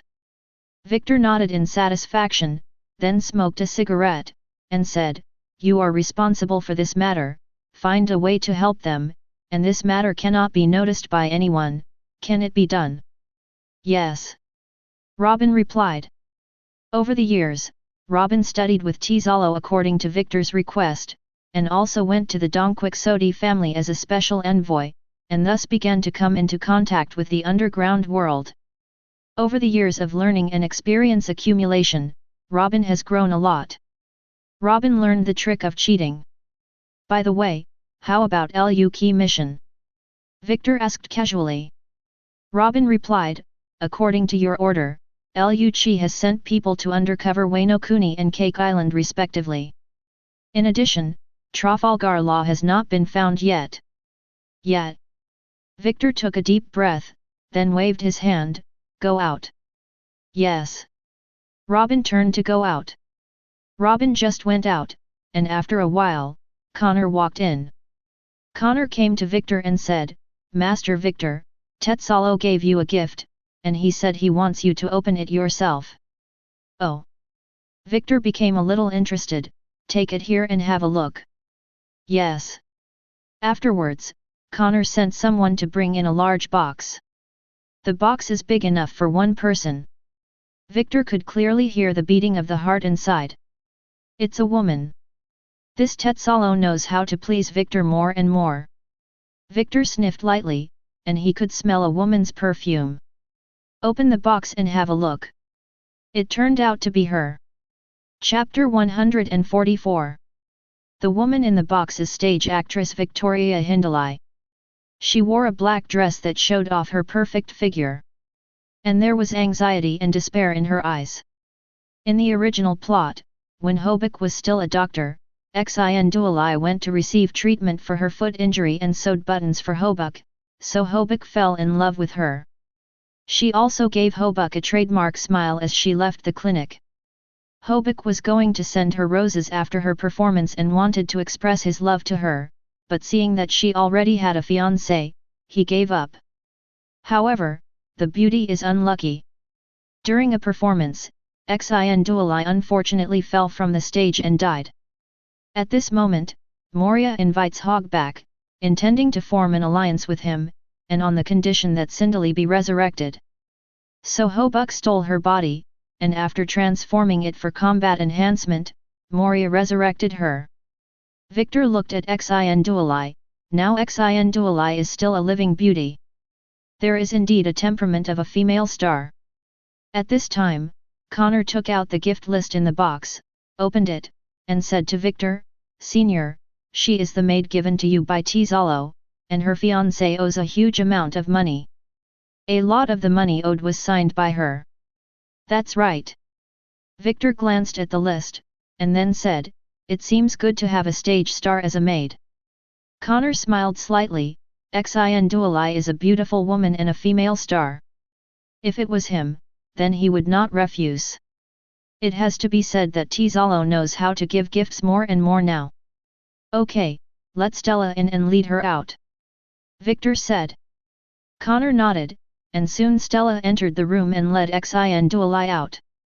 After Xin Duolai and Stella left the study together, Stella led them to the room on the first floor. "The rooms here are dedicated to the servants. Don't be afraid, Lord Victor is a good man," Stella said to Xin Duolai. "I heard you were given to Lord Victor by Tizalo." Stella first comforted her, and then began to ask about Xin Duolai's background. "They are all women." Although Stella knows that she cannot possess Victor, she also hopes that she can be the most important woman beside Victor. Therefore, every new woman, Stella must find out their character and ability. Xin Duolai didn't say a word, she didn't trust Stella yet. Stella said, "I used to be a slave. It was Mr. Victor who bought me. If it wasn't for Mr. Victor, I would have died. Staying by his side is the luckiest thing in my life." Stella was not in a hurry, she first released her kindness, told her past, and gained Xin Duolai's trust. After finishing speaking, Stella asked again, "Are you a slave too?" Upon hearing this, Xin Duolai shook her head and said, "I'm an actress." "Then why do you have an intersection with Tizalo?" Stella and Tizalo have no contact. However, Tezalo often came to report to Victor. Therefore, Stella witnessed Tizalo grow from a scumbag to a scumbag with her own eyes. However, no matter how arrogant Tizalo was, he was still Lord Victor's dog. Zindalai said, "My fiancé was addicted to gambling and drugs. He cheated me. He tricked me into taking a loan from them and put me in huge debt. Tetsalo's men came to me and they let me the choices to come here or go to the population auction. So that's how it is." Stella heard the words and comforted her, "You are very lucky not to be sent to the population auction." Makina was cooking in the kitchen, and Stella came in to help with Zindalai, who had changed into a maid outfit. Makina felt that Xin Duolai looked familiar at a glance.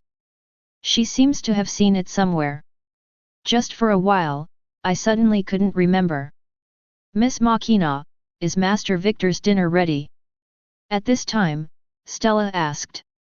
Makina looked away, smiled and said, "It's done. Xin Duolai, follow me to deliver the food." As Stella spoke, she pushed the dining car over. However, Stella did not directly put it on the dining car, but tasted the dishes prepared by Makina one by one. Whatever Victor wants to eat, Stella has to try it herself. Confirm safety and taste. If it's not delicious, then Stella will make desserts herself later, lest Mr. Victor be hungry. As a result, Stella felt very ordinary after eating. Makina asked cautiously, "Is the taste okay?" Stella smiled and said, "It's very delicious, no wonder Master Victor likes your cooking." "Really?" Makina said happily, "People in the village also like my cooking." Stella heard this with a smile on her face. In cooking, she wins. Master Victor is at most a temporary novelty. After a while, you will get tired of her dishes. Stella pushed the dining car, Xin Duolai followed behind, and they came to the restaurant all the way. After a while, Victor, Kuina, Sabo, Robin, Wright, Connor, and Makina sat down. Today's main course is fish curry. It's just that the ingredients used are deep-sea fish. While Victor was eating, the phone bug in Robin's arms called out. "Master Victor, I'll go get busy first," Robin said to Victor. Victor nodded. Then, Robin walked out into the yard. "The goods you want have been shipped out.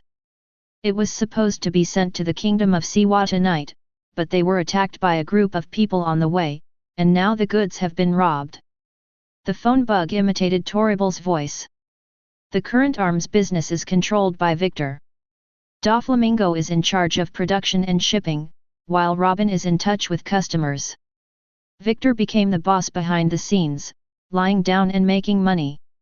Although Doflamingo lost part of its profits, it gained the umbrella of Victor. If Victor didn't protect him, then his arms smuggling business would be shut down by Marine at any time. Do you know who did it? Robin asked coldly. We're investigating too, Torribal said cautiously. Give me the results of the investigation within 3 days. After Robin finished speaking, he ended the call. After speaking, Robin returned to the dining table. Although Robin was speaking outside the yard, Victor and others still heard it. The civil war broke out in Siwa, it should be done by the Revolutionary Army. Wright thought to himself. He also knew about Victor's arms smuggling. But even if Victor doesn't do it, someone else will. Whether it is sold by Victor or sold to allied countries, this is also a way to maintain order. What's more, the profits obtained are all used to improve the welfare of Marine. Victor said calmly, these guys are here to take revenge on us. Wright nodded slightly. Makina was confused. Then, Victor said to Wright, who's around? Wright replied, the 135th branch is nearby. Victor said, send them over to assist the kingdom of Siwa. Yes. Wright nodded. Chapter 145. After dinner, Victor let Robin go to the study alone. Good job. Victor smoked a cigarette, looked at the scenery outside the window, and muttered. Victor asked Robin to find a way to support the Revolutionary Army. Robin is very efficient. Without having to do it yourself, a batch of munitions was provided to the Revolutionary Army. This batch of munitions is naturally Doflamingo's goods. Victor is just a middleman, just earning a small amount of money. What's more, as long as the war is not over, the arms trade will continue. If Doflamingo ships to Siwa Kingdom again, money can still be earned. Robin said, do you want to continue to support them? Victor shook his head, it's not good to be too obvious, just be natural. Robin nodded, I'll arrange it. Victor turned and sat down on the sofa, and said, I want you to do one more thing. Robin listened carefully. Victor said, under the premise of revealing his identity, he cooperated with Shacklock Doll. Yes. Robin nodded. Okay, go and call Xin in. After Victor finished speaking, he couldn't help but raised his head and looked at the ceiling. Yes. Robin left the study and called Xin in. Kingdom of Shiva. Since yesterday, the sound of guns and artillery in the kingdom has not stopped. The rebels stole a large amount of arms. If it wasn't for Marine's support, the capital would have fallen. King Deek II of Siwa is full of gratitude to Victor. He believes that the annual protection fee saved him. Every year, the Kingdom of Siwa donates a large amount of property to Marine in exchange for Marine's protection of the port. Marine also takes money to do things. As long as the Siwa Kingdom is in need, it will come to support in time. Sure enough, it is not enough to become a member country of the world government, but on this basis, another service will be opened. Although the service is a bit pricey. 5 billion Baileys a year. This is not a small amount of money for the Siwa Kingdom. At this time, Marine was stationed in the capital of Siwa Kingdom and the most important trading port. Although other areas of the Siwa Kingdom were under fire, Marine had no intention of attacking. A branch of 3,000 people. 2,000 people are stationed in the port, and 1,000 people are stationed in the capital. How can there be extra troops to do other things? Of course, the most important reason is that the money is not enough. If Dirk II is willing to add money, Colonel Kanan, the base chief of Branch 135, doesn't mind helping him. Up and down.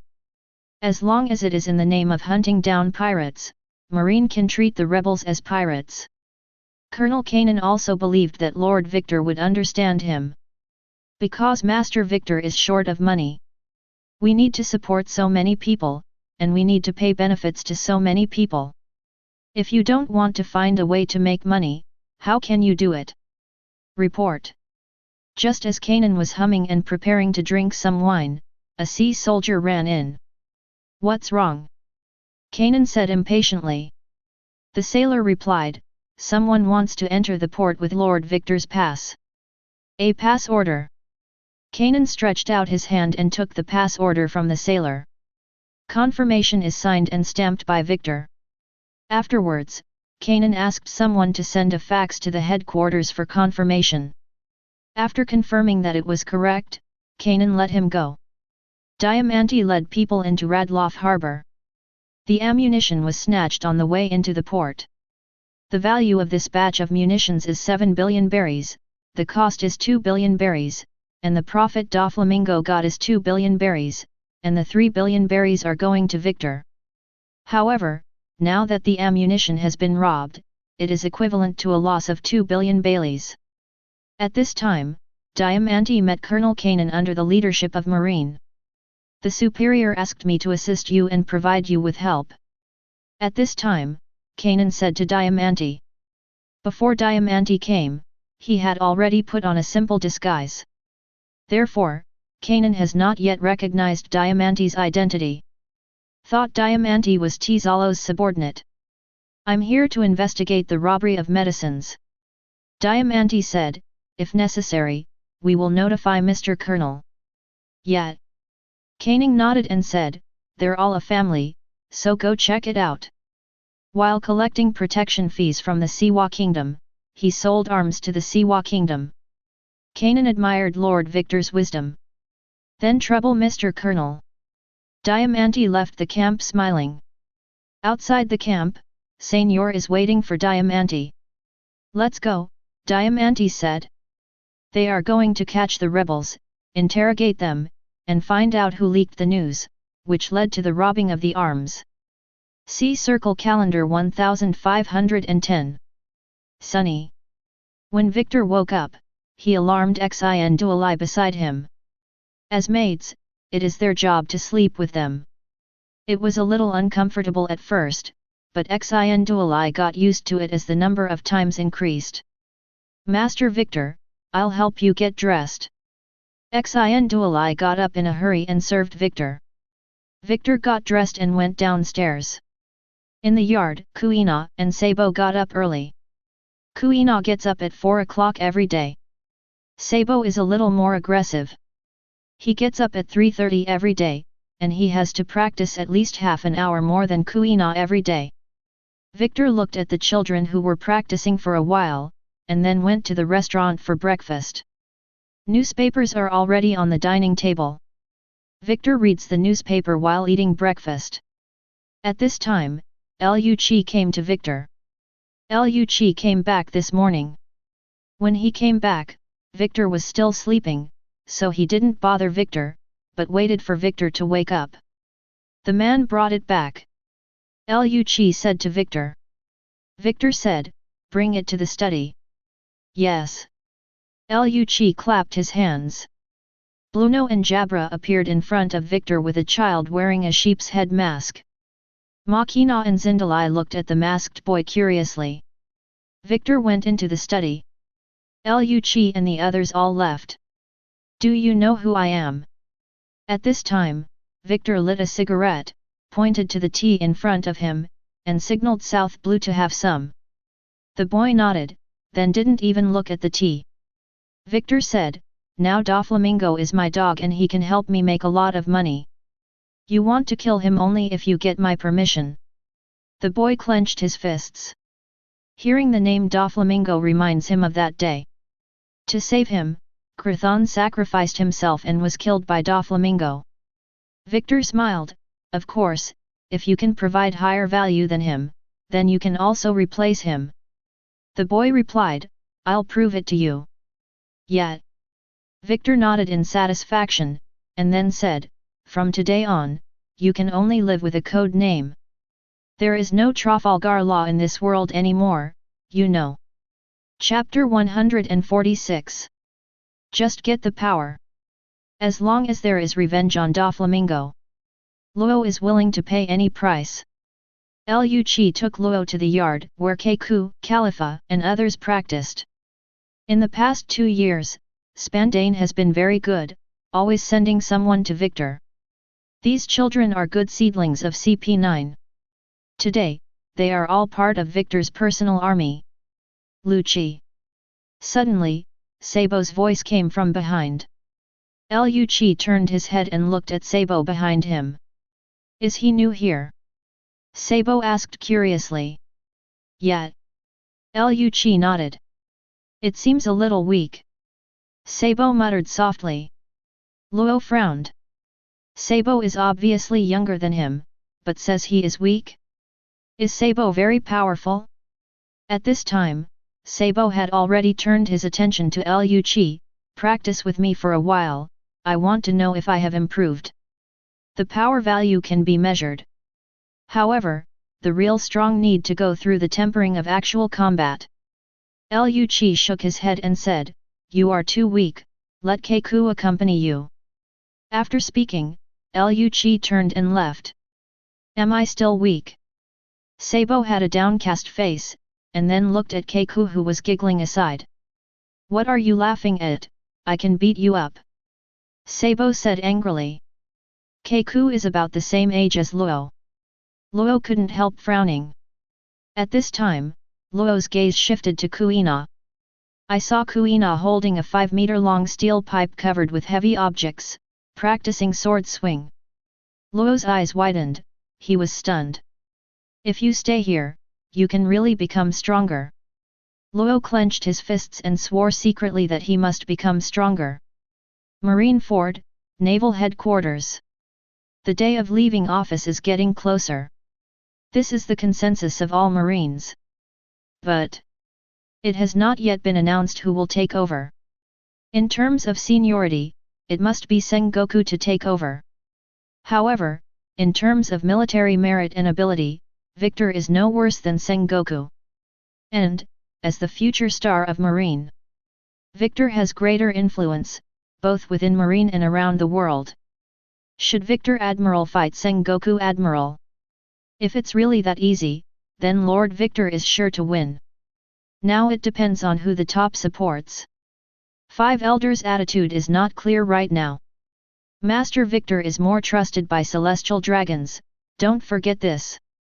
In the office, several military officers were chatting about the marshal. Ahem. At this moment, there was a coughing sound from outside. Everyone looked outside. In an instant, the office fell silent. Teacher Zephyr. The chatting officers all stood up straight and saluted the military at the door. During working hours, don't gossip. Zephyr spoke to the crowd. Yes. The officers answered in unison. The young and middle-aged generals of naval headquarters are almost all students of Zephyr. They see Zephyr like a mouse sees a cat. After all, Zephyr had taught them a lot in military school. Yet, Zephyr turned to leave. The officers were relieved to see Zephyr leave. Strange, why did Mr. Zephyr suddenly come to the headquarters? Definitely not invited by Senior Victor. It's not Victor Admiral, it's Sengoku Admiral. Should be Sengoku Admiral, obviously Sengoku Admiral needs more support. I said, why Sengoku Admiral went to a military academy to inspect not long ago. Sengoku Admiral going to military school? How could I not know? I also heard from my cousin. Officers, you said something to each other, and started talking again. Zephyr comes to Sengoku's office. I really don't want to get involved in this kind of thing. After Zephyr sat down, he said helplessly. Sengoku is Zephyr's comrade in arms, decades of friendship. Victor is a student of Zephyr, and a very good one. Who does Zephyr support? Support Sengoku? Or support your own students? Compare your heart with your heart. Zephyr is more inclined to support Victor. But how do you say this? Besides, Sengoku was right. Victor is too extreme, too radical. The capital of Seven Waters, the Fishmen Island, so many innocent people were involved. Victor must take responsibility. I didn't want you to endorse me, Sengoku said, shaking his head. Then why did you ask me? Zephyr asked with a question mark on his face. Sengoku said to Zephyr, Kuzan is your student, and he is also your most promising student after Victor. Well, what's up with Kuzan lately? Zephyr asked, frowning. Sengoku replied, Kuzan's current work attitude is very negative, which will not only affect his personal growth, but also affect the future of Marine. Zephyr nodded, agreeing with Sengoku's statement. Kuzan's strength and ability can indeed bring great help to Marine. If he continues to be so negative, it will indeed have an impact on Marine's future. Sengoku went on to say, not only Kuzan, but everyone else is also affected. Others? Zephyr asked curiously, are they also affected by Hwashaishan? Sengoku hummed, and replied, they are all kind and upright men just like you, but the current environment in the headquarters makes them very depressed. Zephyr was not at all surprised that Sengoku praised him so much. He said naturally, I understand what you mean, Victor and Sakazuki are indeed radical, and it is inevitable to have conflicts with Kuzan and the others. Sengoku went on to say, I want them to make adjustments, so that they can all contribute to justice, instead of going to extremes, which is harmful to Marine and justice. Yet. Zephyr nodded again, agreeing with Sengoku. Sengoku said, I want to be with you, talk to Kuzan alone, and give them a psychological counseling. If you have any problems or dissatisfaction, you can speak out, and you can't hold it in your heart. Zephyr sighed, yet, you can't hold it in your heart, or you will cause problems. Sengoku breathed a sigh of relief. His strategy is already half successful. Regardless of how Victor's influence expands, the basic set of naval headquarters is still Dove. What is the purpose of Kuzan and others joining Marine? Is it to get promoted and get rich? Certainly not. They really want to eradicate the strong and help the weak, and maintain justice. Therefore, Sengoku wants to organize this group of people under the name of Zephyr. Call it psychological counseling. It was actually to show five elders the appeal. Victor has influence in Marine? Doesn't he have Sengoku? A meeting that brings the dovish Marines all together. The strength of this commander's ability is obvious to all. I believe that after five elders sees it, they will carefully evaluate who is the truly qualified marshal candidate. At the same time, Victor also got the news. Learn that Sengoku met Zephyr alone. Senior, are we going to see teacher Zephyr? Wright was a little worried, and he also wanted Zephyr's support. Chapter 147.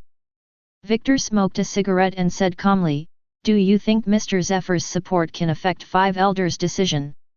Hearing what Victor said, Wright hesitated. Wright didn't know much about the five elders. Wright said cautiously, Senior, but Mr. Zephyr. I am his first student, and now the department starts from Admiral, and from top to bottom, they are basically students of Mr. Zephyr. Victor said calmly, if the marshal is elected by voting, then Mr. Zephyr's opinion will indeed affect the final result. Wright listened carefully. Victor went on to say, however, five elders don't care how many students teacher Zephyr has taught or how prestigious he is in the headquarters. There is only one person in this world who can influence their decisions. Wright was stunned, and he subconsciously asked, who? Victor smiled slightly, then patted Wright on the shoulder, you still have a lot to learn. See Victor's secretiveness. Wright didn't follow up. It's just that he became more and more curious, who can influence the decision of five elders? In Wright's eyes, the five elders are already the supreme rulers of the world government. Victor smoked a cigarette, and suddenly said, however, it can't be completely silent. Right asked curiously and looked at Victor. Since Sengoku wants to show off, let's play with him.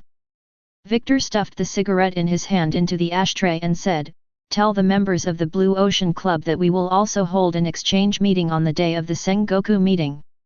It's not compulsory. Come and participate when you have time. Yes. Right was refreshed upon hearing this. Blue Ocean will hold an exchange meeting, how exaggerated the battle must be. G1 branch. Ghana Rear Admiral is yawning. Since the world government asked Marine to withdraw from New World, the G1 branch has had a lot less work.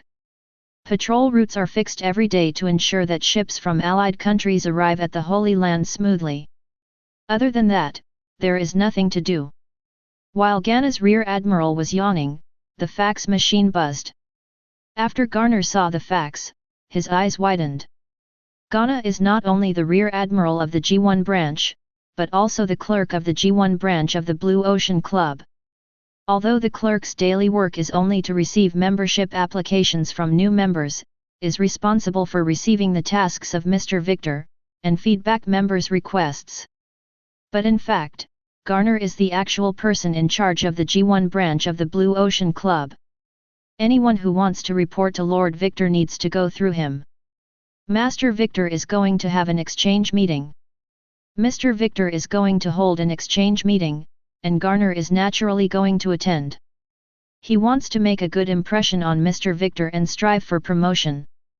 Therefore, not only Garner will participate, but he will bring many people along with him. G2 branch. Kizaru yawned boredly. There hasn't been any major incidents in the G2 branch recently. There is no special task in the headquarters for him to take charge of. Master Victor is going to have an exchange meeting. Can I go? You can go wherever you want. When? 10 days later. That's in time. Aren't you going to patrol? I take a leave. At this time, the voice outside the window attracted Kizaru's attention. What meeting does Victor have? When Kizaru was curious, he glanced downstairs. I saw Catalu and several Marines gathered together. That Victor guy. His people are everywhere. Kizaru smoked and muttered. G3 branch, G4 branch, G5 branch, G6 branch. The Blue Ocean Club branches of each branch of Marine have received the notice of the meeting. The Holy Land of Marie joys, the city of Pangu, among the powers. Some of the 5 elders read newspapers, some wipe swords, some water flowers, and some smoke. Although they were doing their own things, they didn't miss a single word in the reports of the agents. Among them is the matter of naval headquarters. What are they going to do? Call everyone together and fight. Sengoku has a strong desire for power, and he cannot easily give up the position of marshal. Victor isn't going to give in either. Then who should we support? We can't keep procrastinating. Kong is old, he can't sit firmly in the position of marshal. Let them fight, it's interesting. Just let them fight and let whoever wins be the marshal. That's a good idea. Victor will maim Sengoku. Ha ha ha, Sengoku isn't that weak either. The 5 elders chatted. The reason why they didn't decide on the marshal was to stir up internal conflicts in Marine. The more violent Victor and Sengoku quarreled, the more satisfied they were. Because whoever wins depends on their support. This is a trick, a technique of controlling. Sabayati Archipelago, Shuki's rip-off bar. Shanks is sitting at the bar drinking. Unbelievable that he would meet Rayleigh here. Rayleigh was also surprised, he didn't expect Shanks to lose a left arm. Remember, Shanks is left-handed. However, Shanks didn't take it seriously. He chatted with Rayleigh about Luffy while drinking. When it comes to Luffy's dream, Rayleigh was silent. Because Luffy's dream is the same as Roger's. Shanks chuckled, Mr. Roger, I didn't expect to meet someone who said the same thing as Mr. Roger in the small village of East Blue, so I bet my left hand there. Yet. Rayleigh sighed, after you say that, I want to meet him too. At this moment, Shuki walked in. You'd better leave a few days later. Shuki told Shanks etl. Did something happen? Shanks asked curiously. There are a lot of Marines, Shuki replied. A lot of Marines. Lajailu, Yasop, and others left the bar and went out to join in the fun. Shuki didn't stop them either. She is good at reading people. Yasop etal are clearly unusual. Not stupid, short-lived pirates. Shuki said, my people just inquired, they are from various branches, and they are all members of the Blue Ocean Society. Shanks said, the Blue Sea Club? It turned out to be them. They are a group of leeches that are more terrifying than pirates and gangsters. Shuki looked at Shanks in surprise. Shanks asked curiously, am I wrong? Shanks has been traveling all over the world over the years, looking for partners at the same time. Therefore, the members of the Blue Ocean Club that Shanks came into contact with were all members of the Blue Ocean Club of the Four Seas. Rayleigh explained, the Blue Ocean Society was founded by Victor.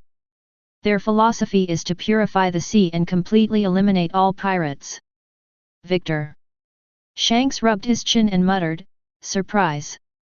What are they doing here? Rayleigh asked Shuki again. Shuki said, I heard that Victor was going to have a meeting, and all the members could come, so they all came. Chapter 148. Marine Ford, Naval Headquarters. Sengoku, Zephyr and others are about to have a meeting to talk. A meeting room is full of seats. Sengoku is satisfied. Hundreds of Dove officers from Naval Headquarters came. Zephyr looked at Aokiji. Aokiji, as usual, looked awake. Sure enough, it is the same as what Sengoku said. It must be initiated as early as possible. Zephyr thought to himself. However, the situation of Hwashaishin and others seems to be not bad. It's completely different from Aokiji. Zephyr frowned slightly. I know that you are currently dissatisfied with the headquarters. Sengoku spoke suddenly. Zephyr looked at Sengoku. At this time, the attention of the officers in the room was also focused on Sengoku. The justice implemented by Marine now conflicts with the justice implemented by you. You are not wrong. Your justice is great and commendable. Sengoku begins to affirm the Dove's justice. Zephyr is my comrade in arms, you are Zephyr's students, I can understand your feelings now. At this point, Sengoku mentioned Zephyr, and he sat side by side with Zephyr. Hearing what Sengoku said, Hwashaishin and the others nodded slightly. Many of them were influenced by Zephyr. Zephyr's justice is very gentle, even in the face of vicious pirates, he always runs through the principle of don't kill. Hand over the pirates to justice. Victor's approach is indeed extreme, because his actions have caused you to lose confidence in this department. However, I can tell you that my justice, the justice of this department, and the justice of Marine have never changed. Sengoku takes his position seriously. All mistakes are made by Victor. It has nothing to do with the headquarters. All problems come from Victor. Hwashaishin and the others nodded again and again. They were really dissatisfied with Victor's approach. Compared to Victor, Sengoku is a nice guy.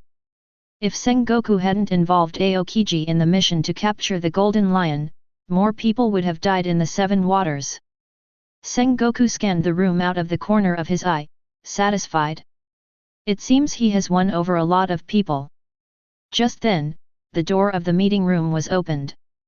An officer came to Sengoku's side and whispered in his ear, Sengoku Admiral, the Marshal asked you and Zephyr Admiral to come to the office. Yet. Sengoku nodded, and then said to Zephyr, the Marshal is looking for us. Yet. Zephyr stood up and followed Sengoku to the Marshal's office. The curtains in the office are drawn. Sengoku and Zephyr were puzzled, why are you pulling the curtains in broad daylight? It's not a conference room meeting. Just then, Sora called Sengoku and Zephyr to the window. Then, Sora opened the curtains. Through the windows, a large number of marines on the square can be seen clearly. At this time, the members of the Blue Ocean Club called by Victor stood up one by one according to the branch they belonged to. From grassroots warrant officer, ensign officer. Then to the high-level rear admiral, vice admiral level officer. There were tens of thousands of people here. Especially middle and low-level military officers, they are the main force to maintain justice and order. As soon as Victor called out, so many people came. Victor! Victor! Victor! At this moment, the plaza began to shout Victor's name. I saw Victor came to the center of the square. He raised his right hand high, enjoying the support of the members. With Victor clenching his fists. The square was silent. Just now they shouted loudly, soaring straight into the sky, but now there is no sound, even the sound of a needle falling to the ground can be heard. For the blue and clean sea! Shouted Victor. For the blue and clean sea! For the blue and clean sea! For the blue and clean sea! Wright, Connor, Rodney, and others shouted loudly. Their faces were red, their veins were bulging, and they were hoarse, using the loudest voices. The sound shook the headquarters fortress. Aokiji and the others were still in the meeting room, and they opened the curtains one after another, looking in the direction of the square. No matter who it is, seeing the picture in front of you will be shocked. Victor actually called tens of thousands of people. This guy.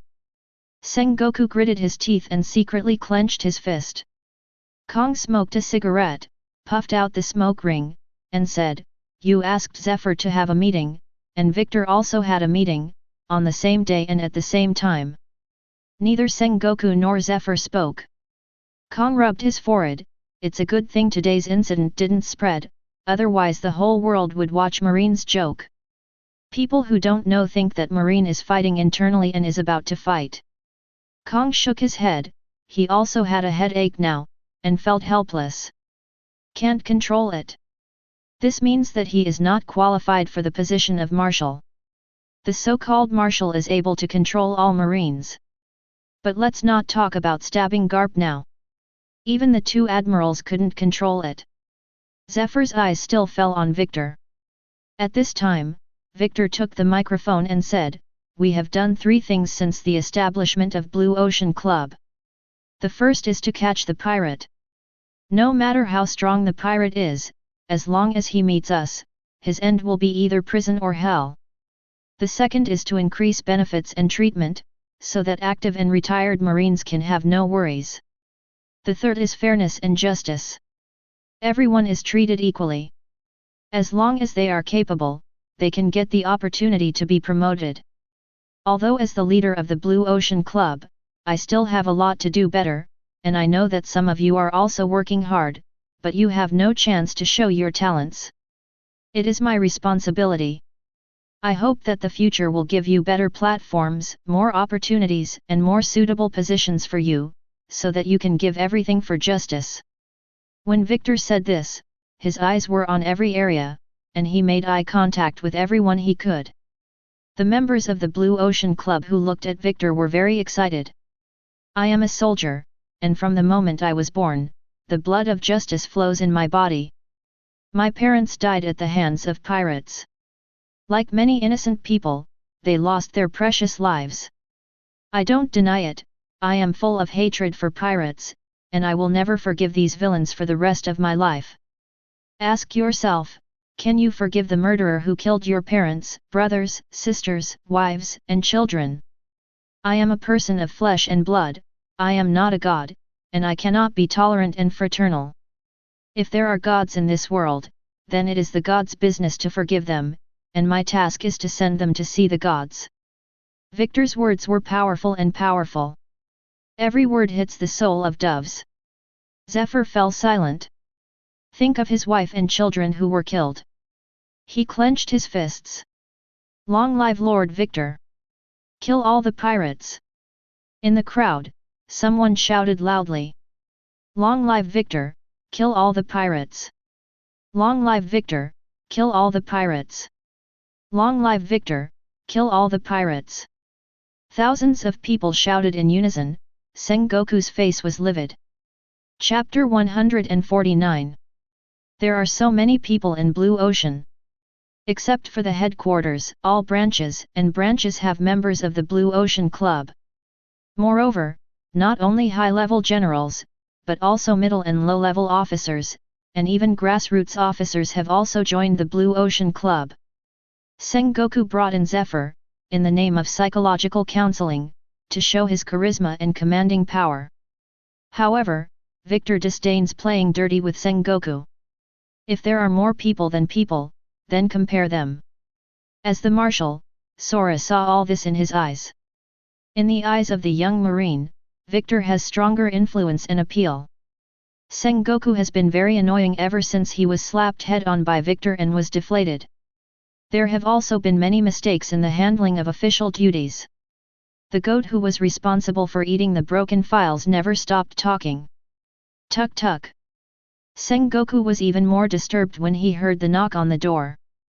Come in. Sengoku took a deep breath and adjusted his state. The door was pulled open. Sengoku uncle. Victor walked in and walked up to Sengoku. Sengoku frowned. Is there a problem? Sengoku put on a nonchalant look. Victor said, Sengoku uncle, there are rumors in the headquarters that we are competing for the marshal. Sengoku didn't speak, just looked at Victor silently. Victor went on to say, I know that Sengoku uncle has the ability to command marine, and even do better than me in some aspects. Of course. Sengoku thought to himself. Since he was a child, he has been the first in the exam, and he has never made a mistake in anything. He is a good student of the teacher and a good subordinate of the leader. And he will do his justice.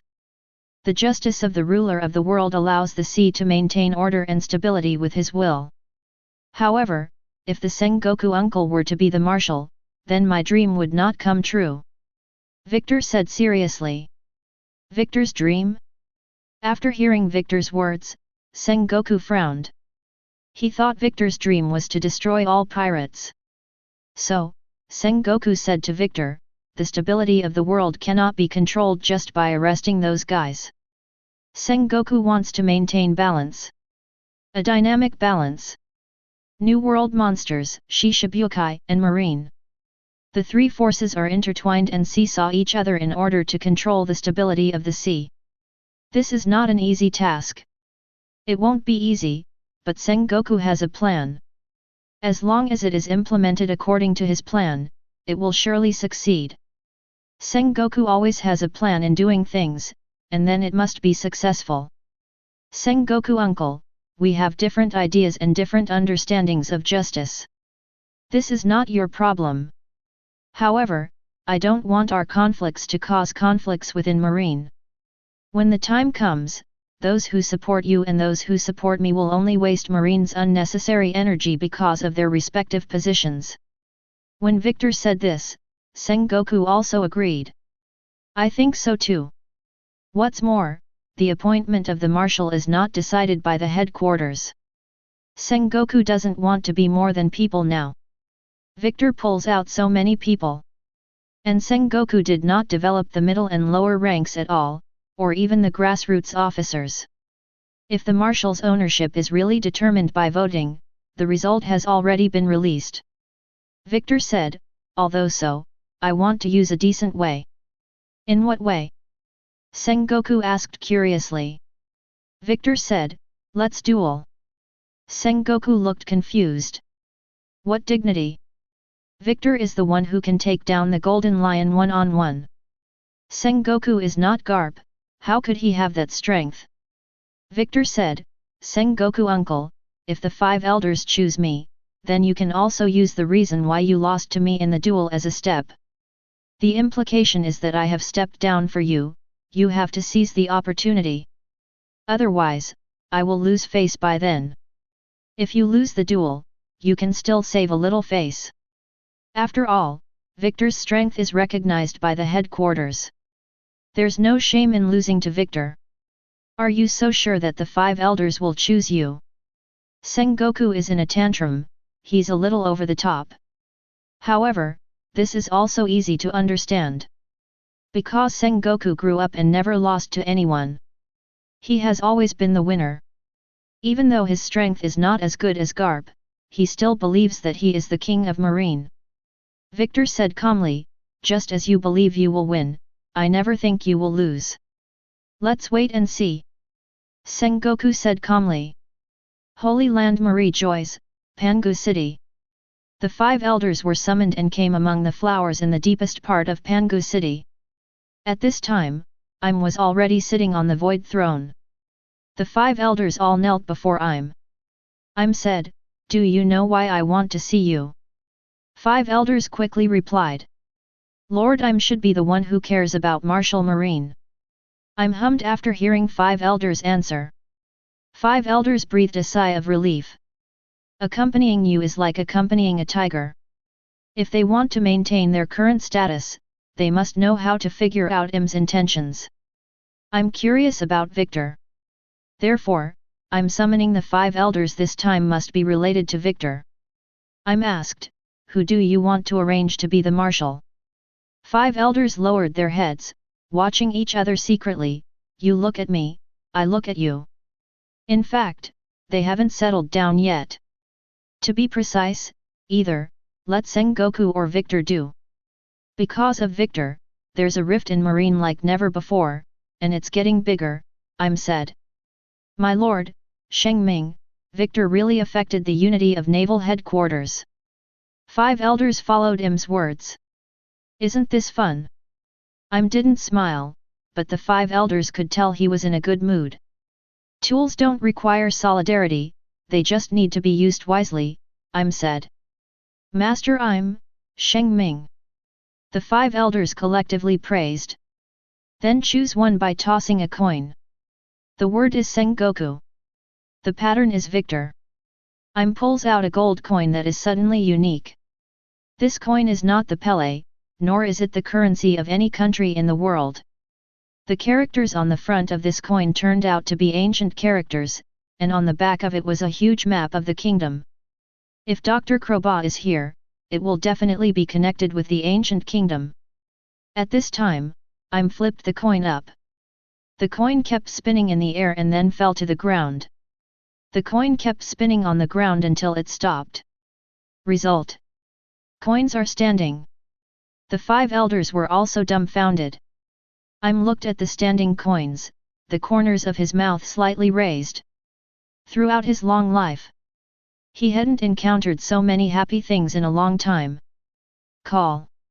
Im breathed a sigh of relief. The coins fell down. 5 elders looked at the coin at the same time, seeing the result. Chapter 150. Why make Sengoku the marshal? Marshal should be Victor Admiral. Marine Ford, Naval Headquarters. The members of the Blue Ocean Club were very excited. They didn't understand why 5 elders chose Sengoku anyway. Sengoku is qualified. But can Sengoku handle the Golden Lion? Victor also nailed it twice. Can Sengoku make Marine better? Victor Admiral did such a good job. Everyone's welfare is improved, and the safety of Marine's family members is also improved. Let Marine have no worries. At the same time, Victor Admiral gave a lot of people a chance to get promoted. This is also obvious to all. Inside the marshal's office, Sora was also surprised at first. To be honest, he thought the 5 elders would end up picking Victor. Victor is younger and tougher, and the celestial dragons also like Victor. I didn't expect to choose Sengoku in the end. Tuk tuk. After hearing the knock on the door, Sora said, come in. Victor, Sengoku, and Akainu walked in. Kong said to the 3 of them, sit down. Sengoku, Victor, and Akainu sat down.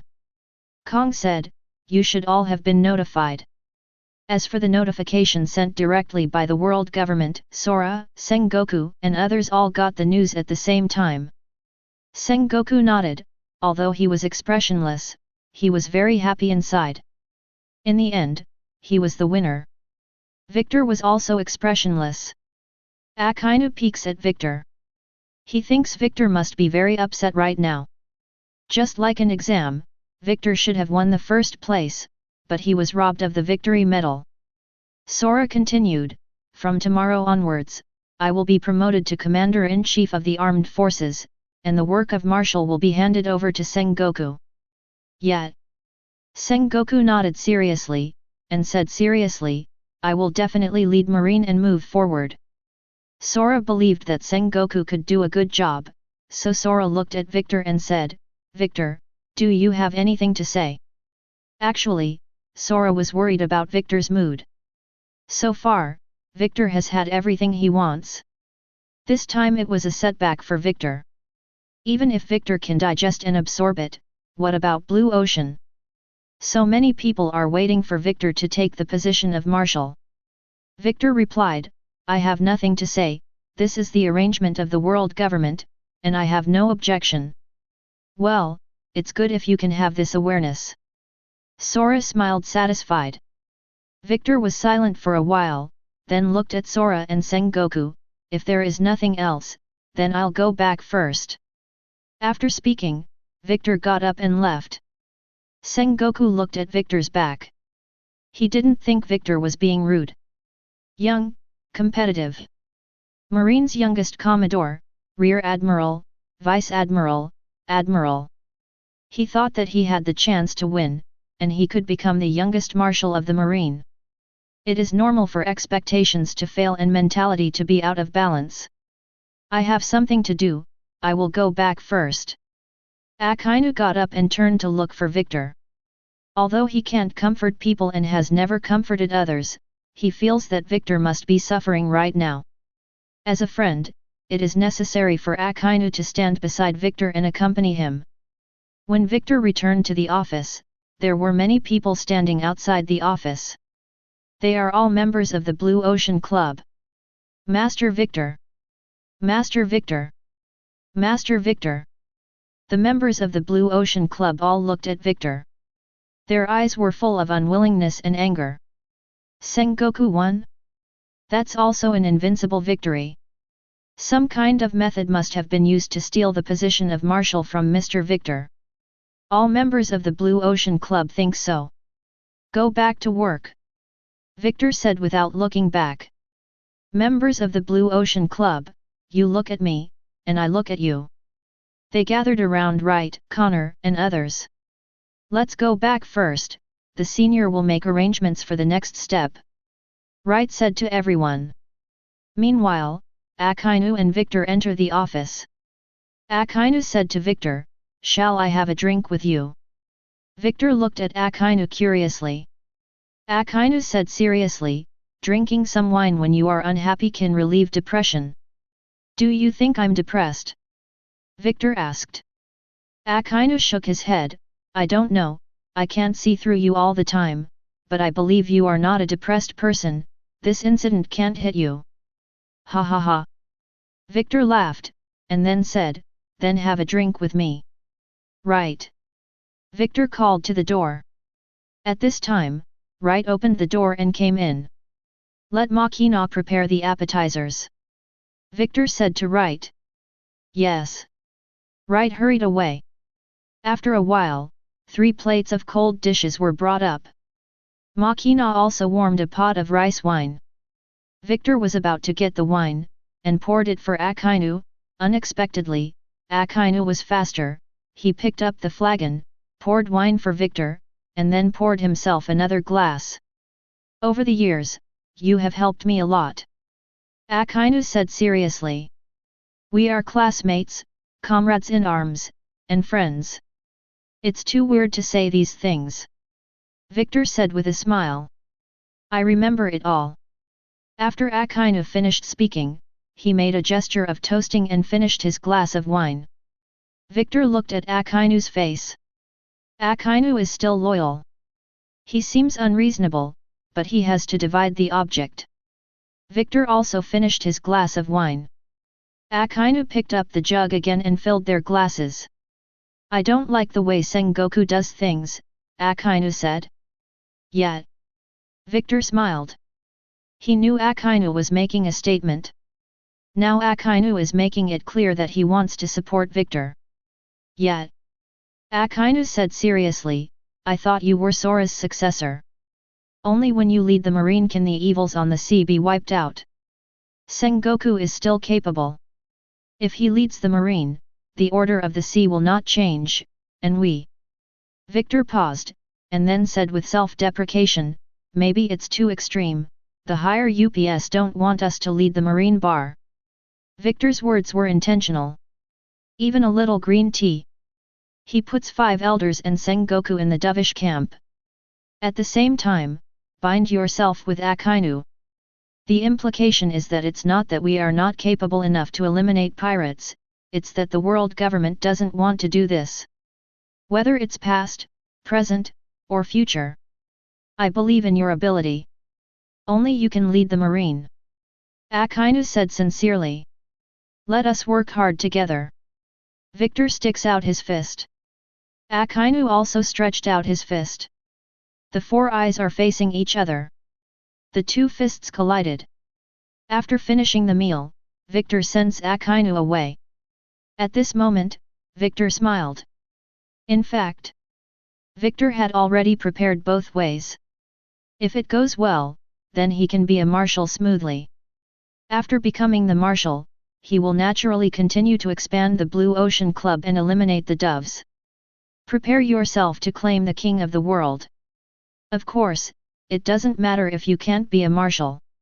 He can use this opportunity to completely infight within Marine. At that time, there will be no right or wrong, only positions.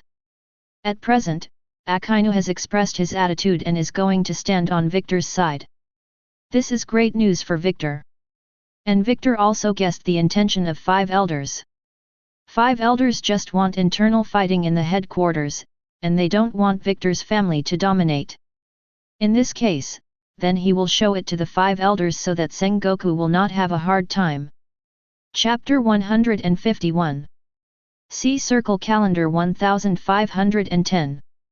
Soon after Sengoku became marshal, he promoted Aokiji as the new admiral. Sengoku is well aware that the current naval headquarters has split into 2 factions. Hawks headed by Victor. There is also the Dove faction headed by Sengoku. Although Sengoku doesn't consider himself a dove, he can't win over Akainu and others now. Sengoku can only rely on the power of doves now. Otherwise, he, the Marine Marshal, is just a poor commander. Therefore, the daily affairs of the headquarters are arranged by Sengoku to be completed by the Dove generals. In addition, Sengoku handed over the leadership of the directly subordinate branch to the Dove generals one after another. Hua Shaishan served as the commander of the G1 branch, Gumier served as the commander of the G2 branch, and Shi Tai Rice served as the commander of the G3 branch. The commanders of these direct branches were originally recommended by Victor. Now most of them have been replaced by doves. 1 emperor and 1 courtier. Sengoku certainly won't reuse Victor's people. Victor understands that too. Also, Sengoku divides Victor and Akainu in order to sow discord. Sengoku only suppressed Victor's forces, but did not suppress the generals of Akainu's faction. The only one who does not rise or fall is Kizaru. Sengoku is temporarily out of control of Kizaru. After all, 1 radish is 1 pit.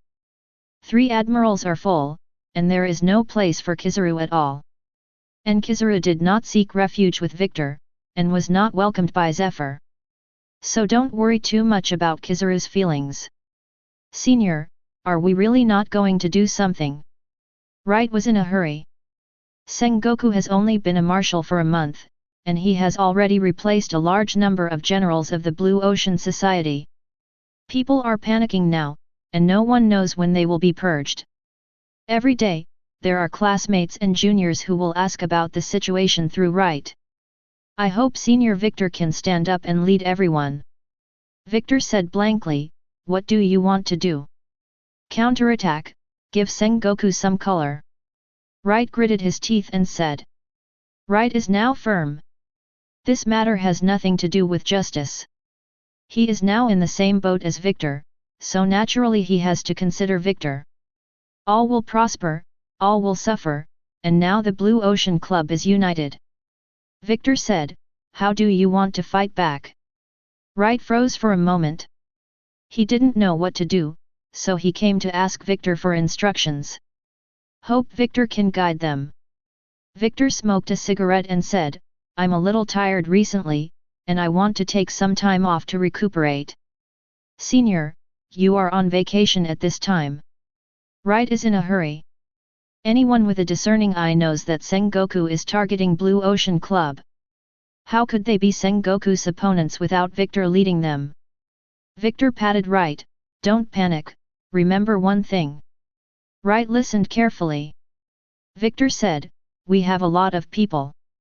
Many people? Wright was lost in thought. Victor saw that Wright hadn't realized it yet, and reminded him, during this period of time, you must strengthen the unity of the Blue Ocean Club, and at the same time do your own work well. When Wright heard this, his eyes lit up. He understands. Don't report to me about daily affairs. Victor said without looking back. Senior means whatever they do. Wright brought Connor, Rodney, and others. They are the core figures of the Blue Ocean Club. Wright said to them, Seniors, let us strengthen the unity of the Blue Ocean Club, and at the same time do our own work well. Strengthen the unity of the Blue Ocean Club and do your own job. Connor scratched his head, unable to react. Rodney's reaction was quick, I see, Lord Victor is wise. Hey! Connor was stunned for a while. He hasn't figured it out yet. Then, Connor looked at Felix and the others again. So that's the case. Since the senior supports us, then we can let go. After hearing Felix's words, Connor was even more confused. Did the senior say that? Connor was completely bewildered. When Connor was confused, Wright said, let them know the strength of our Blue Ocean Club. Rodney nodded. Felix clenched his fists, I've seen them upset for a long time. Wait, can you explain to me what the senior wants us to do? Connor finally couldn't take it anymore, he asked everyone. Wright looked at Connor and explained, although Sengoku has been purged in the headquarters, he forgot one thing. What's the matter? Connor asked hurriedly. Wright said proudly, our strength is not limited to the headquarters. Rodney also said, Master Victor still has the foresight. Over the years, we have established Blue Ocean Club branches not only in the headquarters, but also in various branches. Felix added, even if Sengoku became the marshal and replaced all the commanders directly under the branch with his people, but they did everything if they had the ability. Connor finally came to his senses, he slapped his forehead, I see, it makes Sengoku's order impossible to execute. Master Victor has told us what to do. Wright said seriously, as long as our Blue Ocean Club is united and continues to expand the scale and influence of our Blue Ocean Club, then Marine will have the final say. Yes, our Blue Ocean Club has the final say. Rodney sneered. Marine Ford Township, Marine Military Academy. In the cafeteria, there is a clear distinction between Wei and Wei. Students who have joined the Blue Ocean Club gathered for dinner. Students who are not members of the Blue Ocean Club clearly feel a sense of distance. Not only that, but students who think Victor and Lanhai will be extreme will be deliberately picked on when cooking. The smell of gunpowder on both sides is very strong. Now in the military academy, if you don't join the Blue Ocean Club, you will be attacked. The military academy is just a microcosm. A similar situation occurs in naval headquarters, direct branches, and various divisions and branches. Members of the Blue Ocean Club began to find fault. All kinds of nitpicking and picking questions, the smell of gunpowder is very strong. These are only at the officer level. Did you find out that the food is getting worse and worse recently? Every day is chicken curry. In the past, there were seafood and drinks, and fruits were also abundant after meals. Let's be content with what we have, the new marshal doesn't care about our feelings at all. Is this for people to eat? The chicken is not fresh, And these potatoes and carrots, all spoiled. In the cafeteria of the G1 branch, each of the marine soldiers was eating their food, and everyone was full of resentment towards the food. In the past, in the name of Victor, Blue Ocean subsidized Marines' meal expenses every month. The money is now stopped. If the newly appointed officers are capable, they will get the money themselves. Of course, the headquarters will also distribute funds to the branches. It's just that Victor has placed a lot of manpower in the finance department. These people have already started to find fault. Therefore, the military expenditures of various branches are not in place. The King of Hades is easy to see, but the imp is hard to deal with. Although Victor did not come forward, Wright and others have already begun to make Sengoku feel uncomfortable. Marine internal strife. Sengoku can't expel all Marines from the Blue Ocean Club. However, even if you want to clean up, you want to transfer posts. In just a few years, where can we find so many people to fill these grassroots positions? Chapter 152. East Blue, Windmill Village. The village head, Upslap, looked at the newspaper and couldn't help frowning. The Kingdom of Goa was attacked by pirates? This thing is simply unbelievable. Because the nobles of the Kingdom of Goa are quite rich, they contributed a lot of money to the Celestial Dragons. Therefore, the protection of Goa Kingdom by world government and marine is quite in place. As long as there is an accident in Goa Kingdom, marine will come to the rescue immediately. However, this time marine came a bit late. At least that's what the newspapers said. A group of pirates named Night Devils robbed the Kingdom of Goa all night. When marine arrived, the pirates had disappeared. Marine Ford, Naval Headquarters. Inside the Marshal's office, a new letter of complaint was added to the desk. It is from the Kingdom of Goa. A few days ago, a group of pirates attacked Goa Kingdom. As a result, the marine rescue was too slow. As a result, the nobles of the Goa Kingdom suffered heavy losses. Therefore, the Kingdom of Goa complained to the world government about marine. 5 elders didn't have time to answer them, so they forwarded the complaint letter to Sora, who in turn passed it to Sengoku. How many times is this? Sengoku asked in a deep voice. Mozambique Rear Admiral replied, the 3rd time this month. Sengoku dropped the letter of complaint into the file basket on the desk.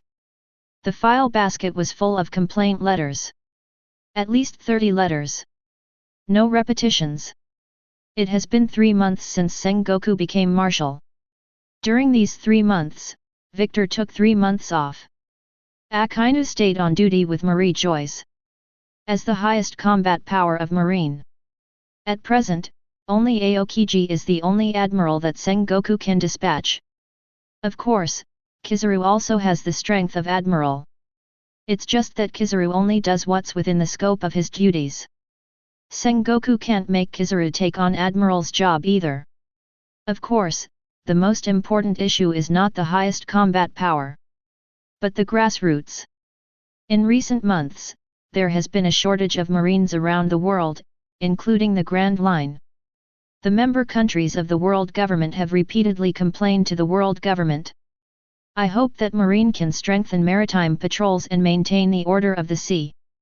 The era of big pirates is coming, and a large number of young people are flooding into the sea in pursuit of wealth.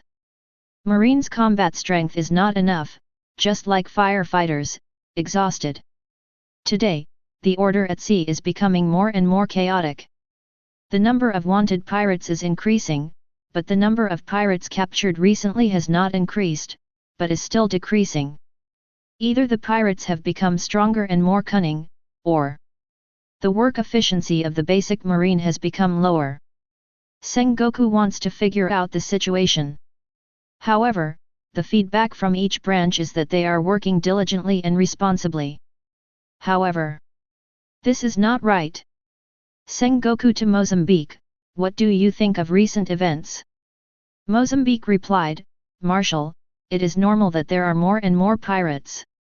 After all, Roger has been dead for so many years, the children at that time have grown up, so the number of pirates is increasing. Okay. Sengoku waved his hand to stop Mozambique from talking. You go out first. Sengoku said. Yes. Mozambique turned and left. Sengoku watched Mozambique's back, then picked up the phone bug, and he was going to send his secret force to investigate. His intuition told him that there must be something strange about this matter. Daughter Island is located in the calm belt next to the Grand Line. Because there are huge sea kings in the calm belt, ordinary ships cannot enter the waters near Daughter Island. At this time, a giant eagle landed in the palace of Daughter Island. There is a man standing on the back of the giant eagle. Felix, you can just wait here for me. Robin said to the giant eagle. The giant eagle nodded. Then the eagle took the form of Felix. At this time, the surrounding guards were expressionless. They were already familiar with Robin and Felix. Marigold said to Robin, "My sister is inside." Yet. Robin walked into the palace. In the palace, Hancock was lazily lying on the bed, holding a photo of Victor in a daze. Cough cough cough.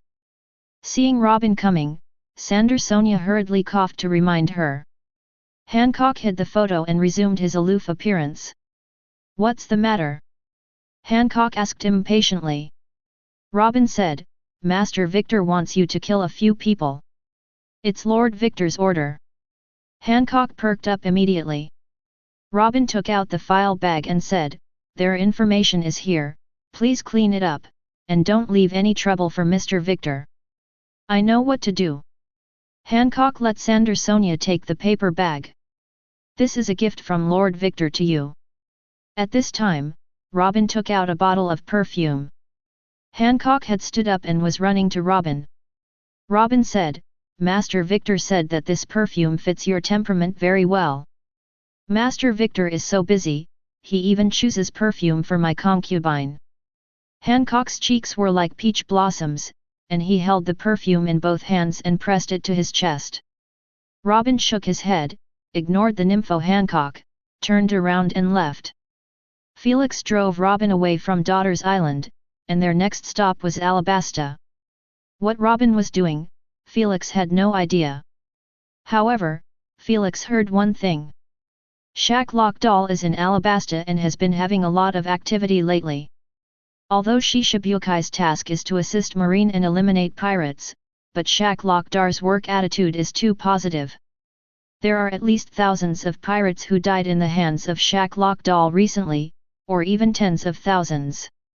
Alabasta has also become a country suitable for business and tourism. Thus, Shacklock Dar became the hero of Alabasta.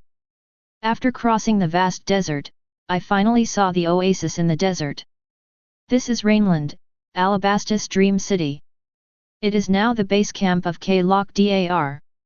It is here that Lock Doll built the largest casino in the country, the Rainy Banquet. However, Lock Doll is not the only owner of the casino. Inside the Rain Banquet, Robin met K-Lock Doll in K-Lock Doll's office.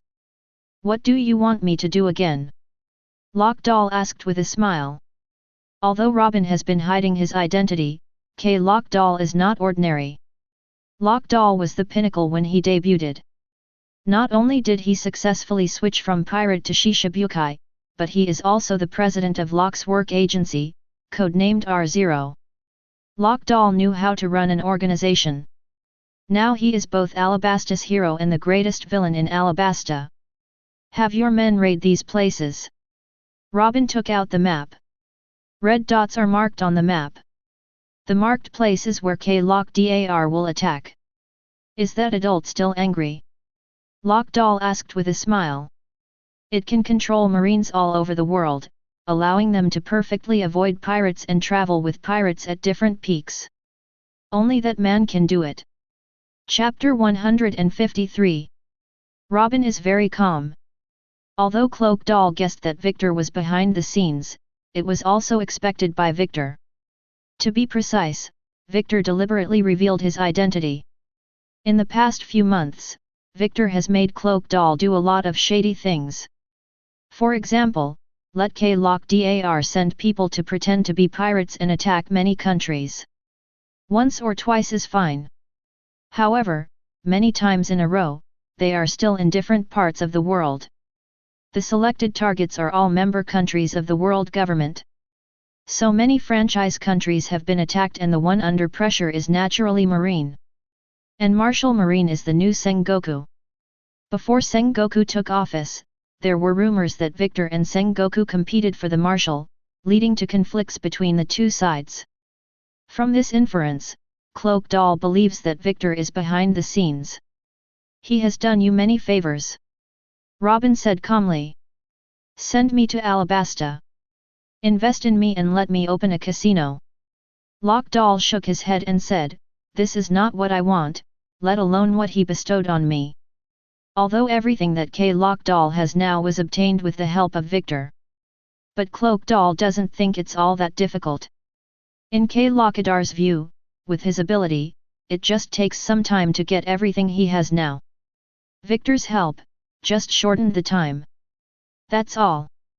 Robin looked at Lock-E Dale and said, he knows what you want and where it is, just like his letter to you. Robin and Locke can get cooperation and contact. Rely on a letter.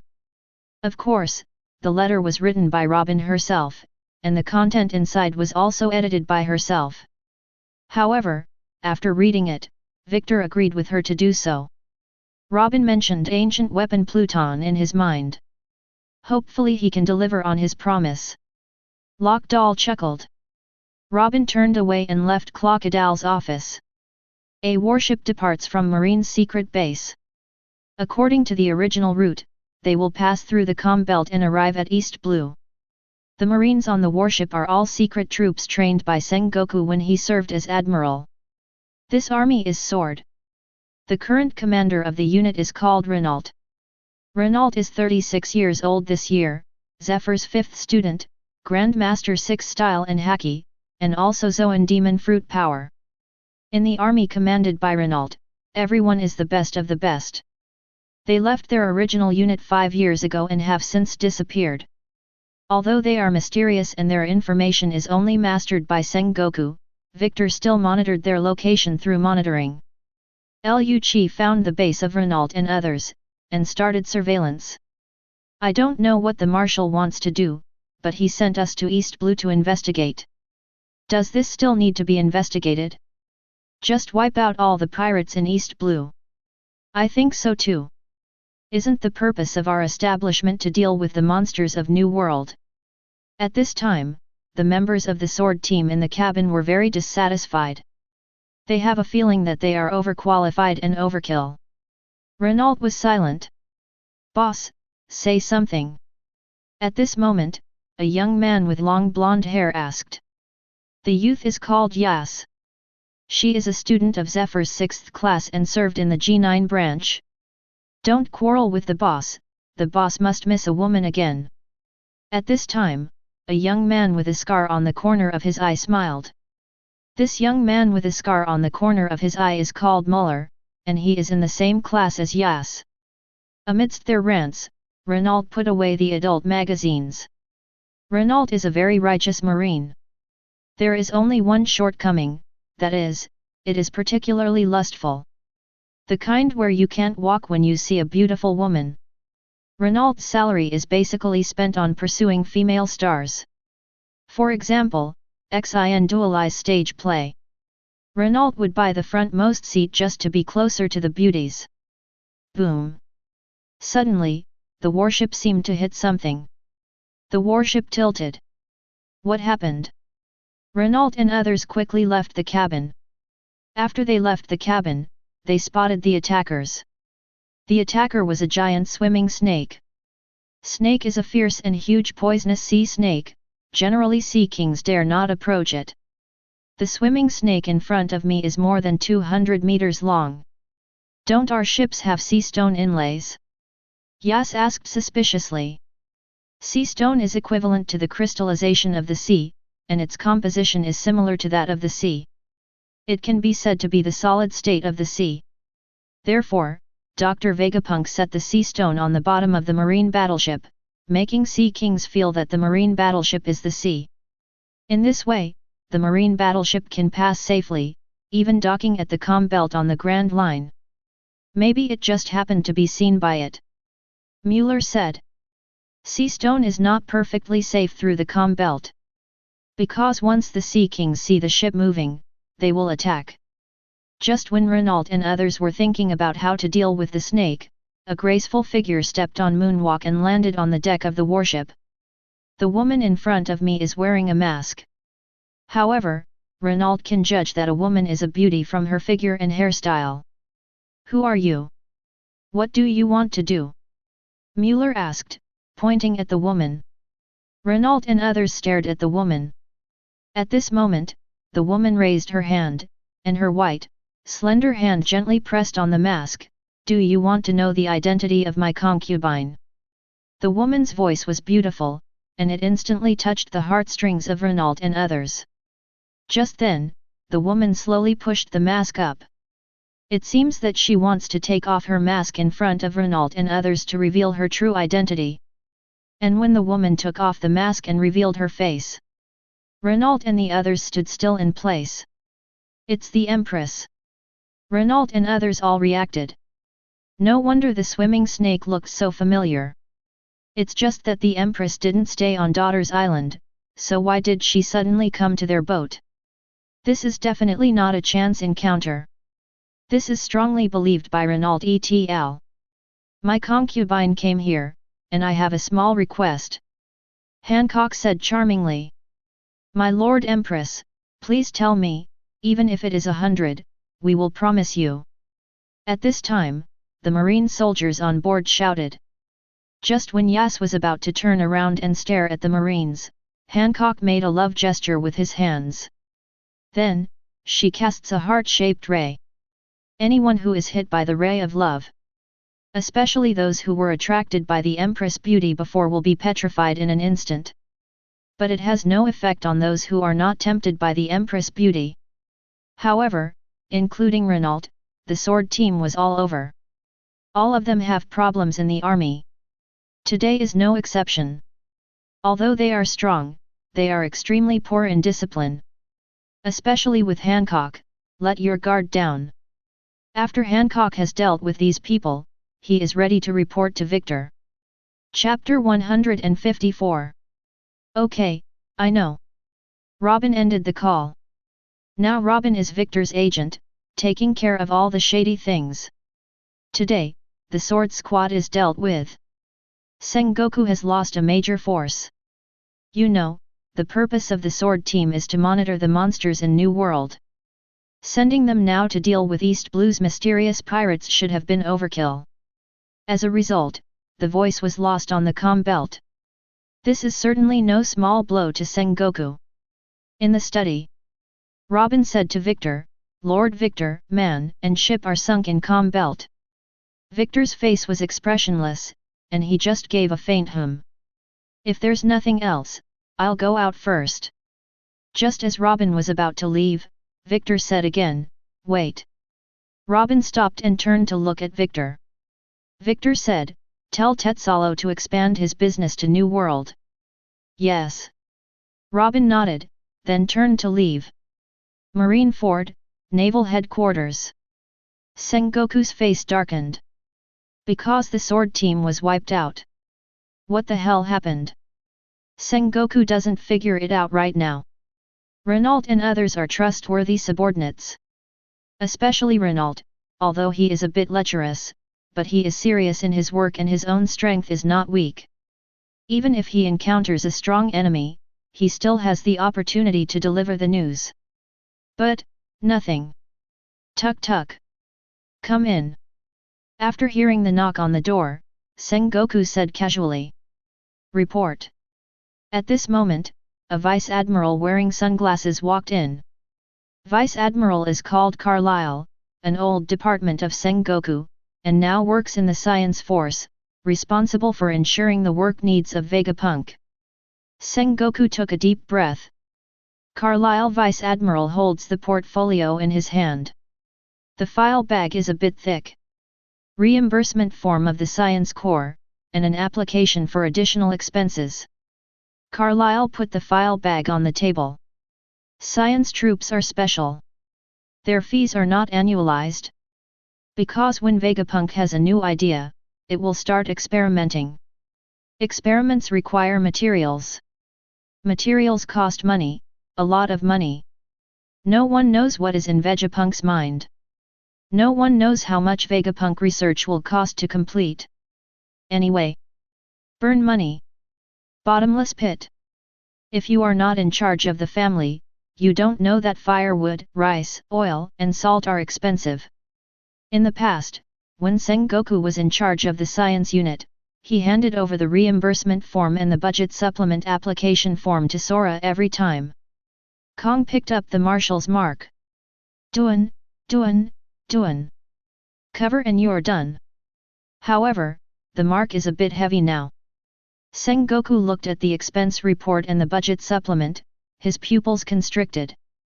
5 tons of special PFS steel, 50 million Baileys per ton. 12 sticks of extra-grade high-concentration protein extracts, each with 20 million Baileys.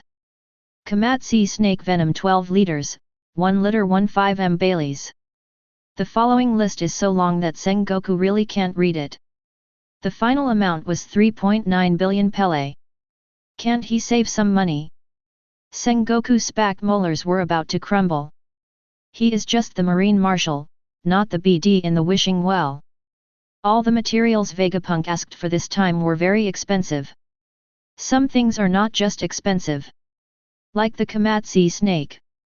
This sea snake only lives in deep sea trenches below 1,000 meters. It is rare and extremely difficult to catch.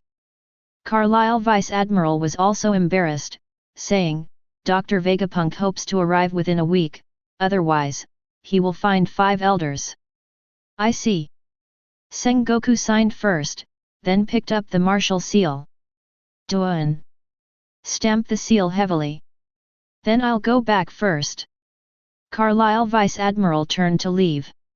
After Carlyle left, Sengoku felt an indescribable sense of fatigue. Although Marine has the power in his hands, it's not easy for him.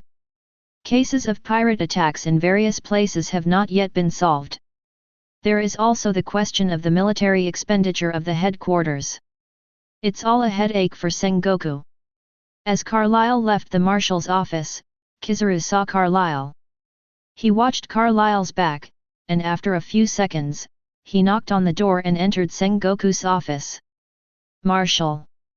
Kizaru came to Sengoku. There's something you need to do. Sengoku said to Kizaru. Kizaru nodded slightly. Sengoku handed a file bag to Kizaru. During this period, pirates have frequently attacked the port cities of the franchise countries, even the capitals, and our marine has also received complaints many times. Kizaru looked at the file bag and said, I'll investigate. Sengoku sighed, the only person I can trust now is you. This is very provocative. If the Dove General heard it, he would be very moved. But who is Kizaru? Old fritters. Kizaru sees the situation in the headquarters clearly. Since Sengoku became the marshal, the Hawks headed by Victor no longer cooperated. Now the Hawks are just doing their jobs. Sengoku didn't ask for them either. On the contrary, Sengoku also carried out a big change in important positions, and arranged for Dove generals to be in charge. In this way, the contradiction between the two sides will only increase. Today, there are not many people who can use Sengoku, so Kizaru can only be used to fight the fire. Marshal, I will do my best. Kizaru replied. Click. Click. The miniature camera takes pictures continuously. At this time, in Punk Hazard's marine secret laboratory. Every photo taken by Lu Chi can shock the world. In the laboratory, brutal human experiments are going on. Over the years, people have been missing. Of course, missing persons cases are not uncommon. Because there are many traffickers, and human trafficking is an open business. At this time, Jabra's voice sounded in Lu Chi ear. There are guards coming towards you. Jabra said. Liu Qi put away the camera and said, "Open the door." A door suddenly opened in front of Liu Qi. Bluno used the door fruit to open the door for Liu Qi out of thin air. Liu Qi disappeared into the laboratory. After Liu Qi disappeared, several researchers in white coats came over. "Strange, I saw a figure just now." "It's your illusion." "Perhaps. Go over there and have a look." As the researcher said, he walked eastward.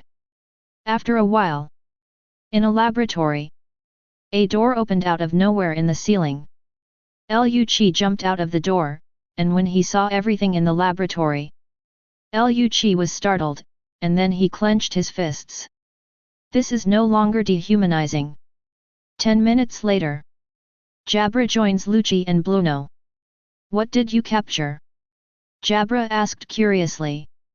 This time they were ordered to investigate and film the laboratory. "See for yourself."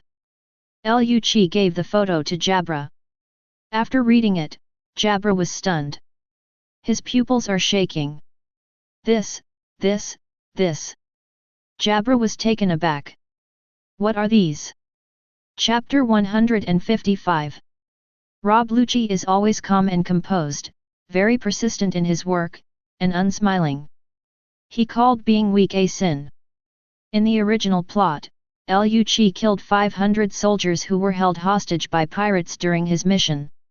His reason was, because these soldiers were easily caught by pirates, it caused a crisis for the country. Maybe the same thing will happen again in the future. In the end, an extreme conclusion was reached: such a weak soldier has no right to live. Liu Qi also advocates necessary evil and pursues dark justice. In Liu Qi character, he can accept necessary evil, so he has no objection to Victor's order. However, this time Liu Qi was indeed shocked. Because he has seen too many experiments of destroying conscience and destroying humanity. This can no longer be described by ordinary evil. Even Tu Kun was nothing compared to what he had just seen. For example, a child was disemboweled, and the organs on his body were filled with various tubes, and the surrounding instruments were recording the data of each organ. On the side, there will be other children who will conduct comparative experiments according to different drug dosages. These are relatively common. What shocked Liu Qi the most was the child's corpse. Their bodies would be thrown into the crematorium to be burned with the experimental waste. There is no humanity at all. This is true for Liu Qi, let alone Jabra and Bluno. Especially Jabra, he is a person who is not emotionally stable. Frequent surprises. After Jabra saw the content in the photos and those human experiments, his heart was strongly shocked. What the hell is the world government doing? Why do we have to do experiments on humans? Can't it work on animals? Jabra asked Liu Qi. Liu Qi said coldly, "Since Mr. Victor asked us to investigate this, time will definitely give us the answer." Sabayati Archipelago, inside Victor's villa. Liu Qi walked into Victor's study. Victor has been on vacation for half a year. In the past 6 months, under Victor's control, the sea was in a mess, causing Sengoku a lot of trouble. Of course, everything has a purpose. Victor's purpose is simple. One is to intensify the internal fighting in Marine, the benefits of which are obvious. In the future, Marine will only have a position, and there will be no right or wrong, which is the so-called ideology.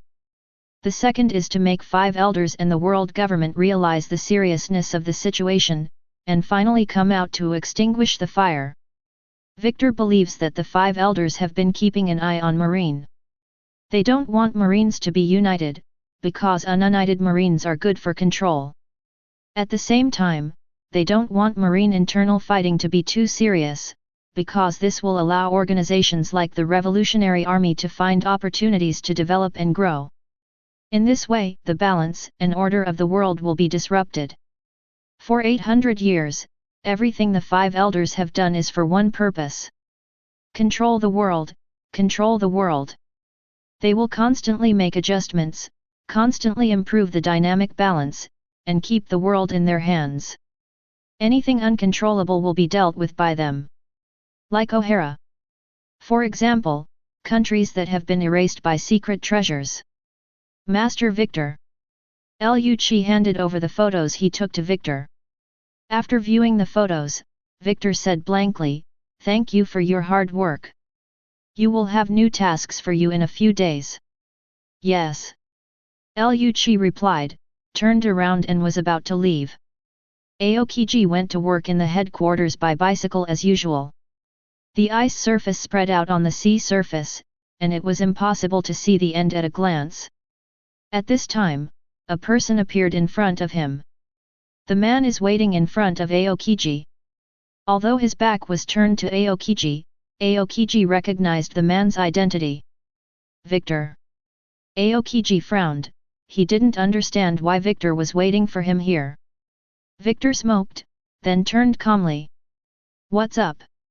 Aokiji asked Victor. His tone was indifferent. He doesn't even want to talk to Victor. "I recently received an anonymous tip," Victor said. Aokiji is confused. Victor handed the portfolio to Aokiji. "What's inside?" Aokiji caught it, but instead of opening it, asked Victor. Victor said, "Open it and take a look." Aokiji opened the bag, and there were many photos inside. Aokiji took out the photo, and the first time he saw it, his body was completely frozen as if he had been acupunctured. Then, with trembling fingers, he flipped through the photos one by one. Every photo is shocking. And Aokiji's back molars were almost shattered, and from his nostrils and mouth, freezing air kept coming out. The surrounding air was extremely cold in an instant, and the freezing air overflowing from Aokiji's body unknowingly froze the surrounding sea. The only exception is around Victor. All the frozen air that approached him was melted by an invisible wall of air. "Where was this filmed?" Aokiji asked. Sure enough, Victor's purpose was not asked.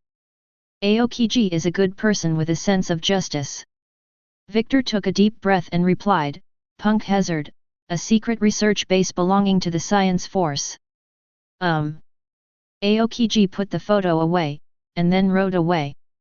In the original plot, Aokiji finally found Punk Hazard because of the missing persons case. Therefore, the conflict between Aokiji and Akainu is partly due to Aokiji's desire to completely destroy Punk Hazard. In his own way, put an end to Punk Hazard's criminal experiments. However, Aokiji didn't quite succeed. One is that Aokiji is not strong enough. The second is that Aokiji doesn't understand Science Force at all. Everyone misunderstands that the Science Force is dominated by Vegapunk. Actually, Vegapunk is against human experimentation. Vegapunk is more inclined to lineage factors, using lineage factors to cultivate the materials needed for experiments. The world government thinks it is too much trouble. Even if the bloodline factor has approached the realm of gods. Judge and his team cloned and transformed soldiers by using the blood factors of several excellent soldiers to make soldiers become absolutely obedient and outstanding soldiers, and they can cultivate cloned soldiers within 5 years. In the eyes of the world government, they don't want to waste 5 years cultivating materials. Even a year feels slow. Watching Aokiji leave, Victor smiled slightly. Informing Aokiji of the truth about the world government in advance is also part of his plan. Aokiji is also good, and Zephyr is also good. These dovish marines stay in this department, which is not only an obstacle, but also unable to play their value. It's better to use their personality traits to clear them out in advance. Not only can you remove people who are in the way, but you can also make them trouble the world government. It kills 2 birds with 1 stone. Sengoku, what are you going to do with Aokiji? Victor smiled triumphantly, then jumped up, with blue wings growing from his back, and rode away in the wind. Chapter 156. Marine Ford, Naval Headquarters. Aokiji's file curry in the ministry, began searching for cases related to missing persons. He is now Marine Admiral with high clearance. If you don't check, you don't know. If you check, you will be shocked. A large number of people go missing every year. Especially in recent years, cases of missing children have occurred frequently. These cases were eventually classified as human trafficking, and they were all let go in the end. Aokiji finds a photo of the missing child, and he carefully compares it in the office. Although it took a lot of time, there are indeed many photos of children, which are consistent with the photos of the children in the laboratory. Victor didn't lie to me. Aokiji frowned, he suppressed his anger and didn't question Sengoku. Since Victor knew about it, Sengoku must have known about it. Because the science force is still directly in command of Sengoku. Aokiji didn't expect Sengoku to be this kind of person. Even if this is an order from the world government. But Aokiji couldn't accept it. How does Sengoku compare to Victor? Even tougher than Victor. Moreover, the most difficult thing for Aokiji to accept is cheating. Sengoku's justice is fundamentally different from the justice held by Aokiji and others. Obviously, like Victor, he is a person who does whatever it takes to achieve his goals, but he is still hypocritical. However, now is not the time to fall out. Aokiji wants the science team to investigate thoroughly, not only to save those children, but also to completely stop the evil in the laboratory. Sabayati Archipelago.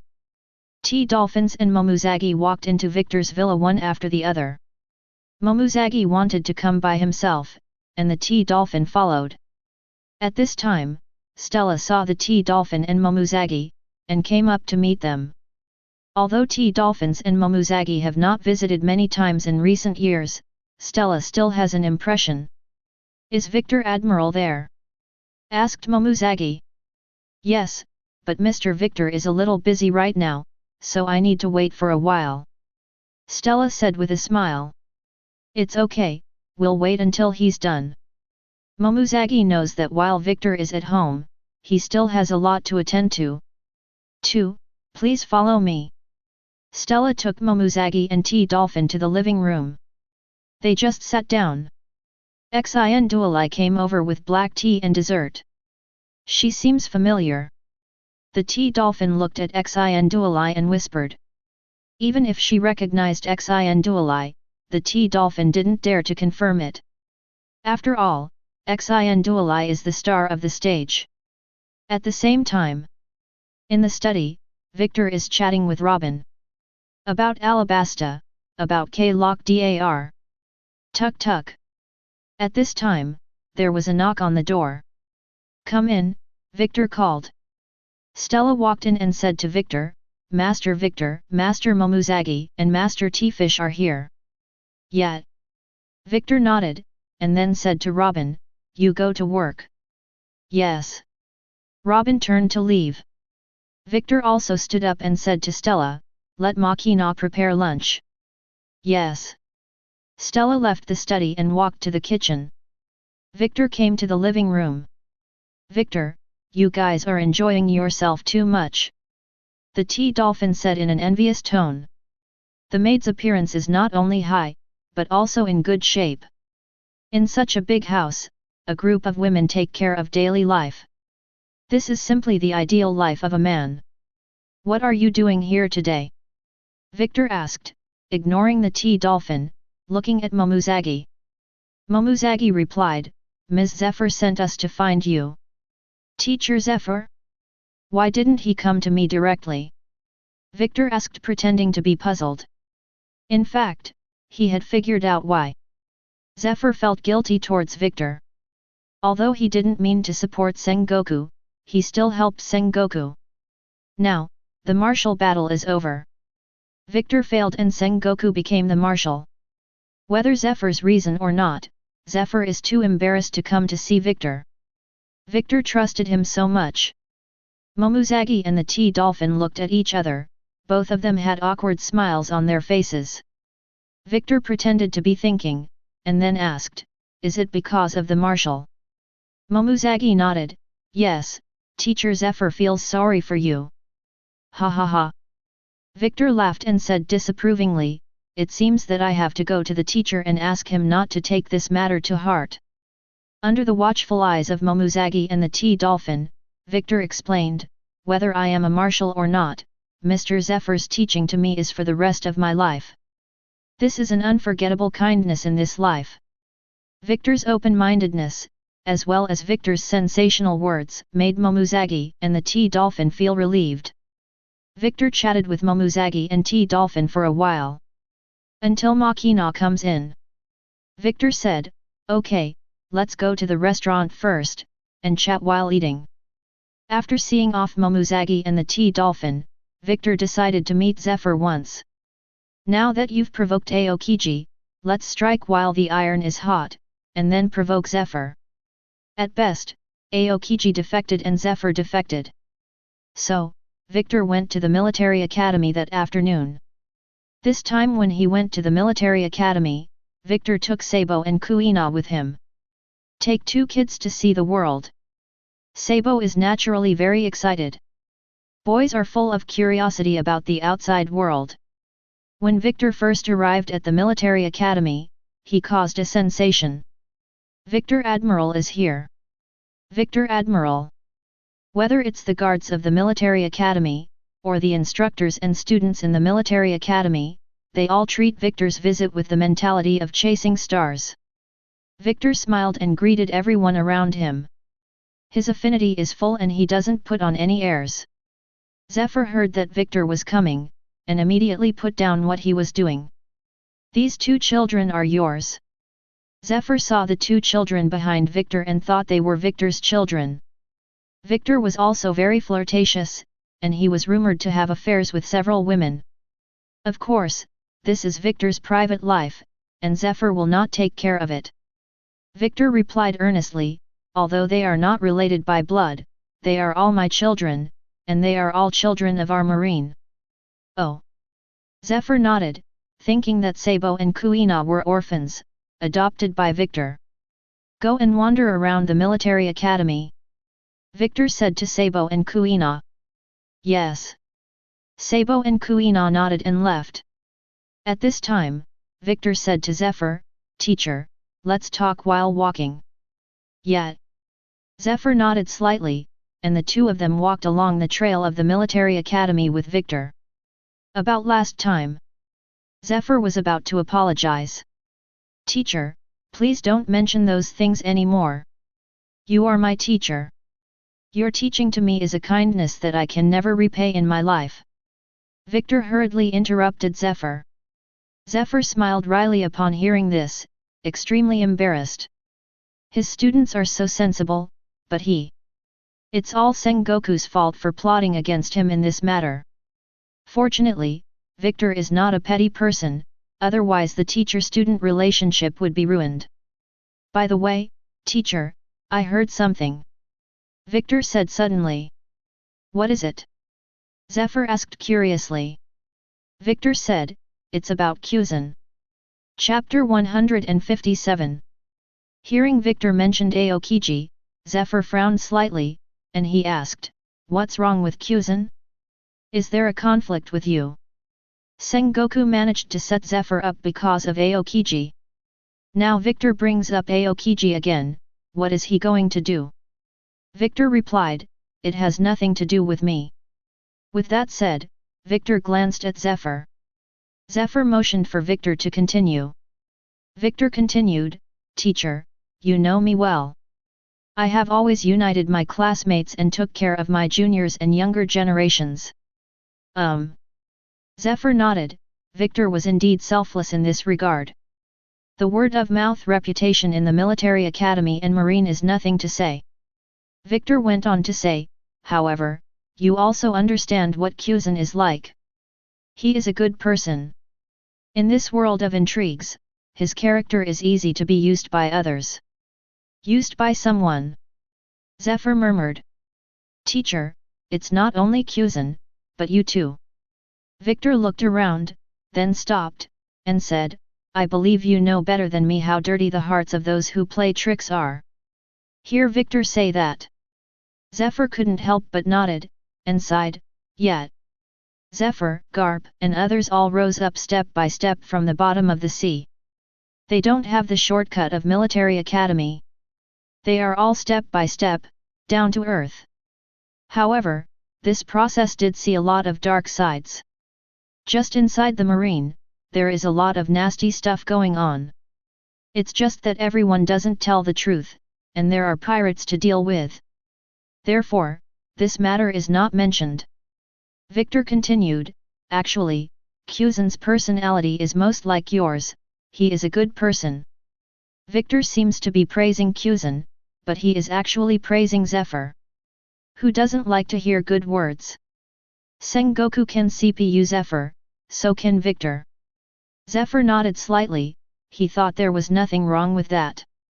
Victor said, however, as he was promoted to Admiral, he was exposed to more and more things, such as scientific troops.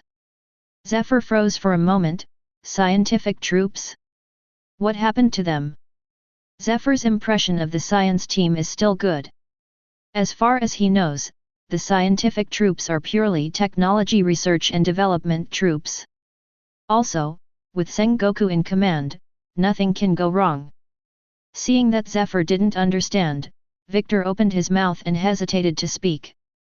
Did they do something? Zephyr asked puzzled. Victor shook his head and said, this matter, that's all, I hope it's just me thinking too much. He deliberately sold off. In fact, it secretly put eye drops on Zephyr. When Aokiji really broke up with Marine, then Zephyr will ask Sengoku for an explanation. Although Sengoku is now the marshal, the entire naval headquarters is Zephyr's disciple. If Zephyr goes crazy, can Sengoku take it? Victor, Zephyr said seriously, what the hell happened? Victor sighed and said, teacher, some things are confidential, and you don't have permission to know them now. Zephyr frowned. Since Victor said that he has no authority to know, it is inconvenient for Zephyr to continue asking. Marine has marine discipline. Zephyr knew he was retired. Zephyr said to Victor, no matter what happens, we must unite. Victor said, teacher, don't worry, I will take good care of Kuzan. See Circle Calendar 1511. Although Sengoku sent Kizaru to deal with the cases of attacks on allied countries, such incidents did not decrease. Similar incidents are still happening around the world. Every time Marine comes late. By the time Marine arrived, all the pirates who had attacked the city had run away. Although Kizaru is the fastest person in this department, he does not have the ability to teleport. Therefore, Sengoku still does not fundamentally solve the problem. However, Sengoku is not without achievements. At the beginning of the year, Marine successfully arrested the evil dragon and his gang, and using this as a threat, successfully recruited Hixia Jinbei and his gang. Now that Jinbei is Shishibukai, the Sun Pirates are no longer a threat to Marine. Without Jinbei's gang looking for trouble, Sengoku can also free up an army. In addition, the research of the scientific troops has also made new progress. World government is very satisfied with the research progress. Sengoku was also honored for this. It's just that Sengoku can't always be the commander of the science unit. As the marshal now, he has too many things to do. Just to whom should the science unit be handed over?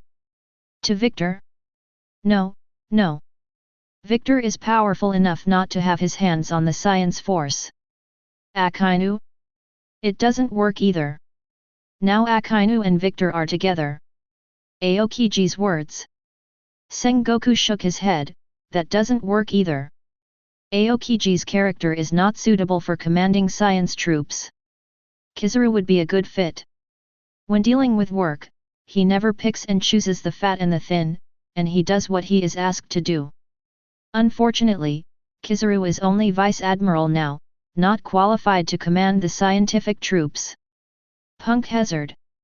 After several months of monitoring, Aokiji has a preliminary understanding of Punk Hazard's situation. At the beginning and middle of each month, a ship sails into the Punk Hazard. The ship is fixed. There is one Vice Admiral, 2 Rear Admirals, and 1,000 elite sailors on board. These people are all attached to the scientific corps. It's just that the Marine generals are all too old, and Aokiji doesn't know them at all. In fact, the generals and officers of the science force are all Sengoku's henchmen. Just like in the original plot. When Kizaru leads Punk Hazard, he also uses those around him. Such as Zantaowan. At this time, Aokiji found an opportunity, and he boarded the boat secretly. Although Victor gave him a lot of photos, Aokiji wanted to see the lab for himself. With Aokiji's strength, he boarded the warship easily. Be careful, these are very precious materials. After the warship docked, the officers urged the soldiers to unload the materials under the ship. Dr. Guy S.A., please be responsible for signing. At this time, a rear admiral said to Guy. Initially, Guy Sakurant, Vegapunk, Vince Mok Judge and other scientists belonged to the illegal scientific research team ADS and jointly engaged in weapon research. Later, Vegapunk was taken away by the world government, and Guy joined the world government science class with Vegapunk, and used Punk Hazard as an experimental base to develop various weapons and medicines. Some criminals were even used as guinea pigs for human experiments. I see. Guy glanced casually, didn't even bother to count, so he signed his name on the goods list. As for the material will not be less? Guy doesn't care. He also wished that there would be problems with the research progress of the science class. Those guys look down on him. Especially Vegapunk. Don't let him do this, don't let him do that, it's really annoying. Guy S.A. thinks his proposal is very good. Carrying out human trials earlier can shorten the time to progress. It's just that Vegapunk is just too stubborn. Chapter 158. The goods were not strictly inspected, which allowed Aokiji to enter Punk Hazard's experimental base smoothly. Once inside the base, Aokiji begins to investigate. Soon, Aokiji found the room where the child was held. After the door opened, Aokiji saw the child in front of him. The children's eyes were dull and lifeless, like empty shells without souls. Hey! Hey! Aokiji patted the children's faces lightly with his hand. Their expressions were stiff, as if they were unconscious. Aokiji guessed that the children had been injected with some kind of drug. In fact, in order to keep these children quiet, the staff in the laboratory took the simplest method. Through drug injection, not to mention children, even large beasts become quiet and lose their aggressiveness. Seeing this scene, Aokiji's anger was ignited again. Go and bring 10 little ghosts here. At this time, footsteps came from outside the door. 4 staff members came to pick up the materials. Aokiji did not choose to hide. Bang! The warehouse door was opened. When the 4 staff members entered, a cloud of white freezing air rushed towards them. The 4 of them were instantly frozen into ice sculptures. Aokiji walked out with a blank face. He has to do something. At least, the children here should be saved. If this is not a crime, then what is the crime committed by the pirates? Those who steal pearls will be punished, and those who steal the country will be princes. Aokiji will not accept this logic. The entrances and exits of the laboratory base are all equipped with monitoring image bugs, and they work 24 hours a day. As long as you get close, you will be photographed. In the monitoring room, the staff work in 3 shifts, staring at the monitoring screen in turn. Sudden. The monitoring screen of Channel 6 in Area A disappeared. How is this going? The monitors were at a loss. Send someone to check. His colleagues said. However, Channel 7, Channel 8, Channel 9. The screen all disappears. Why is it a bit cold? At this time, the researchers patrolling the number 10 channel subconsciously hugged their arms. It's not the air conditioner leaking. Another staff member muttered. Many experiments in the laboratory need to be carried out in a low-temperature environment, so it is understandable that the cold air pipe is broken and the cold air leaks. I'll go check it out. When the researcher was going to move the ladder, he was completely frozen. Hey, is something wrong? Not far away, another staff member came over suspiciously.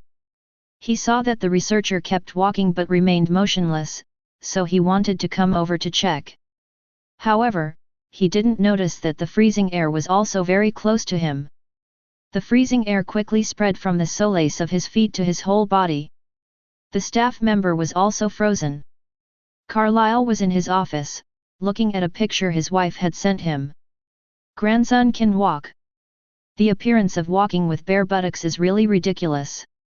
His wife and daughter-in-law were by his side, all with smiles on their faces. That's great. Every time she sees pictures of her family, Carlyle feels indebted to them. He is a Marine and his son is also a Marine. After serving for so many years, he was not around when his wife gave birth. When his daughter-in-law gave birth, he and his son were not around. In this life, the youth of the whole family will be dedicated to justice. If nothing else, the grandson will also be an excellent Marine. Fortunately, now my son has also joined the Blue Ocean Club. After Carlyle retires, his son can have a good future with Victor. Just like Carlyle, being Sengoku's subordinate for a lifetime has done well. Blue blue. Blue blue. Just then, the phone bug on Carlyle's desk started beeping. Carlyle put down the photo and picked up the microphone. It's me. Carlyle spoke through the microphone. Carlyle Vice Admiral, someone. The sound stopped abruptly. Hey, what's the matter? Carlyle asked loudly. However, the phone bug has wilted. Carlyle frowned, then grabbed the saber beside him and walked out. The area where Carlyle is located in the core area of the experimental base. At Carlyle's feet are the most important laboratories. Among them, there are many research results of Vegapunk. Today, Vegapunk is no longer at Punk Hazard. Because he needs more independent space. This is a request from Vegapunk, and the world government will fulfill it. Therefore, Punk Hazard's experimental base is actually divided into two parts. Part of it is to continue experimenting, as Vegapunk requested. The other part is the weapon manufacturing required by the science class of the science troops of the world government. This can not only satisfy Vegapunk, but also achieve the purpose of world government. At this time, Guy seemed a little nervous. He looked at the man in front of him in disbelief. How could he appear here? Are these your masterpieces? Aokiji looked at the instruments in the laboratory and turned to ask Guy. This, actually is. Gaisa is a very crazy scientist, but also a cruel, pompous, cunning, sinister scum. In order to achieve the purpose of research, he will use children as experimental mice, and control their actions, and will not hesitate to cause adverse effects on the environment. In order to test the lethality of weapons, he will use his subordinates as experimental subjects. At the same time, Guy is bullying the weak and fearing the strong, coveting life and fearing death. If someone grabs his vitals, he dare not act rashly, and will beg for mercy and obey the other party's arrangement. He still doesn't understand why Aokiji came to the lab. Is Aokiji going to take over the science unit? Guy doesn't know much about Aokiji. It's just that some of his research was banned by Marine. For example, in the original plot, Guy developed slime, but was stopped by Marine when he was about to carry out the experiment. Because it hurts innocent people. However, Guy refused, thinking that those who were accidentally injured were idiots, and such people would not regret their death. Vegapunk, fed up with Guy's behavior, sends Marine to arrest him and remove him from science class. The angry Guy pressed the button and detonated the slime. The explosion produced a mushroom cloud, and 2 of the 3 research institutes were blown up. The huge heat and toxic substances produced by the explosion destroyed almost all life on the island. Guy Sarah was arrested. What are these for? Aokiji asked, pointing to a jar. When Guy saw the jar, he immediately said triumphantly, "It's a kind of nerve gas. If it is used on the battlefield, all life will be poisoned and die." Aokiji murmured,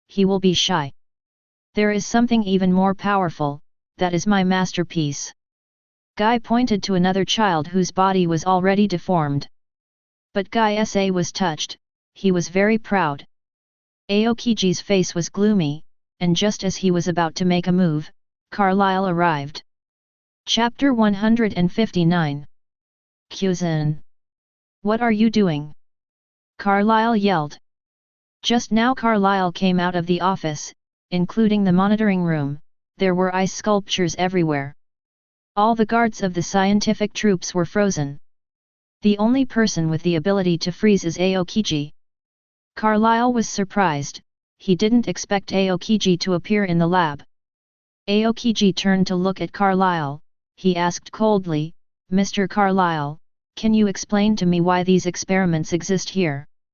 When Carlyle heard this, he sullenly hesitated for a while before saying, I'm only responsible for the safety of the experimental base. As for the content of the experiments in the science class, it's not up to me to decide. Does Mr. Sengoku know? Aokiji asked again. Carlyle was silent for a while, and then said, Our Marine is only responsible for the safety of the science class. Mr. Carlyle, I remember that your grandson is 1 year old this year.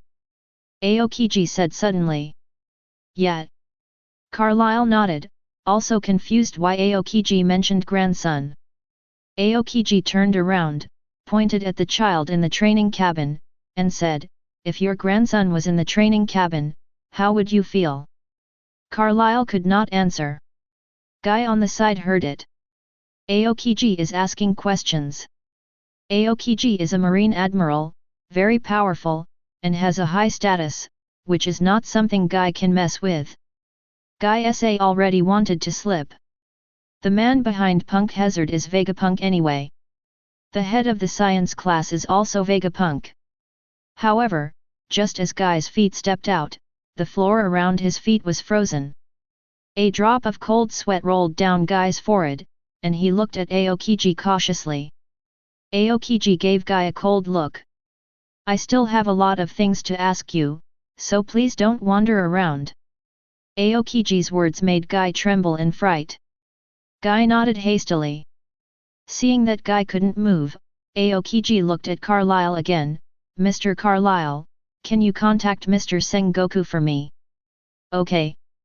Carlyle sighed, so he pulled out his phone bug and called Sengoku. Blue blue. Blue blue. Naval Headquarters, the phone bug on Sengoku's desk buzzed non-stop. Annoyed, Sengoku tore up the document in his hand and threw it under the table. The goat under the table ate the broken documents skillfully. I'm Sengoku. Sengoku picked up the microphone and said. Marshal, I'm Carlyle. The phone bug mimicked Carlyle's voice. Carlyle, what's the matter? Sengoku asked calmly. Something went wrong.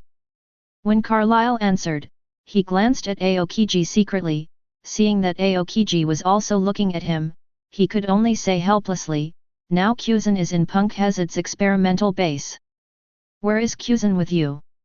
Sengoku frowned, let him talk to me. Yet. Carlyle nodded, then handed the microphone to Aokiji. Aokiji picked up the microphone, Mr. Sengoku, I need you to answer some questions for me. Sengoku said seriously, I can answer all your questions, but before that, you leave the Punk Hazard base first. Aokiji said coldly, Mr. Sengoku, I won't leave here until you answer my question. Sengoku could hear the chill in Aokiji's voice even though it was quite a distance away. Sengoku is the one who knows about Aokiji. When Aokiji is angry, it will be like this, rejecting people thousands of miles away. Sengoku said, okay, you ask. Aokiji asked, do you know about the experiments in Punk Hazard?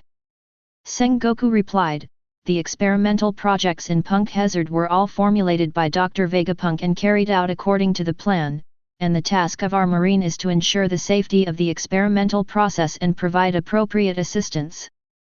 I have to say, Sengoku answered very cleverly.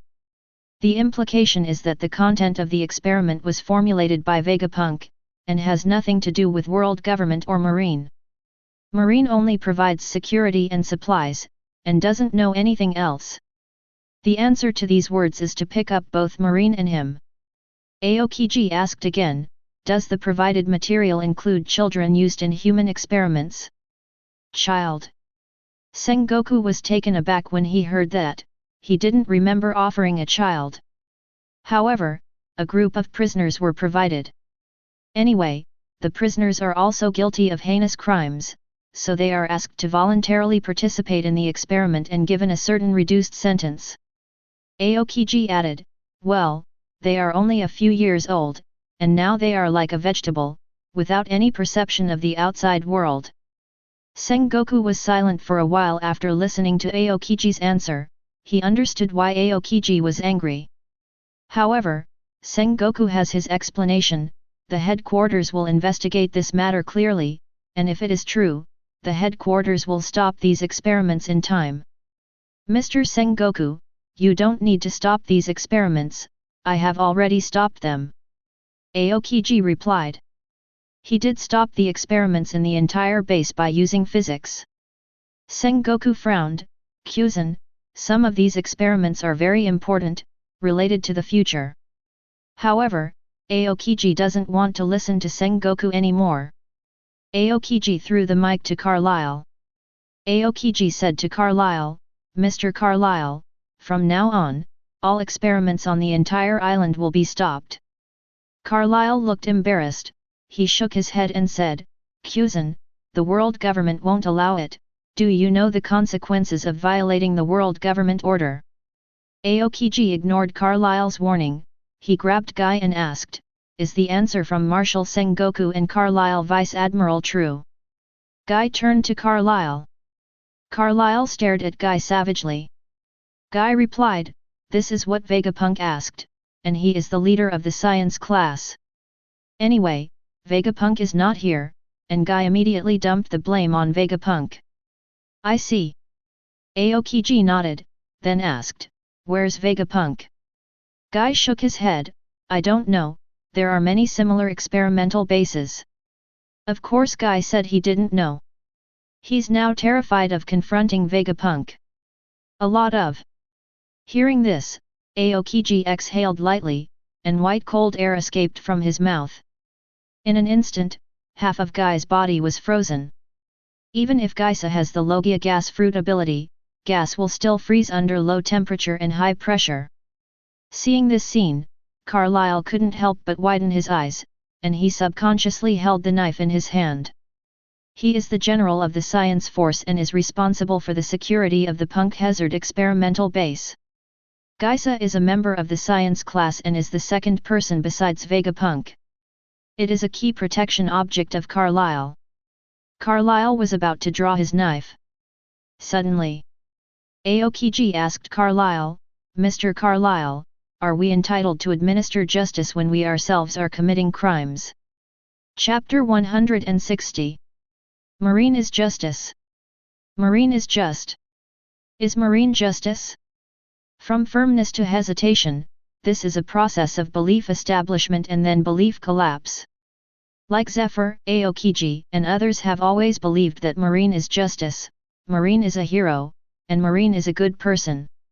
However, what they are doing now is trampling on the justice in their hearts. Carlyle was silent for a while, and said, Kyuzan, some things should not be just looked at on the surface. Although there are indeed some unacceptable things, the peace and order of the world are based on this. Sacrifice some people, make most people profit. This is Carlyle's explanation. Aokiji asked blankly, Mr. Carlyle, if you need to sacrifice your family, are you willing? Carlyle tightened his grip on the handle of the knife. People are selfish. Sacrificing one's own family to help others? It is not ruled out that there are such people, but there are really very few, very few. At least Carlyle wasn't that kind of guy.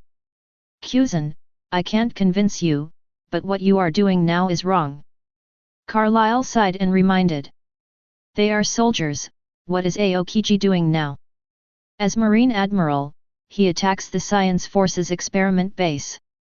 As a soldier, I can understand what you said. So, I am also ready to fight you. Aokiji said firmly, obviously, that he had no intention of changing his decision. Today's matter is not something that Carlyle's words can solve. Hey! Carlyle finally drew his knife. His job is to protect the Punk Hazard Lab base and protect the science classes that work there. It would be malfeasance if he did nothing. Seeing that Carlyle was about to make a move, Aokiji remained expressionless. Carlyle assumes a fighting stance, and armament Haki wraps his sword. What? With a low growl, Carlyle slammed his right foot on the floor and flew towards Aokiji. Aokiji grasped his left hand, and suddenly, the frozen air condensed into an ice skate in his left hand. At this time, Carlyle had already jumped in front of Aokiji, and the knife in his hand slashed out hard, slashing at Aokiji's right shoulder.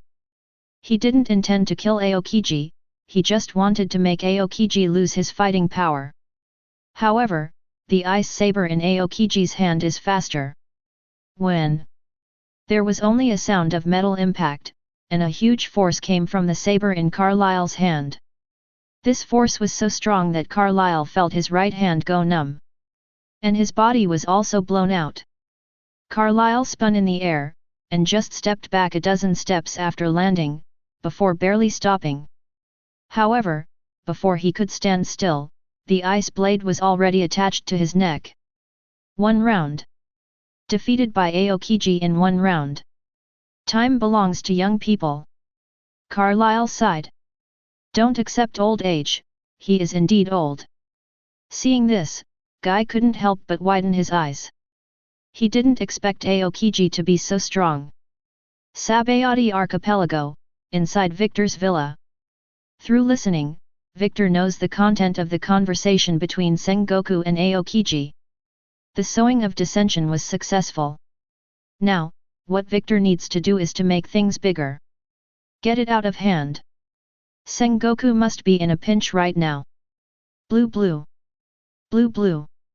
At this moment, the phone bug in front of Victor started calling. After a while, Victor picked up the microphone. It's me. Phone bug imitates Sengoku's voice. Victor asked, Marshal, what's the matter? Sengoku said, Kuzan got into a conflict with the science force, and I need you to bring him back. Scientific troops. Victor pretended to be puzzled. Marshal, what happened? How could Sengoku tell Victor the truth? Sengoku said, go to Punk Hazard now and bring Kuzan back, this is an order. Understood. Victor put the phone down and ended the call. He's playing with his authority. However, the official rank crushes people to death. Victor smiled disdainfully. However, all of this was within his expectations. Sengoku must be looking for him. Because to deal with the strong Admiral level, if you want to subdue him, you can only use Admiral. Even 2 Admirals. However, Sengoku knew Victor was strong. Sending Victor alone is enough to take down Aokiji. Of course, Sengoku can also call Akainu. It's just that 2 admirals are mobilized at once, and the matter becomes more and more troublesome. When Victor came over Punk Hazard, he could already feel the chill in his bones. Piers and boats are frozen. In this way, no one can leave the island. Slap. Victor landed in front of the laboratory base, and walked in step by step. Frozen people can be seen everywhere. Aokiji is just pure freezing, though, and doesn't kill them all. Victor could still feel life. Even the elevators are frozen. Really, I don't want to take the stairs. Victor muttered, then raised his foot, toward the completely frozen elevator, just a kick. Boom! The ice that had frozen the elevator completely burst. Victor jumped down. You really did a headache. Victor smoked a cigarette and came to Aokiji. Aokiji looked at Victor coldly. Victor looked around, including Carlyle and Guy. In the entire Punk Hazard experimental base, only Aokiji and the children who were used as experimental subjects were left unfrozen. The rest of the people, everyone couldn't move. In the case of being frozen, they can't even perceive the outside situation. Aokiji said to Victor, "Did Sengoku ask you to come?" "Yeah." Victor said, smoking a cigarette, "He asked me to take you back." Aokiji said coldly, "You let him come by himself, and you have to ask him face to face about things here." "Forget it, he won't come." Victor waved his hands and said in a contemptuous tone, "In his eyes, only his justice is correct. What about you? Do you think Sengoku's justice is right?" Aokiji asked Victor. Victor took a deep breath, "Me." Aokiji nodded. From Aokiji's point of view, Victor's leaking of things here means that Victor wants him to do something. Perhaps, Victor is not as miserable as he imagined. At least compared to Sengoku, Victor is less cold-blooded. Ha ha ha. Victor laughed when he heard this. "Why are you laughing?" Aokiji asked with a frown. Victor shook his head, and then replied, "Kuzan, you are not too young, how could you ask such childish questions?" "What?" Aokiji's face darkened, his expression was ugly. Chapter 161. This moment, Aokiji was already furious. Because he thinks that Victor, like Carlyle, also wants to tell him some truths about sacrificing a few people to maintain world stability. He has heard enough of this kind of words. Why must some people be sacrificed? What's wrong with the sacrificed? Victor's smile disappeared from his face, he looked at Aokiji seriously, and said, "When I was very young, I knew that I couldn't rely on others." Aokiji was taken aback when he heard the words, "What is Victor trying to express?" Victor continued, "Whether Sengoku's justice is right or wrong, what does it have to do with me or you? To be exact, there is nothing right or wrong in this world." Victor shook his head lightly, and continued, "The law of the jungle preys on the strong, either you will die or I will die. In such a cruel law of the Black Forest, there is no real justice or evil." Aokiji frowned. Victor's statement is different from others. Completely different. From the perspective of the world government, they think that killing 100 people can maintain the order of the world and maintain their rule. From their standpoint, is this wrong? From Sengoku's point of view, how many people can be sacrificed in the experiment here?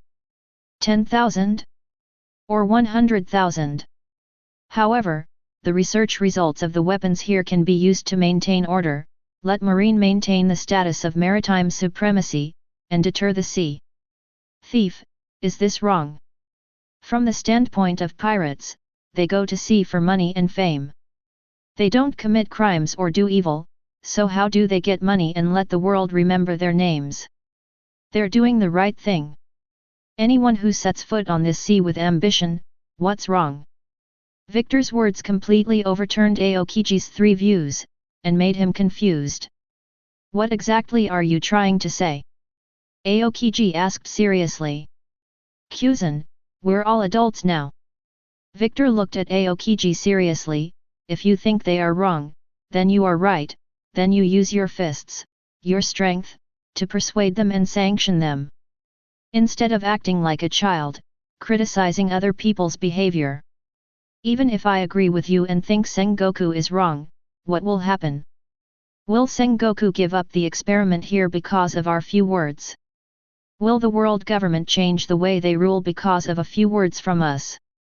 Will the pirate change his past and become a good person because of our few words? As Victor said, he threw the cigarette butt in his hand on the ground, and lightly stomped it out with his foot. Aokiji was silent. Victor's words made him unable to refute. Yes. What's the use of blaming Sengoku? What's the use of blaming the world government? What's the use of blaming pirates? Nothing will change. We are not children anymore. Children can cry and make trouble when they are wronged. Adults need to face things by themselves. Victor said, and lit another cigarette for himself. For example, my goal is to eliminate all pirates. For this goal, I can do whatever it takes, and I don't need you to agree with me, as long as I can achieve my goal. As long as the goal can be achieved? Hearing this, Aokiji took a deep breath. I seem to understand. Thank you. Aokiji turned and left. Watching the back of Aokiji leaving, Victor had a smile on his face. It seems that his words were very successful. Victor shows Aokiji the way. Aokiji won't be staying at the headquarters for long. There is one less guy in the way. Marine Ford, Naval Headquarters. Marshal's office. Sengoku was in the office, anxiously awaiting the results. Sending Victor to handle Punk Hazard is something that can definitely go wrong. Otherwise, the 5 elders will definitely hold Marine accountable. Sengoku's head hurts when he thinks of 5 elders being held accountable. Blue blue. Blue blue. At this time, the phone rang. Marshal, it's me. The phone bug mimicked Victor's voice. How's the situation? Sengoku asked hastily. Victor replied, Kuzan left Punk Hazard, but now the entire laboratory base is frozen, and the entire island needs to be thawed. Aokiji left? Sengoku was taken aback when he heard the words, did you have a conflict? Victor said, no, he just chatted a few words, and then he left. I understand. Sengoku didn't dig into what Victor and Aokiji were talking about. Since there is no conflict, that is a good thing. Otherwise, with the strength of Victor and Aokiji, Punk Hazard must be destroyed. If there is nothing else, then quickly send someone to take over here. After Victor finished speaking, he ended the call. Sengoku picked up another phone bug, and he contacted a force ready to take on Punk Hazard. The members of the Frozen Science class, as well as the soldiers of the science troop, were sent to the hospital by the supporting marine. Thankfully they were all just frostbite, not life-threatening. Sengoku was relieved to learn that no one in the science class had died. However, Aokiji is missing. Aokiji did not return to the headquarters to question him, nor did he contact anyone. After leaving Punk Hazard, Aokiji disappeared. At first, Sengoku thought Aokiji was just being angry. I thought that after a few days, Aokiji's anger would disappear. However, the wait is 1 month. Aokiji is still missing. Admiral is the highest power of Marine. Now Victor is tracking the Revolutionary Army in name, but is actually recuperating at home. Akainu is on duty at the Holy Land. There is no Admiral on duty in the headquarters now. The 3rd month of Aokiji's disappearance. Victor was still at the villa, setting up and manipulating behind the scenes. It's sunny today. Zephyr came to Victor's villa. Hearing that Zephyr was coming, Victor immediately greeted him at the door. Makina prepares meals. Xin Dualai made good tea. Stella also made refreshments herself. Teacher, this is the tea that the Kingdom of North Blue Patria pays tribute to the nobles of the world. Victor brought the tea to Zephyr with his own hands. Yet, Zephyr took the tea, but didn't enjoy drinking it. Teacher, do you have something on your mind? Victor pretended to be confused with understanding. It's about Kuzan. Zephyr spoke up. Kuzan. Victor heard this, and said blankly, Teacher, Kuzan is just going out to relax, and nothing will happen. Zephyr shook his head and said, I came today to ask you, what happened? I asked Sengoku, and Sengoku didn't tell me. Victor hesitated. Zephyr frowned, secret again. Victor said, basically. Zephyr asked again, is Kuzan's disappearance related to confidentiality? Victor looked at Zephyr, and he expected Zephyr to come. So, Victor pretended to be hesitant, Teacher, we still need to ask Sengoku uncle about this matter. Chapter 162. Marine Fort, Naval Headquarters. Zephyr had just entered the headquarters fortress, and along the way, generals and officers at all levels saluted and greeted him one after another. Zephyr is 63 years old this year, and there are fewer and fewer veterans of his generation in this department. Instead, there are students trained by Zephyr. Be it doves or hawks. Regardless of the concept, respecting the teacher is the same. Kizaru happened to pass by, and when he saw Zephyr, he also stopped and greeted with a smile, "Teacher Zephyr." "Yet," Zephyr replied, walking past Kizaru. Kizaru was not angry either. Zephyr didn't like him when he was in military school. Of course, Kizaru doesn't like Zephyr either.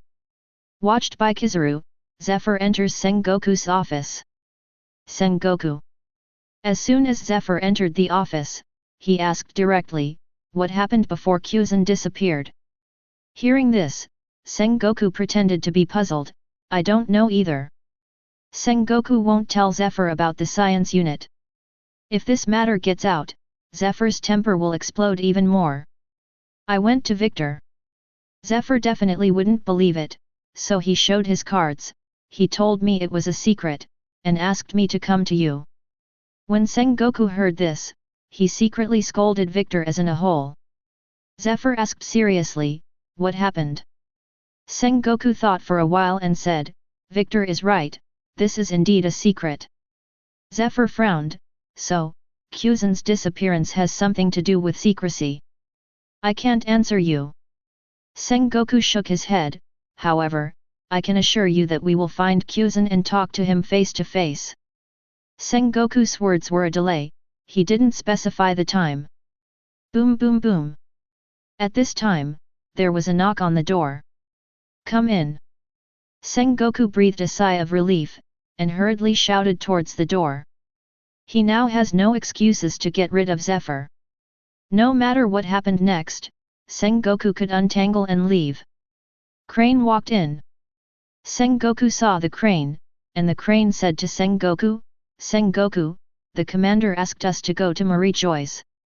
"I see." Sengoku stood up and said to Zephyr, "Zephyr, I have something to deal with now, you go back first." After speaking, Sengoku and Tsuru left the office. When Sengoku and Crane left the office, Sengoku looked back, and before Zephyr came out, he asked Crane in a low voice, "Why don't I remember that the Commander-in-Chief is looking for us?" Crane said, "I knew you were going to be in trouble just when I saw Zephyr coming to you." "Thanks." Sengoku sighed.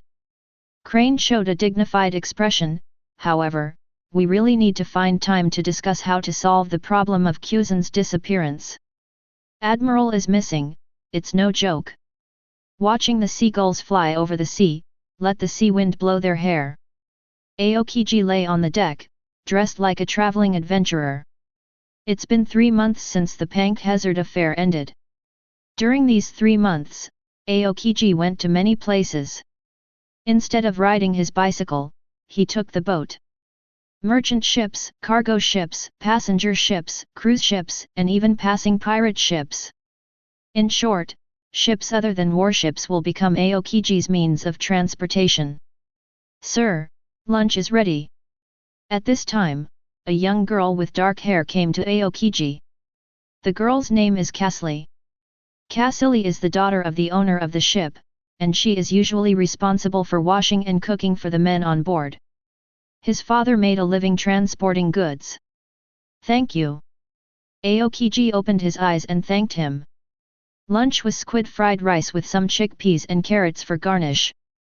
Aokiji took the rice bowl, and like the sailors, he found a place on the deck at random, sat down cross-legged and ate. At this time, Kasli came to the bottom of the mast with a basket, and she was going to deliver food to the sailors on the mast. They are cargo ships for transportation, and there is no combat capability on board. Therefore, sailors on the mast need to be vigilant. They need to keep an eye on the situation at sea. If pirates are found, they must give an early warning. At this time, the sailors will abandon the heavy cargo and make the hull lighter, so as to escape the attack of the pirates. Although the loss of the goods will cost them a lot of money, the most important thing is to save their lives. Aokiji watched all this. This is down to earth. The people at the bottom have tried their best to guard against pirates and survive. However, this also reflects another thing. Marine still leaves a lot to be desired. The existence of pirates has had a great impact on people's lives. Fortunately, the cargo ship was lucky and did not encounter any pirates today. The cargo ship successfully arrived at the destination, Antia's port. Port of Antias is not a very lively port, it can even be said to be depressed. It belongs to the Kingdom of Rhoderia. The Kingdom of Rhoderia is a member country of world government. Entry tax: 500 baileys per person. Vessel parking tax: 100,000 baileys a day. Cargo handling tax: 500 baileys per ton. Port fire prevention fee. Port cleaning fee. On the pier, the tax officer of the Kingdom of Rhoderia was collecting taxes. Aokiji frowned when he heard the various taxes and fees. "My lord, why has it increased again? This is a full double increase from the last time. We won't make any money at all after this trip." Cassili's father, Will, the captain, expressed his dissatisfaction with some embarrassment. "I can't help it, the gold in the sky has risen this year. In addition, the maintenance of marine warships also requires money. Without their protection, do you want to be sold into slavery?" the tax official said casually. "However, it only went up last month." Will grunted. The tax officer was too lazy to chat with Will, he said impatiently, "Either pay the money to enter the port, or drive the ship back." "Hey! These people are worse than pirates. It's getting worse." Will shook his head, unwilling to pay the money. Pirates are robbed, and they can also find ways to hide. However, the ruler is a legal plunder, and it has to be handed over. Failure to do so is illegal. Aokiji sees it all. During this period of time, Aokiji saw that many places were paying marine. Each branch of the marine will charge a protection fee. Of course, the money was not collected directly by marine, but by local officials and nobles. In this way, local officials, or nobles, can make another fortune. Gold in the sky, and a protection fee for marine. I heard that if the two sums of money are not paid, the consequences will be disastrous. If you do not pay the heavenly gold, you will lose your qualifications as a member of the world government, and all citizens will lose their human rights. The human rights here are literal. People in the entire country will lose their right to be human, and will be treated like animals and sold freely. And marine didn't receive the protection fee, so when encountering a pirate attack, he wouldn't take the initiative to attack. If marine arrived an hour late, the whole city would be ruined. Aokiji got off the boat with his bag on his back. Because he knows that even if he assumes the identity of Marine Admiral, things here are still beyond his control. Victor told him, "If you want to achieve your goals, you have to use any means. Indeed, there are some things where conventional methods really don't work." Chapter 163. Another 2 months passed. Marine finally got news from Aokiji.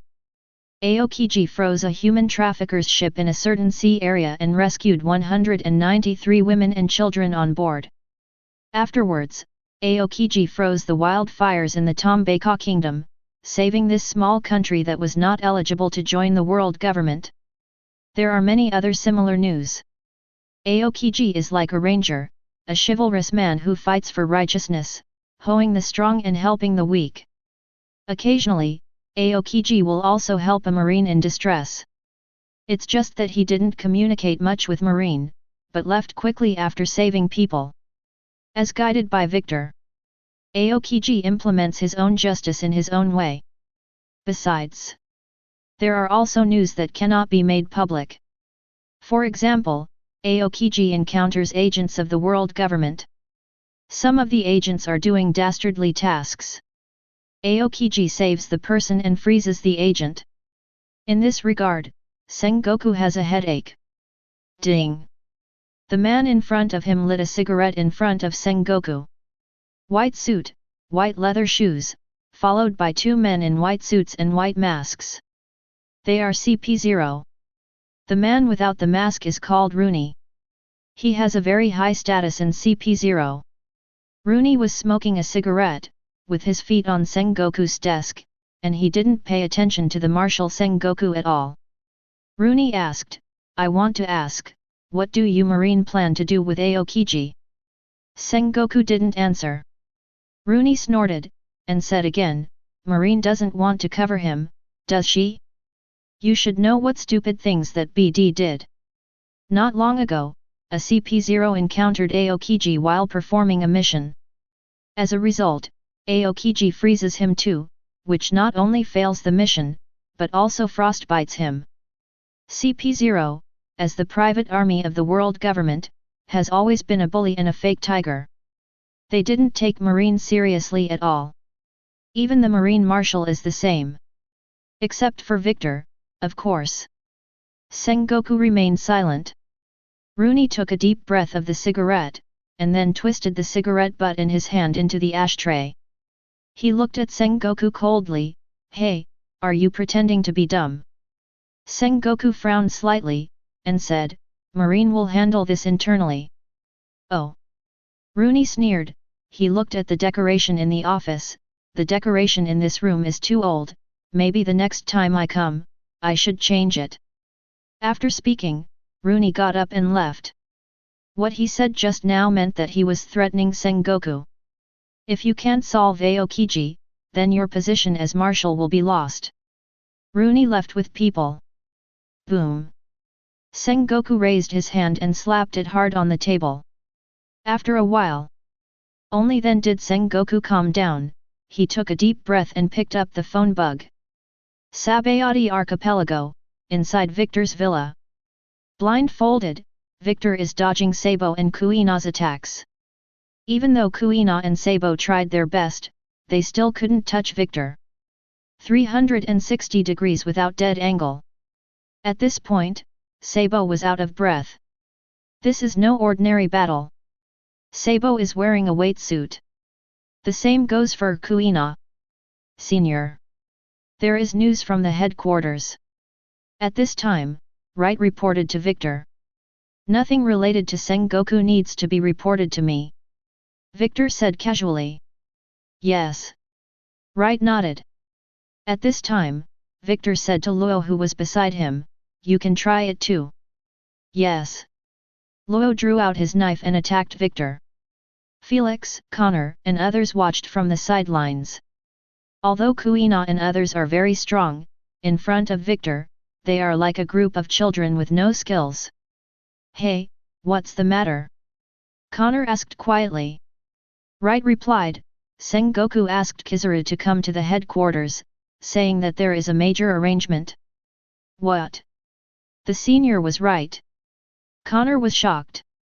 The senior is simply predicting things like a god. Because when the news of Aokiji was reported in the newspaper, Victor said that Sengoku was going to replace Aokiji with Kizaru. Marine Ford, Naval Headquarters. Kizaru walked into the marshal's office. "Come and sit." Sengoku invited Kizaru to the sofa. As soon as Kizaru sat down, Sengoku poured Kizaru a cup of tea. "Have you heard about Kyuzan recently?" At this time, Sengoku said with a serious face. Kizaru nodded. He suddenly became active during this time. Sengoku said, "Besides what was reported in the newspaper, there are some that cannot be made public." "Like what?" Kizaru asked. "Not only did Kyuzan sabotage CP0's operation, but he also froze an agent, causing him to suffer from frostbite and nearly die," Sengoku said. "It's really serious." Kizaru showed a surprised expression. The relationship between Marine and CP0 is delicate. It seems that the two are not related to each other, but most of the time, CP0 can always order Marine to do this or that. An Aokiji sabotaged CP0's actions and injured the CP0 agent. With CP0's temper, how could he bear this tone? Sengoku said, I want you to bring Kyuzan back. Hey! Kizaru froze for a moment. Sengoku said seriously, I don't want Victor to do this, maybe, I should have let you do it from the beginning. Is this really good? Kizaru hesitated. In this department, Kizaru is actually quite marginal. It is well known that the core and leader of the dovish younger generation is Aokiji. The core and leader of the Hawks is Victor. Kizaru is dead, and it can only be said to be a Sengoku person. Because he is not liked by Zephyr, the Pigeon Party's attitude towards Kizaru is very general. Basically the attitude of passers-by. It's kind of you to nod your head and say hello when you meet. If Kizaru and Aokiji fight, then Kizaru is in big trouble. Although Kizaru is confident that he can defeat Aokiji, but if Aokiji is disabled, Kizaru can imagine his own future situation. After all, Zephyr is still in the headquarters and has not defected yet. I know your concerns. I'll promote you to Admiral first. Sengoku looked at Kizaru and said seriously. Admiral. Kizaru's eyes lit up. Although he didn't have much thought about the position of Marshal, Admiral, and Vice Admiral were very different. If he can become Admiral, then he has enough power. Seeing Kizaru's reaction, Sengoku knew that he was moved. After this incident, Kyuzan will not continue to serve as Admiral, at least not for the time being.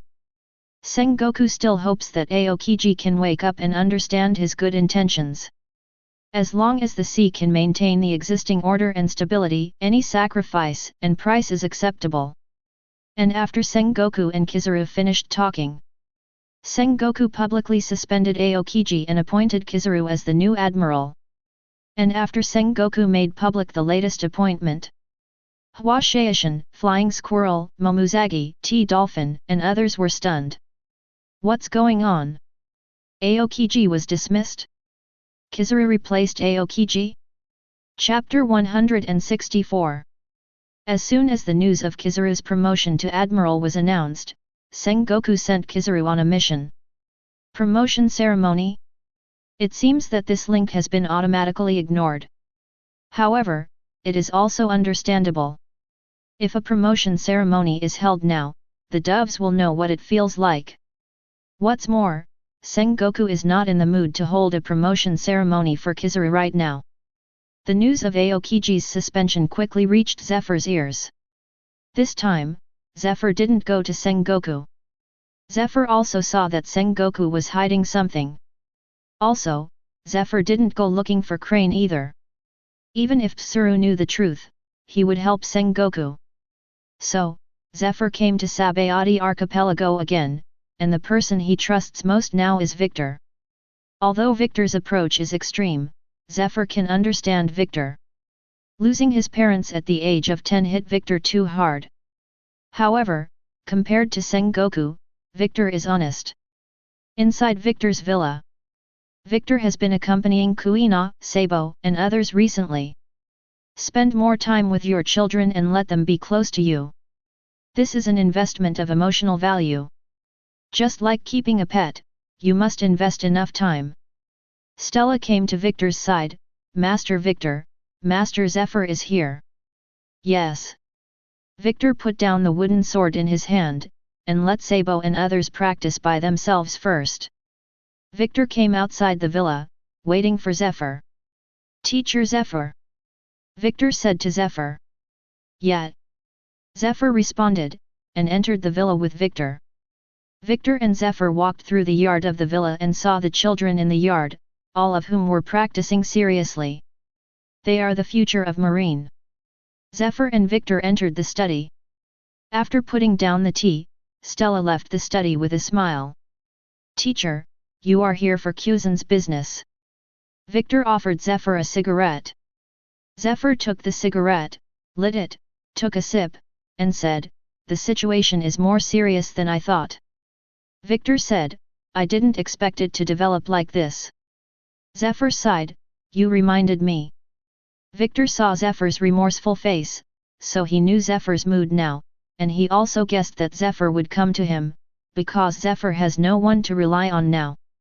Sengoku and Crane are deliberately concealing it. Victor is the only person Zephyr can trust. So, Victor said, "Teacher, you don't need to feel guilty, this is also Kuzan's experience." "I understand." Zephyr took another puff of his cigarette, and said leisurely, "I want to know what happened." The current Zephyr is kind of pathetic. Already an elderly person, every student is like his child. Especially Kuzan, is a kind and good boy. Every time Kuzan came to visit him, he would bring sherry and drink with Zephyr for a while. Victor looked at Zephyr, then pulled out 2 bottles of sherry from the cabinet under the desk. Victor said, "Teacher, let's have a drink. If I get drunk and say something that shouldn't be said, that's my personal problem." Victor. Zephyr looked at Victor, and he understood the meaning of Victor's words. Getting drunk is just an excuse. That's the only way to say things that shouldn't be said. However, Victor also needs to take responsibility. It may even lead to Victor being held accountable. "Teacher, don't worry, I have world nobles to help me." Victor smiled slightly, and opened Zephyr's drink. 1 bottle per person. "Teacher, I mentioned the science team to you last time, do you remember?" Victor drank half a bottle of wine in 1 gulp, then said, "Of course." Zephyr nodded. Victor said, "The Science Force is a department that develops new weapons for the world government. It is divided into 2 departments, one is the science class responsible for research, and the other is the Science Force responsible for protecting the science class." "Yet," Zephyr replied, "I know all of that." Victor said, "Teacher, you should have heard of ADS." Zephyr said, "It was an illegal scientific research team led by Vegapunk. It was disbanded after Vegapunk was arrested by the world government. Vegapunk is now the head of the science class." Victor asked, "Teacher, do you know what research ADS is doing?" Then shook his head, he really didn't pay much attention to this aspect. What's more, Vegapunk was recruited by the world government. Victor said, Vegapunk and Vince Mok Judge led the team to discover the blood factor. The world government thought the discovery was too dangerous, so they arrested Vegapunk and bought the team. Blood factor? What's that? Zephyr was confused. Victor asked, "Teacher, the Vince Mok family of North Blue, and their evil legion, do you know?" Zephyr nodded. "I know, they're a fearsome army." Victor replied, "The reason why this army is scary is because they have no emotions, and they are not afraid of death. It only takes 5 years to develop a soldier, and they can be mass-produced." Mass production? Zephyr was dumbfounded. Victor said, "Yes, mass production is like producing toys, one by one on the assembly line, they don't have any emotions, they will only obey orders and kill." Zephyr asked solemnly, "Is the Science Force also conducting these experiments?" Victor nodded and replied, "Vegapunk's research far surpasses that of Vince Mok Judge. And the world government needs a more powerful killing machine.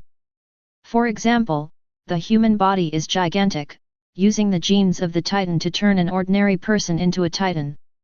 Victor's words made Zephyr's eyes widen. Victor said, "Not only the Titans, but also the Lunaria tribe." The Lunaria tribe. Zephyr doesn't have a collection of races, so he doesn't know much about the Lunaria tribe. A long time ago, Red Line had a kingdom of the gods, and the Lunaria tribe was called gods by people. Members of the Lunaria tribe can generate flames on their bodies. At the same time, they can survive in various environmental conditions in nature. After listening to Victor's words, Zephyr made up his own brain. Zephyr asked, "Are they trying to use these races to fuse together?" "Yes." Victor nodded, "However, experiments are repulsive, and it takes several years to cultivate a qualified person. Some members of the science class think that the efficiency is too slow, so it is done on ordinary people. Do experiments, especially with kids. After hearing Victor's words, Zephyr clenched his fists. He already guessed the truth about Aokiji leaving Marine. Sengoku, as the commander of the science force, deliberately concealed the truth. Teacher, you can't blame Sengoku uncle for this matter, this is an order from the world government. Victor knew Zephyr was angry, and he didn't forget to add fuel to the fire. Chapter 165. Victor's words seemed to be speaking for Sengoku. In fact, it reminds Zephyr. Although Sengoku is not the mastermind, he is also an accomplice. Zephyr asked, did Kuzan find out about these experiments? Victor replied, not only did he find out, but he also froze the experimental base, including the science class and scientific troops in the experimental base. So that's how it is. Zephyr suddenly realized. In Zephyr's view, Aokiji must have finally lost his faith and chose to leave after seeing the dark side of world government and marine. Teacher, Victor said to Zephyr, I suggest you stop meddling in these matters. I understand your concerns. Zephyr shook his head, however, I am your teacher, and I need to guide you to the right path. Victor heard the words and stopped persuading him. Okay, I'm leaving, come and have a drink with me when you're free. Zephyr swung the sherry in his hand, drank it, got up and left. Watching Zephyr leave, Victor knew that Zephyr hadn't given up on justice. However, it's coming soon. The straw that broke the camel's back. It is Zephyr's love for students. I'm really bad enough. Think about what you're about to do with Zephyr. Victor murmured. On the sea, a frozen warship is so conspicuous. There is no hull number on the warship, which means it does not belong to Marine. Boom. Aokiji slashed open the frozen door of the warship with a knife, and walked in. Inside the cabin, the agents were all frozen. It's like frozen food in the refrigerator. The bodies of the agents were stiff, and they maintained the posture of drinking tea and reading newspapers. While being frozen, they didn't even react at all. Aokiji has stayed in Marine for such a long time, and he has a good understanding of the cipherpol of the worldview government. He glanced at the agent's boat. In addition to the communication phone bug and the image phone bug, black phone bugs, white phone bugs, and horned phone bugs were found on the ship. Black phone bug, small in size, likes to exchange messages with the same kind, and is often used as a bug. White phone bug, it can be attached to the communication phone bug to send out interference waves to prevent eavesdropping, but it is very rare. Telephone bug with horns, it has the property of obstructing radio waves and can be used to shield telephone bugs from communication. It was clear that the ship's agents were on a mission. After reading the information they collected, Aokiji prepared to leave. During this period of time, he has been gathering information everywhere. From the agent, you can get a lot of the dark side of world government. Aokiji knew his abilities were limited, however, within his abilities, he had to do something. Victor was right. Justice cannot be expected from others. Only by doing it yourself can you achieve your goals. Blue blue. Blue blue. Kizaru sat on the warship, rummaged through his body, and found the phone bug calling in his pocket. Kizaru Admiral, Aokiji attacked a CP-7 ship. None of the agents on board survived. The attack location was in the waters near Natako Island. The person who spoke to Kizaru was a commodore next to Sengoku. This isn't the first time Aokiji has attacked an agent ship in the past few months. Although Aokiji didn't freeze people to death, it depends on the owner to beat a dog. These agents are people from the world government, attacking them is tantamount to attacking the world government. Although Five Elders has not made a statement yet, CP0 has repeatedly put pressure on Sengoku to let Sengoku deal with Aokiji as soon as possible. Therefore, Marine mobilized all intelligence resources to search for Aokiji's location. As long as you find it, notify Kizaru immediately and let Kizaru go there quickly. I see. After Kizaru finished listening, he ended the call. What a mess. Kizaru muttered. Although the relationship between Kizaru and Aokiji is not very good, it is not an easy job for him to arrest Aokiji. Sometimes, he really wants to complain, why not let Victor do it? Admiral. At this time, Stoloberry came to Kizaru. Stoloberry has been following Kizaru, and he is one of the few direct descendants of Kizaru. This time Kizaru is promoted to Admiral, and Stoloberry can follow suit. After this task is over, the promotion to Vice Admiral is certain. Hey! Kizaru glanced at Stoloberry. The flying squirrel just sent a fax asking how Aokiji is doing, how do I reply? Stoloberry said. The flying squirrel and Stoloberry are in the same class. However, the flying squirrel is stronger, so the promotion is faster. Stoloberry's talent is relatively average. Tell them. Kizaru said indifferently. Kizaru carries out ambiguous justice. He wants to offend neither the doves nor the hawks. Even, I don't want to offend anyone. At the same time, Kizaru's attitude towards the task, it doesn't matter if it can be completed or not. Anyway, he did his best. Yes. Stoloberry took out the phone bug and contacted the flying squirrel. Teacher. Kuzan attacked an agent ship in the waters off Natako Island. Zephyr held the phone bug in his hand, which mimicked the sound of a flying squirrel. I see. Zephyr ended the call. Zephyr's ship is a military school ship. This is a medium-sized warship with a full load of 300 people. Zephyr himself sets out to find Aokiji. At the same time, Sabayati Archipelago, inside Victor's villa. Victor knew the information earlier than Sengoku. With the help of Victor, Spandane has now been promoted to Deputy Director of the Office of the Director of Intelligence of the World Government. Although it is a deputy, but the power is not small.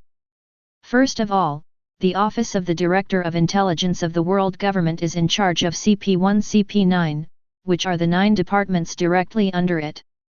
In addition, there are 21 intelligence agencies including the Intelligence Bureau, the Reconnaissance Bureau, and the Security Bureau. And Spanda is responsible for dispatching independent tasks and coordinating the cooperation of various departments. Therefore, the first-hand information of the world government can be sent to Victor in the first time. At this time, Victor turned his back to Liu Qi, and said with a deadpan expression, "You guys go there, pretend to be a CP9 agent, and find a chance to kill Aokiji." Yes. Liu Qi nodded and was about to leave. Victor said, "Take the sea stone bullets." Yes. Liu Qi left the study.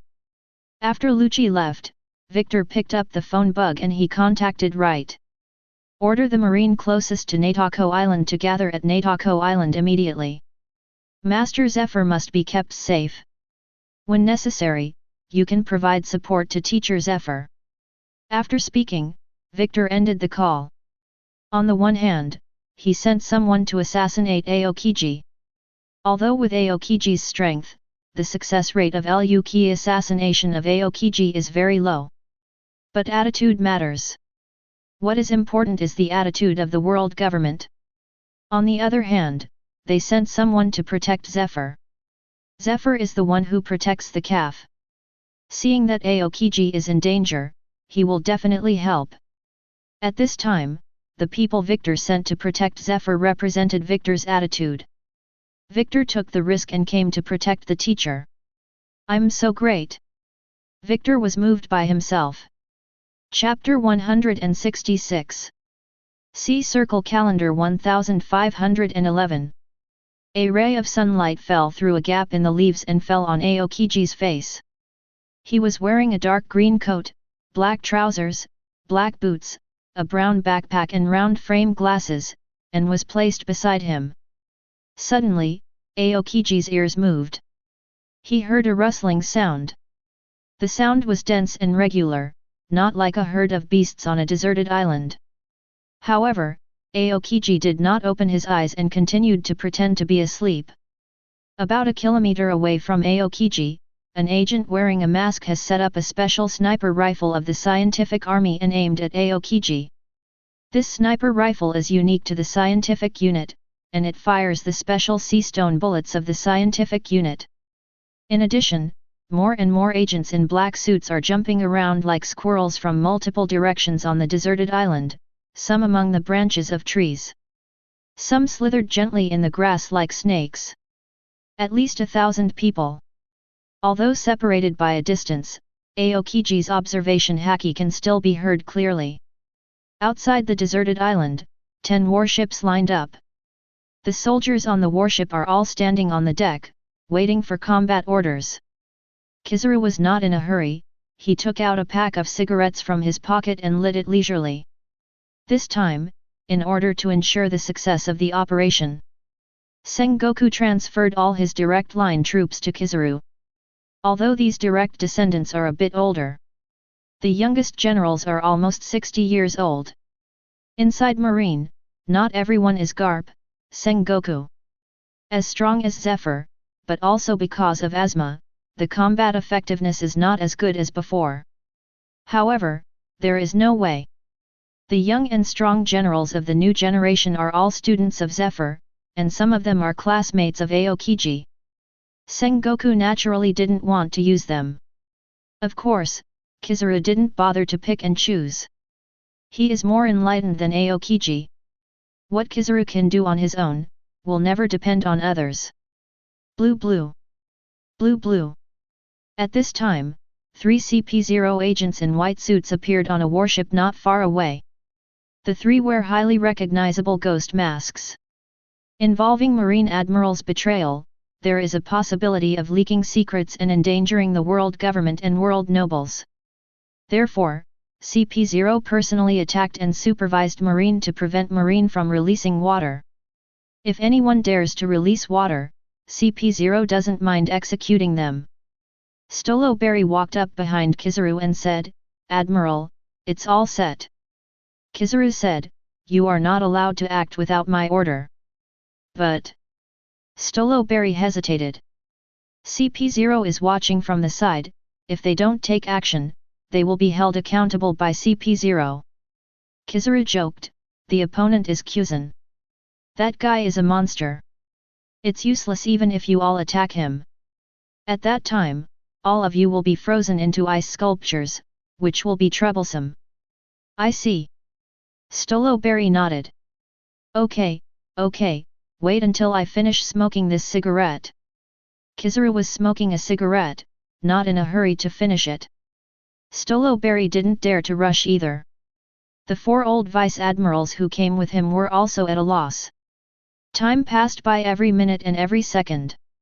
CP0 has been waiting impatiently. What the hell is Marine doing? Want to stall for your time? The agent wearing the cat mask was getting impatient. "Hurry them up," asked the male agent in the red ogre mask behind him. "Need not."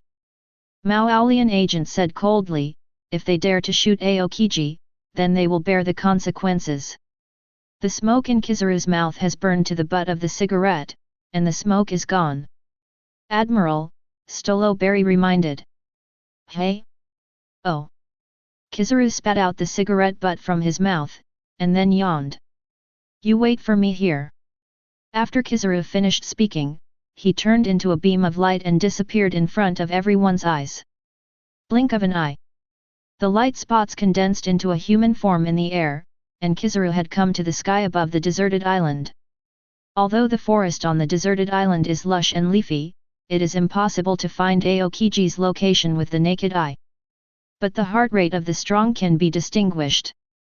With Observation Haki, Kizaru quickly pinpointed Aokiji's location.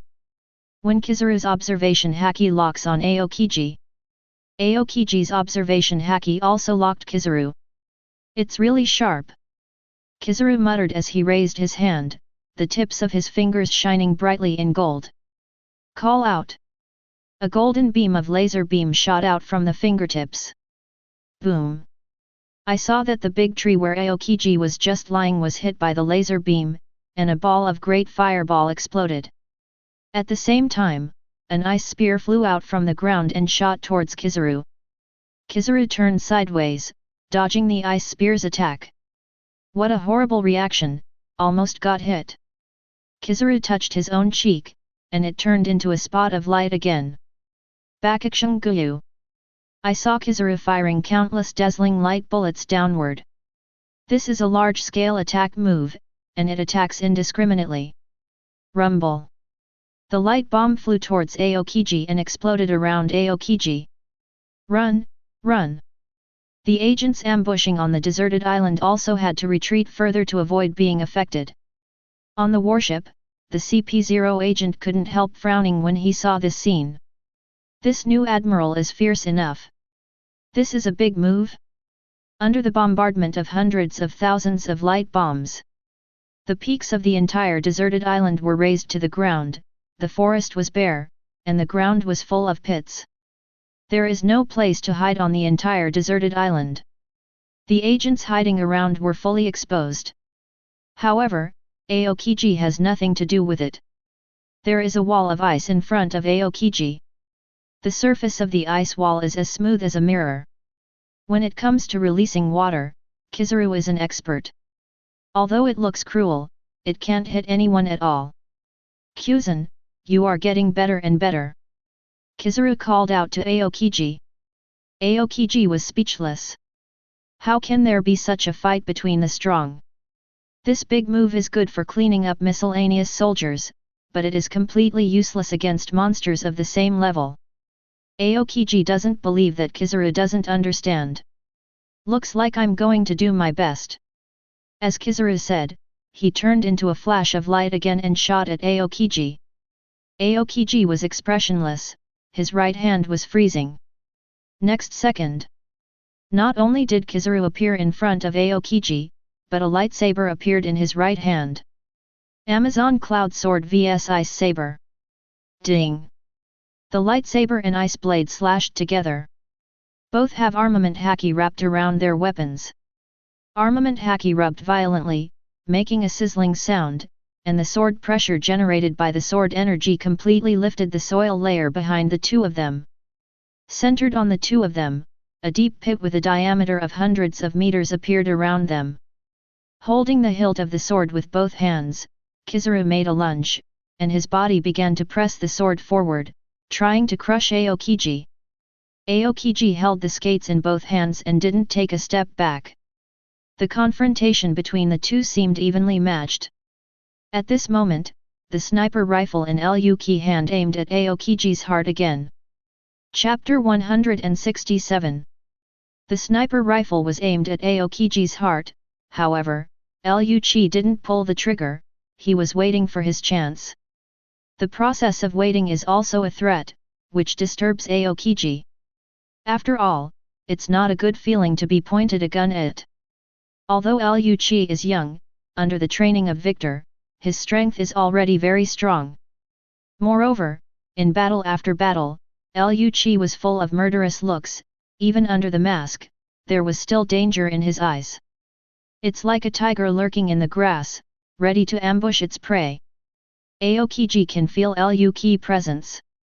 It's an agent of CP9. Unexpectedly, CP9 has produced such a strong young man. Aokiji mistook Luki for an agent of CP9. However, this is not surprising. Except for CP0 in the white suit, among the agents in the black suit, only CP9 is the strongest. The agents of CP9 all have one thing in common, that is, they are young. Sure enough, the moment Aokiji was distracted, Kizaru caught him. Kizaru raised his foot and kicked sideways. Light speed kick. Kizaru instantly accumulated photons on the calf, and then kicked the leg out at the speed of light. Boom! Aokiji immediately raised his skates to block. Boom! At this time, Luki pulled the trigger. The sea stone bullet shot toward Aokiji's heart. Aokiji dodges hastily. And at the moment Aokiji dodged, Kizaru's light speed kick also arrived. The explosion from the light speed kick kicked up a cloud of smoke and knocked Aokiji back a few steps. Kizaru didn't miss the chance to pursue. The battle between the strong is not a simple round game where you punch me and I kick you. Because he knows the strength of the opponent, he must be careful to expose his own flaws when making moves. Once the enemy caught the flaw, the consequences would be disastrous. Kizaru turned into light and came to Aokiji in an instant. Aokiji moved forward with his left hand, releasing a large amount of freezing air from his palm. The frozen air condensed into an ice shield in front of Aokiji. Boom! However, the ice shield was cut open by Kizaru's sword in just an instant. Aokiji jumped back, narrowly avoiding it. But, Kizaru came forward again. Although a hit was missed, Kizaru now holds the initiative. Kizaru swung the lightsaber in his hand, opening and closing. Continuously chop left and right. Aokiji can only block and retreat. Teacher Zephyr is right, you have extremely high attainments in martial arts and kendo. If Victor is there, give Kizaru a big round of applause. Kizaru seems to be complimenting Aokiji. In fact, it is yin and yang. Victor and Kizaru are in the same class, and he knows that Kizaru is the least liked by Zephyr. Because Kizaru likes to use devil fruit's ability. As for the cultivation of physical skills and sword skills, it is not very hard. Therefore, Kizaru took the opportunity to show a wave of physical and sword skills, seemingly mocking Aokiji, but actually mocking Zephyr. Aokiji didn't speak. But in an instant, the surrounding space was suddenly frozen. Aokiji releases a large amount of freezing air.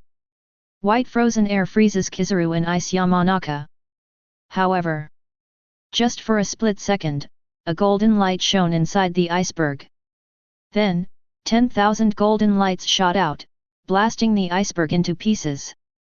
In the air, white mist rises, a vast expanse of whiteness. Boom! As Aokiji frowned, a laser beam shot at him. Aokiji continuously jumps backwards, dodging. Boom! Boom! Boom! Laser beams are shot towards Aokiji. As soon as Aokiji landed on his front foot, the laser beam exploded. Seeing this, Liu Qi pulled the trigger again. Boom! The sea stone bullet was fired, hitting Aokiji's back again. Aokiji's face was frosty, and white air was slightly exhaled from his mouth. The moment he turned around and slashed the bullet with his knife, he raised his left hand high. His left hand was raised above his head, forming a side of ice on top of his head. Rumble! The instant the ice shield was formed, countless light bullets landed on the ice shield. Both ice shield and Aokiji were blown to pieces. The ice cubes all over the floor melted again. Aokiji stood up again. It's really not easy to defeat you, Kizaru muttered. Aokiji wiped his cheek and chest. Still hurt a little. Kizaru is stronger than he imagined. In the past, Aokiji thought that among Victor, Akainu, and Kizaru, Victor was the strongest, Akainu was second, and Kizaru was third. Now Aokiji needs to reassess Kizaru's strength. This fool is not serious at all. Not far away, 3 CP0 agents saw this and were satisfied with Kizaru's performance. What they love most is seeing Marines fight among themselves. They all love watching dog-eat-dog scenes. However, it was Liu Qi who caught Agent Mao's attention even more. Another good seed has emerged from CP9. Agent Mao Aolian squinted his eyes, he was interested in Liu Qi. Although it is a sniper rifle, it is not easy to threaten an admiral. You can cultivate it, said Agent Red Ogre Mask.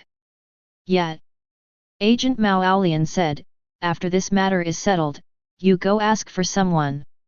While the CP0 agents were talking, a warship rushed to the deserted island. The man on the warship is Zephyr. The warship washed up on the beach. Teacher Zephyr. Why is Zephyr here? Zephyr Admiral. The appearance of Zephyr immediately attracted the attention of Marines. Whether it is a younger generation of generals such as Stolo Berry, or a veteran of Sengoku's direct line. Zephyr ignored Stolo Berry's reaction. I saw Zephyr stepping on moonwalk and rushing towards Kizaru and Aokiji.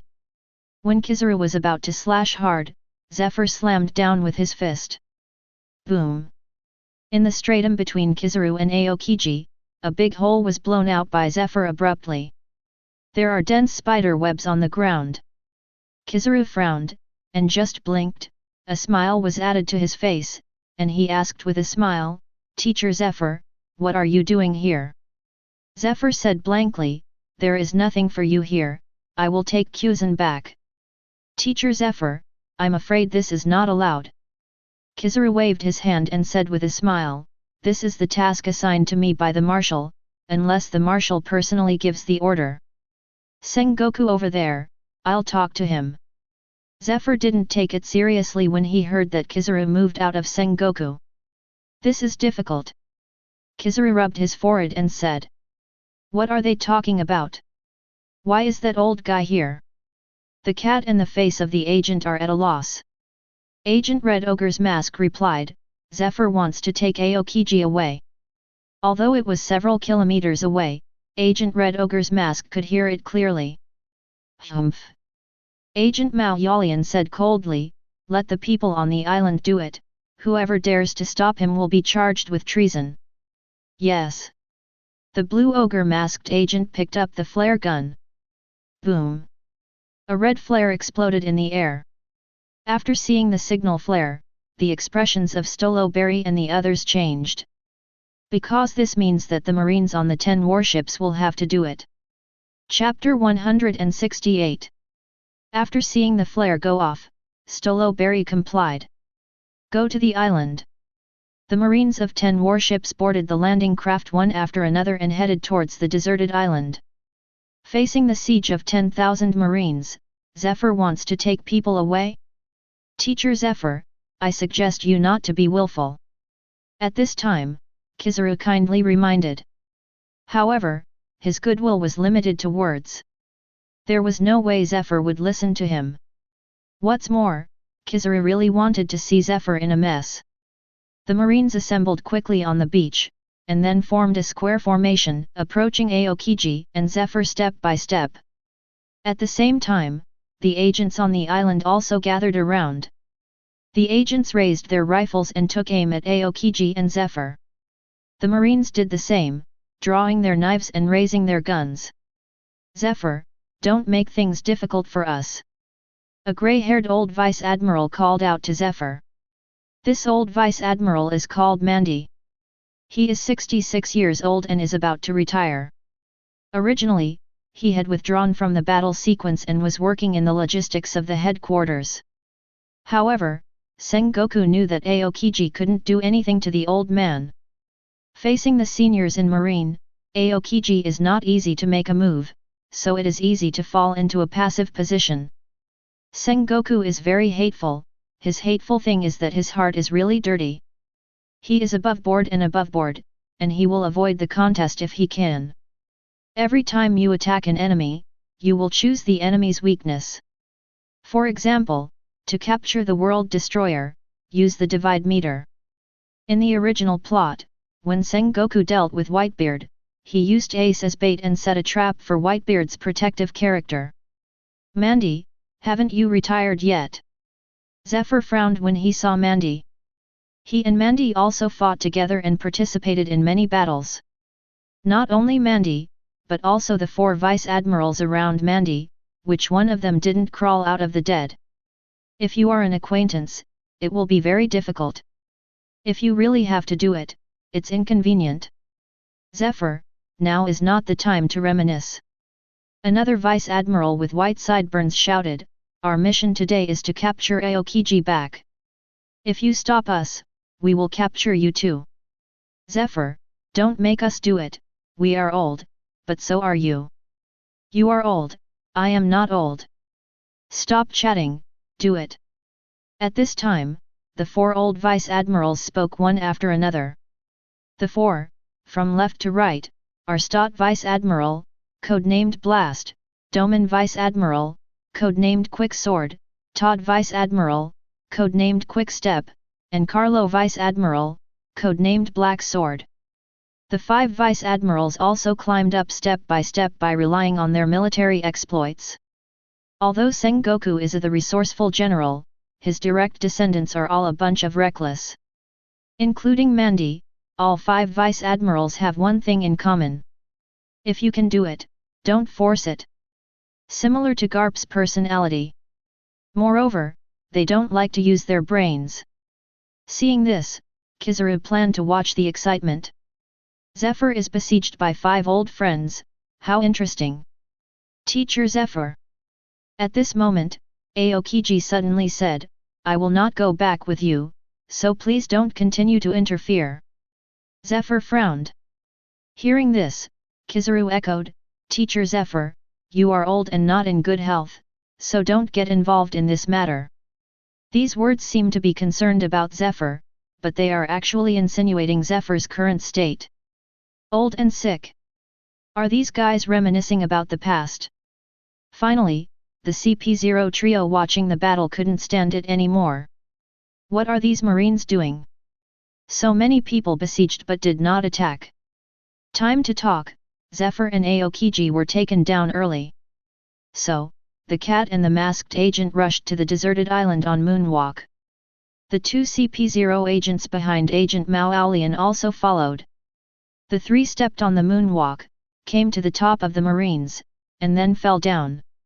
As soon as it landed, the cat and mask agent attacked Aokiji. The hands of Agent Mao's face turned into cat's claws, and wrapped around armament Haki at the same time. Aokiji raised the saber in his hand and blocked the attack of Agent Nikomata. Do it! Under the order of Mao masked agent, the surrounding agents rushed forward. Aokiji frowned. Now that Zephyr is here, he can't use it. Because his frozen air is an indiscriminate range attack. Ice cube storm pheasant's mouth. I saw Aokiji gathered the cold air on his left arm, and he quickly released an ice bird. Not only does the ice bird pack a powerful punch, but it freezes wherever it goes. The ice bird flew over, forming a 10-meter high ice wall between Aokiji and Zephyr, separating Aokiji and Zephyr. Kizaru saw Aokiji's intentions, and a smile appeared on the corner of his mouth. You don't think Mr. Zephyr is a drag, do you? While speaking, Kizaru swung the lightsaber in his hand and slashed at Aokiji. Aokiji's right arm exerted strength, and the ice blade in his hand pushed away Mao's agent. At the same time, the ice blade in his hand slashed to the right in a hurry. Bang! The lightsaber slashed heavily on the ice blade again. This slash made Aokiji step back with his left foot. Not waiting for Aokiji to adjust. Mandy Vice Admiral, Stade Vice Admiral, Doman Vice Admiral, Todd Vice Admiral, Carlo Vice Admiral. 5 people have come to kill. Although the 5 old Vice Admirals are old, their strength is not bad. After all, Aokiji is not Kaido, Charlotte Linlin, he does not have steel skin, invulnerable. Mandy Vice Admiral's sword is wrapped around armament Haki, Stad Vice Admiral's fist is wrapped around armament Haki, the rapier in Doman Vice Admiral's hand is wrapped around armament Haki, Todd Vice Admiral's feet are wrapped around armament Haki, Carlo Vice Admiral's twin swords wrapped around armament Haki. Kizaru alone is tough enough to deal with. Now 3 CP0, and 5 Vice Admirals shot. Stolo Berry on the side hesitated, but did not attack Aokiji. Even so, 9 strong men besieged 1 person. Facing the siege of 9 people, Aokiji breathed a sigh of relief. I saw that his feet instantly turned into frozen ground. The freezing air spread. Watch your step. Mandy reminded. Immediately, all 5 of Mandy jumped up. However, the moment they leap, Aokiji controls Cairo. In the blink of an eye, hundreds of ice cones appeared on the ground. Each icicle pierced the surface, piercing Kizaru, CP0 agent, Mandy Vice Admiral and others. It seems serious. Kizaru muttered. The battle between Aokiji and Kizaru just now was not even a warm-up. Aokiji didn't speak, he had to concentrate all his attention to break out from the desert island. Sorry, if it's so easy for you to escape, then I can't explain to the marshal. I saw Kizaru jumped into the air, and then his body turned into a ball of light. The golden ball of light radiates light and heat to the surroundings. The frozen air and ice crystals in the air were quickly melted. Chapter 169. The scary thing about Logia is its impact on the weather. Aokiji's freezing air diffused in the blink of an eye, permeating the entire deserted island. Aokiji can be controlled at will. The ice cones coming out from all directions are hard to guard against. Kizaru knows the properties of frozen air, and the properties of light, not just straight line travel and speed. Under the sunshine, the ice and snow melted. The heat generated by light and heat cannot be underestimated. At this point, Marine and the agents see Admiral level civil war for the first time. Also Logia. Kuzan's ability is restrained. Zephyr frowned as he felt the freezing air melt. Aokiji, however, had no expression on his face. That level of heat is not enough. I saw wisps of white cold air emitting from Aokiji's body. Subsequently, Ice Age. Aokiji released a massive amount of frozen air in an instant. The majestic frozen air spread instantly, with overwhelming momentum. It was going to swallow Kizaru, and the marines and agents around Kizaru. It's terrible. Kizaru fell back to the ground. At this time, his body burst into dazzling golden light. People around Kizaru had to close their eyes. Accompanied by the dazzling glare, it released even more terrifying heat at the same time. Like a little sun. Any frozen air that wanted to devour Kizaru quickly disappeared after encountering the little sun. When Mandy and others opened their eyes, except for those who were very close to Kizaru, most of the surrounding agents and marines were all frozen by the freezing air.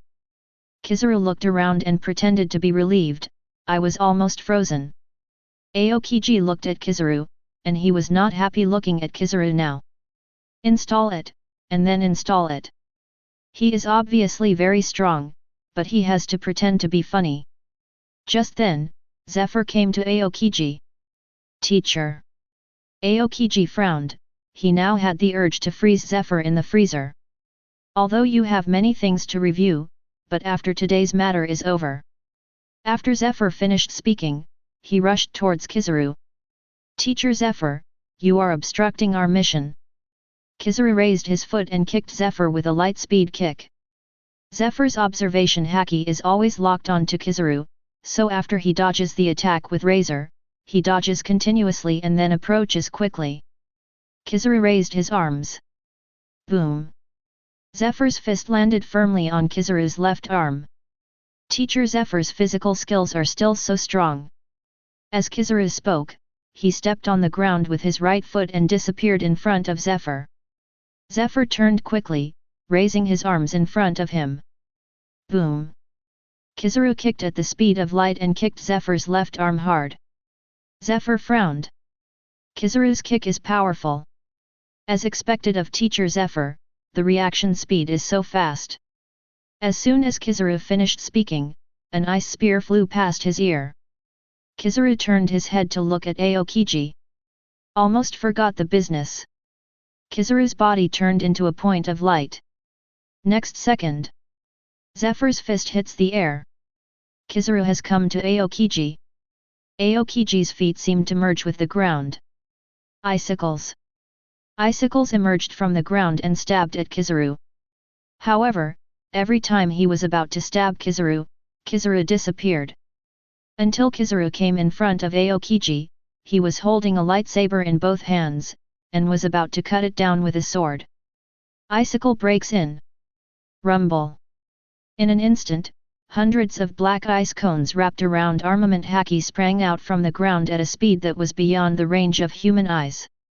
Kizaru's body was pierced with ice picks. Obviously you also rely on Devil Fruit's ability. Kizaru's head was also pierced with an ice pick. After speaking, Kizaru's body turned into countless light spots, and then recondensed into a human form in the air. So, why is this attitude only towards me? Kizaru's face was a little mocking, and the palm of his left hand turned into a photon. Photons condense into clusters. Boom! With just one blow, there was a huge explosion. The heat generated by the photosphere blasted away the ice cones and frozen soil on the ground. At this time, it is difficult to see the positions of Aokiji and Kizaru with the naked eye.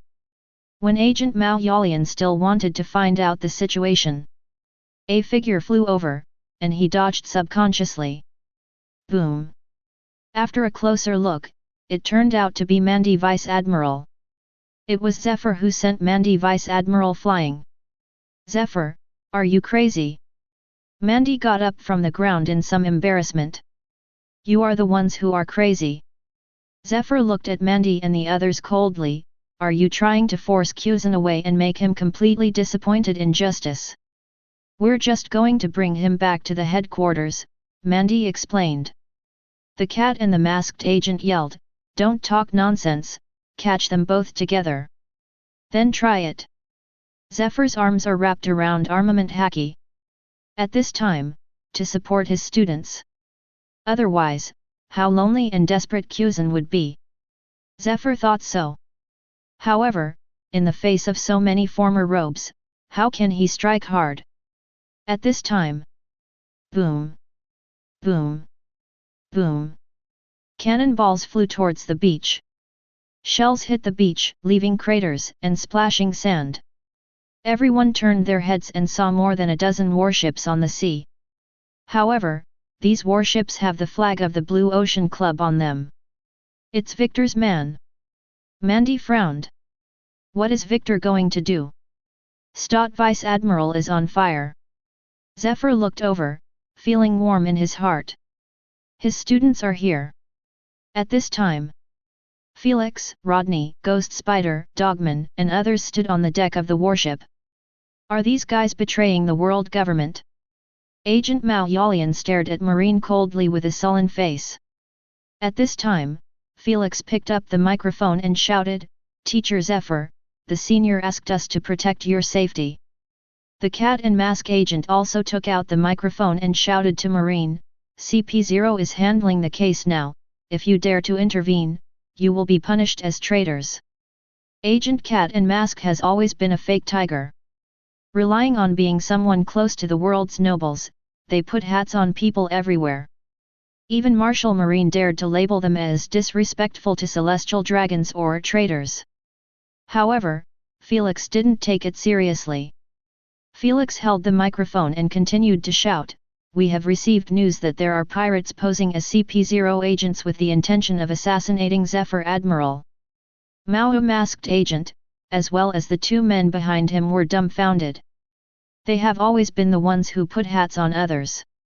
Why is it the other way around today? Repeat, we have received news that there are pirates posing as CP0 agents with the intention of assassinating Zephyr Admiral. Felix's yelling made Agent Mao's anger surge upwards. These bastards! Cat and masked agents rushed to the warship where Felix was on moonwalk. The two agents behind him followed suit. However, they have only just landed on deck. Wow! The gunshots were raised neatly. Clang! Rodney, Ghost Spider, Dogman, and others drew their swords at the same time. Chapter 170. Don't move. The strength of Ghost Spider, Dogman, and others is not comparable to Mandy and other old Vice Admirals. To be exact, the strength of Naval Headquarters Vice Admiral took a qualitative leap after Zephyr took over the military academy. Because before Zephyr, most Marines started from the recruit training camp, from the most common seaman recruit, and slowly started to promote.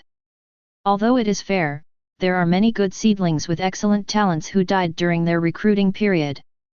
After Zephyr took over the military academy, he helped the recruits through the most dangerous stage, and at the same time, laid a solid foundation for them. Therefore, the new generation of young and middle-aged Vice Admiral in this department, they grow up very fast, and their personal strength is far superior to that of the older generation. Blue Ogre masked agents and Red Ogre masked agents snorted coldly, and under the instruction of Agent Mao Yalian, they had already started. However, the Ghost Spider's knife struck head-on. When Agent Red Ogre dodges the mask, the ghost spider's hair is seen flying again. Return to life 6 swords style. The ghost spider's hair was like an arm, holding 4 knives, and coordinated with the ghost spider's double knives, chopping continuously. Ding ding ding. Accompanied by bursts of sparks. The Red Ogre masked agent kept backing away, getting more and more frightened as he blocked. On the other hand, Dogman's moves were not so fancy.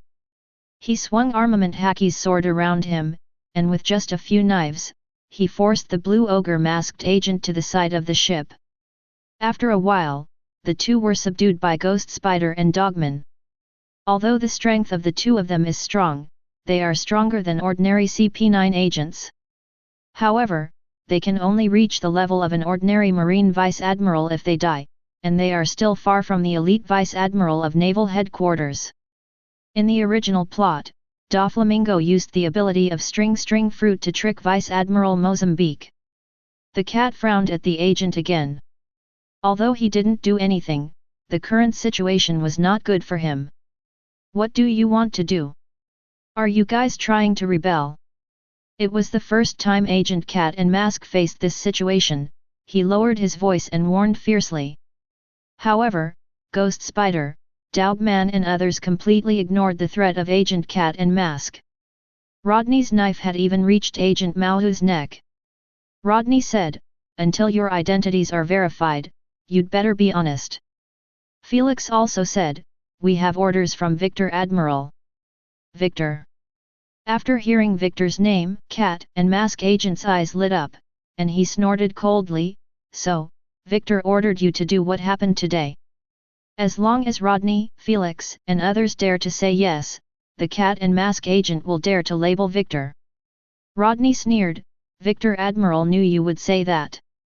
At this time, a Marine brought the phone bug over. "Master Victor wants to talk to you." Rodney handed the microphone to Agent Cat and Mask. Agent Cat and Mask picked up the microphone. "I'm Victor." The phone bug imitates Victor's expression and voice. Agent Mao masked with a sneer and said, "Victor, you are so brave, you dare to obstruct CP0's mission. If you can't learn to shut up, you can feed the fish in the sea now." Victor's voice was devoid of emotion. While Victor was speaking, Rodney had already pushed the knife so hard that the blade sliced through Agent Madamaskin's skin. "You!" Agent Maohu's mask widened his eyes. "Do you think I dare not?" Victor asked back. When Agent Cat and Mask was in Marie Joy's, he had heard Victor's name. Know that Victor is a tricky guy, not Admiral to play around with. I also know that Victor has a backer. I once heard a proverb. If you must eat shit, swallow it with your last breath. Don't hesitate. I hope you're smart. Victor was warning the CP0 agent not to be ignorant of good and evil. Rodney and the others kept smiling, looking at the 3 CP0 agents in front of them.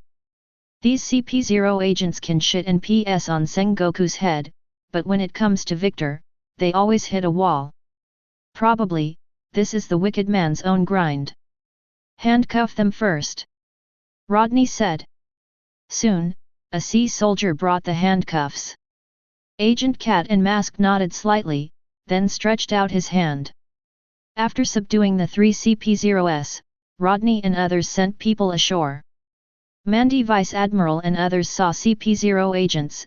They are now in handcuffs, they are behaved. They didn't say anything. At this time, Rodney held the phone bug, and the phone bug imitated Victor's expression and said, "I hope it will end decently."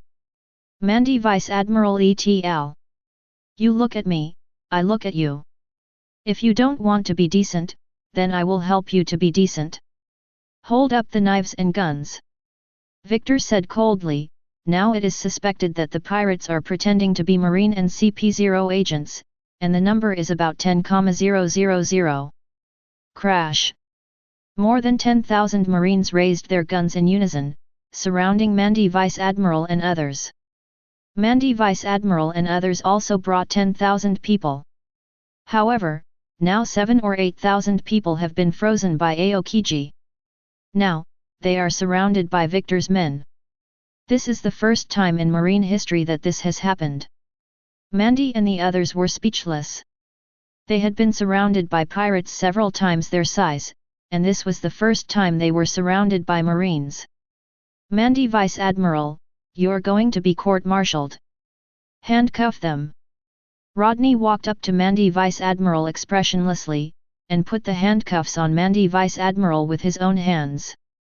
At this time, Rodney came to Zephyr with the phone bug. Teacher Zephyr. Rodney hands the phone bug's mic to Zephyr.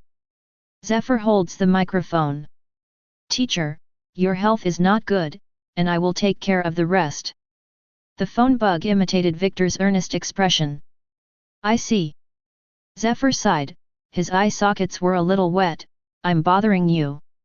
Victor deserves to be his best student. Sengoku always said that Victor was too extreme, and suppressed Kyuzan and others in disguise. But look now. It is Sengoku and the world government who want to capture Kyuzan, and even want to kill Kyuzan. Although the relationship between Victor and Kyuzan is very ordinary, Victor stepped forward for his teacher.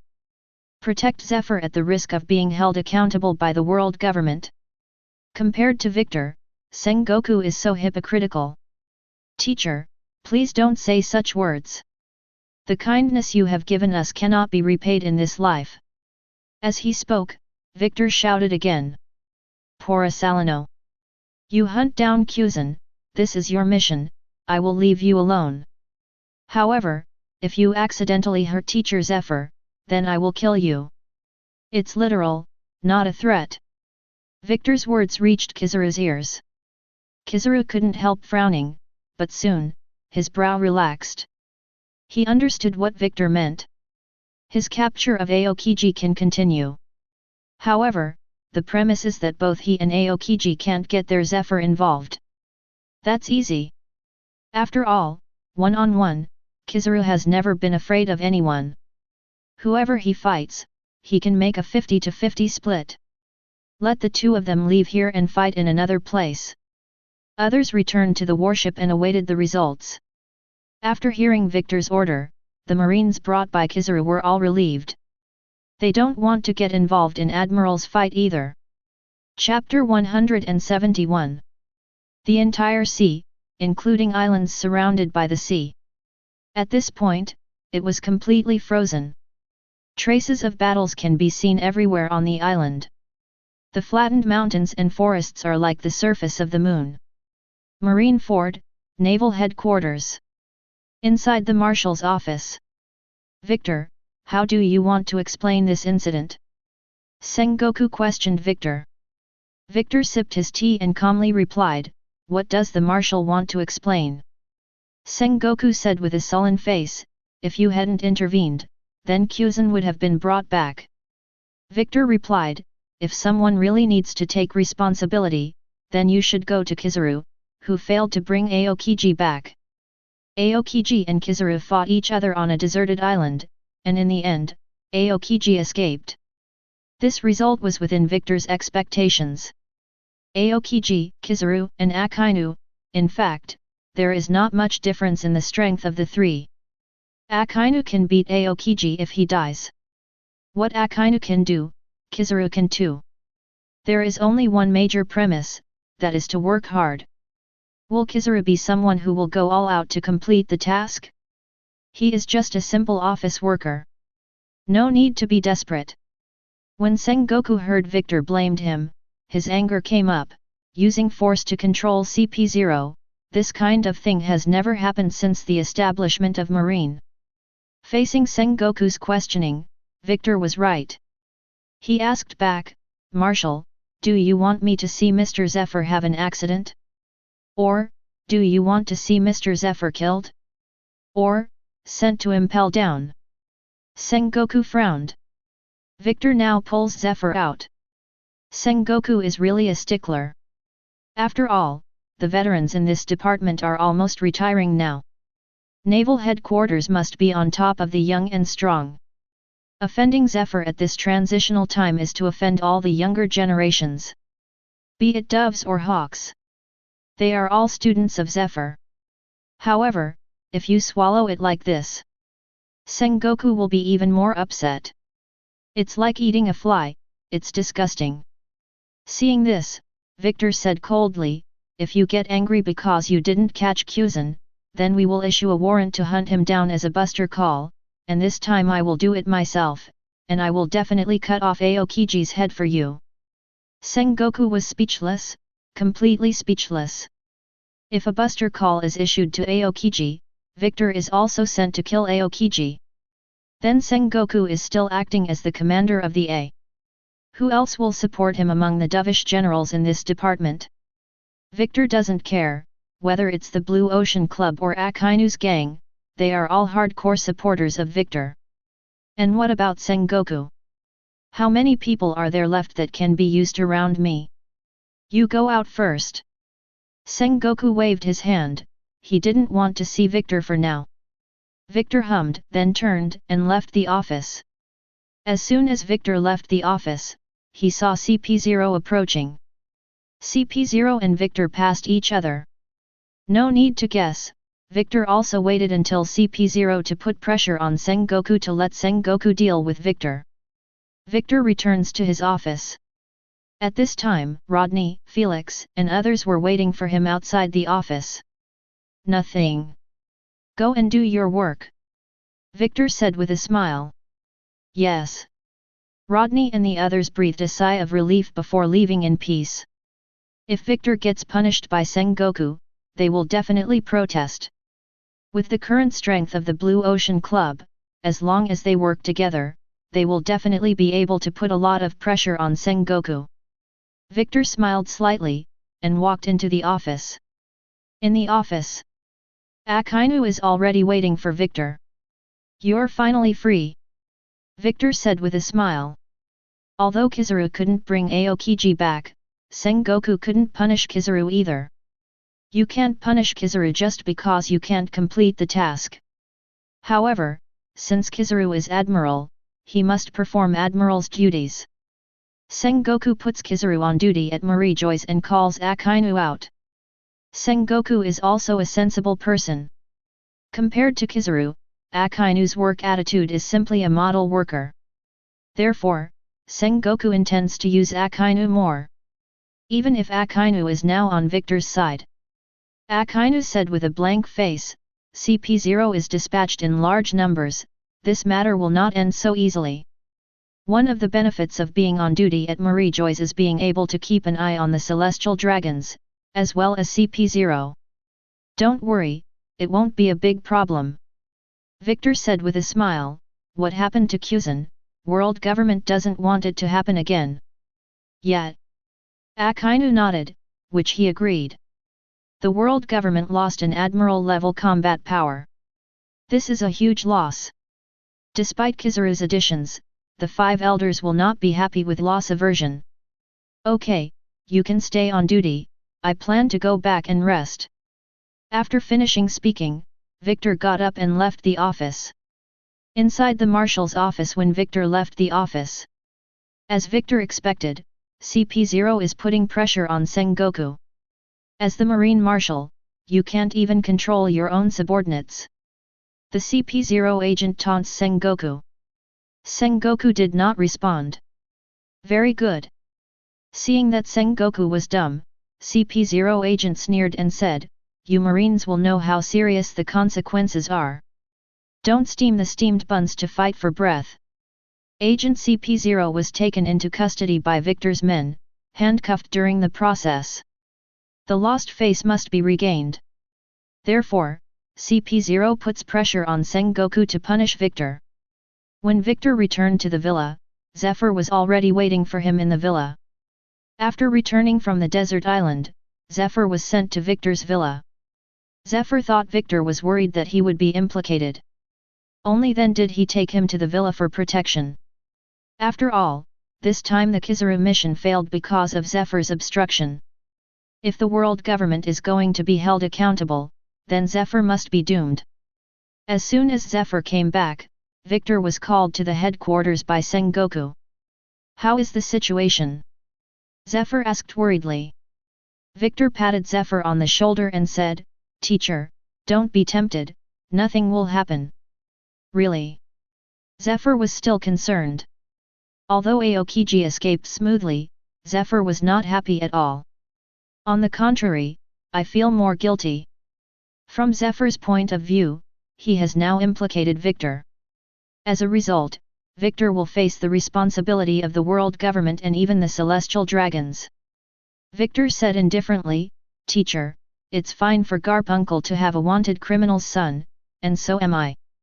Hopefully." Zephyr heard Victor mention Garp.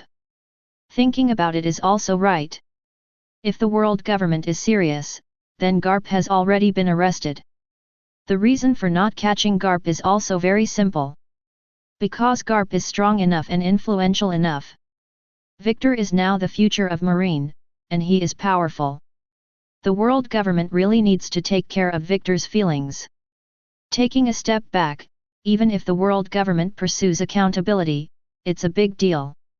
I'll build a new Marine. Anyway, it's all for justice, and I have a group of like-minded comrades. Victor's words startled Zephyr. Build a new Marine. Victor really dared to think. Chapter 172. Teacher, if we don't have this military uniform, won't we be able to implement justice? Victor asked Zephyr. Zephyr frowned and said, Marines' law enforcement powers are given by the world government. Victor replied, Teacher, since this is the case, what the world government has done is just. We cannot have any objections to the world government. Kuzan's actions should also be severely punished.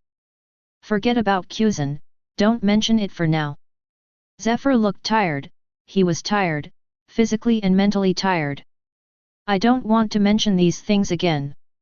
Victor stopped talking and said, Teacher, I'll take you back. Victor knew very well that the words of building a new Marine were, in Zephyr's ears, really treasonous. However, Victor did say that on purpose. Because in the original plot, Zephyr chose to set up a new Marine after he couldn't understand the practices of Marine and world government. The reason why Victor said this is actually to instill a concept in Zephyr. Give Zephyr the idea of building a new Marine ahead of time. And Victor also wants to use Neo Marine. Victor sends Zephyr back to military school. At this time, 4 female students walked over from a distance. 3 girls walked in front and 1 girl followed. Young, beautiful, full of energy, they are all lovely girls.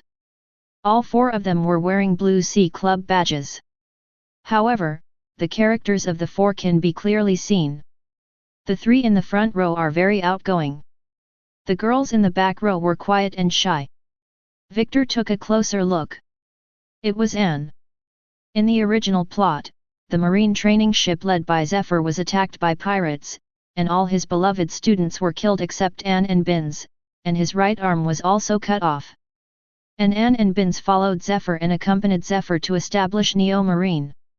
Hello teacher. Hello, senior. The girls greeted them and greeted Zephyr and Victor. Zephyr grinned more when he saw the students. He really regards every student as his own child. Just like Whitebeard, the love for children is written in the eyes. Hello teacher. Hello, senior. Anne said shyly. Well, hello, you guys. Victor greeted the 4 girls, not too enthusiastically. The 4 girls watched Zephyr and Victor go away.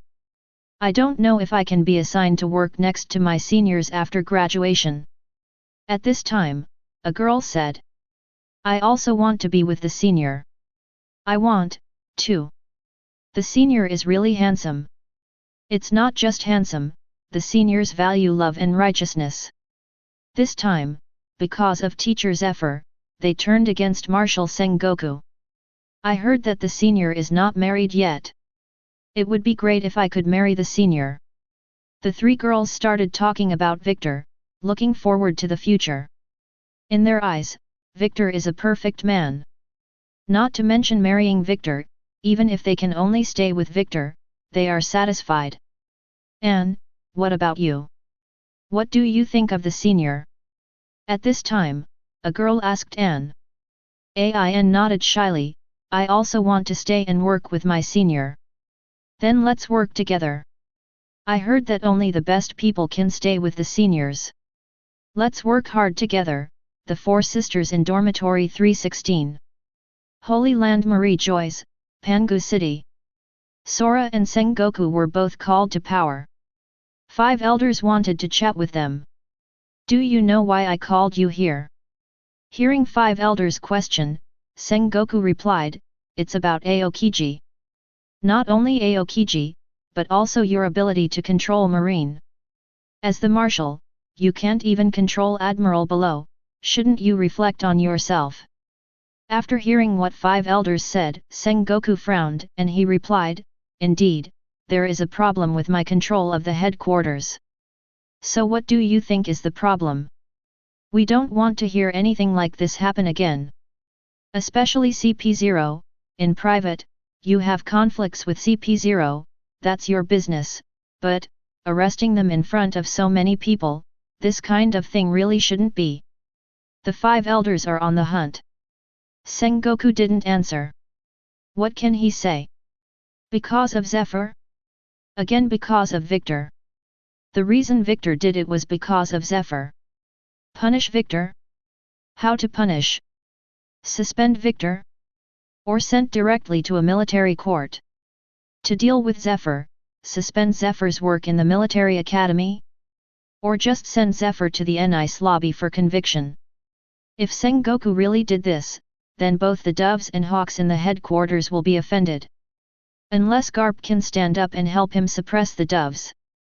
However, the Garp guy is back in the East Blue. Why don't you talk? Do you want to protest with silence? 5 elders asked again. Sora glanced at Sengoku, and then said, this matter is indeed Sengoku's problem, and it is also an internal problem of Marine. We will deal with it. Then, Sora gave Sengoku another wink. Sengoku got it. Kong was hinting at him. Zephyr is interfering with the mission, he should be suspended from work and sent to the NICE lobby. Victor's unauthorized mobilization of troops will also suspend his work, and all Marines involved in this incident will also be suspended. In the meantime, Victor and the Marine involved in this operation, the Inspectorate and the Gendarmerie will all be investigating. The headquarters will never tolerate it. Sengoku finished speaking in one breath. After listening to Sengoku's words, the 5 elders looked at each other. Let's do it like this. After 5 elders finished speaking, Sora and Sengoku went back. Sora and Sengoku leave the room of power and walk in the promenade of Pangu City. Walking ahead, he smoked a cigarette and said, after this incident is over, it will be even more difficult for you in the headquarters. I know. Sengoku clenched his fists. He felt extremely aggrieved. There is a feeling of strength all over the body, but there is nowhere to use it. You should find a chance and have a serious chat with Victor. After Sora finished speaking, he strode towards his own office. Sengoku left Pangu City. He is very clear. What does it mean to punish Zephyr and Victor this time, as well as a group of Blue Sea Clubs and Hawk Generals? Victor's Hawks and Generals of the Blue Ocean Society did not cooperate with Sengoku's command. Now that Sengoku has dealt with Zephyr, the doves will no longer approach Sengoku. Kizaru can be used. However, only Kizaru and his generals are almost negligible. In this lean time, after losing the support of the 2 major factions in the headquarters, Sengoku will really become a barebones commander and be completely emptied. On the other hand, Victor, although he disagreed with the doves in the past, this time he will defend Zephyr at all costs. Love and righteousness. After losing Aokiji, the dove generals will also turn against Victor. Victor has instead become the most powerful person in the department. Chapter 173. The penalty for naval headquarters is out. Victor, Rodney, Felix, Ghost Spider, Daubman, and others have all been suspended from their posts and will be investigated by the military police department. Zephyr, too, was suspended from all military academy jobs and sent to NICE lobby for conviction. A stone stirs up 1,000 waves. No doubt. Although the result of this treatment was reasonable, it was also unexpected. Sabayati Archipelago, inside Victor's villa. Surround here. The three CP0s took the lead, followed by not only a group of agents in black suits, but also a large group of military police in white helmets. These gendarmes belong to the Gendarmerie Department of the World Government. In addition, the inspectorate to which Naval Headquarters belongs is also involved in this operation. The special agents and military police of the brigade rushed into Victor's villa. The Marine Inspectorate followed suit. All members of the Marine Inspectorate are over 60 years old. They are all retired veterans with high prestige within Marine. What are you doing? At this moment, Sabo scolded, this is the place of Lord Victor.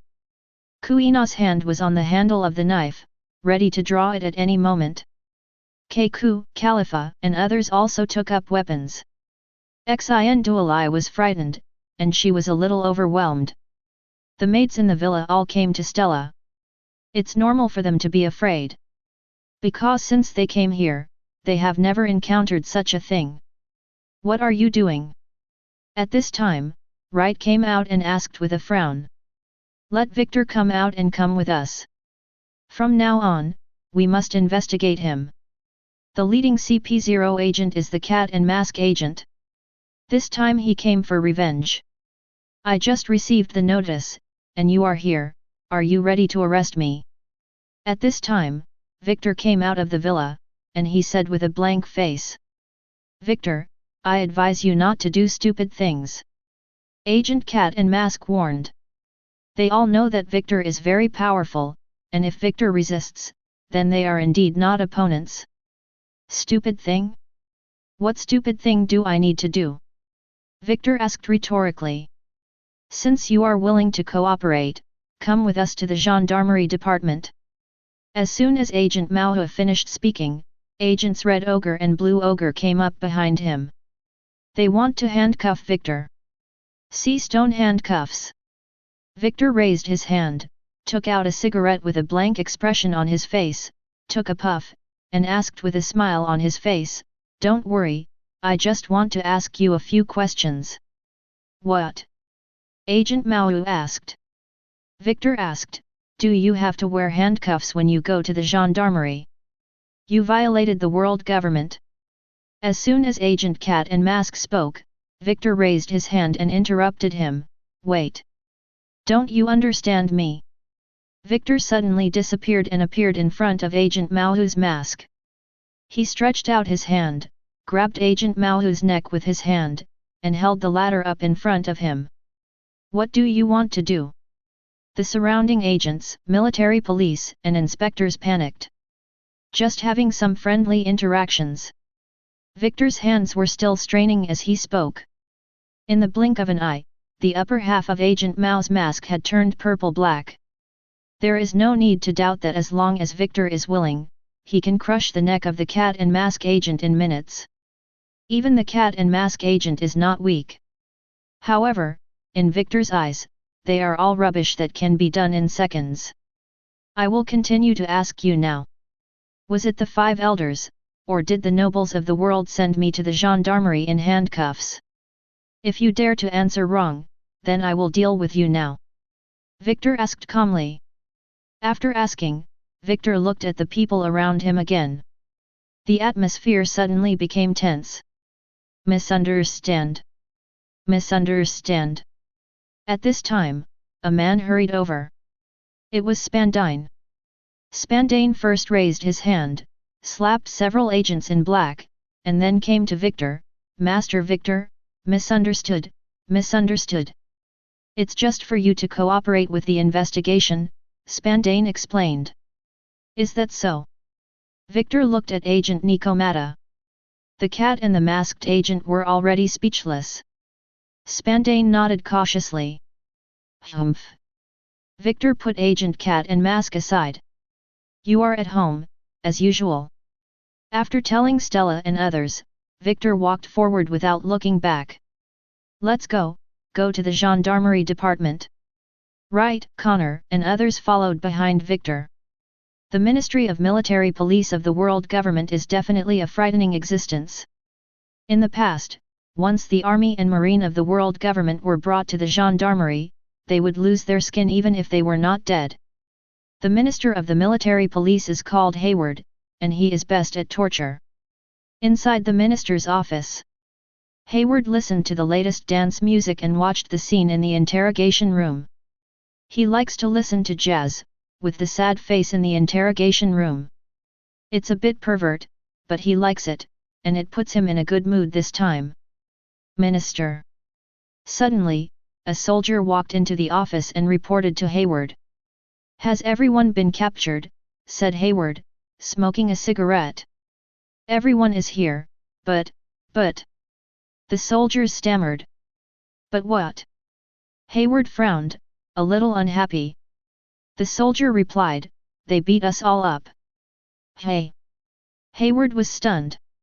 This is the gendarmerie. Hayward patted the table, stood up, picked up a whip, and walked out, saying as he walked, I want to see how brave these guys are, daring to act presumptuously in Laozi's territory. Hayward came to the lobby on the first floor. I saw that the hall was full of people lying here and there. All were members of the gendarmerie. The surrounding CP0, as well as world government agents, are all watching. And Victor was sitting on the sofa with his legs crossed, smoking a cigarette. Victor. Hayward was angry, and his temper was very hot. However, before Hayward got close to Victor, Rodney and others surrounded Hayward. What do you want to investigate? Victor asked, smoking a cigarette. This is Laozi's place. As Hayward spoke, his body changed and he grew 3 dog heads. Zoan Phantom Beast Dog Fruit 3-headed dog form. 3 dog heads roared at Victor. Hayward had heard that Victor was strong and a tough guy. Therefore, head start is a must. He wants to give Victor a blow.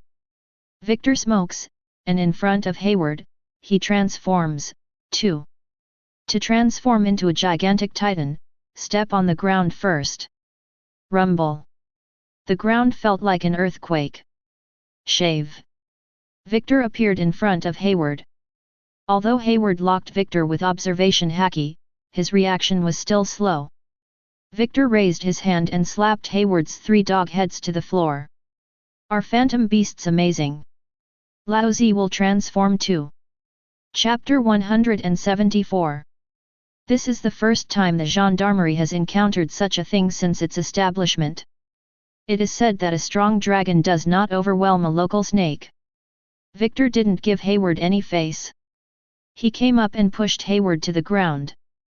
If you want to be the minister of the gendarmerie, you must be able to suppress people. Especially against thorns. But as a result, Hayward's temper has been grumpy over the years. Didn't expect him to meet Victor. Victor treats the elders in the headquarters with great respect, and never puts on airs when he treats the younger generation. However, Victor treats other people. For example, CP0 has never lost face.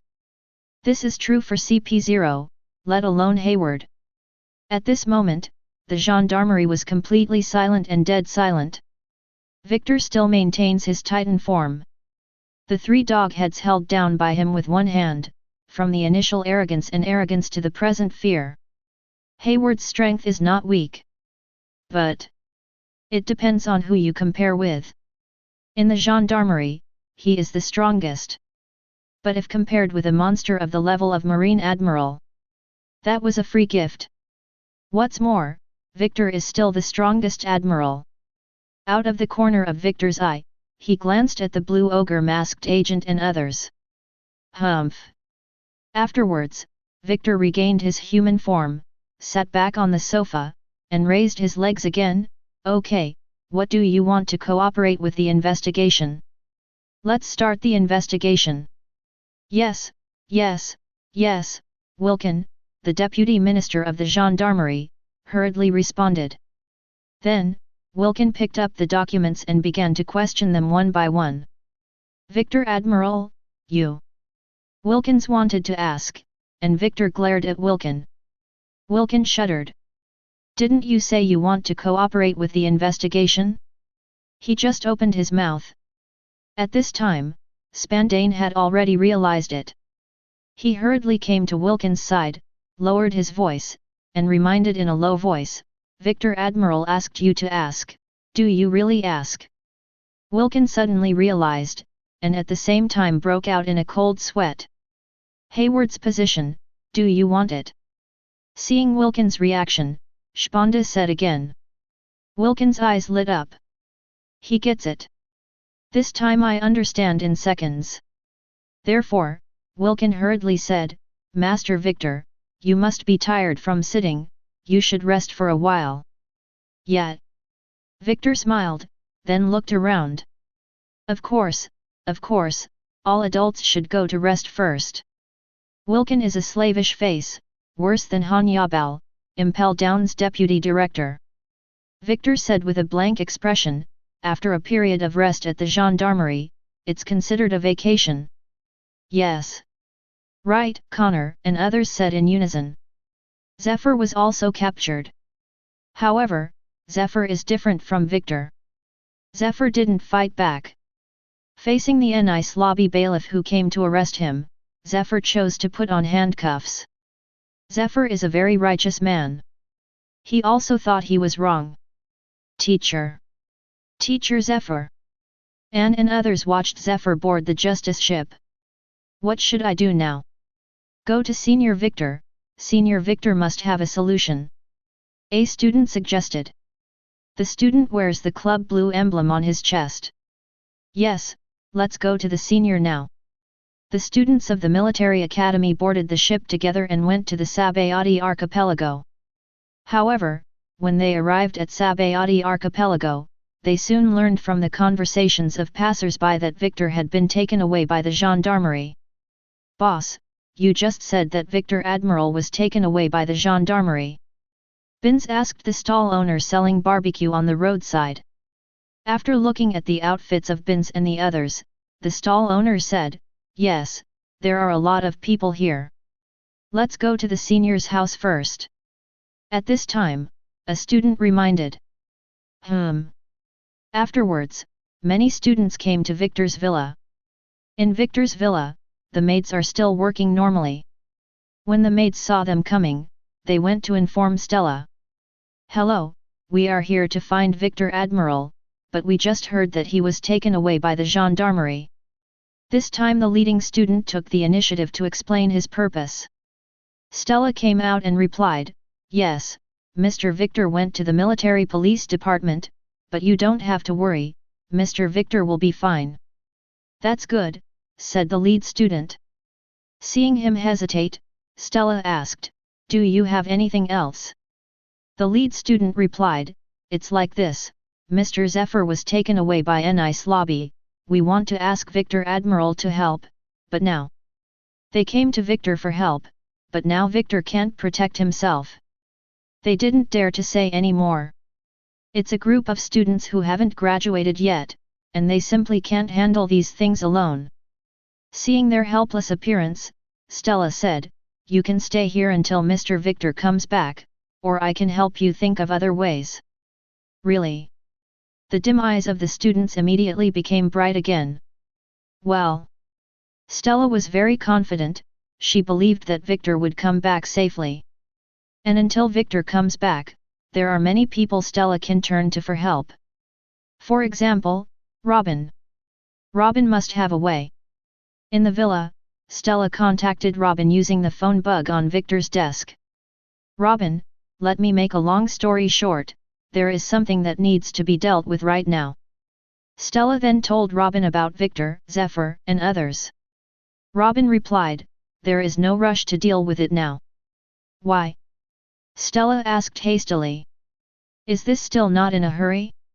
From Stella's point of view, things are serious with Zephyr now. For being sent to NICE lobby, that's definitely a crime. Robin replied, I still have a special task, please give me 3 days. 3 days? Stella's eyes widened. Yet. Robin ended the call. Robin put away the phone bug and walked into Locke's office in high heels. At this time, Locke Dar also received information. The news that Victor was invited to drink tea by the gendarmerie. Your boss has been arrested. You're still so calm. Locke Dahl said with a smile, smoking a cigar. Robin said blankly, these are only temporary. The current marine cannot live without Mr. Victor, just like a fish cannot live without water. Temporary. Locke Dahl chuckled, I'm curious about how this farce will end. Robin didn't answer, but took out a map and threw it to Locke Dar. A new job. Locke Dahl smiled and opened the map. I saw that the map was full of red circles. The standard red circle is the place to attack. Start in 3 days. After Robin finished speaking, he turned and left. This is the task Victor gave Robin, requiring Robin to strictly follow the script. Every step from the outbreak of this incident to the present is in Victor's expectation. There is no deviation. And 3 days, this time point is very critical. When the emotions inside Marine fermented and got out of control. People become irrational.